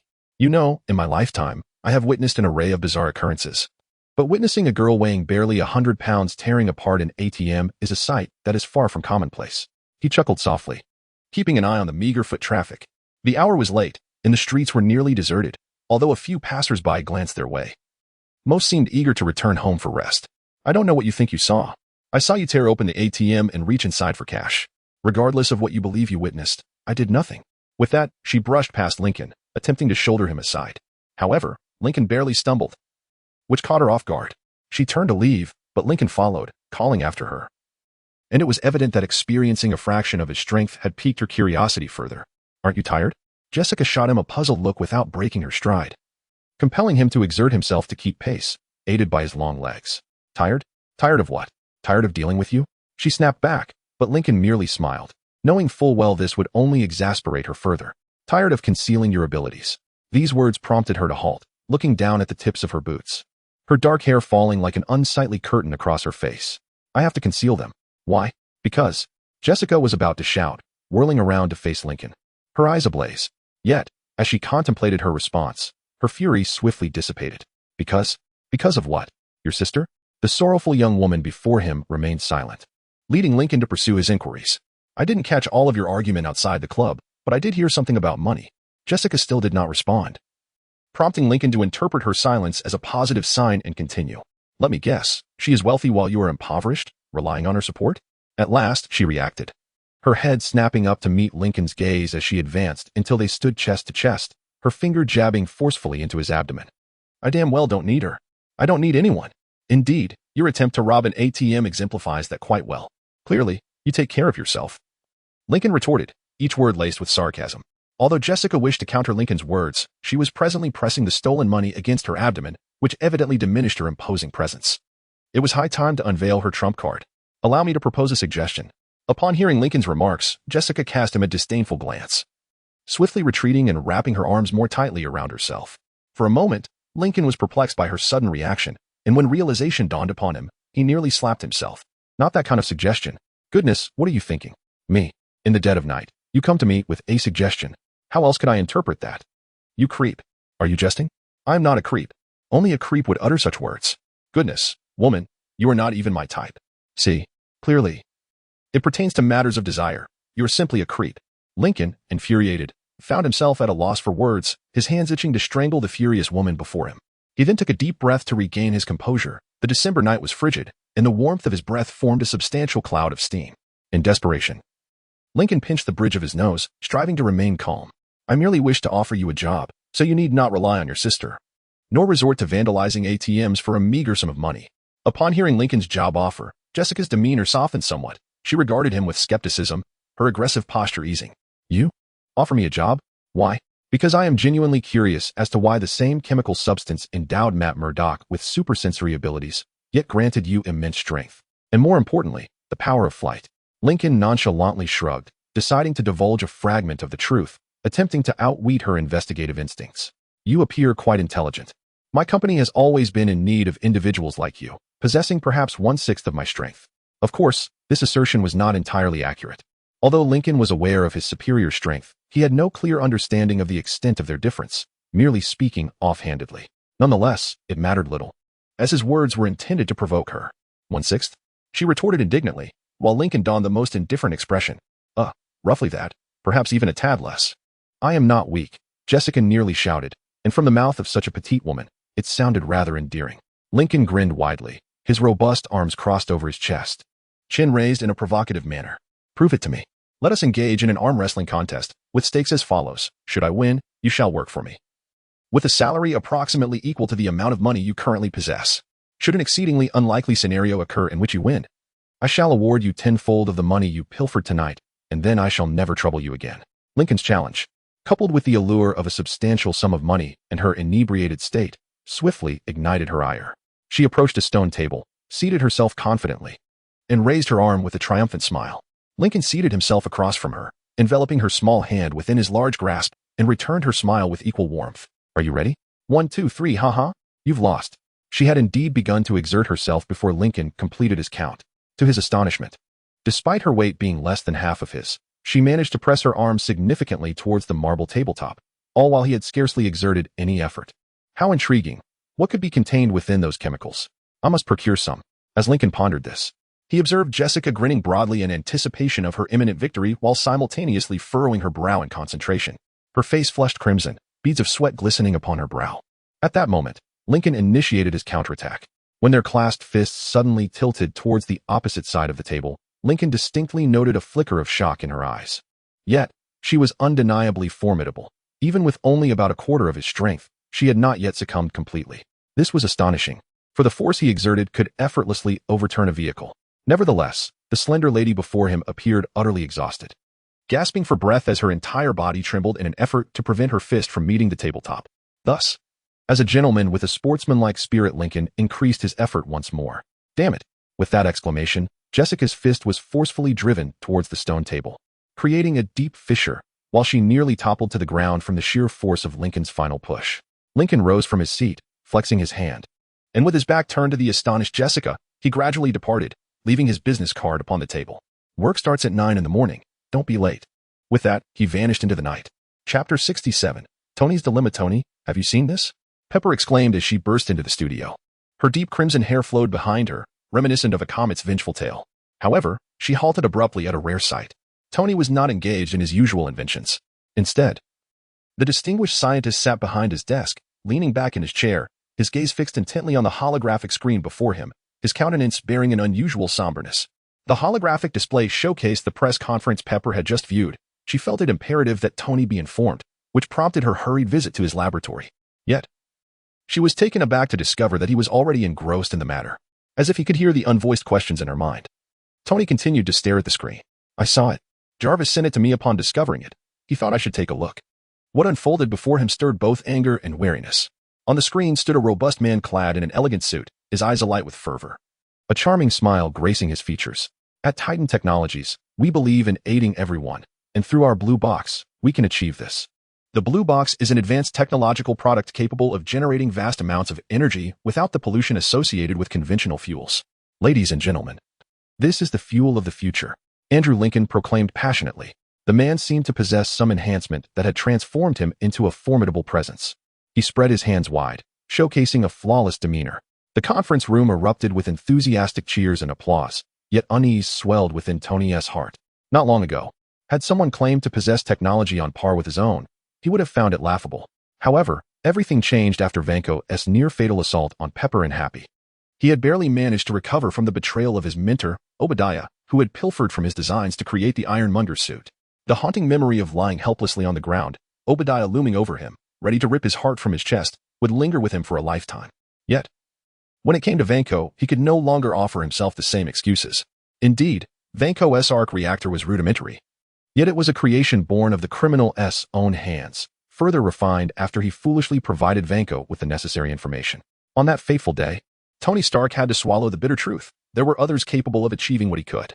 Thus, he would not dismiss or overlook this newly emerged company, which had proclaimed its ability to disseminate high-end technology to the masses in the span of a week. He would never repeat the same mistake. Tony, how should we respond to this?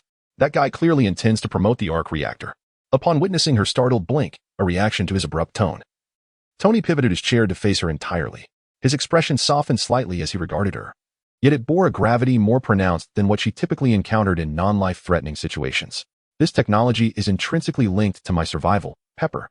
They may adorn it with elaborate packaging and fanciful nomenclature, but I would never mistake the essence of what sustains my life. Pepper approached him, her delicate hand resting upon his shoulder. Tony observed her as she glanced back at the screen, a faint frown creasing his brow.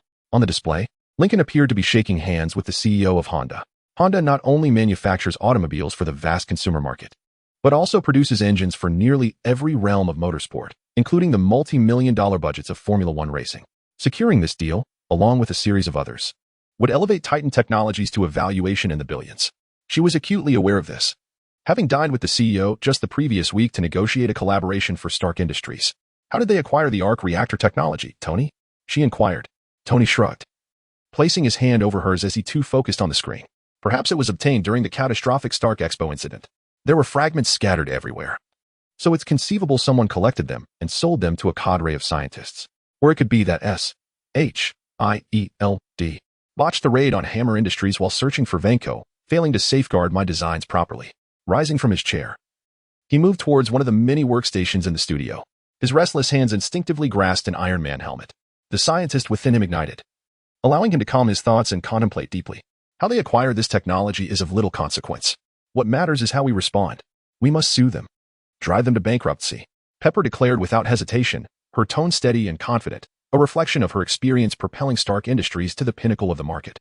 A feat that had earned her the title of businesswoman of the century. However, Tony merely shook his head absently, continuing his tasks, responding without turning to her. Perhaps, but I believe that is not a prudent course of action. I have never patented this technology, Pepper. I fear that if I did, I would once again be labeled as the Merchant of Death, offering the world a new weapon. I was never concerned about someone replicating it because, well, before Vanko emerged in Monaco, I never imagined anyone could achieve it. But this is clearly theft, she exclaimed, her indignation palpable. Tony let out a frustrated sigh upon hearing her outcry.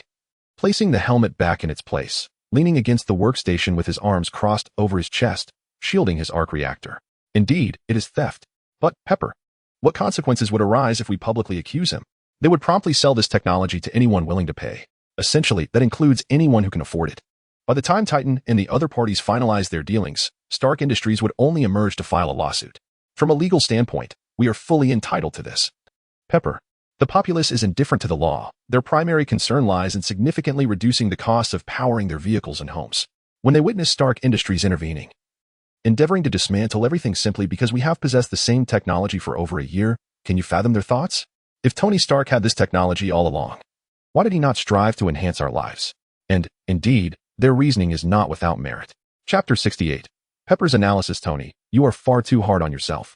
Pepper murmured as she approached him, her slender arms encircling his neck, her head resting upon his chest. Tony embraced her, resting his chin upon her fiery red hair. His expression troubled. The flamboyant demeanor of his former self was cast aside, for he was confronted with a question that he had not even realized he needed to answer. Am I truly being harsh? Every time someone acquires my technology, they attempt to use it to harm me or you, or they seek to transform it into a weapon. Often, it is a combination of both. This easily justifies my desire to monopolize all my inventions. Yet now, this newcomer has emerged. He possesses my technology. Yet all he discusses are engines and generators, business matters. His closest approach to weaponization is merely collaborating with PIM technologies, but in all other respects, he appears to be quite innocent. I cannot help but ponder. You understand, don't you? When will something go awry? Pepper smiled gently, completing his thought as she leaned back slightly to gaze into his eyes. He sighed in resignation, tacitly conceding. Indeed, does this make me seem paranoid? At this, Pepper let out a soft laugh, shaking her head with affectionate disbelief. No, Tony, it simply indicates that you have endured far more than most. Your sole concern is to ensure others do not have to endure similar trials. This is not paranoia. It reveals you to be a hero. Hearing her soothing words, Tony smiled and leaned in to gently kiss her, attempting to convey everything that words could not express through this tender gesture. She nestled closer to him, and after a moment, they parted with smiles, Tony feeling as though the heavy burden that had weighed upon his shoulders since witnessing that press conference had lightened somewhat. However, as he turned back to the screen and observed the man named Lincoln descending the stage, waving to the adoring crowd while signing autographs, he could not suppress a frown. Lincoln's tall stature made him distinctly noticeable amidst the throngs of people, most of whom barely reached his shoulders. At that moment, a petite woman, half Lincoln's height, strode forward with an expressionless face, effortlessly and disdainfully pushing aside those in her path to clear a route for her boss. Perhaps she was one of the individuals who willingly accepted his enhancements? Tony was perplexed by how this man had achieved such feats. But Titan Technologies had included a clause in their employee contracts allowing voluntary participation in experimental drug testing. Tony was baffled by where he had found these individuals. Yet within the week of Titan Technologies entering the global market, the media was rife with reports. It was evident that this man had employed injured and disabled construction workers and had restored them to health through unknown means.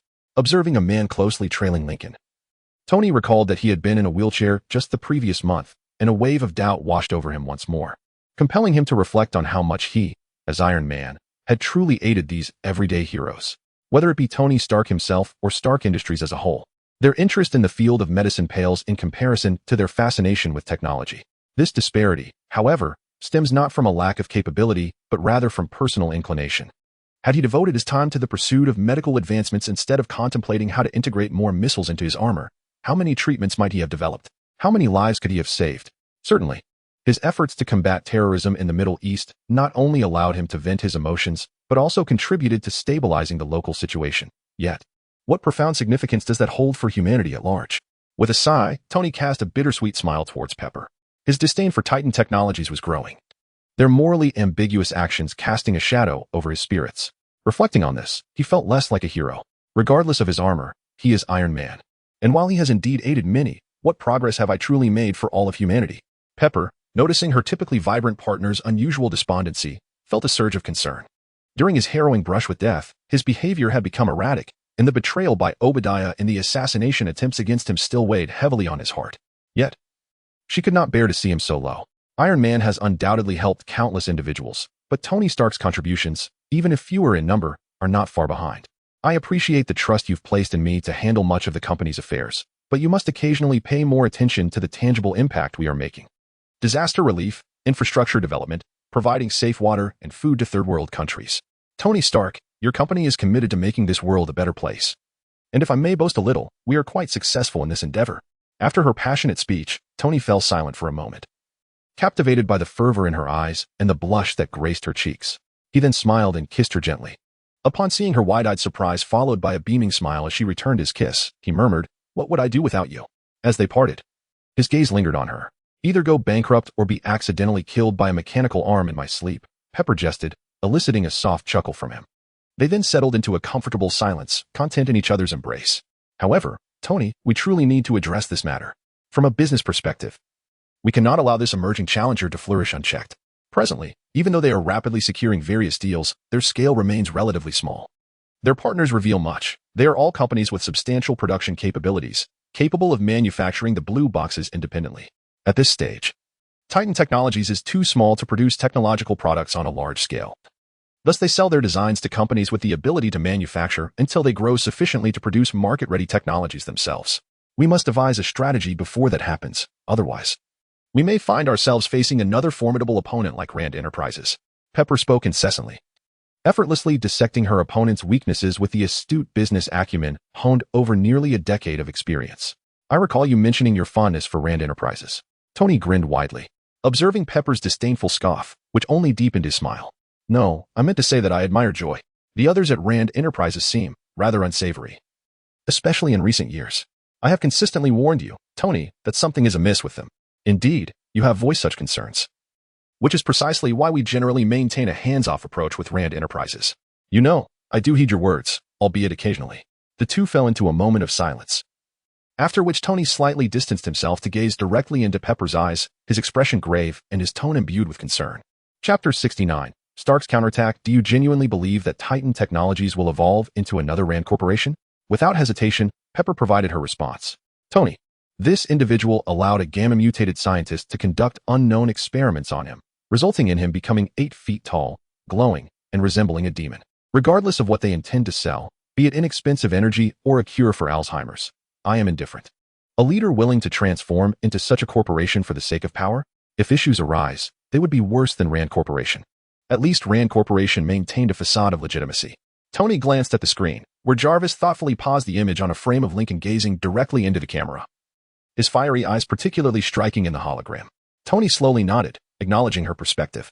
"So, no consideration for collaboration?" "No, Tony, no collaboration." "Very well. Then we must take advantage of their current vulnerability to drive them out of the market. I will release some Iron Man technology through Stark Industries, but not any that could be converted into weaponry. At the very least, this will provide you with sufficient leverage to attract some major institutions to our side. I am aware that NASA has long coveted the use of anti-gravity propulsion technology in spacecraft. What about the arc reactor? They clearly stole your technology. How shall we respond? We will sue them, but it will be a protracted battle. From various rumors, I have gleaned information about Hoged and know she will not concede easily, and presently, she has garnered public support. Therefore, before we take Titan Technologies to court, we must engage in similar actions, and we must excel. This way, when they attempt to defend themselves from a public opinion standpoint, they will find themselves lacking, as Stark Industries will already be actively assisting the populace." Upon hearing his spirited remarks, Pepper grinned mischievously. When he raised an eyebrow, casting a questioning glance her way, she could not help but burst into laughter. "I adore your earnestness in discussing business," she said hoarsely, eliciting a broad smile from the inventor, who effortlessly embraced her, provoking a surprised laugh from the red-headed woman. "Oh, really? Then let me give you more." "Oh, Mr. Stark, do not stop." Pepper feigned innocence, singing loudly, though Tony could see the sparkle in her eyes. He laughed, carrying her up the stairs towards their bedroom or perhaps the sofa, depending on how long he could restrain himself. As the inventor exited the studio with the woman of his dreams in his arms, laughter echoed down the staircase, while Andrew Lincoln's fiery gaze continued to stare unblinkingly from the paused holographic image. A few days later, Lincoln sat at the desk in the studio purchased by Burstein weeks earlier, examining Jessica's blood with a high-end microscope he had crafted himself. When Lincoln initially requested blood, he nearly faced a perilous kick from her, only after providing a thorough explanation that his intent was to comprehend how that chemical substance enhanced her. In order to further augment her, or potentially cure her entirely, did she relent, albeit hesitantly. To this day, she remains reticent about her true desires. Generally speaking, the intricate experimental apparatus poses a challenge for Lincoln due to its diminutive scale, complicating precise manipulation. However, this microscope is an exception. Drawing inspiration from blueprints pilfered from Wakanda long ago, Lincoln crafted a tactile interactive interface reminiscent of what he had encountered in the Mass Effect series of games. This tactile overlay is rather straightforward. merely a fluorescent projection magnifying the various knobs and buttons on the microscope. Thus, Lincoln can effortlessly rotate the dinner plate-sized faux buttons, translating those movements to the corresponding components for meticulous operation. Presently, Lincoln reclines against the chair's backrest, his long legs stretched before him, and his robust arms crossed over his chest. Standing beside him, Sten, clad in his six-armed exoskeleton, shares his gaze towards the computer screen. "I truly did not anticipate this maneuver," Sten remarked in a flat tone.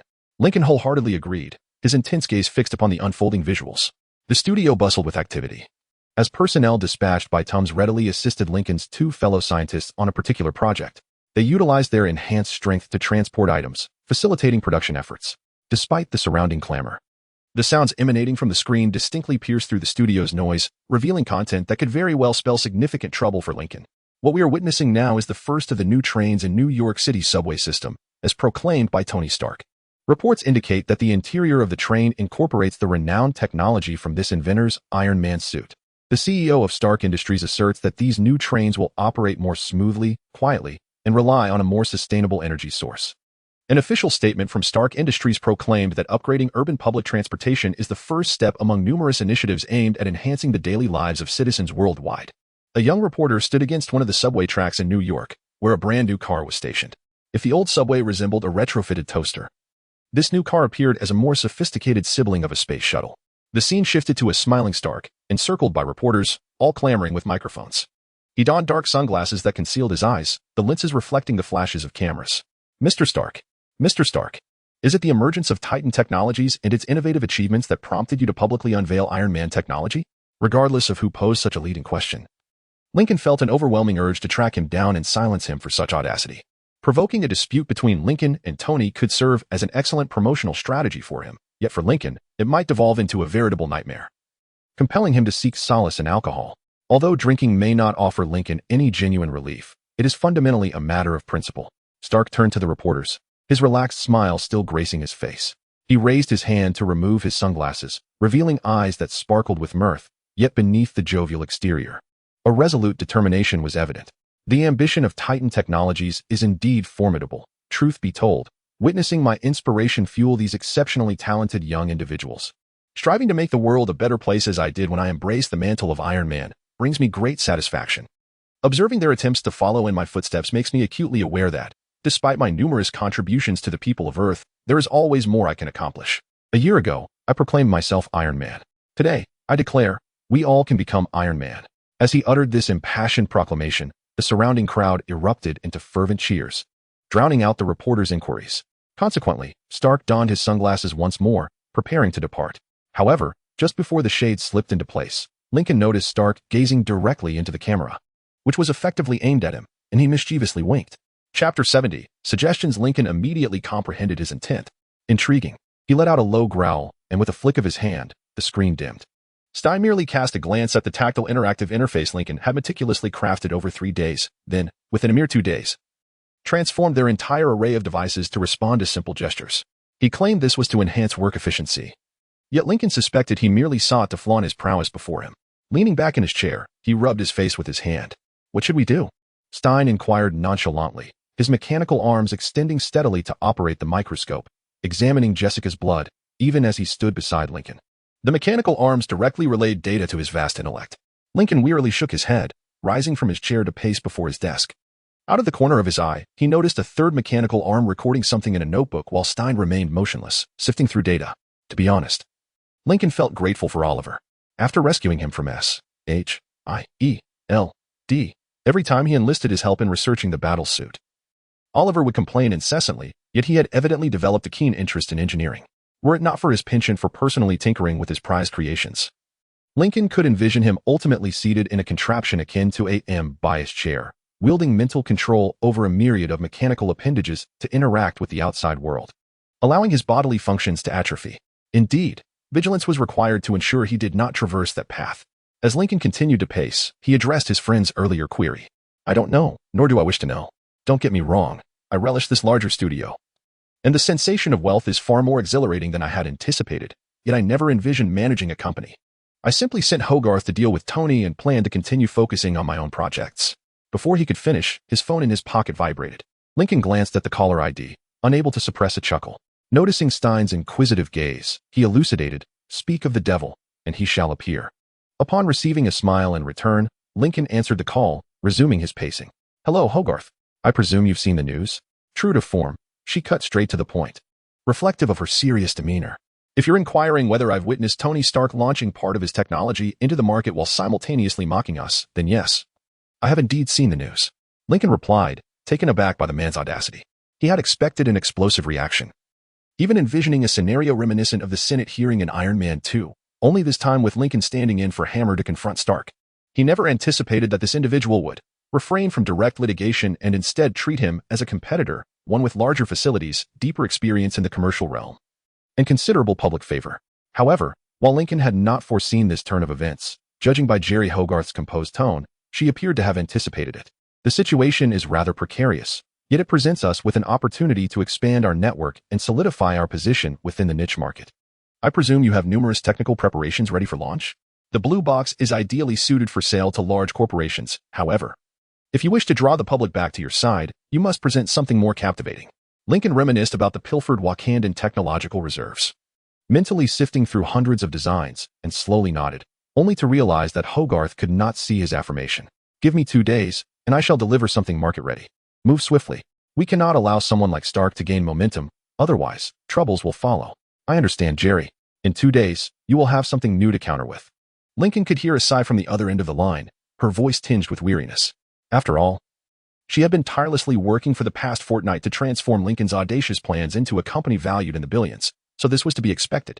"You know, Titan Technologies would greatly benefit from your leadership. I say this not merely from a public relations standpoint. Mr. Lincoln, I am merely your legal advisor. A company like yours ought to be run by a chief executive officer." Lincoln paced on the studio's concrete floor, lost in thought, casting a glance at Stein. He had ceased fiddling with the microscope and was now standing a few meters away, bent over the machinery beneath Oliver's hood. Yet one of his mechanical arms was directed towards Lincoln. Upon noticing Lincoln's gaze, Stein shrugged, not turning back, evidently indicating that the decision was his to make. "Hogarth, I will endeavor to be more visible, accept more interviews, attend more conferences, and host more press briefings. However, I do not wish to manage the company. None of us are inclined to do so. We simply enjoy inventing new things. So far, you have performed admirably. I am confident you can sustain the company for a while longer until I find a suitably qualified person to assume the position permanently."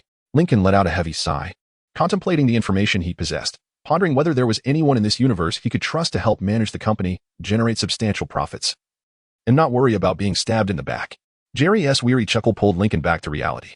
"Are you aware that you just mentioned you would entrust your finances to a lawyer? Believe me, Miss Hogarth, this is not the most outrageous thing I have done." Lincoln smiled, eliciting a light laugh from the serious woman. "Very well, tomorrow at 3 in the afternoon, you are to host a meeting with Mr. Cross from PIM Technologies. Do you think you can handle it?" "All right, I will be there."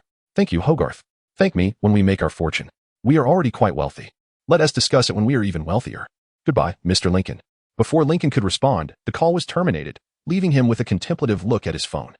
He chuckled softly, shaking his head, and placed it back in his pocket as he walked toward his desk. Who could that be? Perhaps a secret admirer? Chapter 71. Jessica's actions. Who might that be? Perhaps someone harboring a secret affection for you? Lincoln abruptly turned around, his hands ignited with an astonishing glow.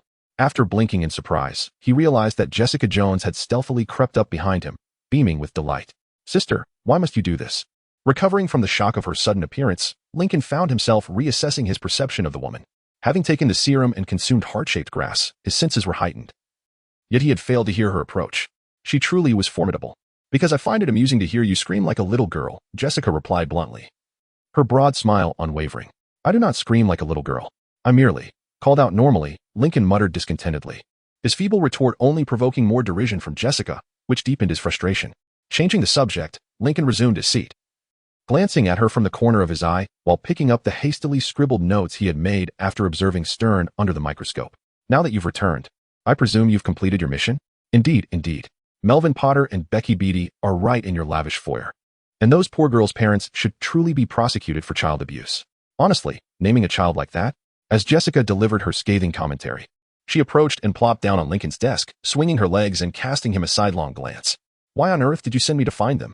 New York is vast, but I feel searching for Stern, Bernstein, or Mason would yield the same results. You could have done this yourself. Why delegate it to me?"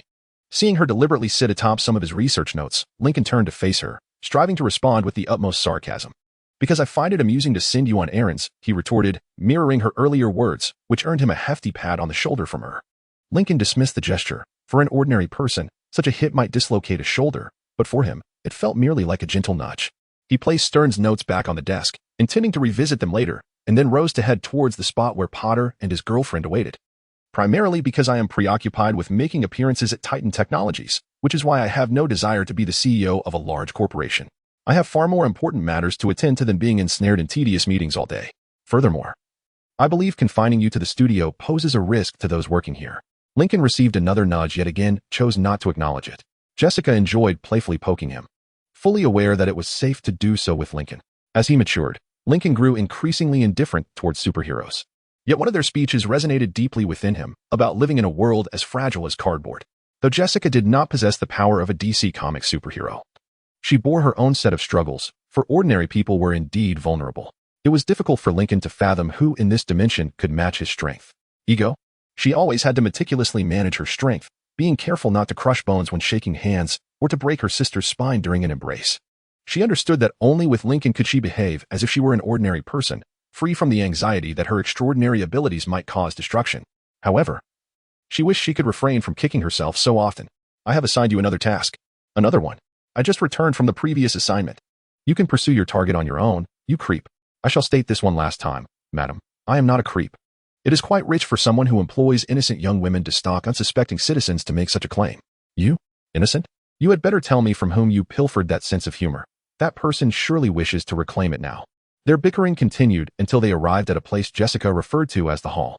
In truth, it was merely a cleared area near the entrance, furnished with a few cozy sofas and a coffee machine. Observing Porter and Beatty wide-eyed at the bustling scene around them, Lincoln placed a hand on Jessica's shoulder, prompting her reflexively to attempt to dislocate his arm.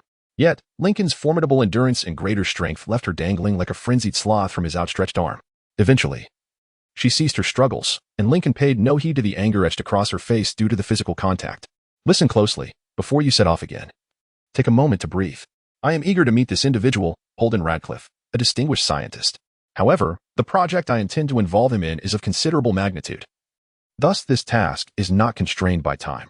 After all, the project requires extensive duration, and whether you locate him today or next month is inconsequential. In the meantime, find something to occupy yourself with and attempt to relax. Visit your sister. I suspect she misses you, as I know you have not been in touch with her since you began working for me." After Lincoln succinctly conveyed his thoughts, Jessica fell silent, her inner turmoil evident upon the mention of her sister. Ultimately, her shoulders slumped in defeat as she sighed and waved her hand impatiently. Very well, very well. Give me the money, and I shall cease to annoy you." Of course, that was merely a jest. She flashed a grin, her words rendering Lincoln speechless for a moment before he retrieved his wallet to count out her finder's fee. "You know, during our conversations, it is unnecessary for you to always make jests at my expense, right?" "No, I find it rather amusing. Until next time, fools. I am off to procure some wine." With those witty remarks, she cheerfully waved her hand and strutted past the bewildered Porter and Beatty, making her way into the bustling streets of New York, where Lincoln surmised she was headed to the nearest liquor store. Shaking his head at the comical antics of the superhuman, he approached the perplexed couple, his face radiating the brightest of smiles as he opened his arms wide. "Ah, Mr. Porter. And Ms. Beatty. How splendid it is to see you both." Melvin looked up at Lincoln, his face adorned with a childlike expression, one arm protectively draped around his girlfriend's shoulder. The girl inquired if he could ensure Becca's safety. "Can you?" Lincoln clasped his hands behind his back, offering them the most reassuring smile he could muster. "Mr. Porter, I can make her more resilient and formidable than your finest suit of armor." Surprisingly, this statement elicited a laugh from the genius. "No, sir. The suits I create are truly remarkable, and Becca is rather petite," he declared proudly. Yet, Lincoln remained uncertain about which aspect he took pride in. However, as he observed his girlfriend roll her eyes affectionately, her gaze shifted to Lincoln, revealing a palpable concern. Chapter 72. Flying Cars. Melvin was not mistaken. Becky was indeed petite, barely reaching her boyfriend's shoulders. Clearly, this diminutive lady harbored doubts about Lincoln's genuine desire to assist, pondering if he was merely another opportunist seeking to exploit the unique intellect of this blacksmith. In truth, there was a hint of validity to both notions. Melvin Porter, an ordinary man devoid of superhuman abilities yet endowed with remarkable physical prowess and an array of formidable combat skills, was an exceptionally talented costume designer, known as Gladiator in Daredevil. Back when Lincoln was still in high school, he participated in a charitable initiative, working alongside individuals with intellectual disabilities. Since then, he had developed a fondness for people like Melvin.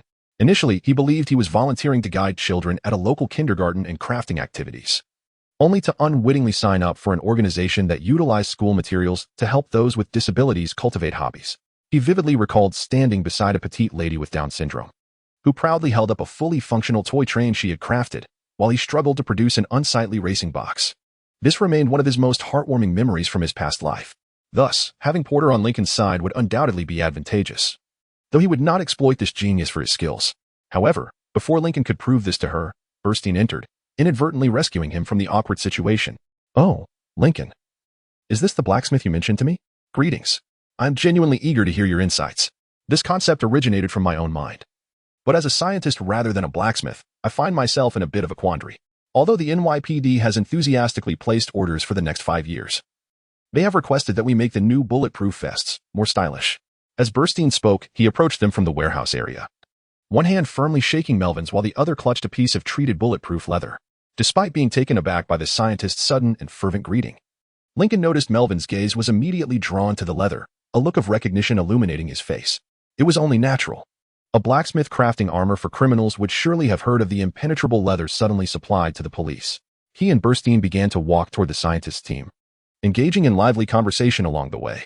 Lincoln turned to Becky, who gazed at her boyfriend with an affectionate expression. Sensing Lincoln's scrutiny, she turned to face him. Although she had to tilt her head back to meet his eyes, the determination in her gaze was unmistakable. "Do not harm him. He is not foolish. He is simply different. He possesses remarkable talent. Many have exploited this," she softly stated, her eyes fixed steadily on Lincoln's fervent gaze, her voice unwavering. Lincoln smiled gently and half-turned to head toward the workshop area, extending his arm in a universal gesture of after you. As she ventured deeper into Lincoln's domain, he attempted to reassure her. "Fear not, Miss Beatty. I keep my promises. I shall render you more resilient than Mr. Potter's most formidable armor. Thus, regardless of who seeks to exploit him and his talents, you shall remain secure, and he will be able to collaborate with the entire team." "What do you intend to do, Mr. Lincoln?" Melvin is not boasting. He genuinely does not know how to proceed. Nevertheless, the armor he has created is undeniably durable. The enthusiastic gentleman you encountered earlier, Dr. Burstein, has discovered a method. I am aware that you have endowed me with extraordinary intelligence. But do you comprehend the implications of your words? You wish for me to outshine that fellow Tony Stark in the innovation competition. Come now, Mason. With the cerebral enhancer I have provided you, along with all the technology we possess from Wakanda, I am certain we can devise a solution. The previous day was largely consumed by reinforcing Becky and Melvin, and just as Lincoln mentioned that the procedure might be somewhat painful, the blacksmith refused to allow his girlfriend to undergo the procedure alone. Exhausted from a long day, Lincoln consented to proceed with him first. The day was still young as Lincoln sat before Mason, informing him that Hogarth required a product ready for market by tomorrow. Otherwise, Stark would seize the opportunity. The hefty man rested one hand on his head while the other, adorned with cumbersome gloves, hovered over an array of tools. Having witnessed Lincoln's tactile interface and Steedon's motion-sensing devices, Mason was unwilling to be outdone and sought to make his tools responsive to the magnetic pulses emanating from his gloves, thereby granting him a rudimentary form of pseudo-psychic ability, applicable solely to a limited set of prearranged tools. Lincoln harbored some skepticism regarding what Burstein might devise in response. "Indeed, I have no doubt we can produce items for the general populace, such as transportation and communication products. With our combined technological prowess and that of Wakanda, we could potentially outpace competitors by decades in these fields. However, I suspect that in these domains, anything we create will either already exist in Stark's inventory or could be fabricated by him within a matter of months."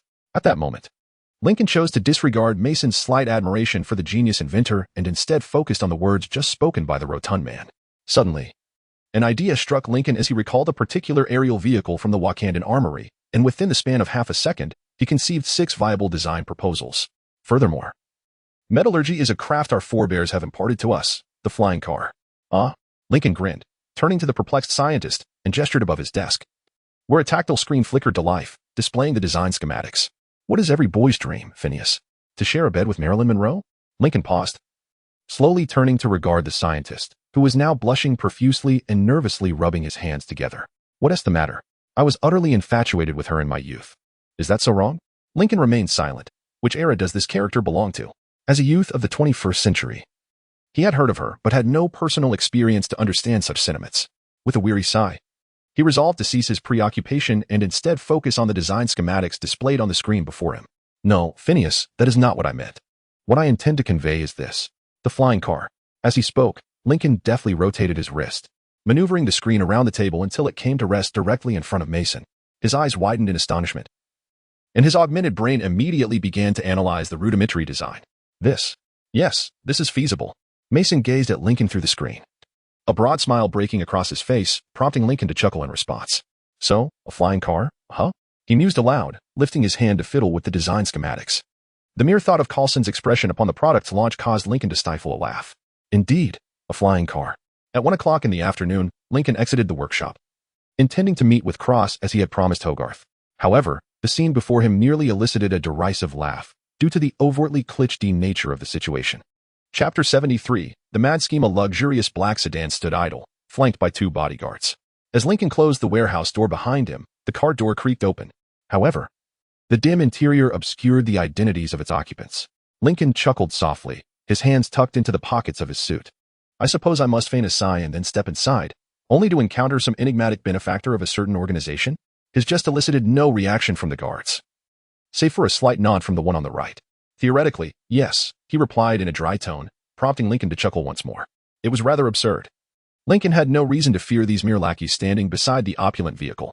They barely stood taller than his chin, armed with nothing capable of inflicting harm, while he could effortlessly lift the car and hurl it across the street. And what if I choose otherwise? Lincoln inquired leisurely, though his smile faded swiftly as a familiar, gravelly voice emanated from the depths of the vehicle's darkness. Should you act so foolishly, my associates would be displeased.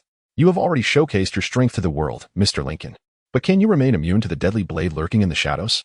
In truth, I can. But I shan't divulge that to you. Just wait and see the expression on your face when your inevitable betrayal falters. You will not sever my head. You will merely shatter your sword. Lincoln contemplated this internally, masking his thoughts as he approached the sedan with slow, measured steps, pretending to be a cowed businessman as he slid into the car, although he had to bend slightly to fit through the door. The extraordinary agility bestowed by the heart-shaped grass enabled him to do so with ease. Lincoln's eyes quickly adjusted to the dim light within the vehicle, settling upon the speaker, confirming his suspicions.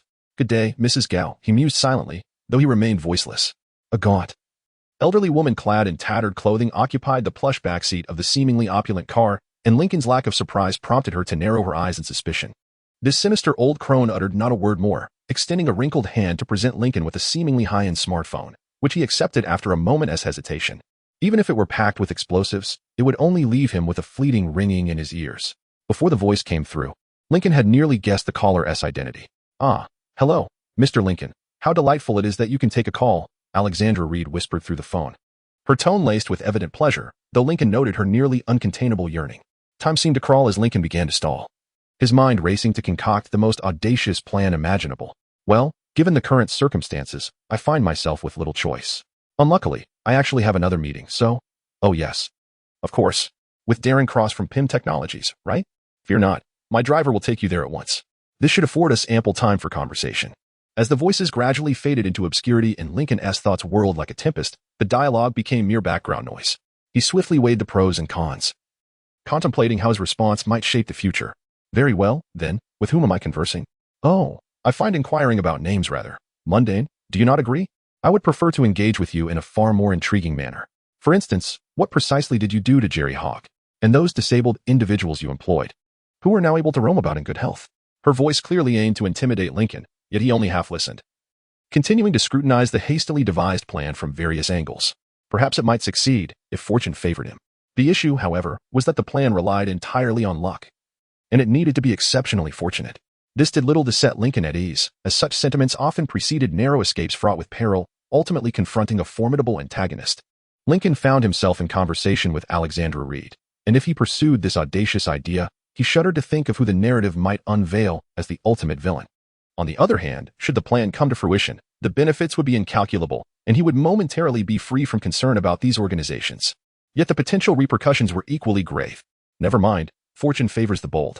That, indeed, a balanced diet, coupled with regular visits to a spa, yields remarkable results. No, I must respectfully disagree with your perspective. I find names to be of great interest. They can reveal much about a person. Would you not concur, Alexandra? A moment of silence ensued on the other end, and Lincoln observed Mrs. Gow's eyes widen in shock. How do you know that name? The leader of the Hand Association inquired with a voice that seemed calm, yet her fury threatened to burst forth from the phone. filling the entire vehicle. Let me ponder this. What did your accomplices say to lure me into this wretched car? Let us see if you can unearth the answer from within, shall we? You see, Mrs. Gao, at this juncture, she stared at Lincoln in disbelief, her frail hand gripping her cane with an unexpected strength not befitting her age. The implication that should I refuse to cooperate, my head would be severed, I find rather amusing. What is it that makes the threat of decapitation so comical to you? Alexandra seethed through gritted teeth on the line. Now, it was time for Lincoln to shine in a grand display of theatrics. For, my dear, if one head is severed, two shall grow in its place. He whispered into the phone. At that moment, Mrs. Gao realized she had made a grave miscalculation. She should not have attempted to pressure Lincoln. Of course, her realization stemmed from a different understanding than what Lincoln surmised. A profound silence enveloped the line, allowing Lincoln to continue, exerting all his effort to maintain the facade, for he needed the hand association to fully believe the fabricated tale he spun. Your organization possesses a storied history, Alexandra, one that predates my own. Yet we have flourished, both in numbers and in our ability to adapt to the times. This is not a comparison you and your compatriots can make. I acknowledge that you wield considerable power, and I shall not rudely dispute this fact. However, what of your subordinates? How can you be certain of their unwavering loyalty to you? If you perceive us as powerless and insignificant, you are gravely mistaken, Alexandra. The world has transformed, and we have adapted in kind. This world is now ours for the taking. Therefore, cease employing such foolish intimidation tactics, as if dealing with mindless merchants, and candidly express your desires. Chapter 74. The Lincoln Plan. After a while, an eerie silence enveloped her side of the line, followed by Lincoln's almost acute perception of her teeth grinding in frustration. You possess that rejuvenating serum, I demanded. No. Once again, her extreme fury resonated through the phone. Yet it was commendable that Alexandra's voice barely quivered.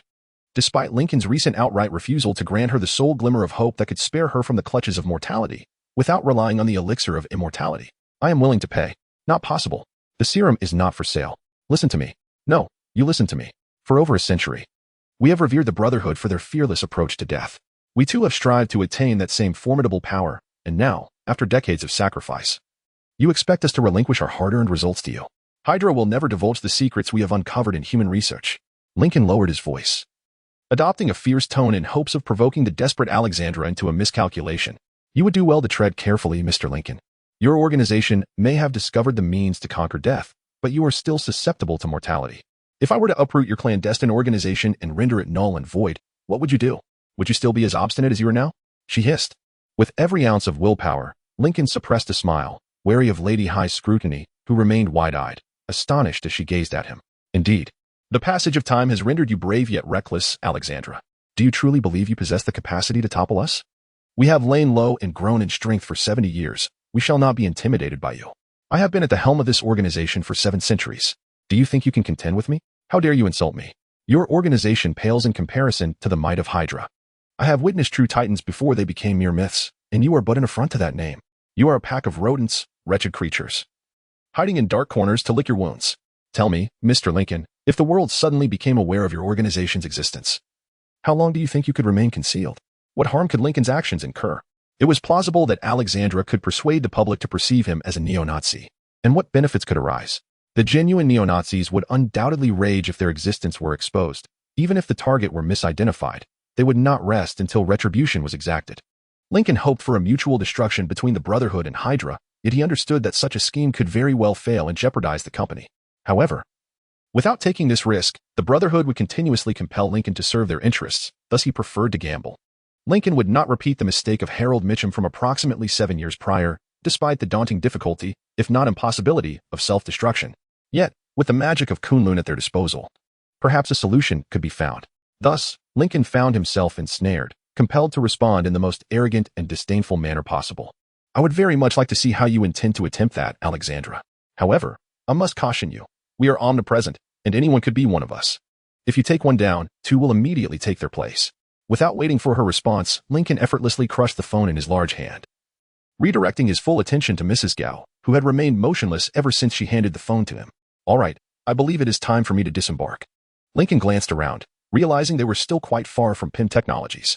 A few weeks prior, he had ingeniously instructed all those who had undergone cognitive enhancement to spend an entire day perusing Google Street View, diligently memorizing every street in New York. Nowadays, they were among the few who would not lose their way here. Mrs. Gao regarded Lincoln thoughtfully for a long moment before slowly nodding. Indeed, it is time to get out. With that, she lightly tapped the floor of the luxurious car twice, causing it to come to a sudden halt. Lincoln did not look back. He sidled out of the car and sprinted towards PIM Technologies. The path was fraught with peril.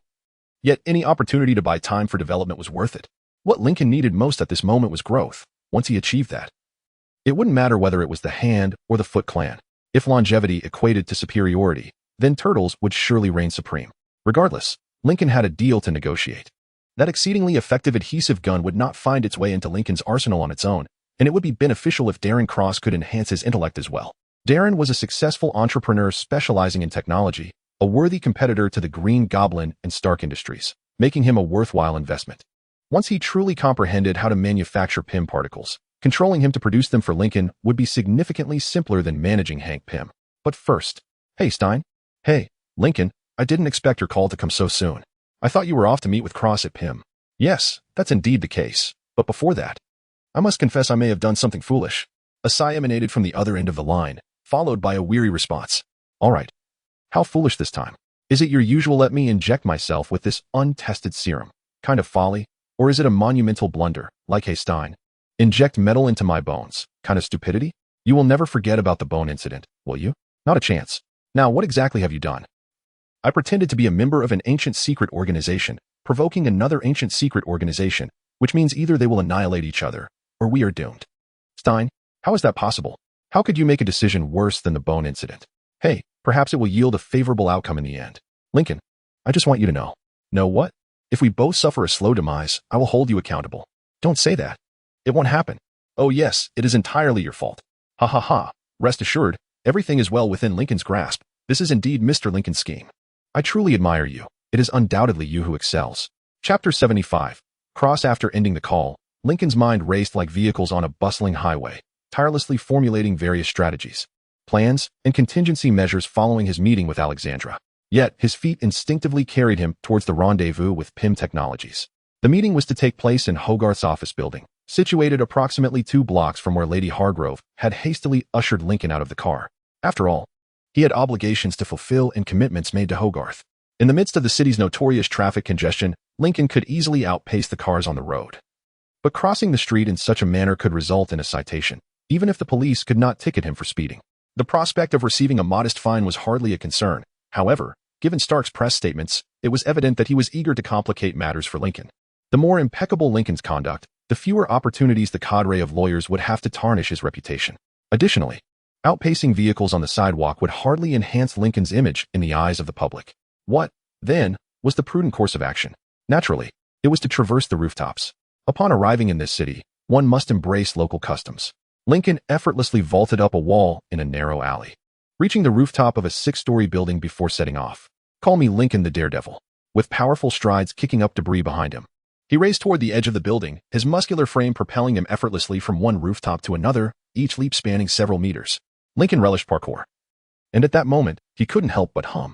Just 5 minutes later, he spotted Hogarth, Zhao, and Benowitz across the street. Accelerating, he launched himself from the edge of the building with such force that the bricks beneath him cracked upon impact. Thoughts of property damage quickly vanished from Lincoln's mind as he soared through the air, a tumultuous sensation swirling in his stomach. I truly must test my limits in a controlled environment someday, to ascertain just how far I can push myself, Lincoln mused with a wry smile. As the ground approached him at an alarming velocity, roughly 10 meters per second, with a heavy thud, Lincoln landed on the sidewalk, skidding a few steps before coming to a gentle halt. As he surveyed his surroundings, he realized he had miscalculated his jump, intending to land on the wide steps leading to the grand double doors. However, to his left, he noticed a security guard, utterly astonished, rooted to the spot with his mouth agape, staring at him in disbelief. Looking ahead, Lincoln recognized that he had cleared the entire main street, landing directly at the entrance of the office building, so close that the gust of wind from his landing tousled the guard's uniform. Raising an eyebrow, Lincoln turned to the bewildered guard with a nonchalant smile. Lovely weather we're having, isn't it? He remarked casually as he passed through the doors, the guard still gaping at him, as if he were an extraordinary creature. Though this description is quite apt, being scrutinized so intently made him feel somewhat uncomfortable. Consequently, Lincoln quickened his pace as he traversed the grand hall. To his surprise, Darren Cross was already awaiting him inside, standing alone at the front desk, charming the receptionist with a practiced smile. Although Lincoln had requested his solitary presence, he had assumed that Cross would inevitably bring along a retinue of aides and bodyguards. As the CEO of PIM Technologies, it seemed improbable that his board would permit him to travel alone from San Francisco to New York, even for a matter that, while not as monumental as a merger, still warranted caution. It could only be inferred that Lincoln's promise to assist in the recreation of the PIM particles had left a favorable impression on Cross, compelling him to heed Lincoln's request and come unaccompanied. This greatly facilitated Lincoln's task. Most importantly, Lincoln was keen to keep his intentions for persuading Cross shrouded from unnecessary onlookers. In his view, those unremarkable side characters were indeed superfluous. Reflecting on the motivations of his rebirth, it may seem somewhat hypocritical to think this way. Yet it is the reality of the situation, perhaps a manifestation of the awareness of a time traveler. However, there were advantages to this arrangement, as collaborating with someone who is not adversarial often leads to a far more pleasant process. In certain aspects, swaying an individual is considerably easier than persuading a multitude. Therefore, given that Cross had arrived alone, it was far simpler to draw him into alignment than it would have been had he been encumbered by the apprehensions of other businessmen. Lincoln understood that the primary reason behind Cross's solo visit was his genuine desire for the PIM particles. He was evidently willing to bypass all corporate red tape. Eager for Lincoln to promptly assist him, this individual had become quite obsessed, and considering the transaction he envisioned with the Wasp suit, he likely required a viable solution urgently. Excellent. Lincoln had plenty of strategies to deal with an impatient person.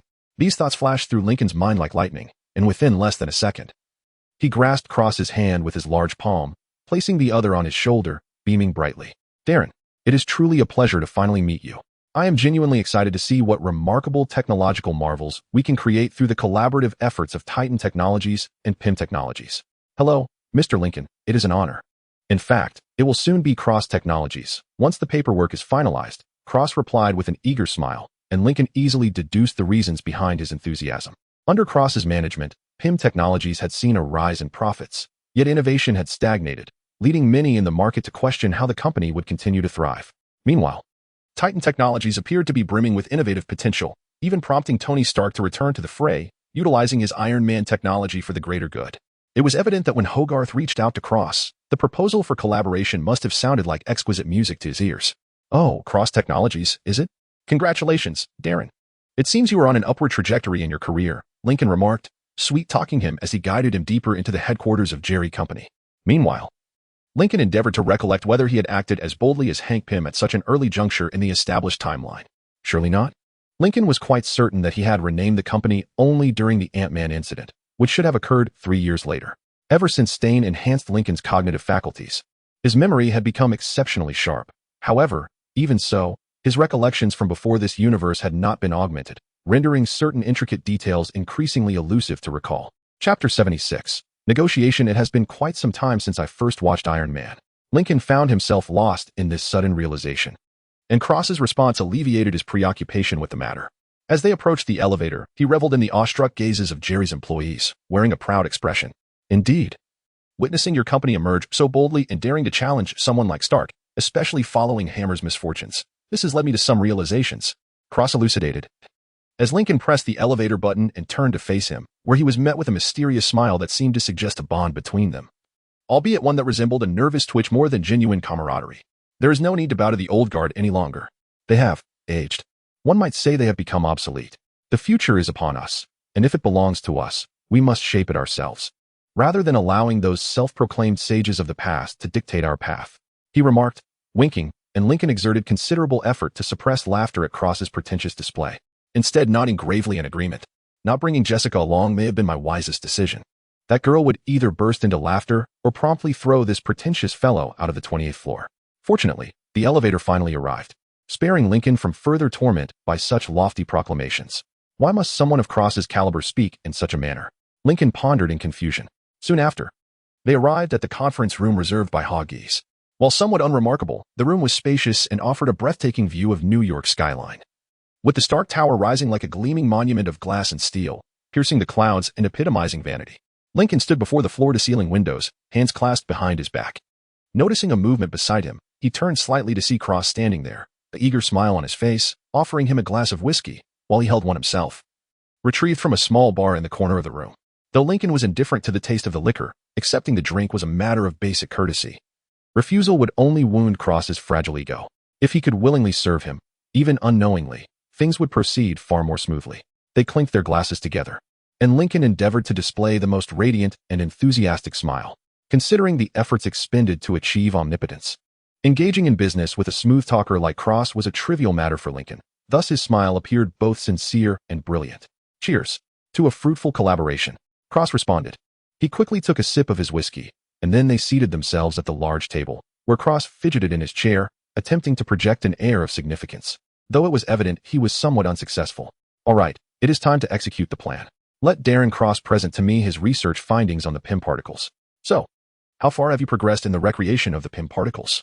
Lincoln interrupted him, and Cross suddenly froze, his eyes widening as if caught in the glare of a spotlight, like a deer immobilized in its brilliance.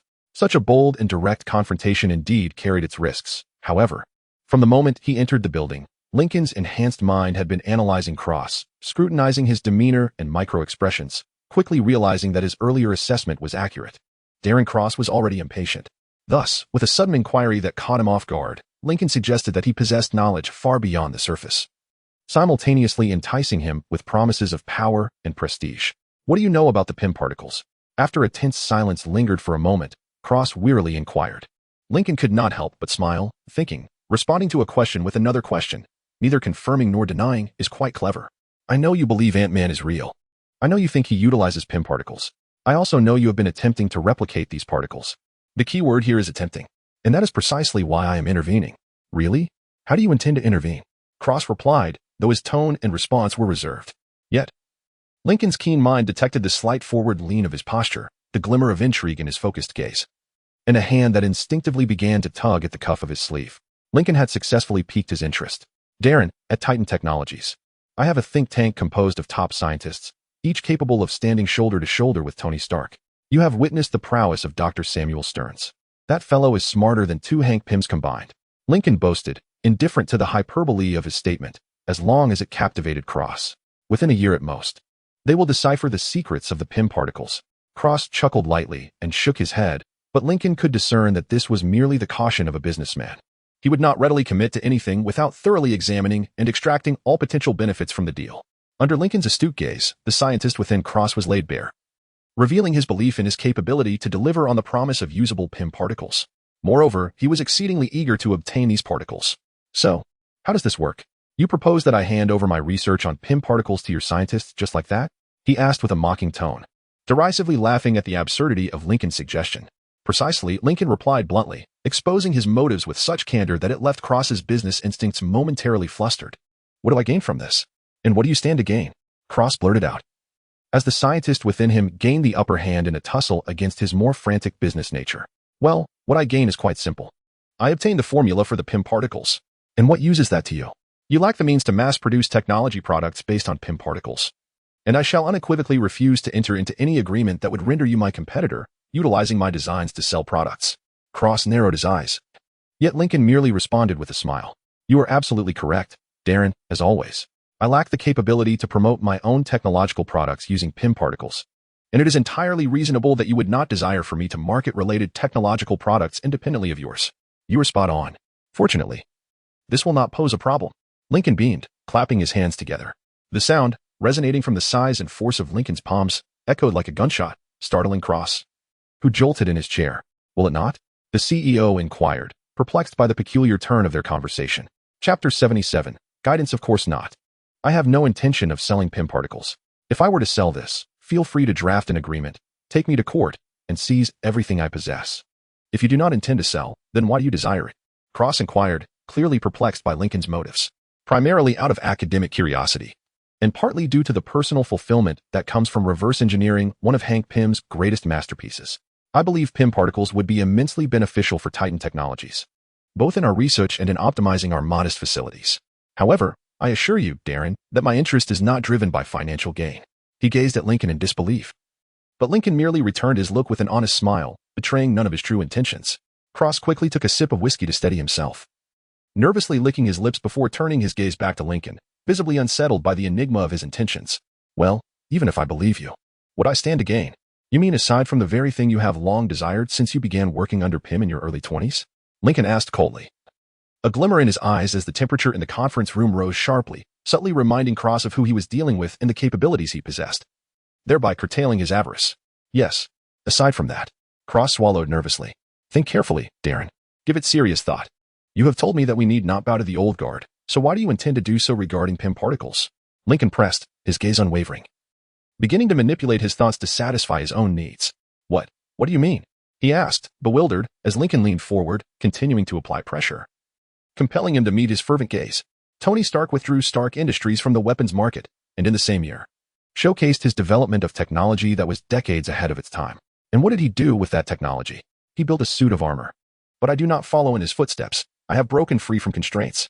I refuse to emulate individuals like Stark, parading around in glimmering armor, realizing childhood fantasies by vanquishing villains. Instead, I founded Titan Technologies. At this moment, thanks to my efforts, the fields of energy and power are undergoing transformation, and medicine is on the brink of an unprecedented revolution. I did not resort to ever more ridiculous methods of strapping missiles to myself. Rather, I stand on the precipice of making diseases a thing of the past. I have forged my own path, Darren. Why not attempt to do the same? Lincoln passionately wove his fabrications, striving earnestly to sway the contemplative cross. I believe I am doing quite well at breaking free from constraints, thank you. In a few months, PIM Technologies will transform into Cross. Simply changing the name of your mentor's company is but the first step, mere window dressing. Yet Hank Pym's influence over you remains deeply rooted, even if you are not consciously aware of it. Lincoln regarded his rebuttal with disdain, soon noticing the fury igniting in his eyes. Hank Pym was nothing to worry about. Pray tell, what has he accomplished with the PIM particles? Lincoln inquired calmly, in stark contrast to the furious Cross, who leaned back in his chair, wearing an expression of indifference. Lincoln could see that the sudden question had caught him off guard. It took him a considerable time to regain his composure before responding. Well, the official narrative, of course, is purely theoretical. It is an entirely new field of research, immensely captivating, yet with scant practical applications. They cannot be manufactured, let alone utilized in any meaningful way. And what of the unofficial narrative? Lincoln raised an eyebrow, pressing for more. Well, there are some rumors. Hank would dismiss them as nonsense. There are whispers concerning Ant-Man. What he has done, Darren, is akin to what Tony has achieved. They have revolutionized the scientific understanding we possess, only to craft a suit of armor from it.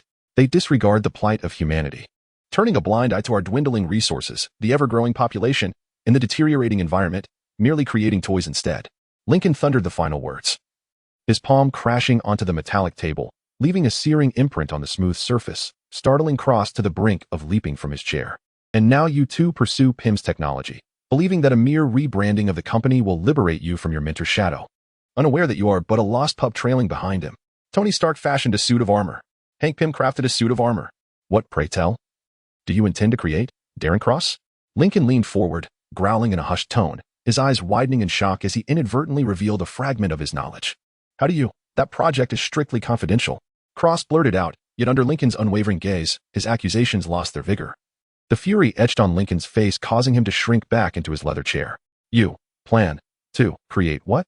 Lincoln enunciated each word with deliberate clarity, witnessing Cross's gaze darting about the room, avoiding his own, nearly stifling a derisive laugh. To craft a suit of armor. He muttered softly. At that moment, Lincoln recognized that his mental state was ripe for manipulation, much like he had done with Killmonger. Cross was a businessman, and quite a proficient one at that. It would be reasonable to expect that revealing information about his company's clandestine projects would trigger alarms regarding corporate espionage, especially given that Titan Technologies had unveiled its own arc reactor shortly after Tony rendered the technology feasible, starkly contrasting with the previous reactor that merely maintained a break-even point, inevitably raising some subtle suspicions. Yet, his thirst for PIM particles, coupled with Lincoln's guiding manner during this meeting, had clouded his business acumen. The man seated before Lincoln was no longer the CEO of Cross Technologies, but a mere scientist yearning for the next monumental scientific breakthrough of this century. Lincoln rose from his chair, advancing toward him with a slow and steady gait. He paused behind him, one hand casually tucked into his pocket while the other rested reassuringly on his shoulder, continuing to speak. Forge a suit of armor. Do you not comprehend, Darren? You have embarked on this magnificent journey, seeking to unravel perhaps the most universally applicable technology ever discovered by humankind. A technology that your mentor has selfishly concealed from the world for decades. Yet, instead of liberating yourself from his influence, you have unwittingly followed the very path he tread. Lincoln leaned slightly forward, ensuring their eyes met, and continued with the words he yearned to hear, the words he wished for him to absorb. Tell me, Darren, how long have you implored your mentor, that man whom you might even consider a father figure, Hank Pym, to share his greatest invention with his most cherished pupil? The one you should trust above all others? How long have you sought to uncover the secrets of PIM particles? Decades, he whispered, as Lincoln noted the flicker of anger and hatred igniting in his eyes. Excellent. Chapter 78, Pepper in Action for Decades. Lincoln pondered thoughtfully, then continued. Throughout these years, he has guarded his greatest invention like a dragon hoarding treasure, selfishly keeping it to himself. He has refused to share the particles with humanity, shunning any attempt to improve the world. Then why don't you? He suddenly turned, bewildered, staring at Lincoln. Lincoln laughed heartily, spreading his arms wide. Consider this, Darren. What could be more liberating than seizing what he has hoarded from you and sharing it with the world? It would be a definitive break from Pym. A demonstration that you no longer heed his absurd commands, proving that you have transcended him. What benefit is there in crafting an armor? To prove you can mimic your mentor, follow in his footsteps? If you truly wish to break free, Darren, you must do the opposite. From the yearning in Darren's eyes, Lincoln discerned that the thought of inciting Pym was most appealing to him. Seizing the moment, Lincoln leaned forward slightly. Think of the profits. Take shipping, for instance. If you could reduce every container in New York Harbor and enlarge our largest cargo ship, you could fit all of New York's goods into a single vessel. Coupled with the technology of my blue box, that ship could traverse the globe without ever needing to stop for fuel. Can you imagine how many billions people would be willing to pay for such a product? And that is just shipping, Darren. The same principle can be applied across various sectors. We could transform Pym particles into a commonplace commodity, while Hank Pym could only watch helplessly as you share his long-guarded treasures with the world. As Lincoln swiftly calculated the potential profits from applying Pym particles in this manner, he knew he had hooked Darren.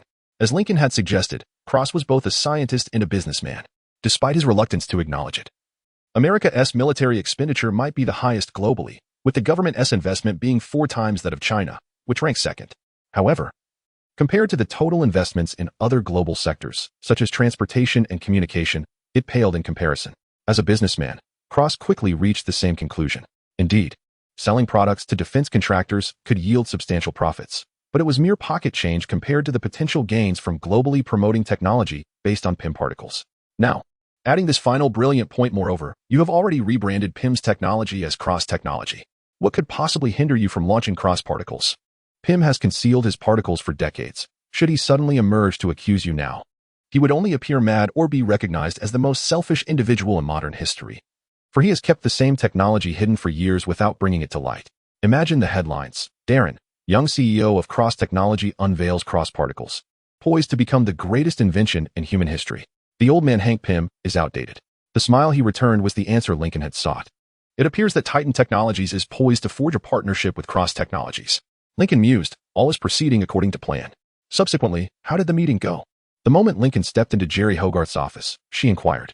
After discussing several finer points regarding the potential collaboration with Cross, Lincoln accompanied him to the building's lobby, and then returned to Hogarth's floor, as she had previously promised to show her the innovative technology that she and her team believed could be marketed.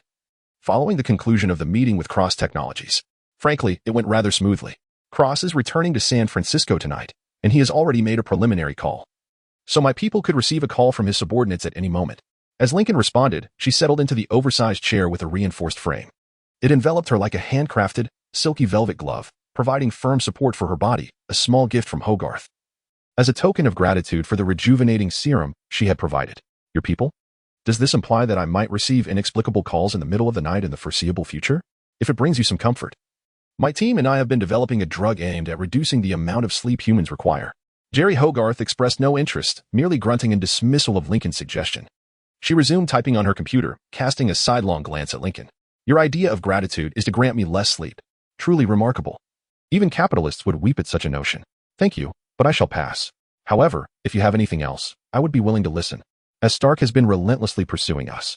Noticing the seriousness in her tone, Lincoln straightened in her seat, dismissing her earlier jest. Are we going to encounter trouble? Legally speaking. Not as of now. At least, not at this moment. The lawyers from Stark Industries are circling around us like sharks, probing the situation. Yet none are willing to make the first move. Although Stark frivolously spends money on exceedingly foolish ventures, as if it were of no consequence. Pepper would not tolerate her company squandering funds without any return. Thus, until they discover something that could utterly dismantle us, they are not prepared to engage in a protracted and costly legal battle. So where does the problem lie? We have lost Honda as a partner. What? How could this happen? More importantly, why? The Japanese must surely know that if they withdraw from our collaboration, their competitors would eagerly seize the opportunity. Miss Potts has a very close relationship with him and his family, and they have offered him alternative options.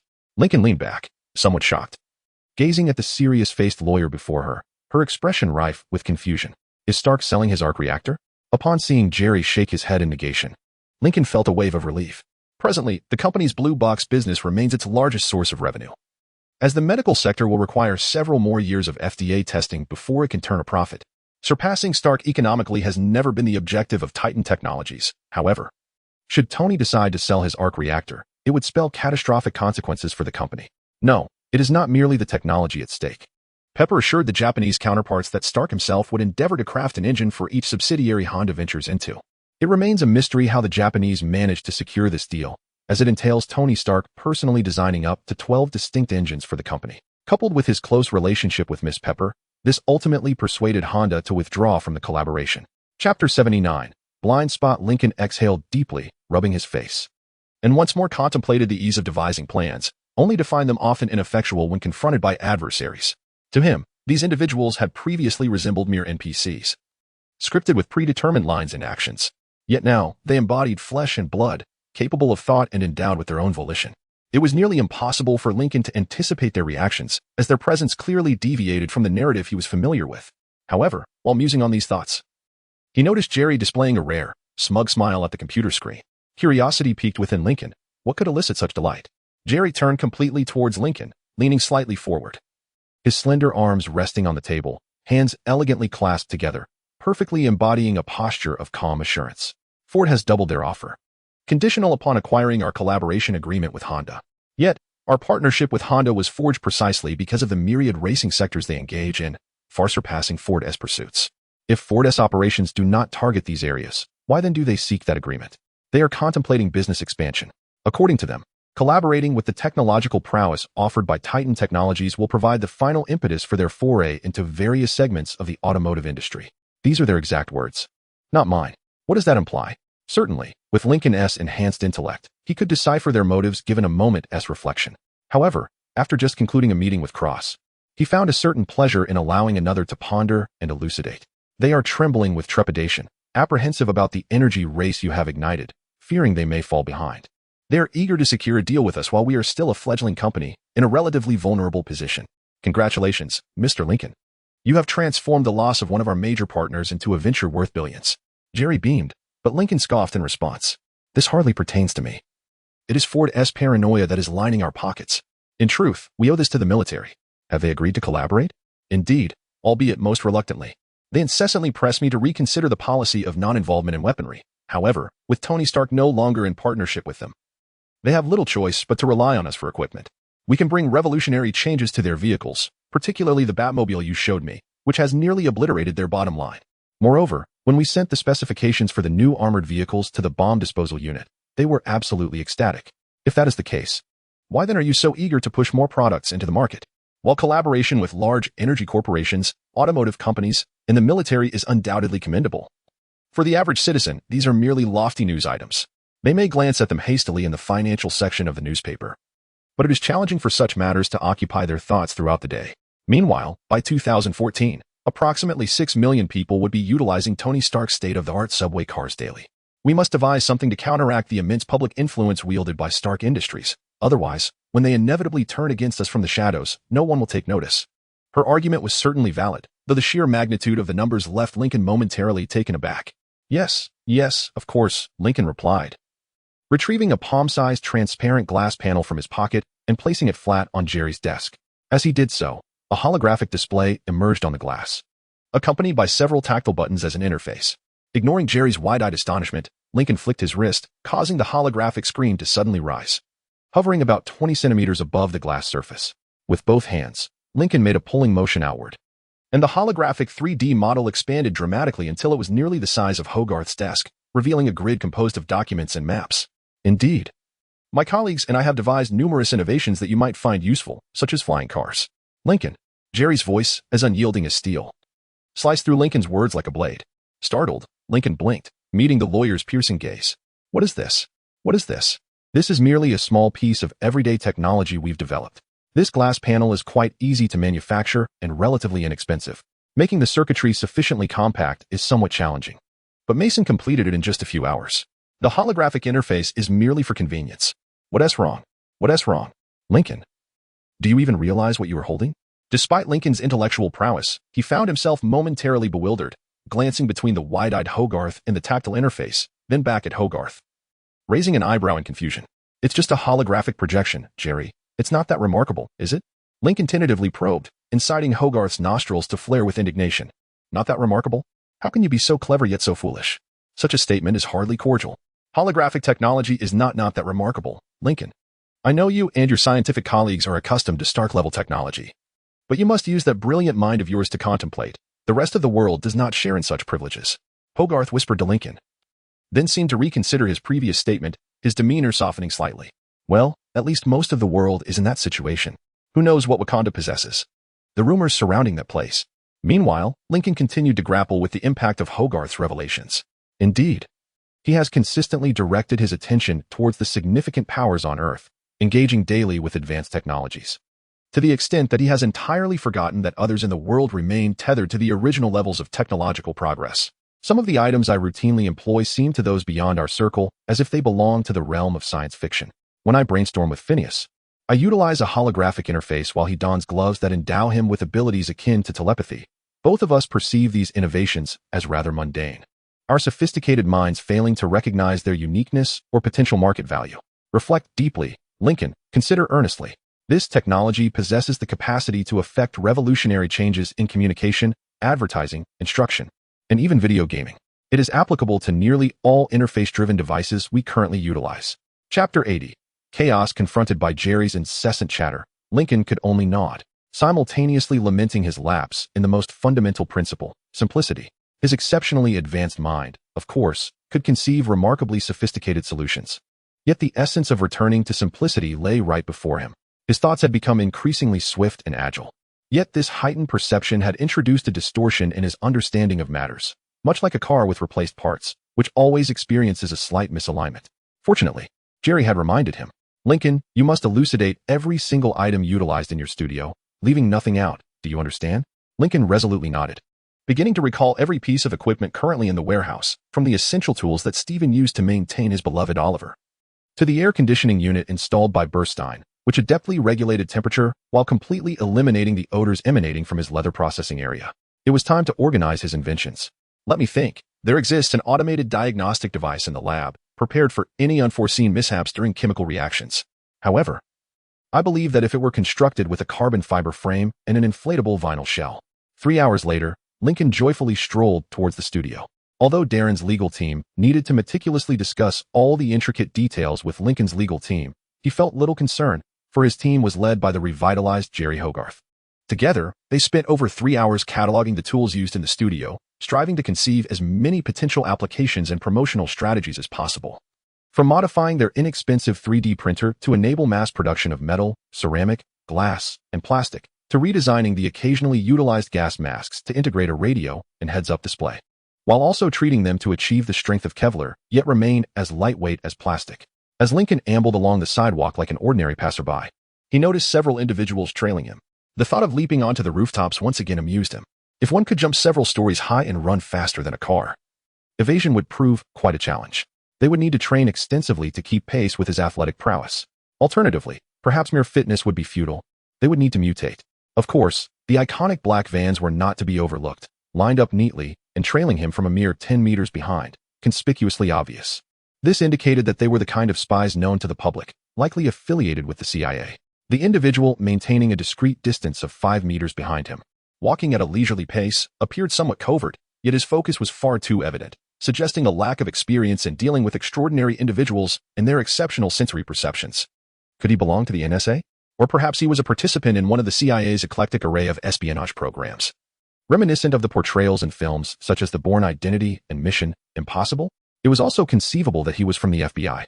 But based on Lincoln's limited knowledge of them, they preferred a cadre of suited agents, adorned with sunglasses and wielding shiny badges, who charged directly at their targets. However, this may merely be a misconception influenced by Hollywood. Lincoln did not detect any potential trackers sent by SHIELD, which implies that either their operatives are exceptionally skilled at remaining undetected, or they have not bothered to follow him at all. Considering the vast array of surveillance equipment at SHIELD's disposal and the elite talent they employ, both scenarios are entirely plausible. Nevertheless, what troubled Lincoln was the absence of any possible followers from the hand. If they could be easily spotted, they would hardly qualify as true ninjas. As a clandestine organization deeply rooted in both the upper echelons of New York society and the underworld of crime, Lincoln was uncertain how swiftly they could mobilize their forces. But he speculated that it might take them several days to gather enough personnel for a significant assault. However, being a covert ninja collective, typical of assassins, they did not necessarily require a large contingent. A single operative at the right time and place would suffice. Upon arriving at the studio, Lincoln resolved to temporarily set aside thoughts of ninjas. As he entered, he waved back at the row of black sport utility vehicles. Inside the studio, chaos reigned. Catch it. Be careful. Where is it? Where is it? Oh my God, I can't see it anymore. Oh, it's biting me. Quick, give me some antiseptic now. Where's the fire extinguisher? As soon as Lincoln stepped in, he found himself engulfed in pandemonium. Many were shouting at the top of their lungs, while others scurried about like headless flies. The sound of expensive items shattering echoed throughout, and he noted at least 3 small flames flickering in the studio. Was it possible that I approached this incorrectly? As Lincoln stood there, dumbfounded by the tumultuous scene before him, he heard a loud crash from the office to his right. Turning his head, he witnessed Melvin Porter burst through an old brick wall, debris and dust flying in every direction. The blacksmith seemed utterly unfazed by the fact that he had just barreled through a wall. Spotting Lincoln, his eyes lit up, and he straightened his posture, happily waving his hand, a broad grin adorning his innocent face. Hi, Lincoln. So glad to see you back. Melvin, what on earth is going on? Oh, Noah conducted an experiment, and the subject escaped. He replied enthusiastically, as if he had just announced the abolition of taxes worldwide. An experiment? Yes, he exclaimed, gesturing behind him. Lincoln sidled past his broad frame to peer behind, only to see a dark shadow darting across the studio floor, relentlessly pursued by a worker whom Tums had introduced to Lincoln. However, the man, now responsible for security at Lincoln's company, was running so fast that he failed to notice another colleague flanking him from the other side, arms outstretched, preparing to capture the shadow as it drew near. Regardless of what it truly is, the speed is astonishingly rapid. The individual grasped at nothingness with both hands as a shadow darted swiftly between his legs. Meanwhile, the man pursuing behind lacked such agility. In the fleeting moment before their collision, Lincoln observed the terror etched in their eyes. Under different circumstances, this might have merely resulted in a minor mishap, leading to an awkward situation. However, all personnel assigned by Lincoln to the company's security division had been administered with super soldier serum and underwent enhancements akin to that of Luke Cage. Thus, instead of entangling themselves and tumbling to the ground, the individual in front collided with the one behind with the force of a car crash, producing a resounding impact that lifted his colleague off the ground, unintentionally propelled forward. The shoulder of the man in front forcefully slammed the other into the wall of Lincoln's studio, nearly breaching it. Chapter 81. The puppy make way. Step aside. Sten's anxious voice echoed, shattering Lincoln's hope that someone might regain composure and manage the situation. Amidst the chaos, 6 metallic legs moved swiftly, hurriedly approaching. Sten extended several of his mechanical arms in an attempt to seize the elusive shadow, but the cunning figure evaded capture once more with alarming speed. Somehow, Sten's metallic limbs became entangled, and with a clumsy yelp, the doctor tumbled to the ground. Witnessing the studio in disarray ignited a low growl of frustration within Lincoln's chest, prompting him to surge forward. He exhibited agility surpassing even the most skilled dancers and athletes, deftly navigating through scattered furniture and panicked individuals. The heart-shaped herb bestowed upon him feline-like reflexes, proving invaluable in this moment. His fingers grazed a table cluttered with shattered beakers and tattered papers as he leaped, landing with poise before charging downward to the right. In a flash, his hand shot out, capturing the shadow's tail. Lincoln was utterly bewildered. Regaining his composure, he adjusted his grip to encompass the creature's entire form. Once assured of his hold, he rose, bringing the peculiar being before his eyes. What met his gaze was a maw filled with an abundance of teeth, each nearly the size of a human pinky. Ah, Lincoln. How delightful to see you have captured Experiment 626, a voice remarked. Lincoln slowly turned his head from the creature to behold a sweating Burstein, who could only utter one phrase. Burstein, what on earth is this? I truly need to establish some safety protocols here, lest our reckless scientific endeavors lead to our demise before the Chidori arrive. Burstein fidgeted, guilt etched across his face as he regarded Lincoln. Meanwhile, those around them exhaled in relief, assisting one another in rising from the floor, with one individual even extricating themselves from a wall. They set about restoring the studio to its former state. Well, it all began with your development of the tactile interface, Sam's motion sensing technology, and Phineas's creation of that mind control-like glove, and then, well, I wanted to contribute something as well. By the way, remember our movie night a few weeks ago when we watched Jurassic Park? Burstein stammered. Adjacent to them, a worker picked up a stack of documents, only for the chemicals scattered about to ignite spontaneously in her hands, causing her to furrow her brow. Fortunately, She was one of the amputees sent by Toms, who had undergone treatment for the dire virus, and the sudden fireball did not harm her. However, she glared at Noah, visibly irked by her singed shirt, while the scientist nervously returned her gaze with a smile. At that moment, Lincoln chose to set aside his concerns and instead latched onto a detail mentioned by the scientist. Jurassic Park? He mechanically turned to face the creature, now writhing, its countless teeth clashing incessantly. This time, Lincoln scrutinized it with utmost seriousness. With a long tail, a large snout, powerful hind legs, and a formidable set of teeth, Noah observed the creature cradled in his arms, his voice devoid of any emotion. The creature, realizing escape was futile, settled into a defiant glare, replacing its earlier struggles. "What's the matter, Lincoln?" The scientist answered with a hint of frustration, his head bowed low, fully aware that the inevitable question loomed, filling him with trepidation. "How is it possible that I am holding a Tyrannosaurus Rex?" "Ah well, you all are busy with these remarkable endeavors, and with Mr. Potter's assistance, we have essentially refined my enhanced treatment methods. Thus I thought to embark on a new project." The scientist babbled on. At this moment, Lincoln gazed at the dinosaur, roughly the size of a dog, his mind enveloped in an unusual tranquility, the shock rendering him almost in a state of autopilot. "I see. You're suggesting that within 2 weeks, you resurrected a species that has been extinct for 65 million years? Bernstein shifted slightly, and Lincoln noticed him putting his hands in his pockets only to immediately retrieve them, nervously wringing his hands. Not entirely. Ever since you and Stein helped me enhance my cognitive abilities, I have been researching this. It is only in the past 2 weeks that I have put my research into practice. So, this is what resides in that super-secret chamber where no one is allowed. Yes, some of the equipment in there, like the incubation chamber, is highly sophisticated, and I feared that once you knew, you would immediately dismantle the surprise I intended to create."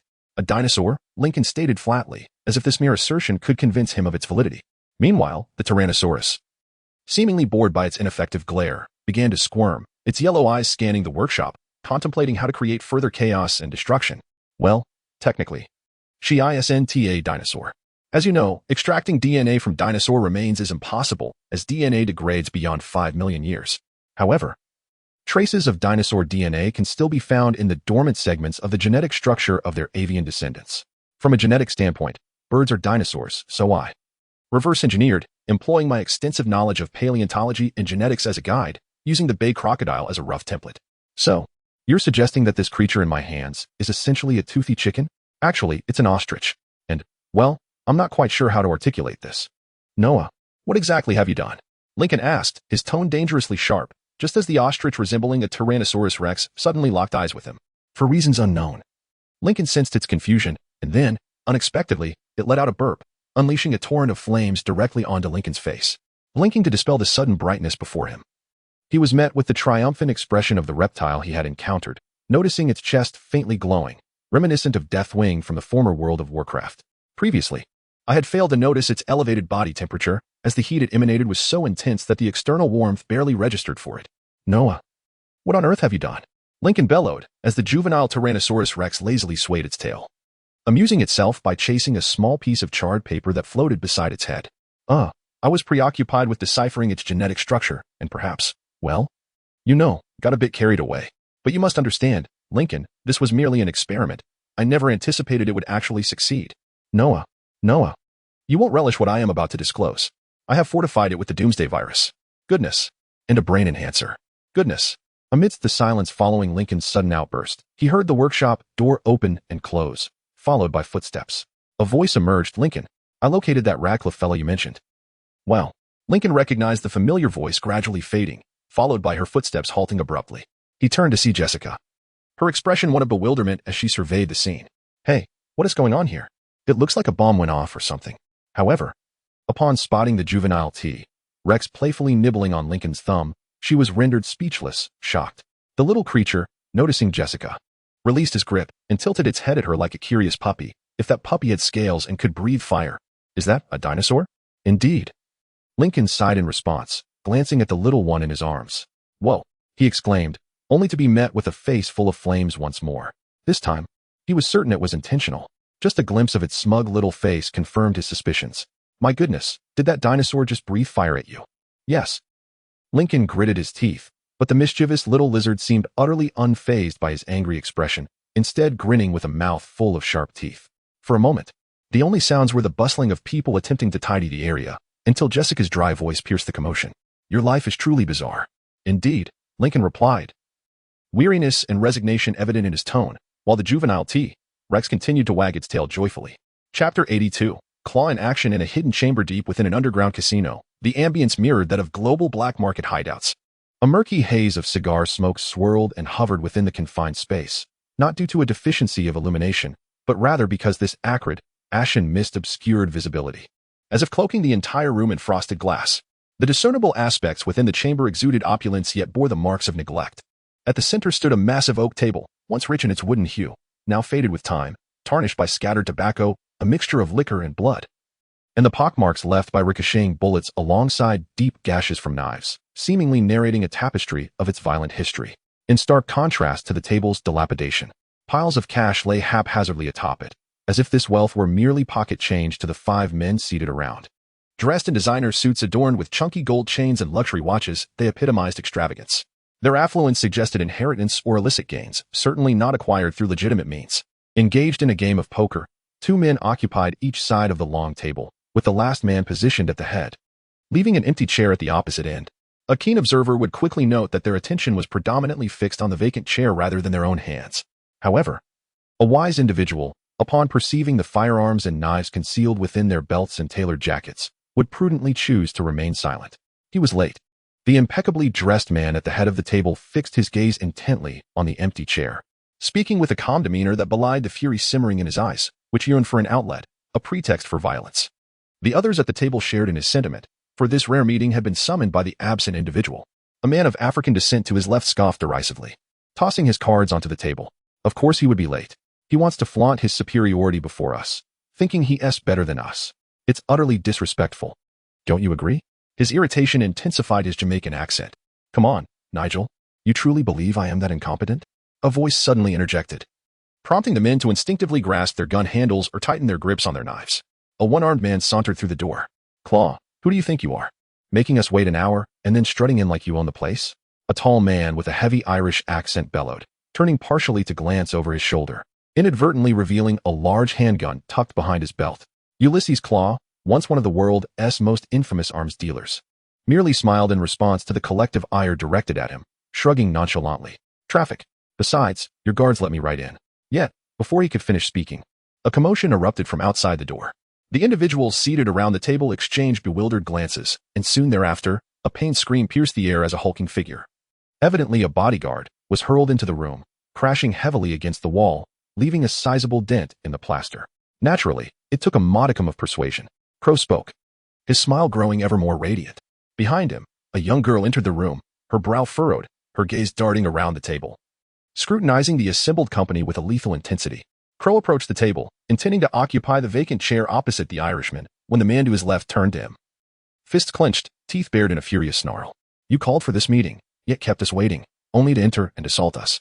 Do you truly believe you can sit at our table? He bellowed. Who do you think you are, you bastard? The Mexican roared, suddenly brandishing a spring knife, its blade menacingly directed at Crow. Crow halted, slowly pivoting to regard the gang leader, his countenance as impassive as stone, before calmly raising an eyebrow. Sully. As the command left his lips, an object swiftly traversed the dimly lit interior, accompanied by the sound of metal colliding, striking the knife in the Mexican's grasp and wrenching it from his hand, sending it flying across the room to embed itself forcefully into the wall. Before the remaining individuals could process the event, 5 more objects soared through the air, each one precisely embedding itself into the cards that the players had laid upon the table upon Crow's entrance. They turned out to be a collection of uniquely designed slender, throwing knives. The men's gazes gradually shifted from the quivering blades embedded in the cards to the lithe figure of the girl standing behind Crow, her arms extended, a provocative smile adorning her face. Ulysses leaned slightly forward in his chair, and all eyes swiftly returned to him from the girl. He fixed his steely gaze upon the astonished Mexican, his deep growl resonating clearly in the hushed room. I am Ulysses Crow, damn it. I have pilfered the most precious materials worth billions from the world's most advanced nations, evading their most elite spies and assassins for 30 years. Every clandestine organization in the world has procured weapons from me. My annual earnings surpass the lifetime income of you and your entire gang combined. I am acquainted with the darkest figures in the world, and at my command, they could raise the city to the ground.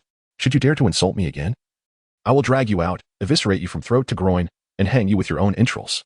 Do you understand? For a moment, the room fell into a profound silence, and then the Mexican's eyes widened in terror as he broke into a cold sweat, hesitantly nodding in acknowledgement. I do not doubt your words, Crow. However, I cannot help but wonder, what the hell are you doing here? We each control a portion of turf in New York.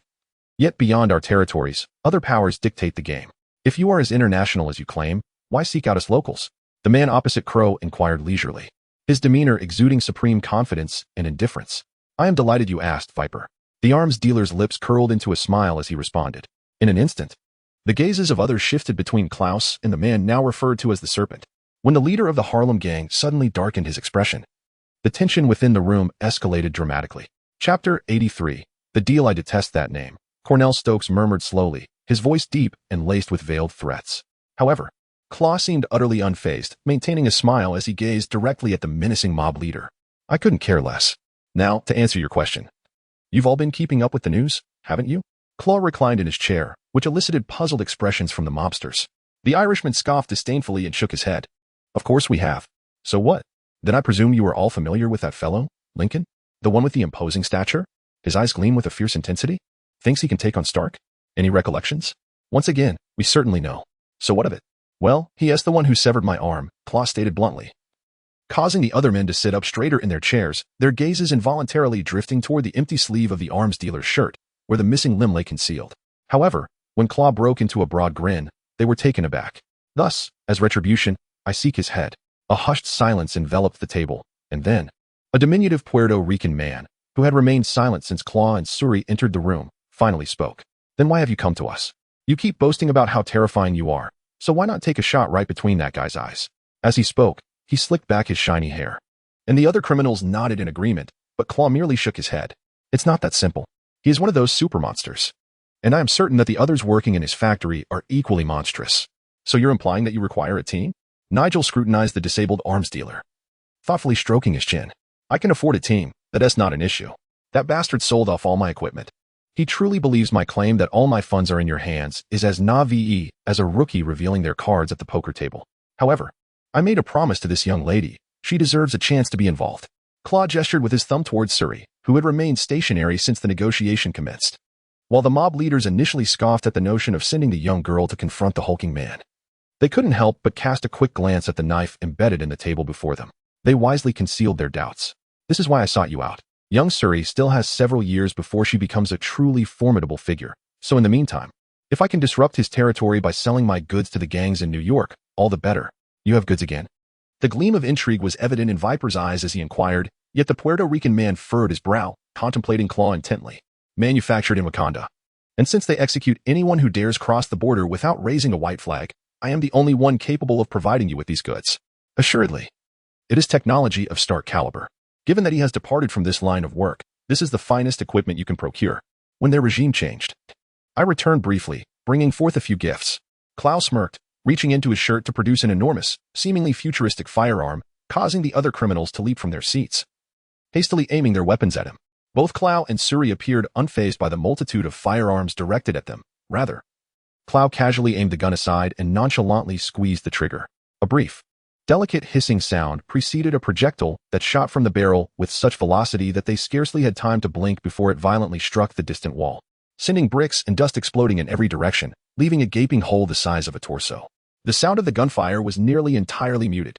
The criminals, in shock, shifted their gazes from the firearm to Clow, then back again, gradually resuming their seats, albeit with their hands still poised on their weapons. The combination of vibranium and sound produces astonishing effects. It is essential to recognize that sound is merely vibrations in the air, which can be harnessed to create an array of impressive contrivances. When encased within Stark-level weaponry, well, the result is quite remarkable. Clow waved dismissively at the precarious wall, musing aloud. It was evident, even to the less astute, that interest and greed ignited in the eyes of the mob leaders.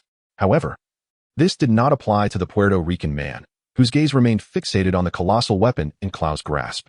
You haven't disclosed the complete truth, Clow. Firstly, you are not the only one possessing such technology. After Hammer was incarcerated due to that debacle at the World Expo, you began to offload his stock. And others acquired a significant amount of Hammer's technology. A new player has emerged, known as Viper. If your intent is merely to trade weapons, you should seek him out. He has been frantically hoarding supplies as if preparing for war. And if your aim is to plunge New York into chaos, you ought to approach that major player. No one knows his name, but he commands a diverse following of Japanese and Russian individuals, essentially every faction imaginable. That fellow can even manipulate the police. If you wish to ensnare all of New York in turmoil, he is the one to find. Therefore, you have ulterior motives for being here. The man pondered, his dark eyes unwaveringly fixed on Klaus. Behind the arms dealer, Suri's hand slowly crept towards her belt, yet Klaus raised his hand to halt her movement. While the one-armed man's gaze remained steadfastly on the Puerto Rican. Your name is Colon, is it not? Domingo Colon? You are quite astute. I shall keep a watchful eye on you, Klaus remarked with a hint of a cold smile. Leaving those at the table uncertain whether Colon had just forged a temporary alliance or acquired an adversary. They collectively sensed it was more likely the latter. Nonetheless, to be fair, you are correct.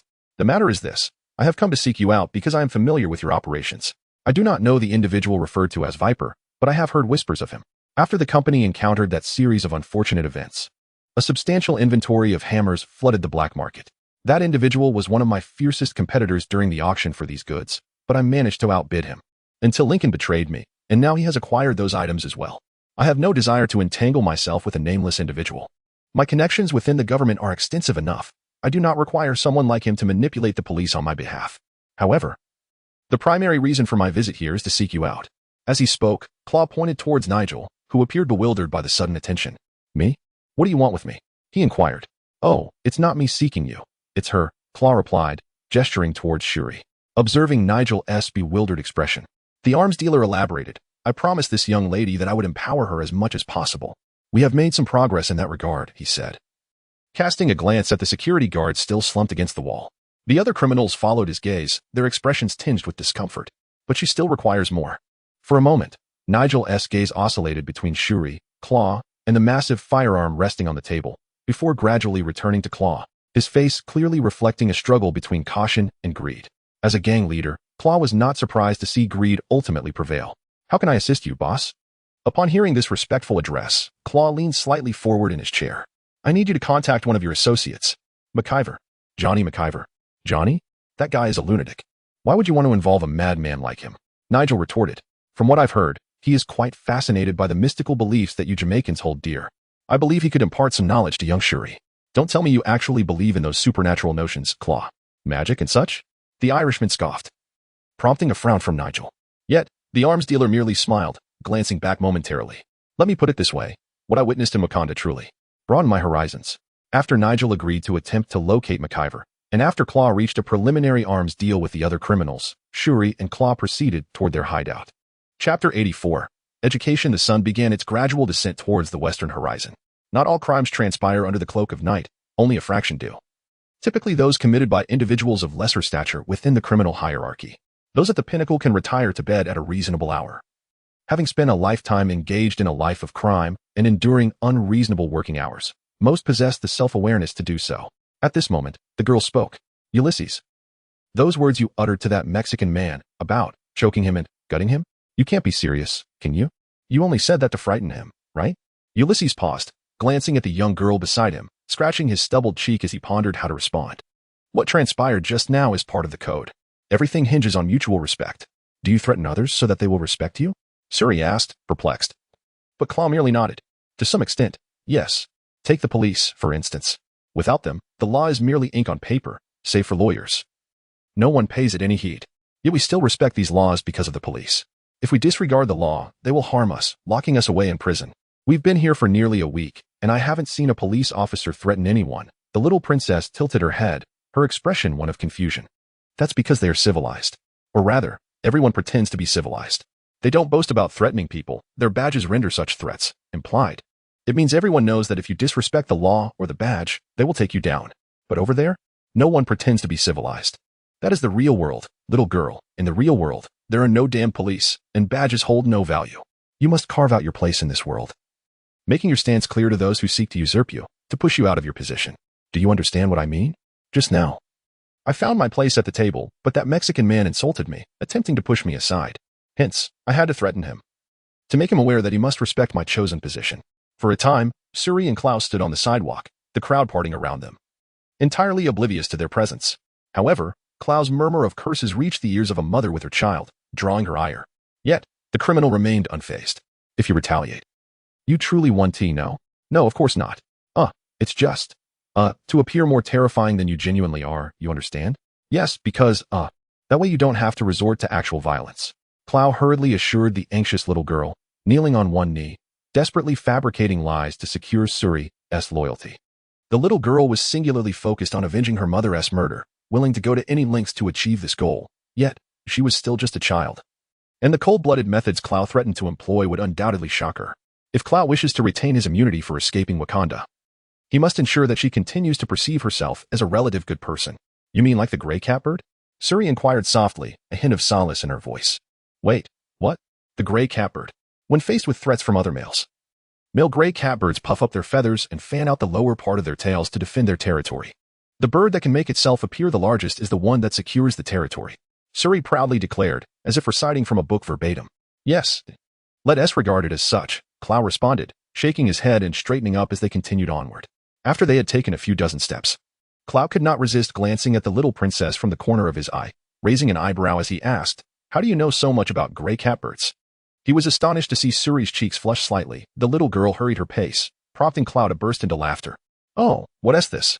Little Suri, doesn't he want to share how she knows all this? Goodness, the world must be coming to an end," Clow teased, observing the girl halt, stamping her small feet, arms crossed defiantly over her chest, glaring up at the arms dealer, which only made him laugh harder. "Because I thought they were catbirds. I wanted to know what a hybrid of a cat and a bird would look like, okay? Haha." Clow laughed heartily, drawing the attention of passers-by who looked at him in confusion, while Suri's face grew increasingly crimson. However, she soon could not endure her mentor's laughter any longer and kicked Clow's leg sharply, finally silencing him, though a smug smile remained on his face as he gazed at her. "And then, what do they look like? Just as you expected?" Clow grinned broadly, noticing her pout, his smile growing even brighter. "Not at all. They look like those little gray birds, similar to sparrows. Now, you have to buy me pizza." "Me?" Clow asked, his tone flat as he glanced at the little girl, his expression seemingly saying, "Don't push your luck." But 12-year-old Suri completely ignored the look. "Yes. The brochure said that New York pizza is the best in the world, so I want to try it," Suri exclaimed excitedly, waving a piece of paper, which Clow recognized as the promotional flyer from the tourist stand by the dock when they arrived by boat a few days prior. "You do realize that what it says is just to deceive tourists, right?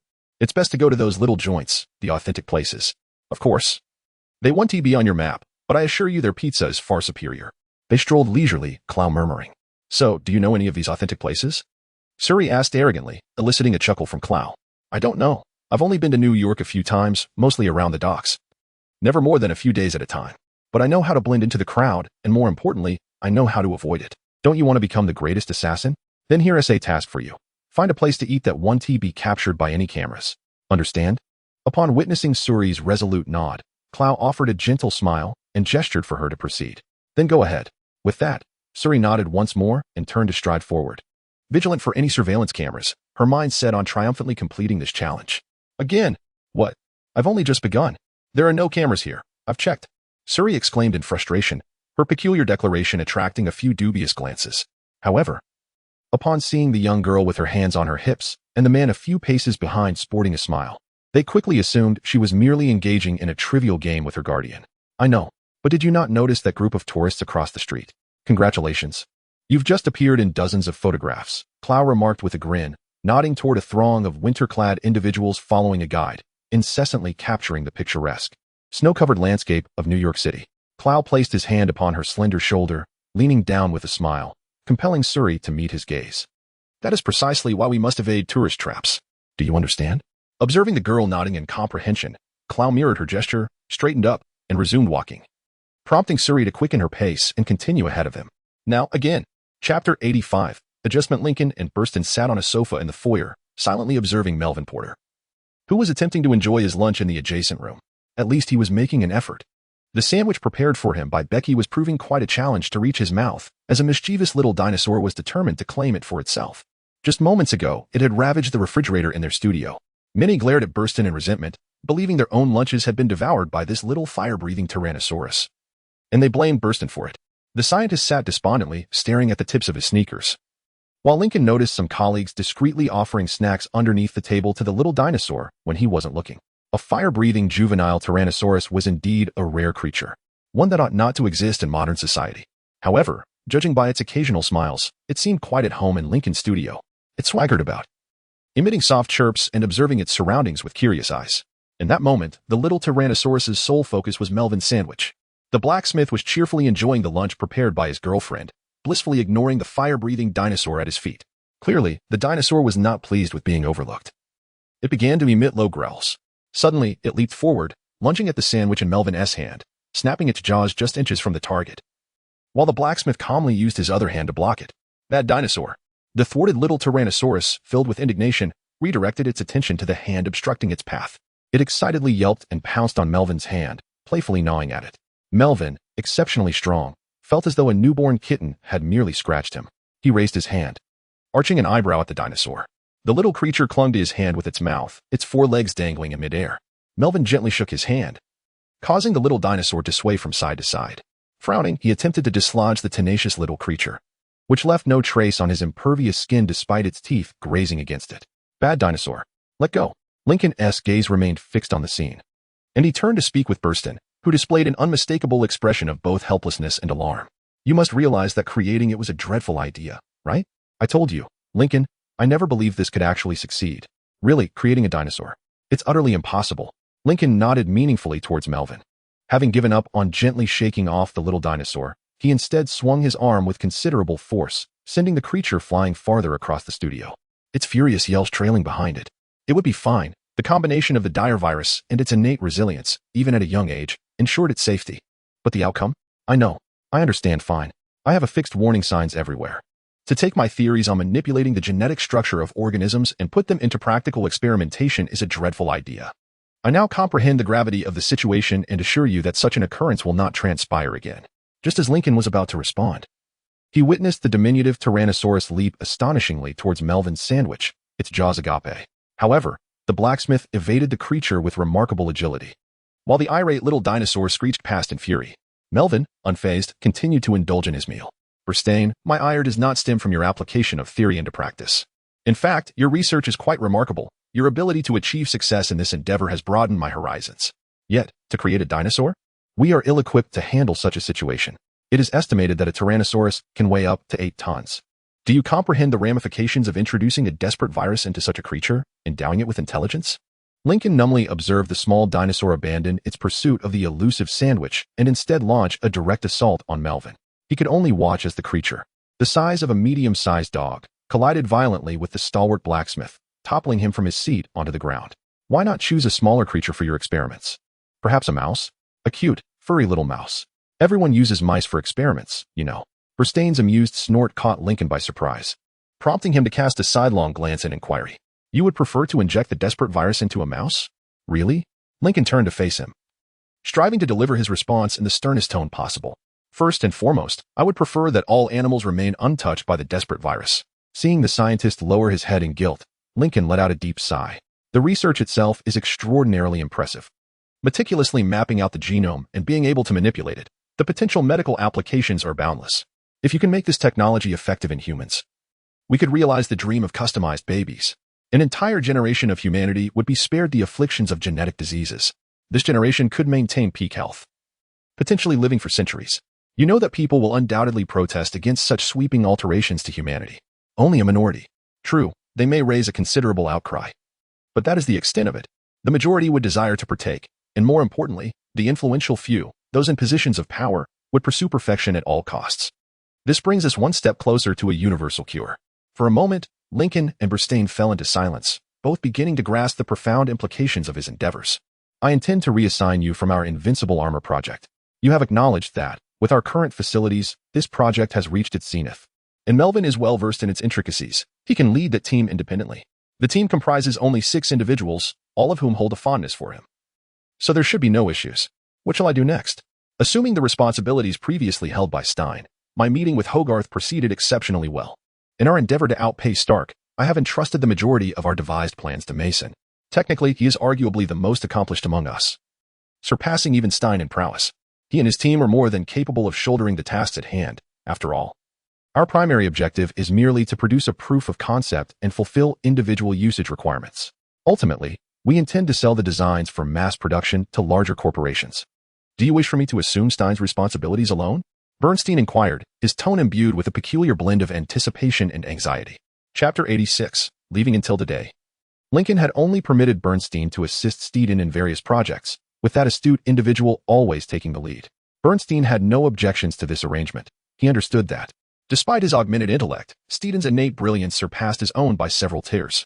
Both being geneticists, they collaborated well whenever Lincoln assigned them projects, such as the rejuvenation serum, which played a pivotal role in persuading Hoggies to align with their side. However, apart from the leather production project, Bernstein had never solely managed such initiatives. Reflecting on his current solitary endeavor, which had resulted in Melvin grappling with a living dinosaur on the warehouse floor, desperately pushing the creature's snout away from his sandwich. Well, Lincoln could comprehend why Bernstein was astonished and thus promoted him.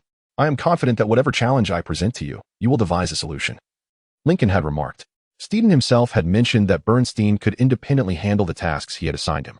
He was more intrigued by PIM particles, which I suspect will soon be termed cross particles. He wished to explore whether the unique properties of these particles could facilitate cold nuclear fusion. If this technology could be applied to the arc reactor. When did Steedon become an expert in low-energy nuclear reactions? Bernstein could not help but inquire. Since last night, Lincoln replied, smiling at the look of skepticism on Bernstein's face. Continuing to elaborate while bypassing the scene of Melvin grasping the T-Rex's tail and swinging it overhead before tossing it back into the studio. Ever since I expressed my desire to delve into PIM technologies, he has been dedicating his spare time to researching related subjects. It has been roughly 2 to 3 weeks. Most theoretical studies have been completed, but no one knows how to implement them practically. Perhaps Steedon could manage it.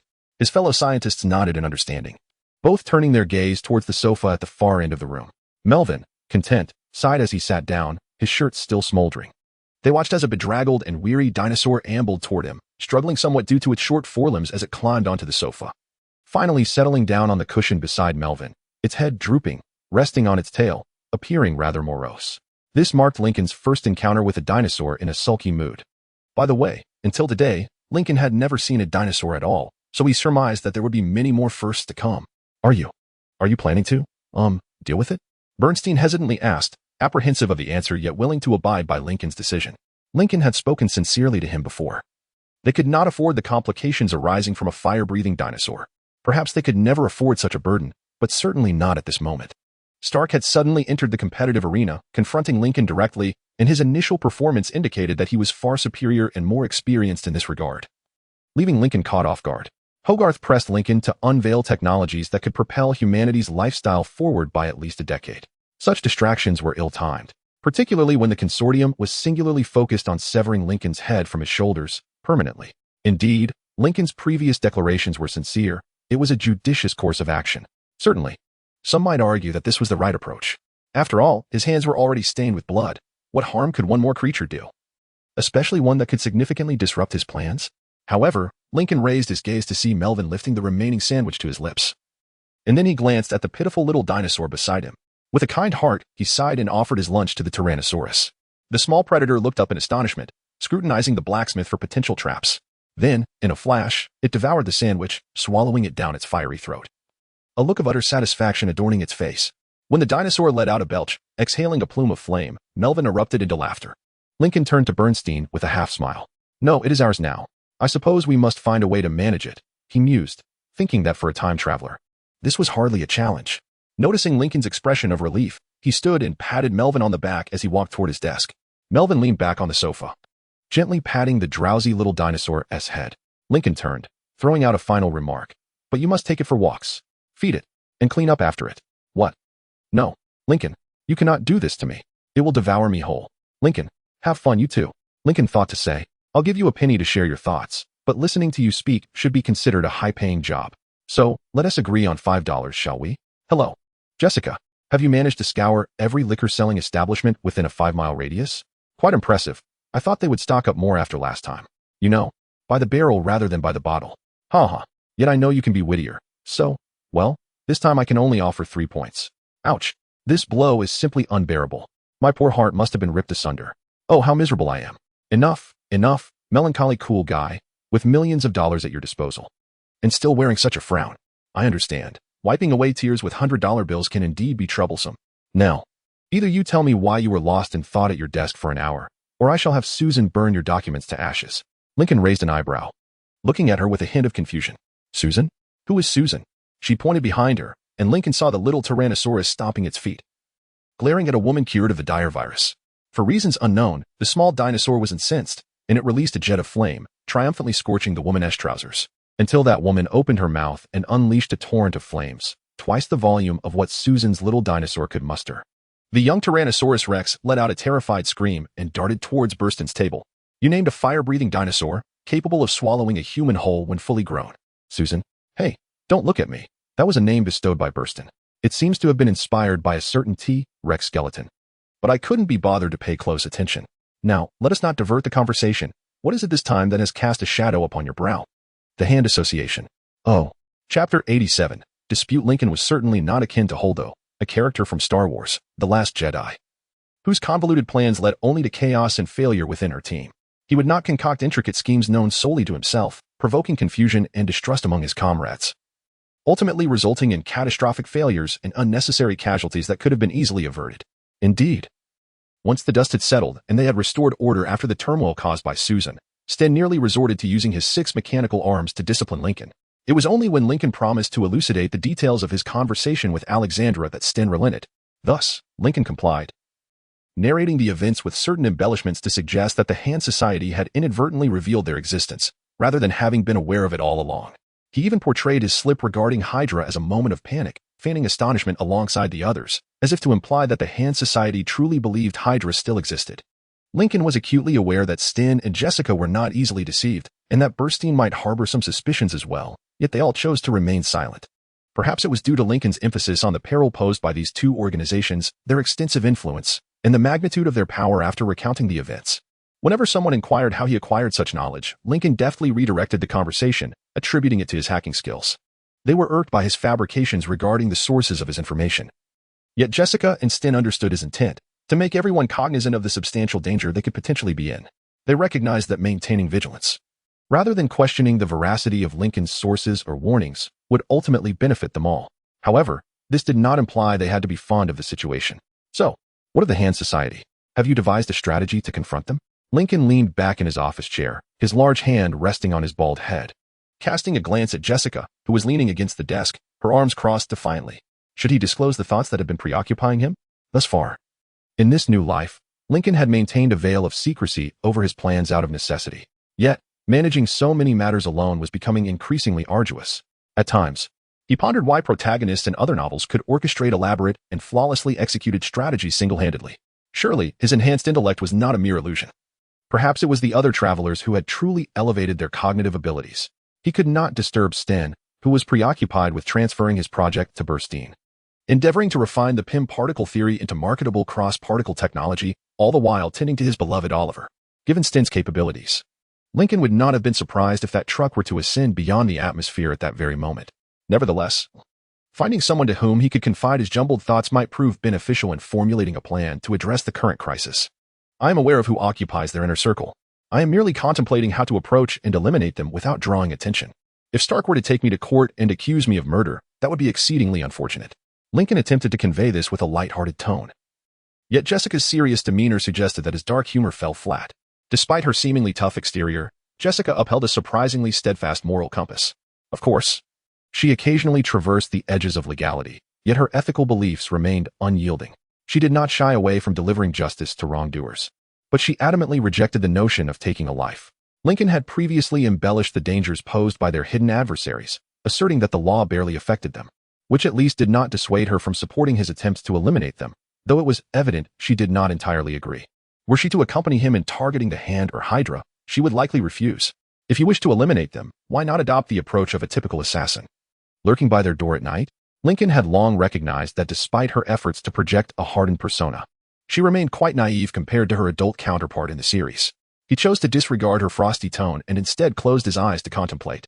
It was improbable that such individuals resided in suburban homes. They were the affluent and powerful of New York, the type who inhabited luxurious penthouses in the heart of Manhattan. So what? There are cameras everywhere. I surmise there are many. Well, it seems executing them is not a feasible option, Jessica stated stiffly. Yet one could discern the unspoken relief in her tone. It appeared that working for a company whose CEO openly tossed individuals from skyscrapers did not sit well with her, despite her constant facade of toughness. I have explained to you why these individuals must be eliminated, Jessica. I do not do this for amusement. The reality is, if I do not act first, they will find a way to annihilate all of you. Moreover, not everyone here possesses the ability to regenerate limbs or has impenetrable skin. You now work for me, and ensuring your safety is my responsibility. I damn well do not need anyone protecting me. I can take care of myself, Jessica retorted sharply. Rising from her seat, her feet firmly planted, defiantly gazing at Lincoln, a glint of intensity in her eyes. Oh dear, stress was once again upon her. Although he had previously jested about her looting liquor stores, the truth was that amidst the chaos of her tasks and the trouble Susan had caused, she had significantly curtailed her alcohol consumption. To be precise, she did not exhibit withdrawal symptoms, but she certainly felt the weight of stress mounting. Coupled with Lincoln's desire to eliminate as many ninjas and Nazis as possible, she found herself yearning for a fight. I am referring to all my subordinates, Stein, Mason, Burstein. They are intelligent, yet as vulnerable as any ordinary person. Those who have injected themselves with the extinction virus indeed heal rapidly, but if their heads are severed, there is no healing from that. Impeccable skin is advantageous, yet they still require oxygen. And you are strong, Jessica, but you are not invulnerable. And your healing is insufficient. I can heal. Not quickly enough. Then let it be swift. I cannot do it. For a brief moment, there was an enveloping silence around Lincoln's desk, which was soon shattered as individuals hurriedly returned to their paperwork and tasks.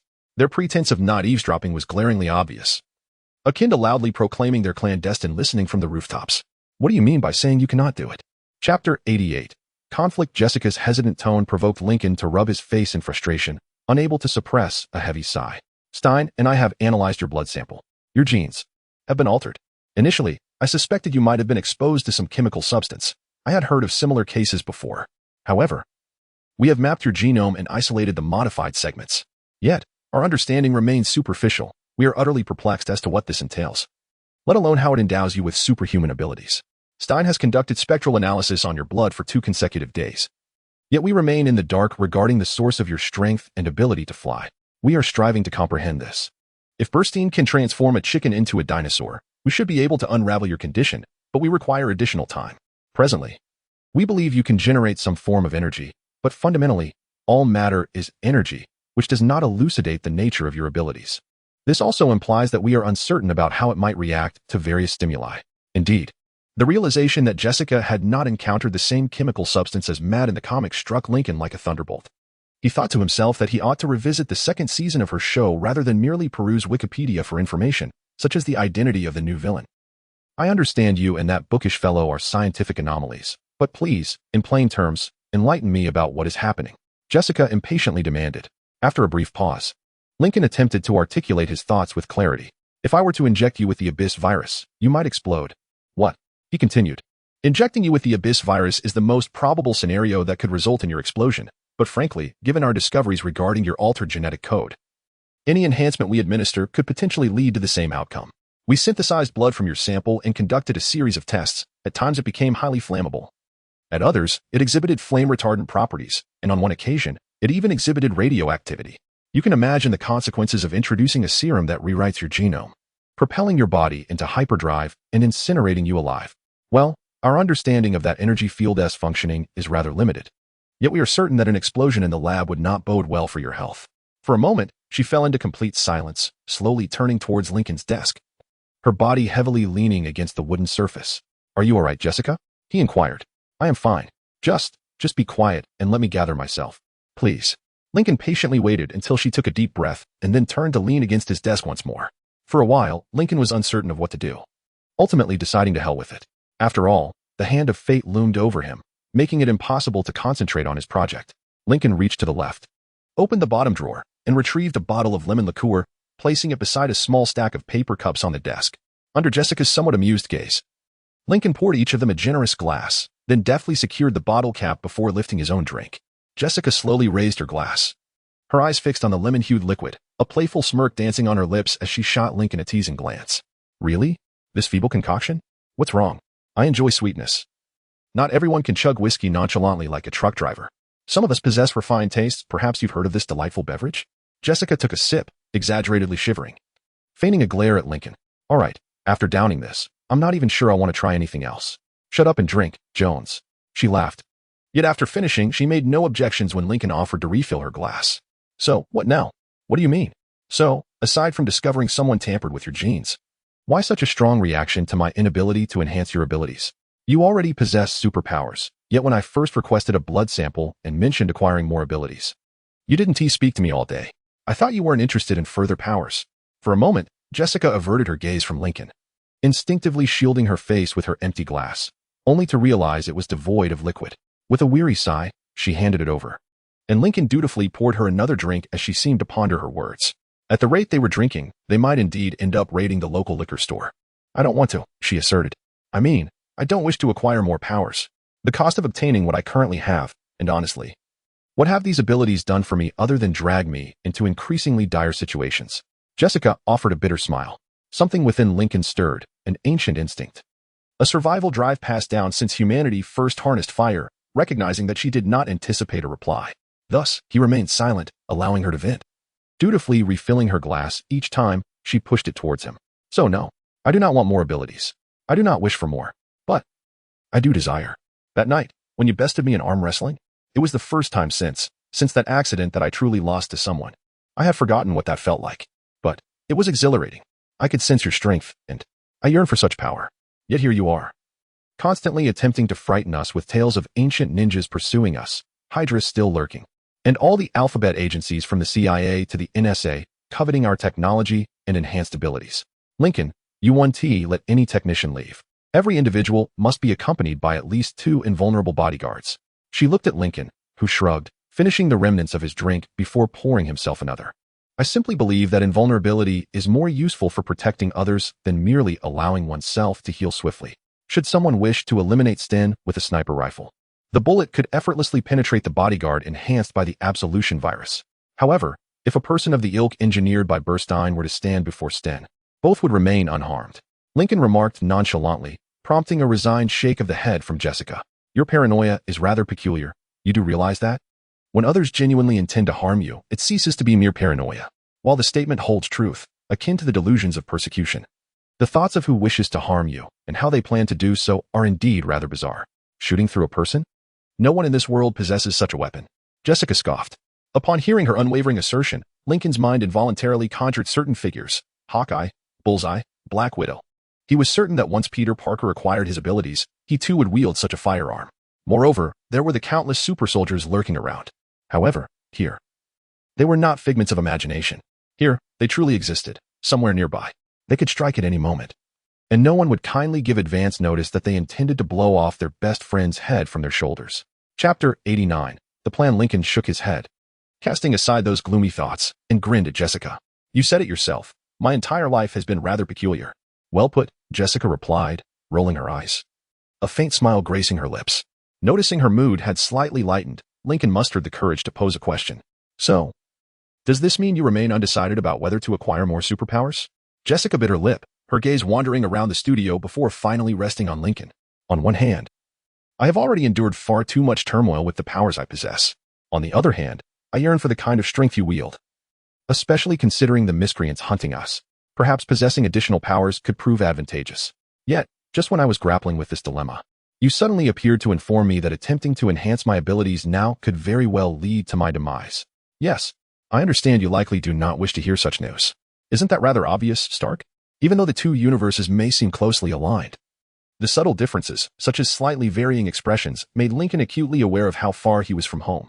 Lincoln reached up to touch his bald head, draining the last of his lemon liqueur, pondering what to say next while refilling both their glasses. I cannot provide you with the extremis virus, Jessica.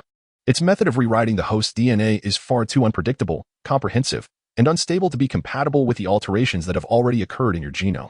We know where those changes transpired and have a general understanding of their effects on your body, but until we are absolutely certain of how your superpowers function, I will not take that risk. You are not an ostrich embryo. You are a grown woman and an employee of my company. Therefore, should another incident like Susan's arise, it would be significantly more complicated to handle. However, we are making progress each day.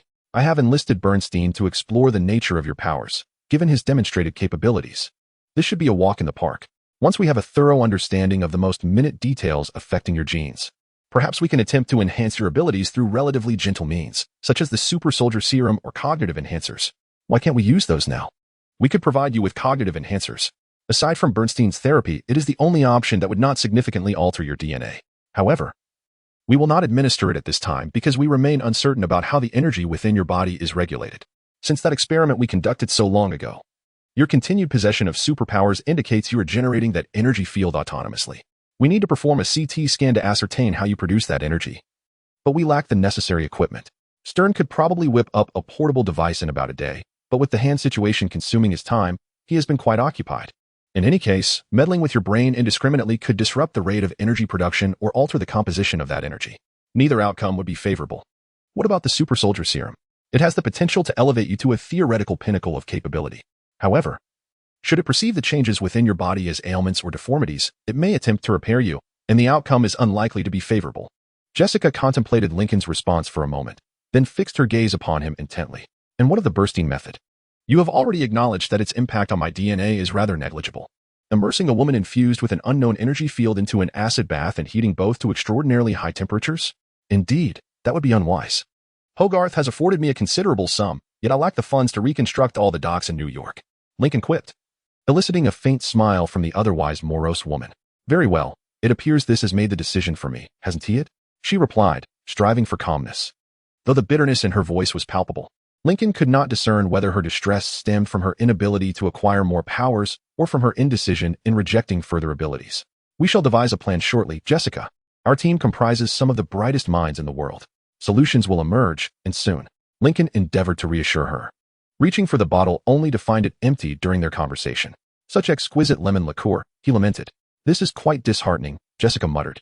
Rising to her feet and perching on the table, her legs swinging idly while Lincoln observed her from the corner of his eye.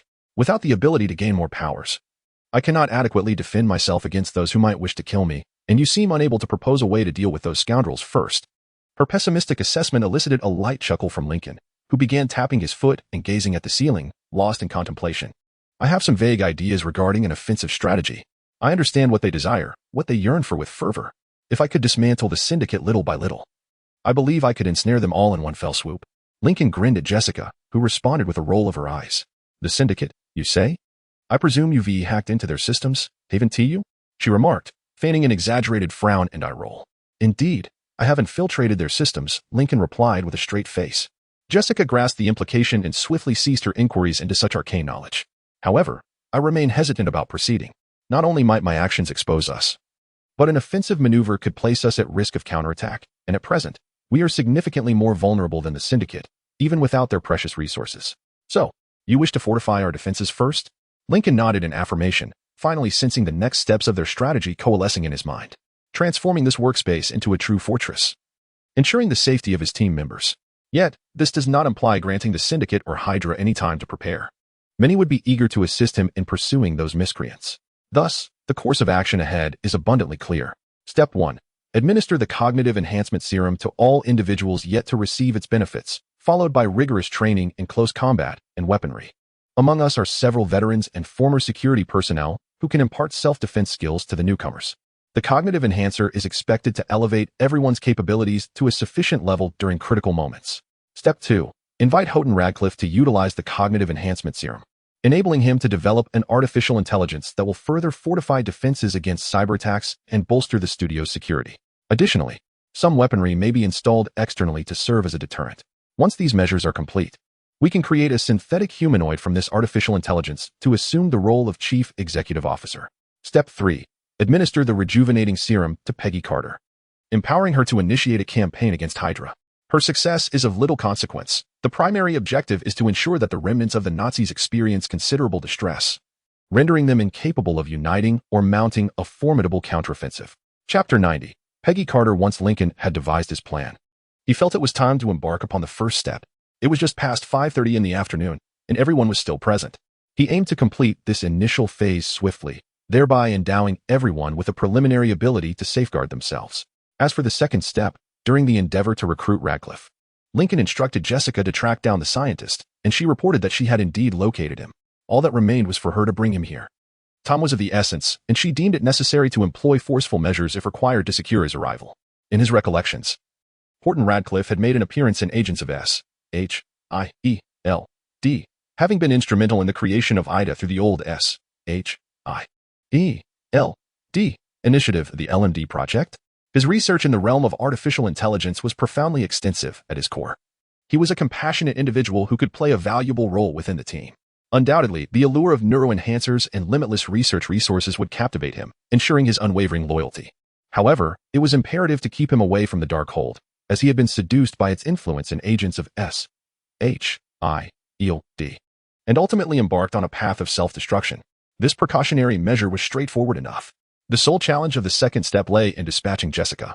Lincoln was uncertain about the response time of the Hand regarding threats to himself, but it was likely they had already positioned operatives to eliminate his staff one by one. Furthermore, as he had just explained to her, he was hesitant to upgrade her until he possessed a deeper understanding of the gene therapy amplifying her abilities.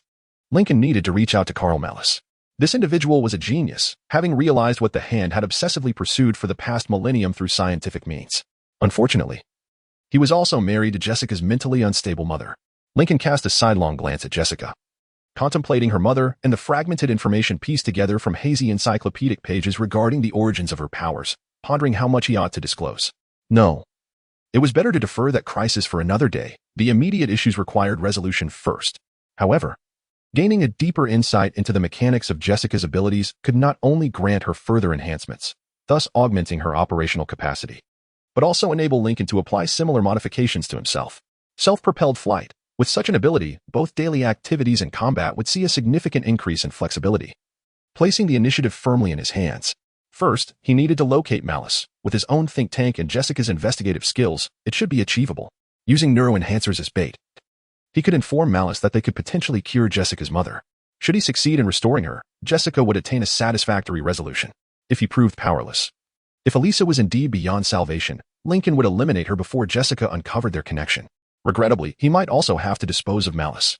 If the situation escalated to that point, Lincoln had no doubt that once Jessica realized he had taken her mother's life, she would harbor a deep-seated hatred for him. But there would be no alternative. Lincoln firmly believed that if her mother were indeed beyond healing, Malice would implore Lincoln to confine her, which would inevitably lead to her escape or somehow draw Jessica to her side, resulting in further death and suffering. This was a necessity of the narrative. Well, in Lincoln's professional and insightful perspective, let the plot unfold as it may. Frank was right when he encountered Matt on the rooftop that night. The hero's vigilante approach was, at best, a compromise. If one desires to effectuate change and witness tangible results, one must sacrifice personal moral codes and dirty their hands. When the lives of innocents become the cost, what significance remains in the tranquility of one's conscience or satisfaction in a flawless moral compass? Ponder this, Batman. Next time. Before sparing the Joker under the pretense of it being the right thing to do, think twice. As a traveler through time, one must be prepared for such realizations. Suddenly, someone shoved Lincoln's head, causing his office chair to slide back several feet, pulling him from his reverie. Confused, Lincoln rubbed his cheek, his gaze landing on Jessica. She was grimacing and rubbing her reddened knuckles, yet her eyes sparkled with triumph. What on earth, Jessica? Are you lost in thought again? You spoke with Stein again, didn't you? Standing outside a small nursing home in the heart of New York City, Lincoln couldn't help but chuckle, primarily due to the sensation of numerous gazes piercing his back, sending a shiver down his neck. He recognized the absurdity of the situation, after all. He had anticipated that this nursing home would be under surveillance, and he was well aware that those watching posed no real threat to him. Yet, the sensation persisted. Knowing one is being watched, yet unable to discern the observer, triggers a primal instinct deep within. Perhaps this is why Predator was so immensely popular back in the day? Clad in an elegant suit, Lincoln squared his broad shoulders and dismissed the watchers from his mind, ascending the steps to the entrance and ringing the doorbell. Shortly thereafter, a nurse opened the door for him. Standing at the threshold, she had to tilt her head back to meet Lincoln's gaze, her smile swiftly fading. The media adored Lincoln, and many in New York were his fans, but if a towering figure with demonic eyes were to suddenly appear at one's doorstep, most would feel a sense of unease. After all, media representation and reality are two distinct matters. Mr. Lincoln, right? How may I assist you? The nurse timidly inquired, leaving Lincoln uncertain whether her demeanor was genuine or simply the performance of an undercover agent. With his keen intellect, he could engage her in conversation, analyzing her micro-expressions, breathing patterns, heart rate, and perspiration against normal baseline data to create a psychological profile. However, at this moment, Lincoln chose to assume she was an agent. Though he could not yet ascertain her allegiance, he had no doubt that the person he was about to visit was under constant surveillance, even if only by a core group. Lincoln had planted his large feet, clad in brand-name shoes, firmly on her doorstep, leaning forward to such an extent that his bald head nearly brushed the top of the doorframe. With an innate and commanding presence, he compelled her to retreat. A friendly expression and a radiant smile adorned Lincoln's face, yet they failed to diminish the woman's vigilance. She maintained a respectful distance. I have come to see Peggy Carter. May I enter? Upon stepping into Peggy Carter's resting chamber, Lincoln was taken aback by her fragile appearance. Logically, he understood that she was now a frail old woman, having seen her in the theater and on screen. The figure before him, a white-haired matron lying in a hospital bed, bore no resemblance to the formidable woman who could once fell a Marine with a single punch. When a rustling sound stirred her, her wrinkled visage slowly turned towards Lincoln. And the muddled years reflected in her cloudy eyes served to illustrate how such a vibrant life could be reduced to a flickering candle in the wind. This stark contrast was more heart-wrenching than witnessing death itself. Chapter 91 Proposal. The nurse had previously protested weakly when Lincoln had nearly entered uninvited. But now she approached him with her hands on her hips, a frown etched on her face. "Sir, I must ask you to leave. Mrs. Carter is not seeing visitors at the moment. She needs her rest." "That is quite all right, Lucy. Allow him to come in. If I require anything, I shall call for you, my dear." Mrs. Carter interjected from her bed, her wrinkled hand feebly waving as she offered a gentle smile to her caregiver. The nurse's gaze flitted between Mrs. Carter and Lincoln before she huffed in exasperation and maneuvered around Lincoln to reach the bedside. She fluffed the pillow to help Peggy sit up a bit straighter, poured her a glass of water, and then tenderly grasped her hand. "If you begin to feel tired or experience any discomfort—" "Oh, I shall be fine, Margaret. You may carry on with your duties, dear," Peggy replied softly, laughing lightly as she patted the caregiver's hand, oblivious to the fleeting sadness that crossed the nurse's face. Her emotional response indicated a fondness for Mrs. Carter, suggesting a diminished likelihood of her allegiance to Hydra. However, it could not be entirely ruled out. At least there was hope. Lucy, or Margaret, offered a gentle smile to the bewildered elderly woman, straightened her posture in preparation to leave the room, and cast a stern glance at Lincoln, clearly warning him against troubling Peggy too much, lest he face the consequences. As she was about to pass by Lincoln, he placed a large hand on her shoulder, turning to face her with a sincere expression. "Do not worry, I shall not tire her. If possible, could you assist me in contacting one of her relatives? Her niece, named Sharon. I have matters to discuss with Mrs. Carter, and I feel it would be more appropriate with a family member present. Now, Fury, I have presented you with a convenient opportunity for intervention. Will you seize it? Or will you perceive my intention to have Sharon summoned and deliberately send someone else to test me? Do not let me down, Nick. The game has only just begun." The nurse squinted at Lincoln for a moment, then nodded curtly before heading further into the room, presumably to make a phone call rather than retrieving a silenced pistol or the like. Lincoln turned his attention back to Peggy, donning the most persuasive smile he could muster as he slowly seated himself beside her bed, taking care not to put undue pressure on the chair's wooden frame. "Goodness, you are quite the hefty fellow, are you not?" Peggy remarked with a twinkle in her eye, a hint of her legendary agent persona resurfacing as she attempted to analyze Lincoln.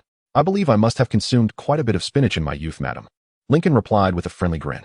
The 90-year-old woman managed to adopt a rather convincing expression of playful incredulity, prompting an involuntary chuckle from Lincoln. All right. I have a friend who encountered an accident, after which he became exceedingly intelligent. I used to be a scrawny, frail young man, and I allowed this exceptionally clever friend to conduct an experimental treatment on me.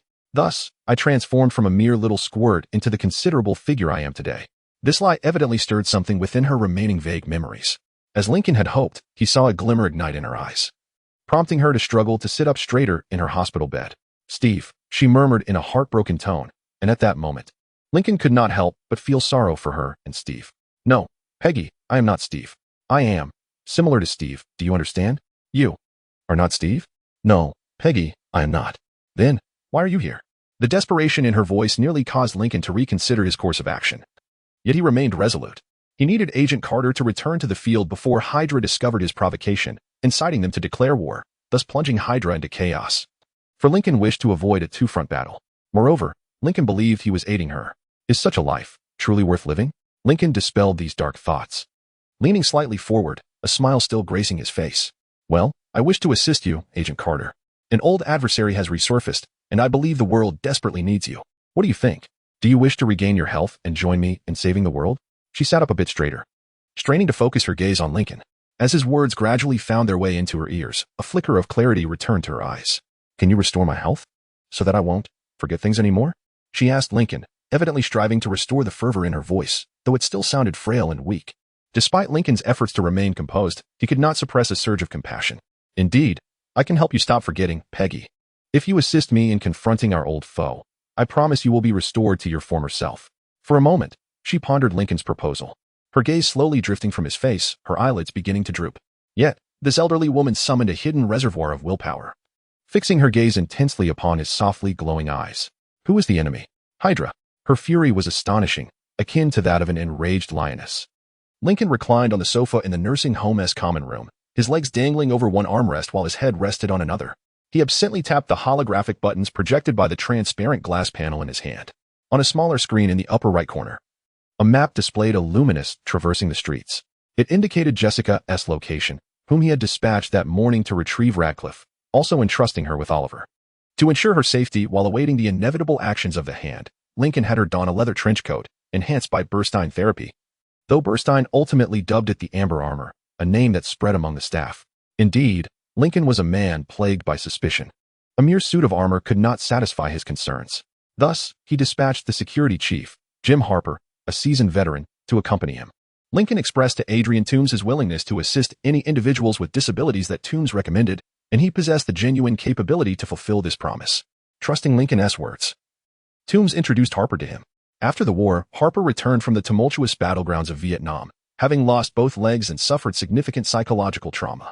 His return was met with indifference, which undoubtedly exacerbated his plight. In an attempt to cope with these overwhelming challenges, he turned to alcohol, indulging in it excessively. Chapter 92. Sharon. Ultimately, Harper found himself aged and destitute, devoid of any financial means. He realized that he must transform his existence before it became irretrievable. Thus he began attending psychological counseling sessions led by Curtis Hoyle. Through immense effort, Harper managed to turn his life around, yet he discovered that securing employment was nearly impossible, as no one was willing to hire an elderly man burdened by a history of alcoholism and homelessness, who was further constrained to a wheelchair. Toombs endeavored to assist Harper. However, life remained a daily struggle for this disabled veteran. Everything changed upon his encounter with Lincoln, as Lincoln helped him regain his footing. Harper's gaze upon Lincoln revealed a profound understanding of the man. From that moment until the end of his days, he would be unwaveringly loyal to him. Consequently, Harper became one of the select few employed by Lincoln who had undergone multiple enhancements. Before Lincoln utilized the crisis virus to heal his legs and crafted the Amber Armor skin for him, Harper had already been administered brain enhancement stimulants, rejuvenating serums, and the reverse-engineered Erskine formula. The amalgamation of these enhancements with his substantial experience rendered him one of the most capable and formidable individuals in Lincoln's employ. In addition to accompanying Jessica, the only way to ensure her safety would be for Lincoln to personally attend to her. However, pressing matters in New York prevented Lincoln from abandoning his quest to recruit more audacious scientists for his think tank. Alongside Jessica and Harper was Steeden. Why, you might ask? In his own words, if you think I would allow someone else to take Oliver, you must be utterly mad. Absolutely mad. Thus, indeed, Steeden also sought Radcliffe. Lincoln harbored concerns for Steeden's safety, as he was harboring untreated gamma energy within him, indicating he faced similar issues as Jessica. Consequently, he too could not undergo enhancements via the crisis virus or Amber Armor at this time. Nevertheless, Steeden assured Lincoln that, thanks to the upgrades he had administered to Oliver and his meticulous adjustments to his genetic structure, he would remain unharmed for at least several days. He also promised to return in time for the New Year's party that Jessica was compelling Lincoln to host for Titan Technologies employees. However, Steeden's undertaking of this essentially side mission would result in delays in the research on PIM particles. At most, the delay would amount to several days to a week, still allowing for completion in a timely manner to avert any complications for Lincoln caused by Cross. In other words, the prospect of this emotionally volatile individual brandishing his adhesive gun at Lincoln was unlikely. Such a device was among the few capable of delivering a fatal blow to Lincoln in this universe. A large screen occupying the lower half of the holographic projection displayed news footage of Stark shaking hands with an exuberant spokesperson from NASA. This remarkable inventor announced his collaboration with the agency to employ his anti-gravity propulsion technology, a development poised to revolutionize public understanding of space travel. In response to this news, a smaller screen in the upper left corner illustrated Lincoln drafting an email to Elon Musk. Lincoln had long been aware of Musk's existence in this universe. Recalling having seen him converse with Tony in Iron Man 2, Lincoln proposed to establish SpaceX several years ahead of the original schedule. Tony ingeniously applied anti-gravity propulsion technology to the spacecraft, a move that was initially part of Lincoln's own plans. Although Stark acted first, Lincoln held a more significant card up his sleeve. Indeed, delivering goods into space in a more affordable and convenient manner resembled discovering a golden egg in space travel. However, the true golden goose would be the ability to send an entire base, reduced to the size of Lego bricks, into orbit in a single launch. Thank goodness for PIM particles. Just as Lincoln pressed the send button, he heard the front door swing open and the hurried footsteps rush into the room. A single individual, clad in high heels. By gauging the rhythm of the footsteps, it could be deduced that the person was likely a petite woman. She had a key, suggesting she was probably.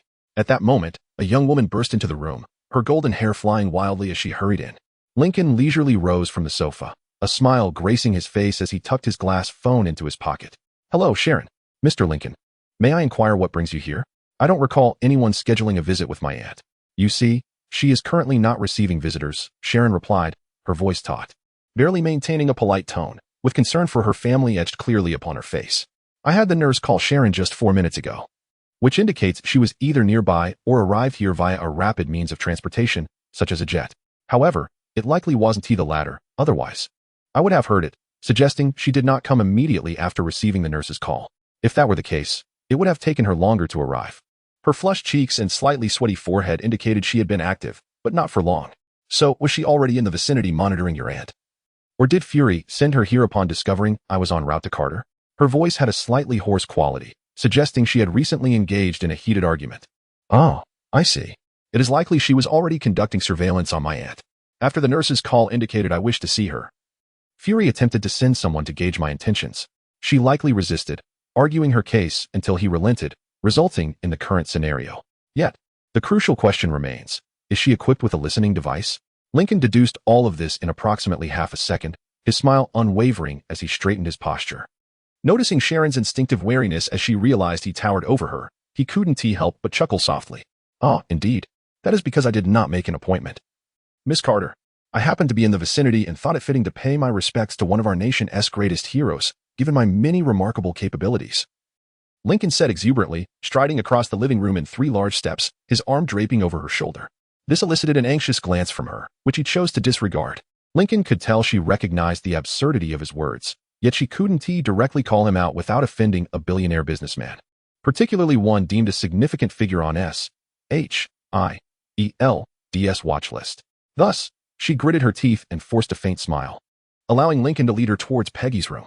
From her posture, it was evident that she wished to linger a little longer, to buy herself some time. However, Lincoln scarcely noticed her subtle gestures, fixated as he was on their forward progression, his face perpetually adorned with an innocuous smile. How do you intend to express your respect to my aunt, Mr. Lincoln? Sharon inquired with a tone of firm resolve, yet at that moment, Lincoln exerted little effort in propelling her onward, which somewhat undermined her assertiveness, while he maintained an appearance of amiable innocence. Oh, it's really nothing of great consequence. Just a few minor tasks, you understand, nothing particularly extravagant. I was merely contemplating curing her dementia, reversing her age, and restoring her to her prime. This declaration caused Sharon to stumble slightly, her eyes widened in disbelief, her mouth agape as she stared at Lincoln. He could not suppress a hearty laugh, the deep rumble reminiscent more of a landslide than of genuine mirth. Oh, that expression is simply priceless. I almost wish you were wearing a wire, Sharon.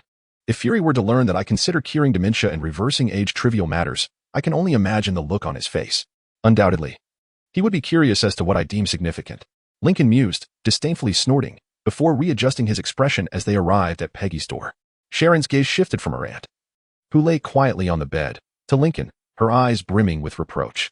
Yet, Lincoln gently guided her to the large armchair beside the bed, attempting to soothe her anxieties. Chapter 93 Consent. She is merely resting, Miss Carter. I conveyed my intentions to assist her, and she became somewhat agitated, desiring a moment of tranquility. Naturally, I acquiesced and retreated to the living room, where you subsequently found me. In truth, when Lincoln informed her of Hydra's continued existence, she erupted in fury, expending her energy in outrage, and it was in that moment that she succumbed to slumber. Of course, Lincoln would not disclose to Sharon that her aunt had fainted from anger. Thus, this benevolent little fib proved useful, particularly as it seemed effective. Sharon held one of Peggy's frail hands, her countenance adorned with a tender and sincere smile as she gazed upon the weakened elderly woman. Her eyes remained fixed on the venerable founder of S.H.I.E.L.D., while gently caressing Peggy's wrinkled hand with her thumb. She began to converse with Lincoln. Is it true? Can you really heal her? Alleviate her forgetfulness? From her tone and gaze, Lincoln discerned that it was not the agent who questioned his abilities, but rather a devoted niece eager to ensure her beloved aunt received the finest care. This was the very reason Sharon was summoned. Lincoln could have directly restored Peggy's health, yet such an action would involve various legal loopholes regarding consent, which Fury would undoubtedly exploit to gain control over him. Thus, this approach was considerably more straightforward. If Peggy consented to experimental treatment and Sharon permitted Lincoln to administer the process, it would be exceedingly difficult for Fury to turn this into a lever against him. This is the wisdom of the traveler. Yes, I can indeed heal her. I have numerous individuals under my care who have recovered from spinal injuries, head trauma, and even limb deficiencies. My colleague, Dr. Stern, in collaboration with a renowned think tank, has developed a serum that counteracts the effects of dementia. However, due to the rapid deterioration of the brain and its delicate structure, Stern must proceed with exceptional caution in his research. Thus, we have yet to devise a permanent cure. If I administer this serum, it is likely that your aunt will eventually exhibit dementia symptoms once more. Fortunately, a subsequent injection of the serum can alleviate those symptoms. So she will require injections for the remainder of her life? Regrettably, yes. At least until Stern develops a permanent cure, and we are uncertain how long that may take. I understand. How frequently will she need these injections, and what is the cost? Well, once every 10 years, although that is a conservative estimate. Moreover, it will be free of charge. Upon hearing this, Sharon abruptly turned to Lincoln, her eyes wide and mouth agape, prompting a chuckle from him. Then, with a skeptical squint, she sensed the anxious niece had vanished, replaced by the S-H-I-E-L-D agent. Why? Why would you do this? Why offer to heal her at no cost? What do you intend to gain from this? Lincoln raised his hands in a calming gesture, subtly regaining control of the conversation. In truth, Sharon's consent is not a prerequisite. However, her agreement would undoubtedly facilitate a smoother process. Thus, Lincoln is currently inclined to cooperate. I believe our entire society owes her a debt of gratitude. This is a duty I must fulfill, not only as an upright citizen, but also as a conscientious individual. Moreover, the capacity and resources I possess render the healing of a woman a simple endeavor for me, requiring no recompense. Lincoln spoke softly, his demeanor calm and self-assured. It was evident that Sharon's faith was beginning to waver, her love for family clashing with her professional obligations as an agent, as an operative. She was understandably reluctant to allow someone on S-H-I-E-L-D's watch list to act arbitrarily towards individuals closely tied to the organization's foundation. A gentle nudge would suffice to propel her past the critical threshold, effectively granting them their own Hydra hunter. Lincoln leaned slightly forward, his hands interlaced, dimming the light in his eyes to its faintest glow, sincerely gazing at Sharon. Sharon, every word I've uttered is heartfelt. The entirety of America owes Peggy Carter a profound debt. This is not a mere ploy to gain your trust.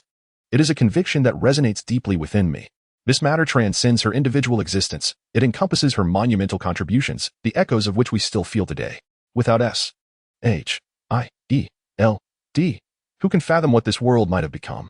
Yet, due to these very reasons, the recognition she has received is merely a fleeting mention within the hallowed halls of the Smithsonian. She deserves far greater acknowledgement, Sharon. Peggy must not be forgotten. Nor should we allow ourselves to forget. Do you not wish for her to behold you once more? To feel her embrace anew? Do you recall your conversation with her last week? Do you not desire for her to walk, dance, and laugh as she did when she stood at the pinnacle of her life, rather than languishing in bed all day? Do you not wish for your aunt to be revitalized, Sharon? As Lincoln passionately articulated these sentiments, tears streamed down the agent's cheeks. Her gaze fixed upon her aunt's slumbering visage before slowly turning her head to Lincoln. One could almost perceive her final defenses crumbling entirely. She had made her decision. I implore you, I beseech you, Lincoln, heal her.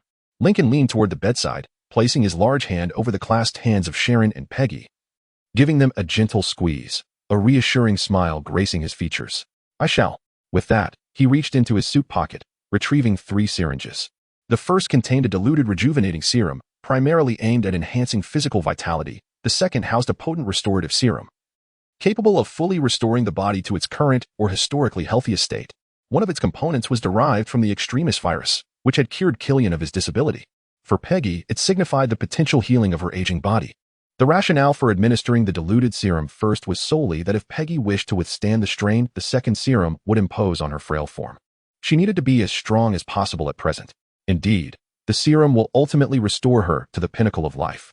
Yet such a profound transformation necessitates a starting point. One cannot recklessly expose her to the potential peril that such a sweeping change might impose.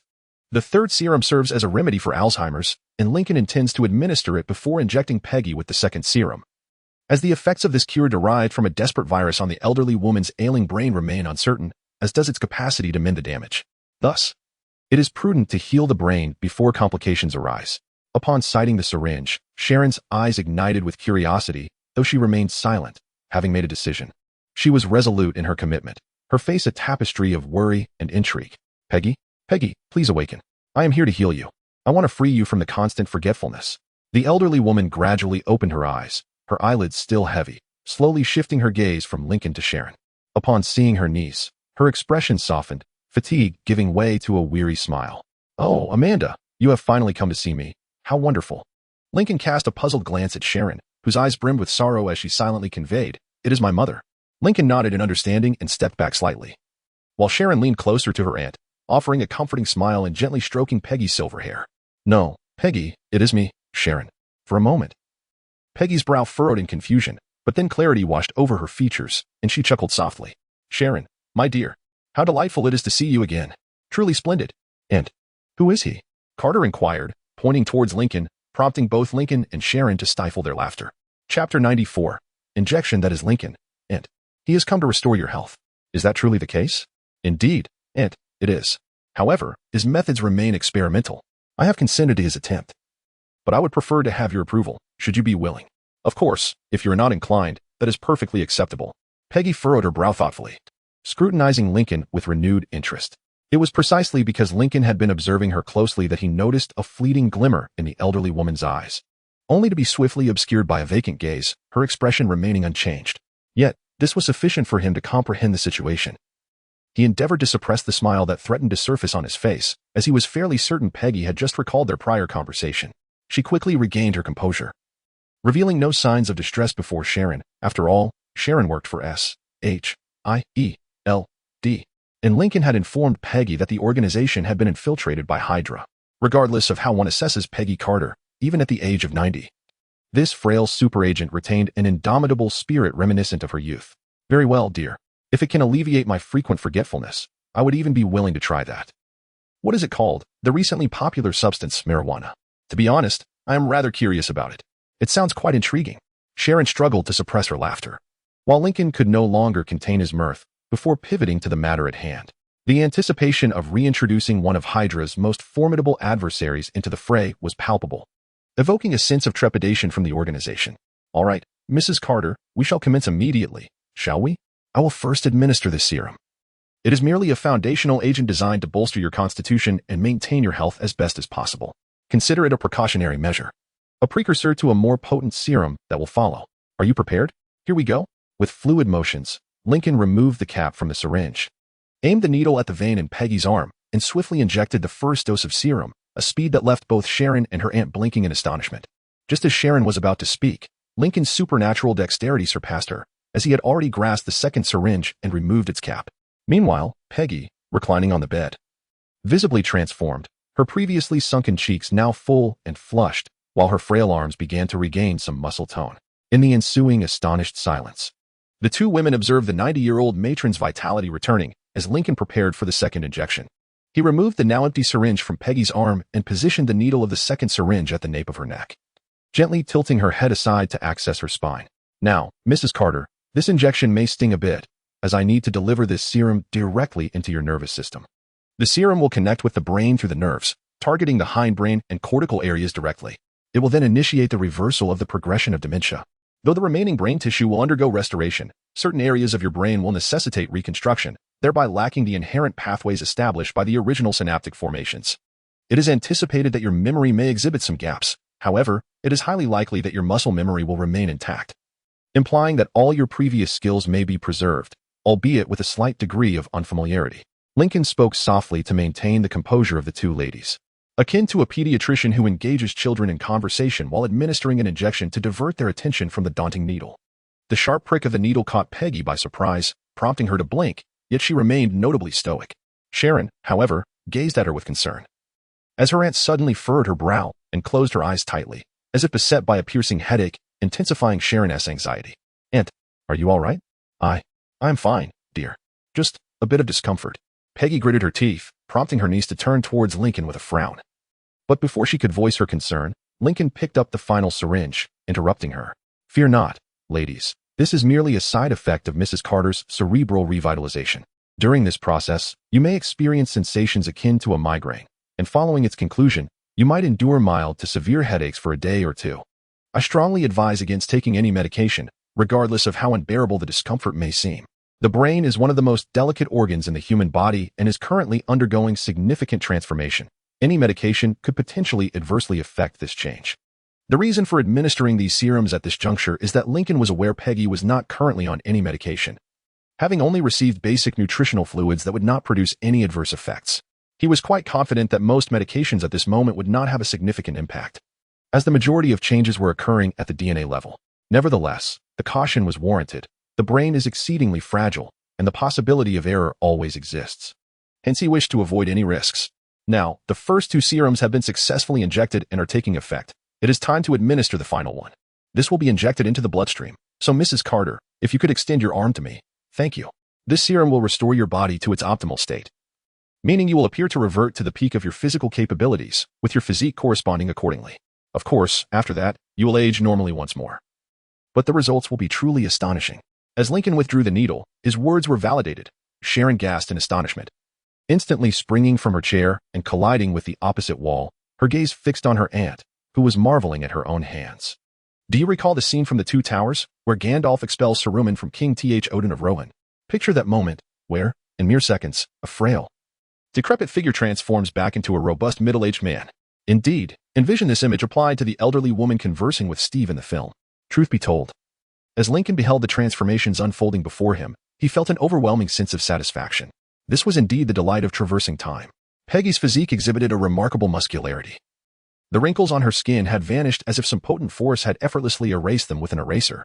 Her age spots faded into oblivion, and her cheeks, eyes, and even her hair regained their youthful luster.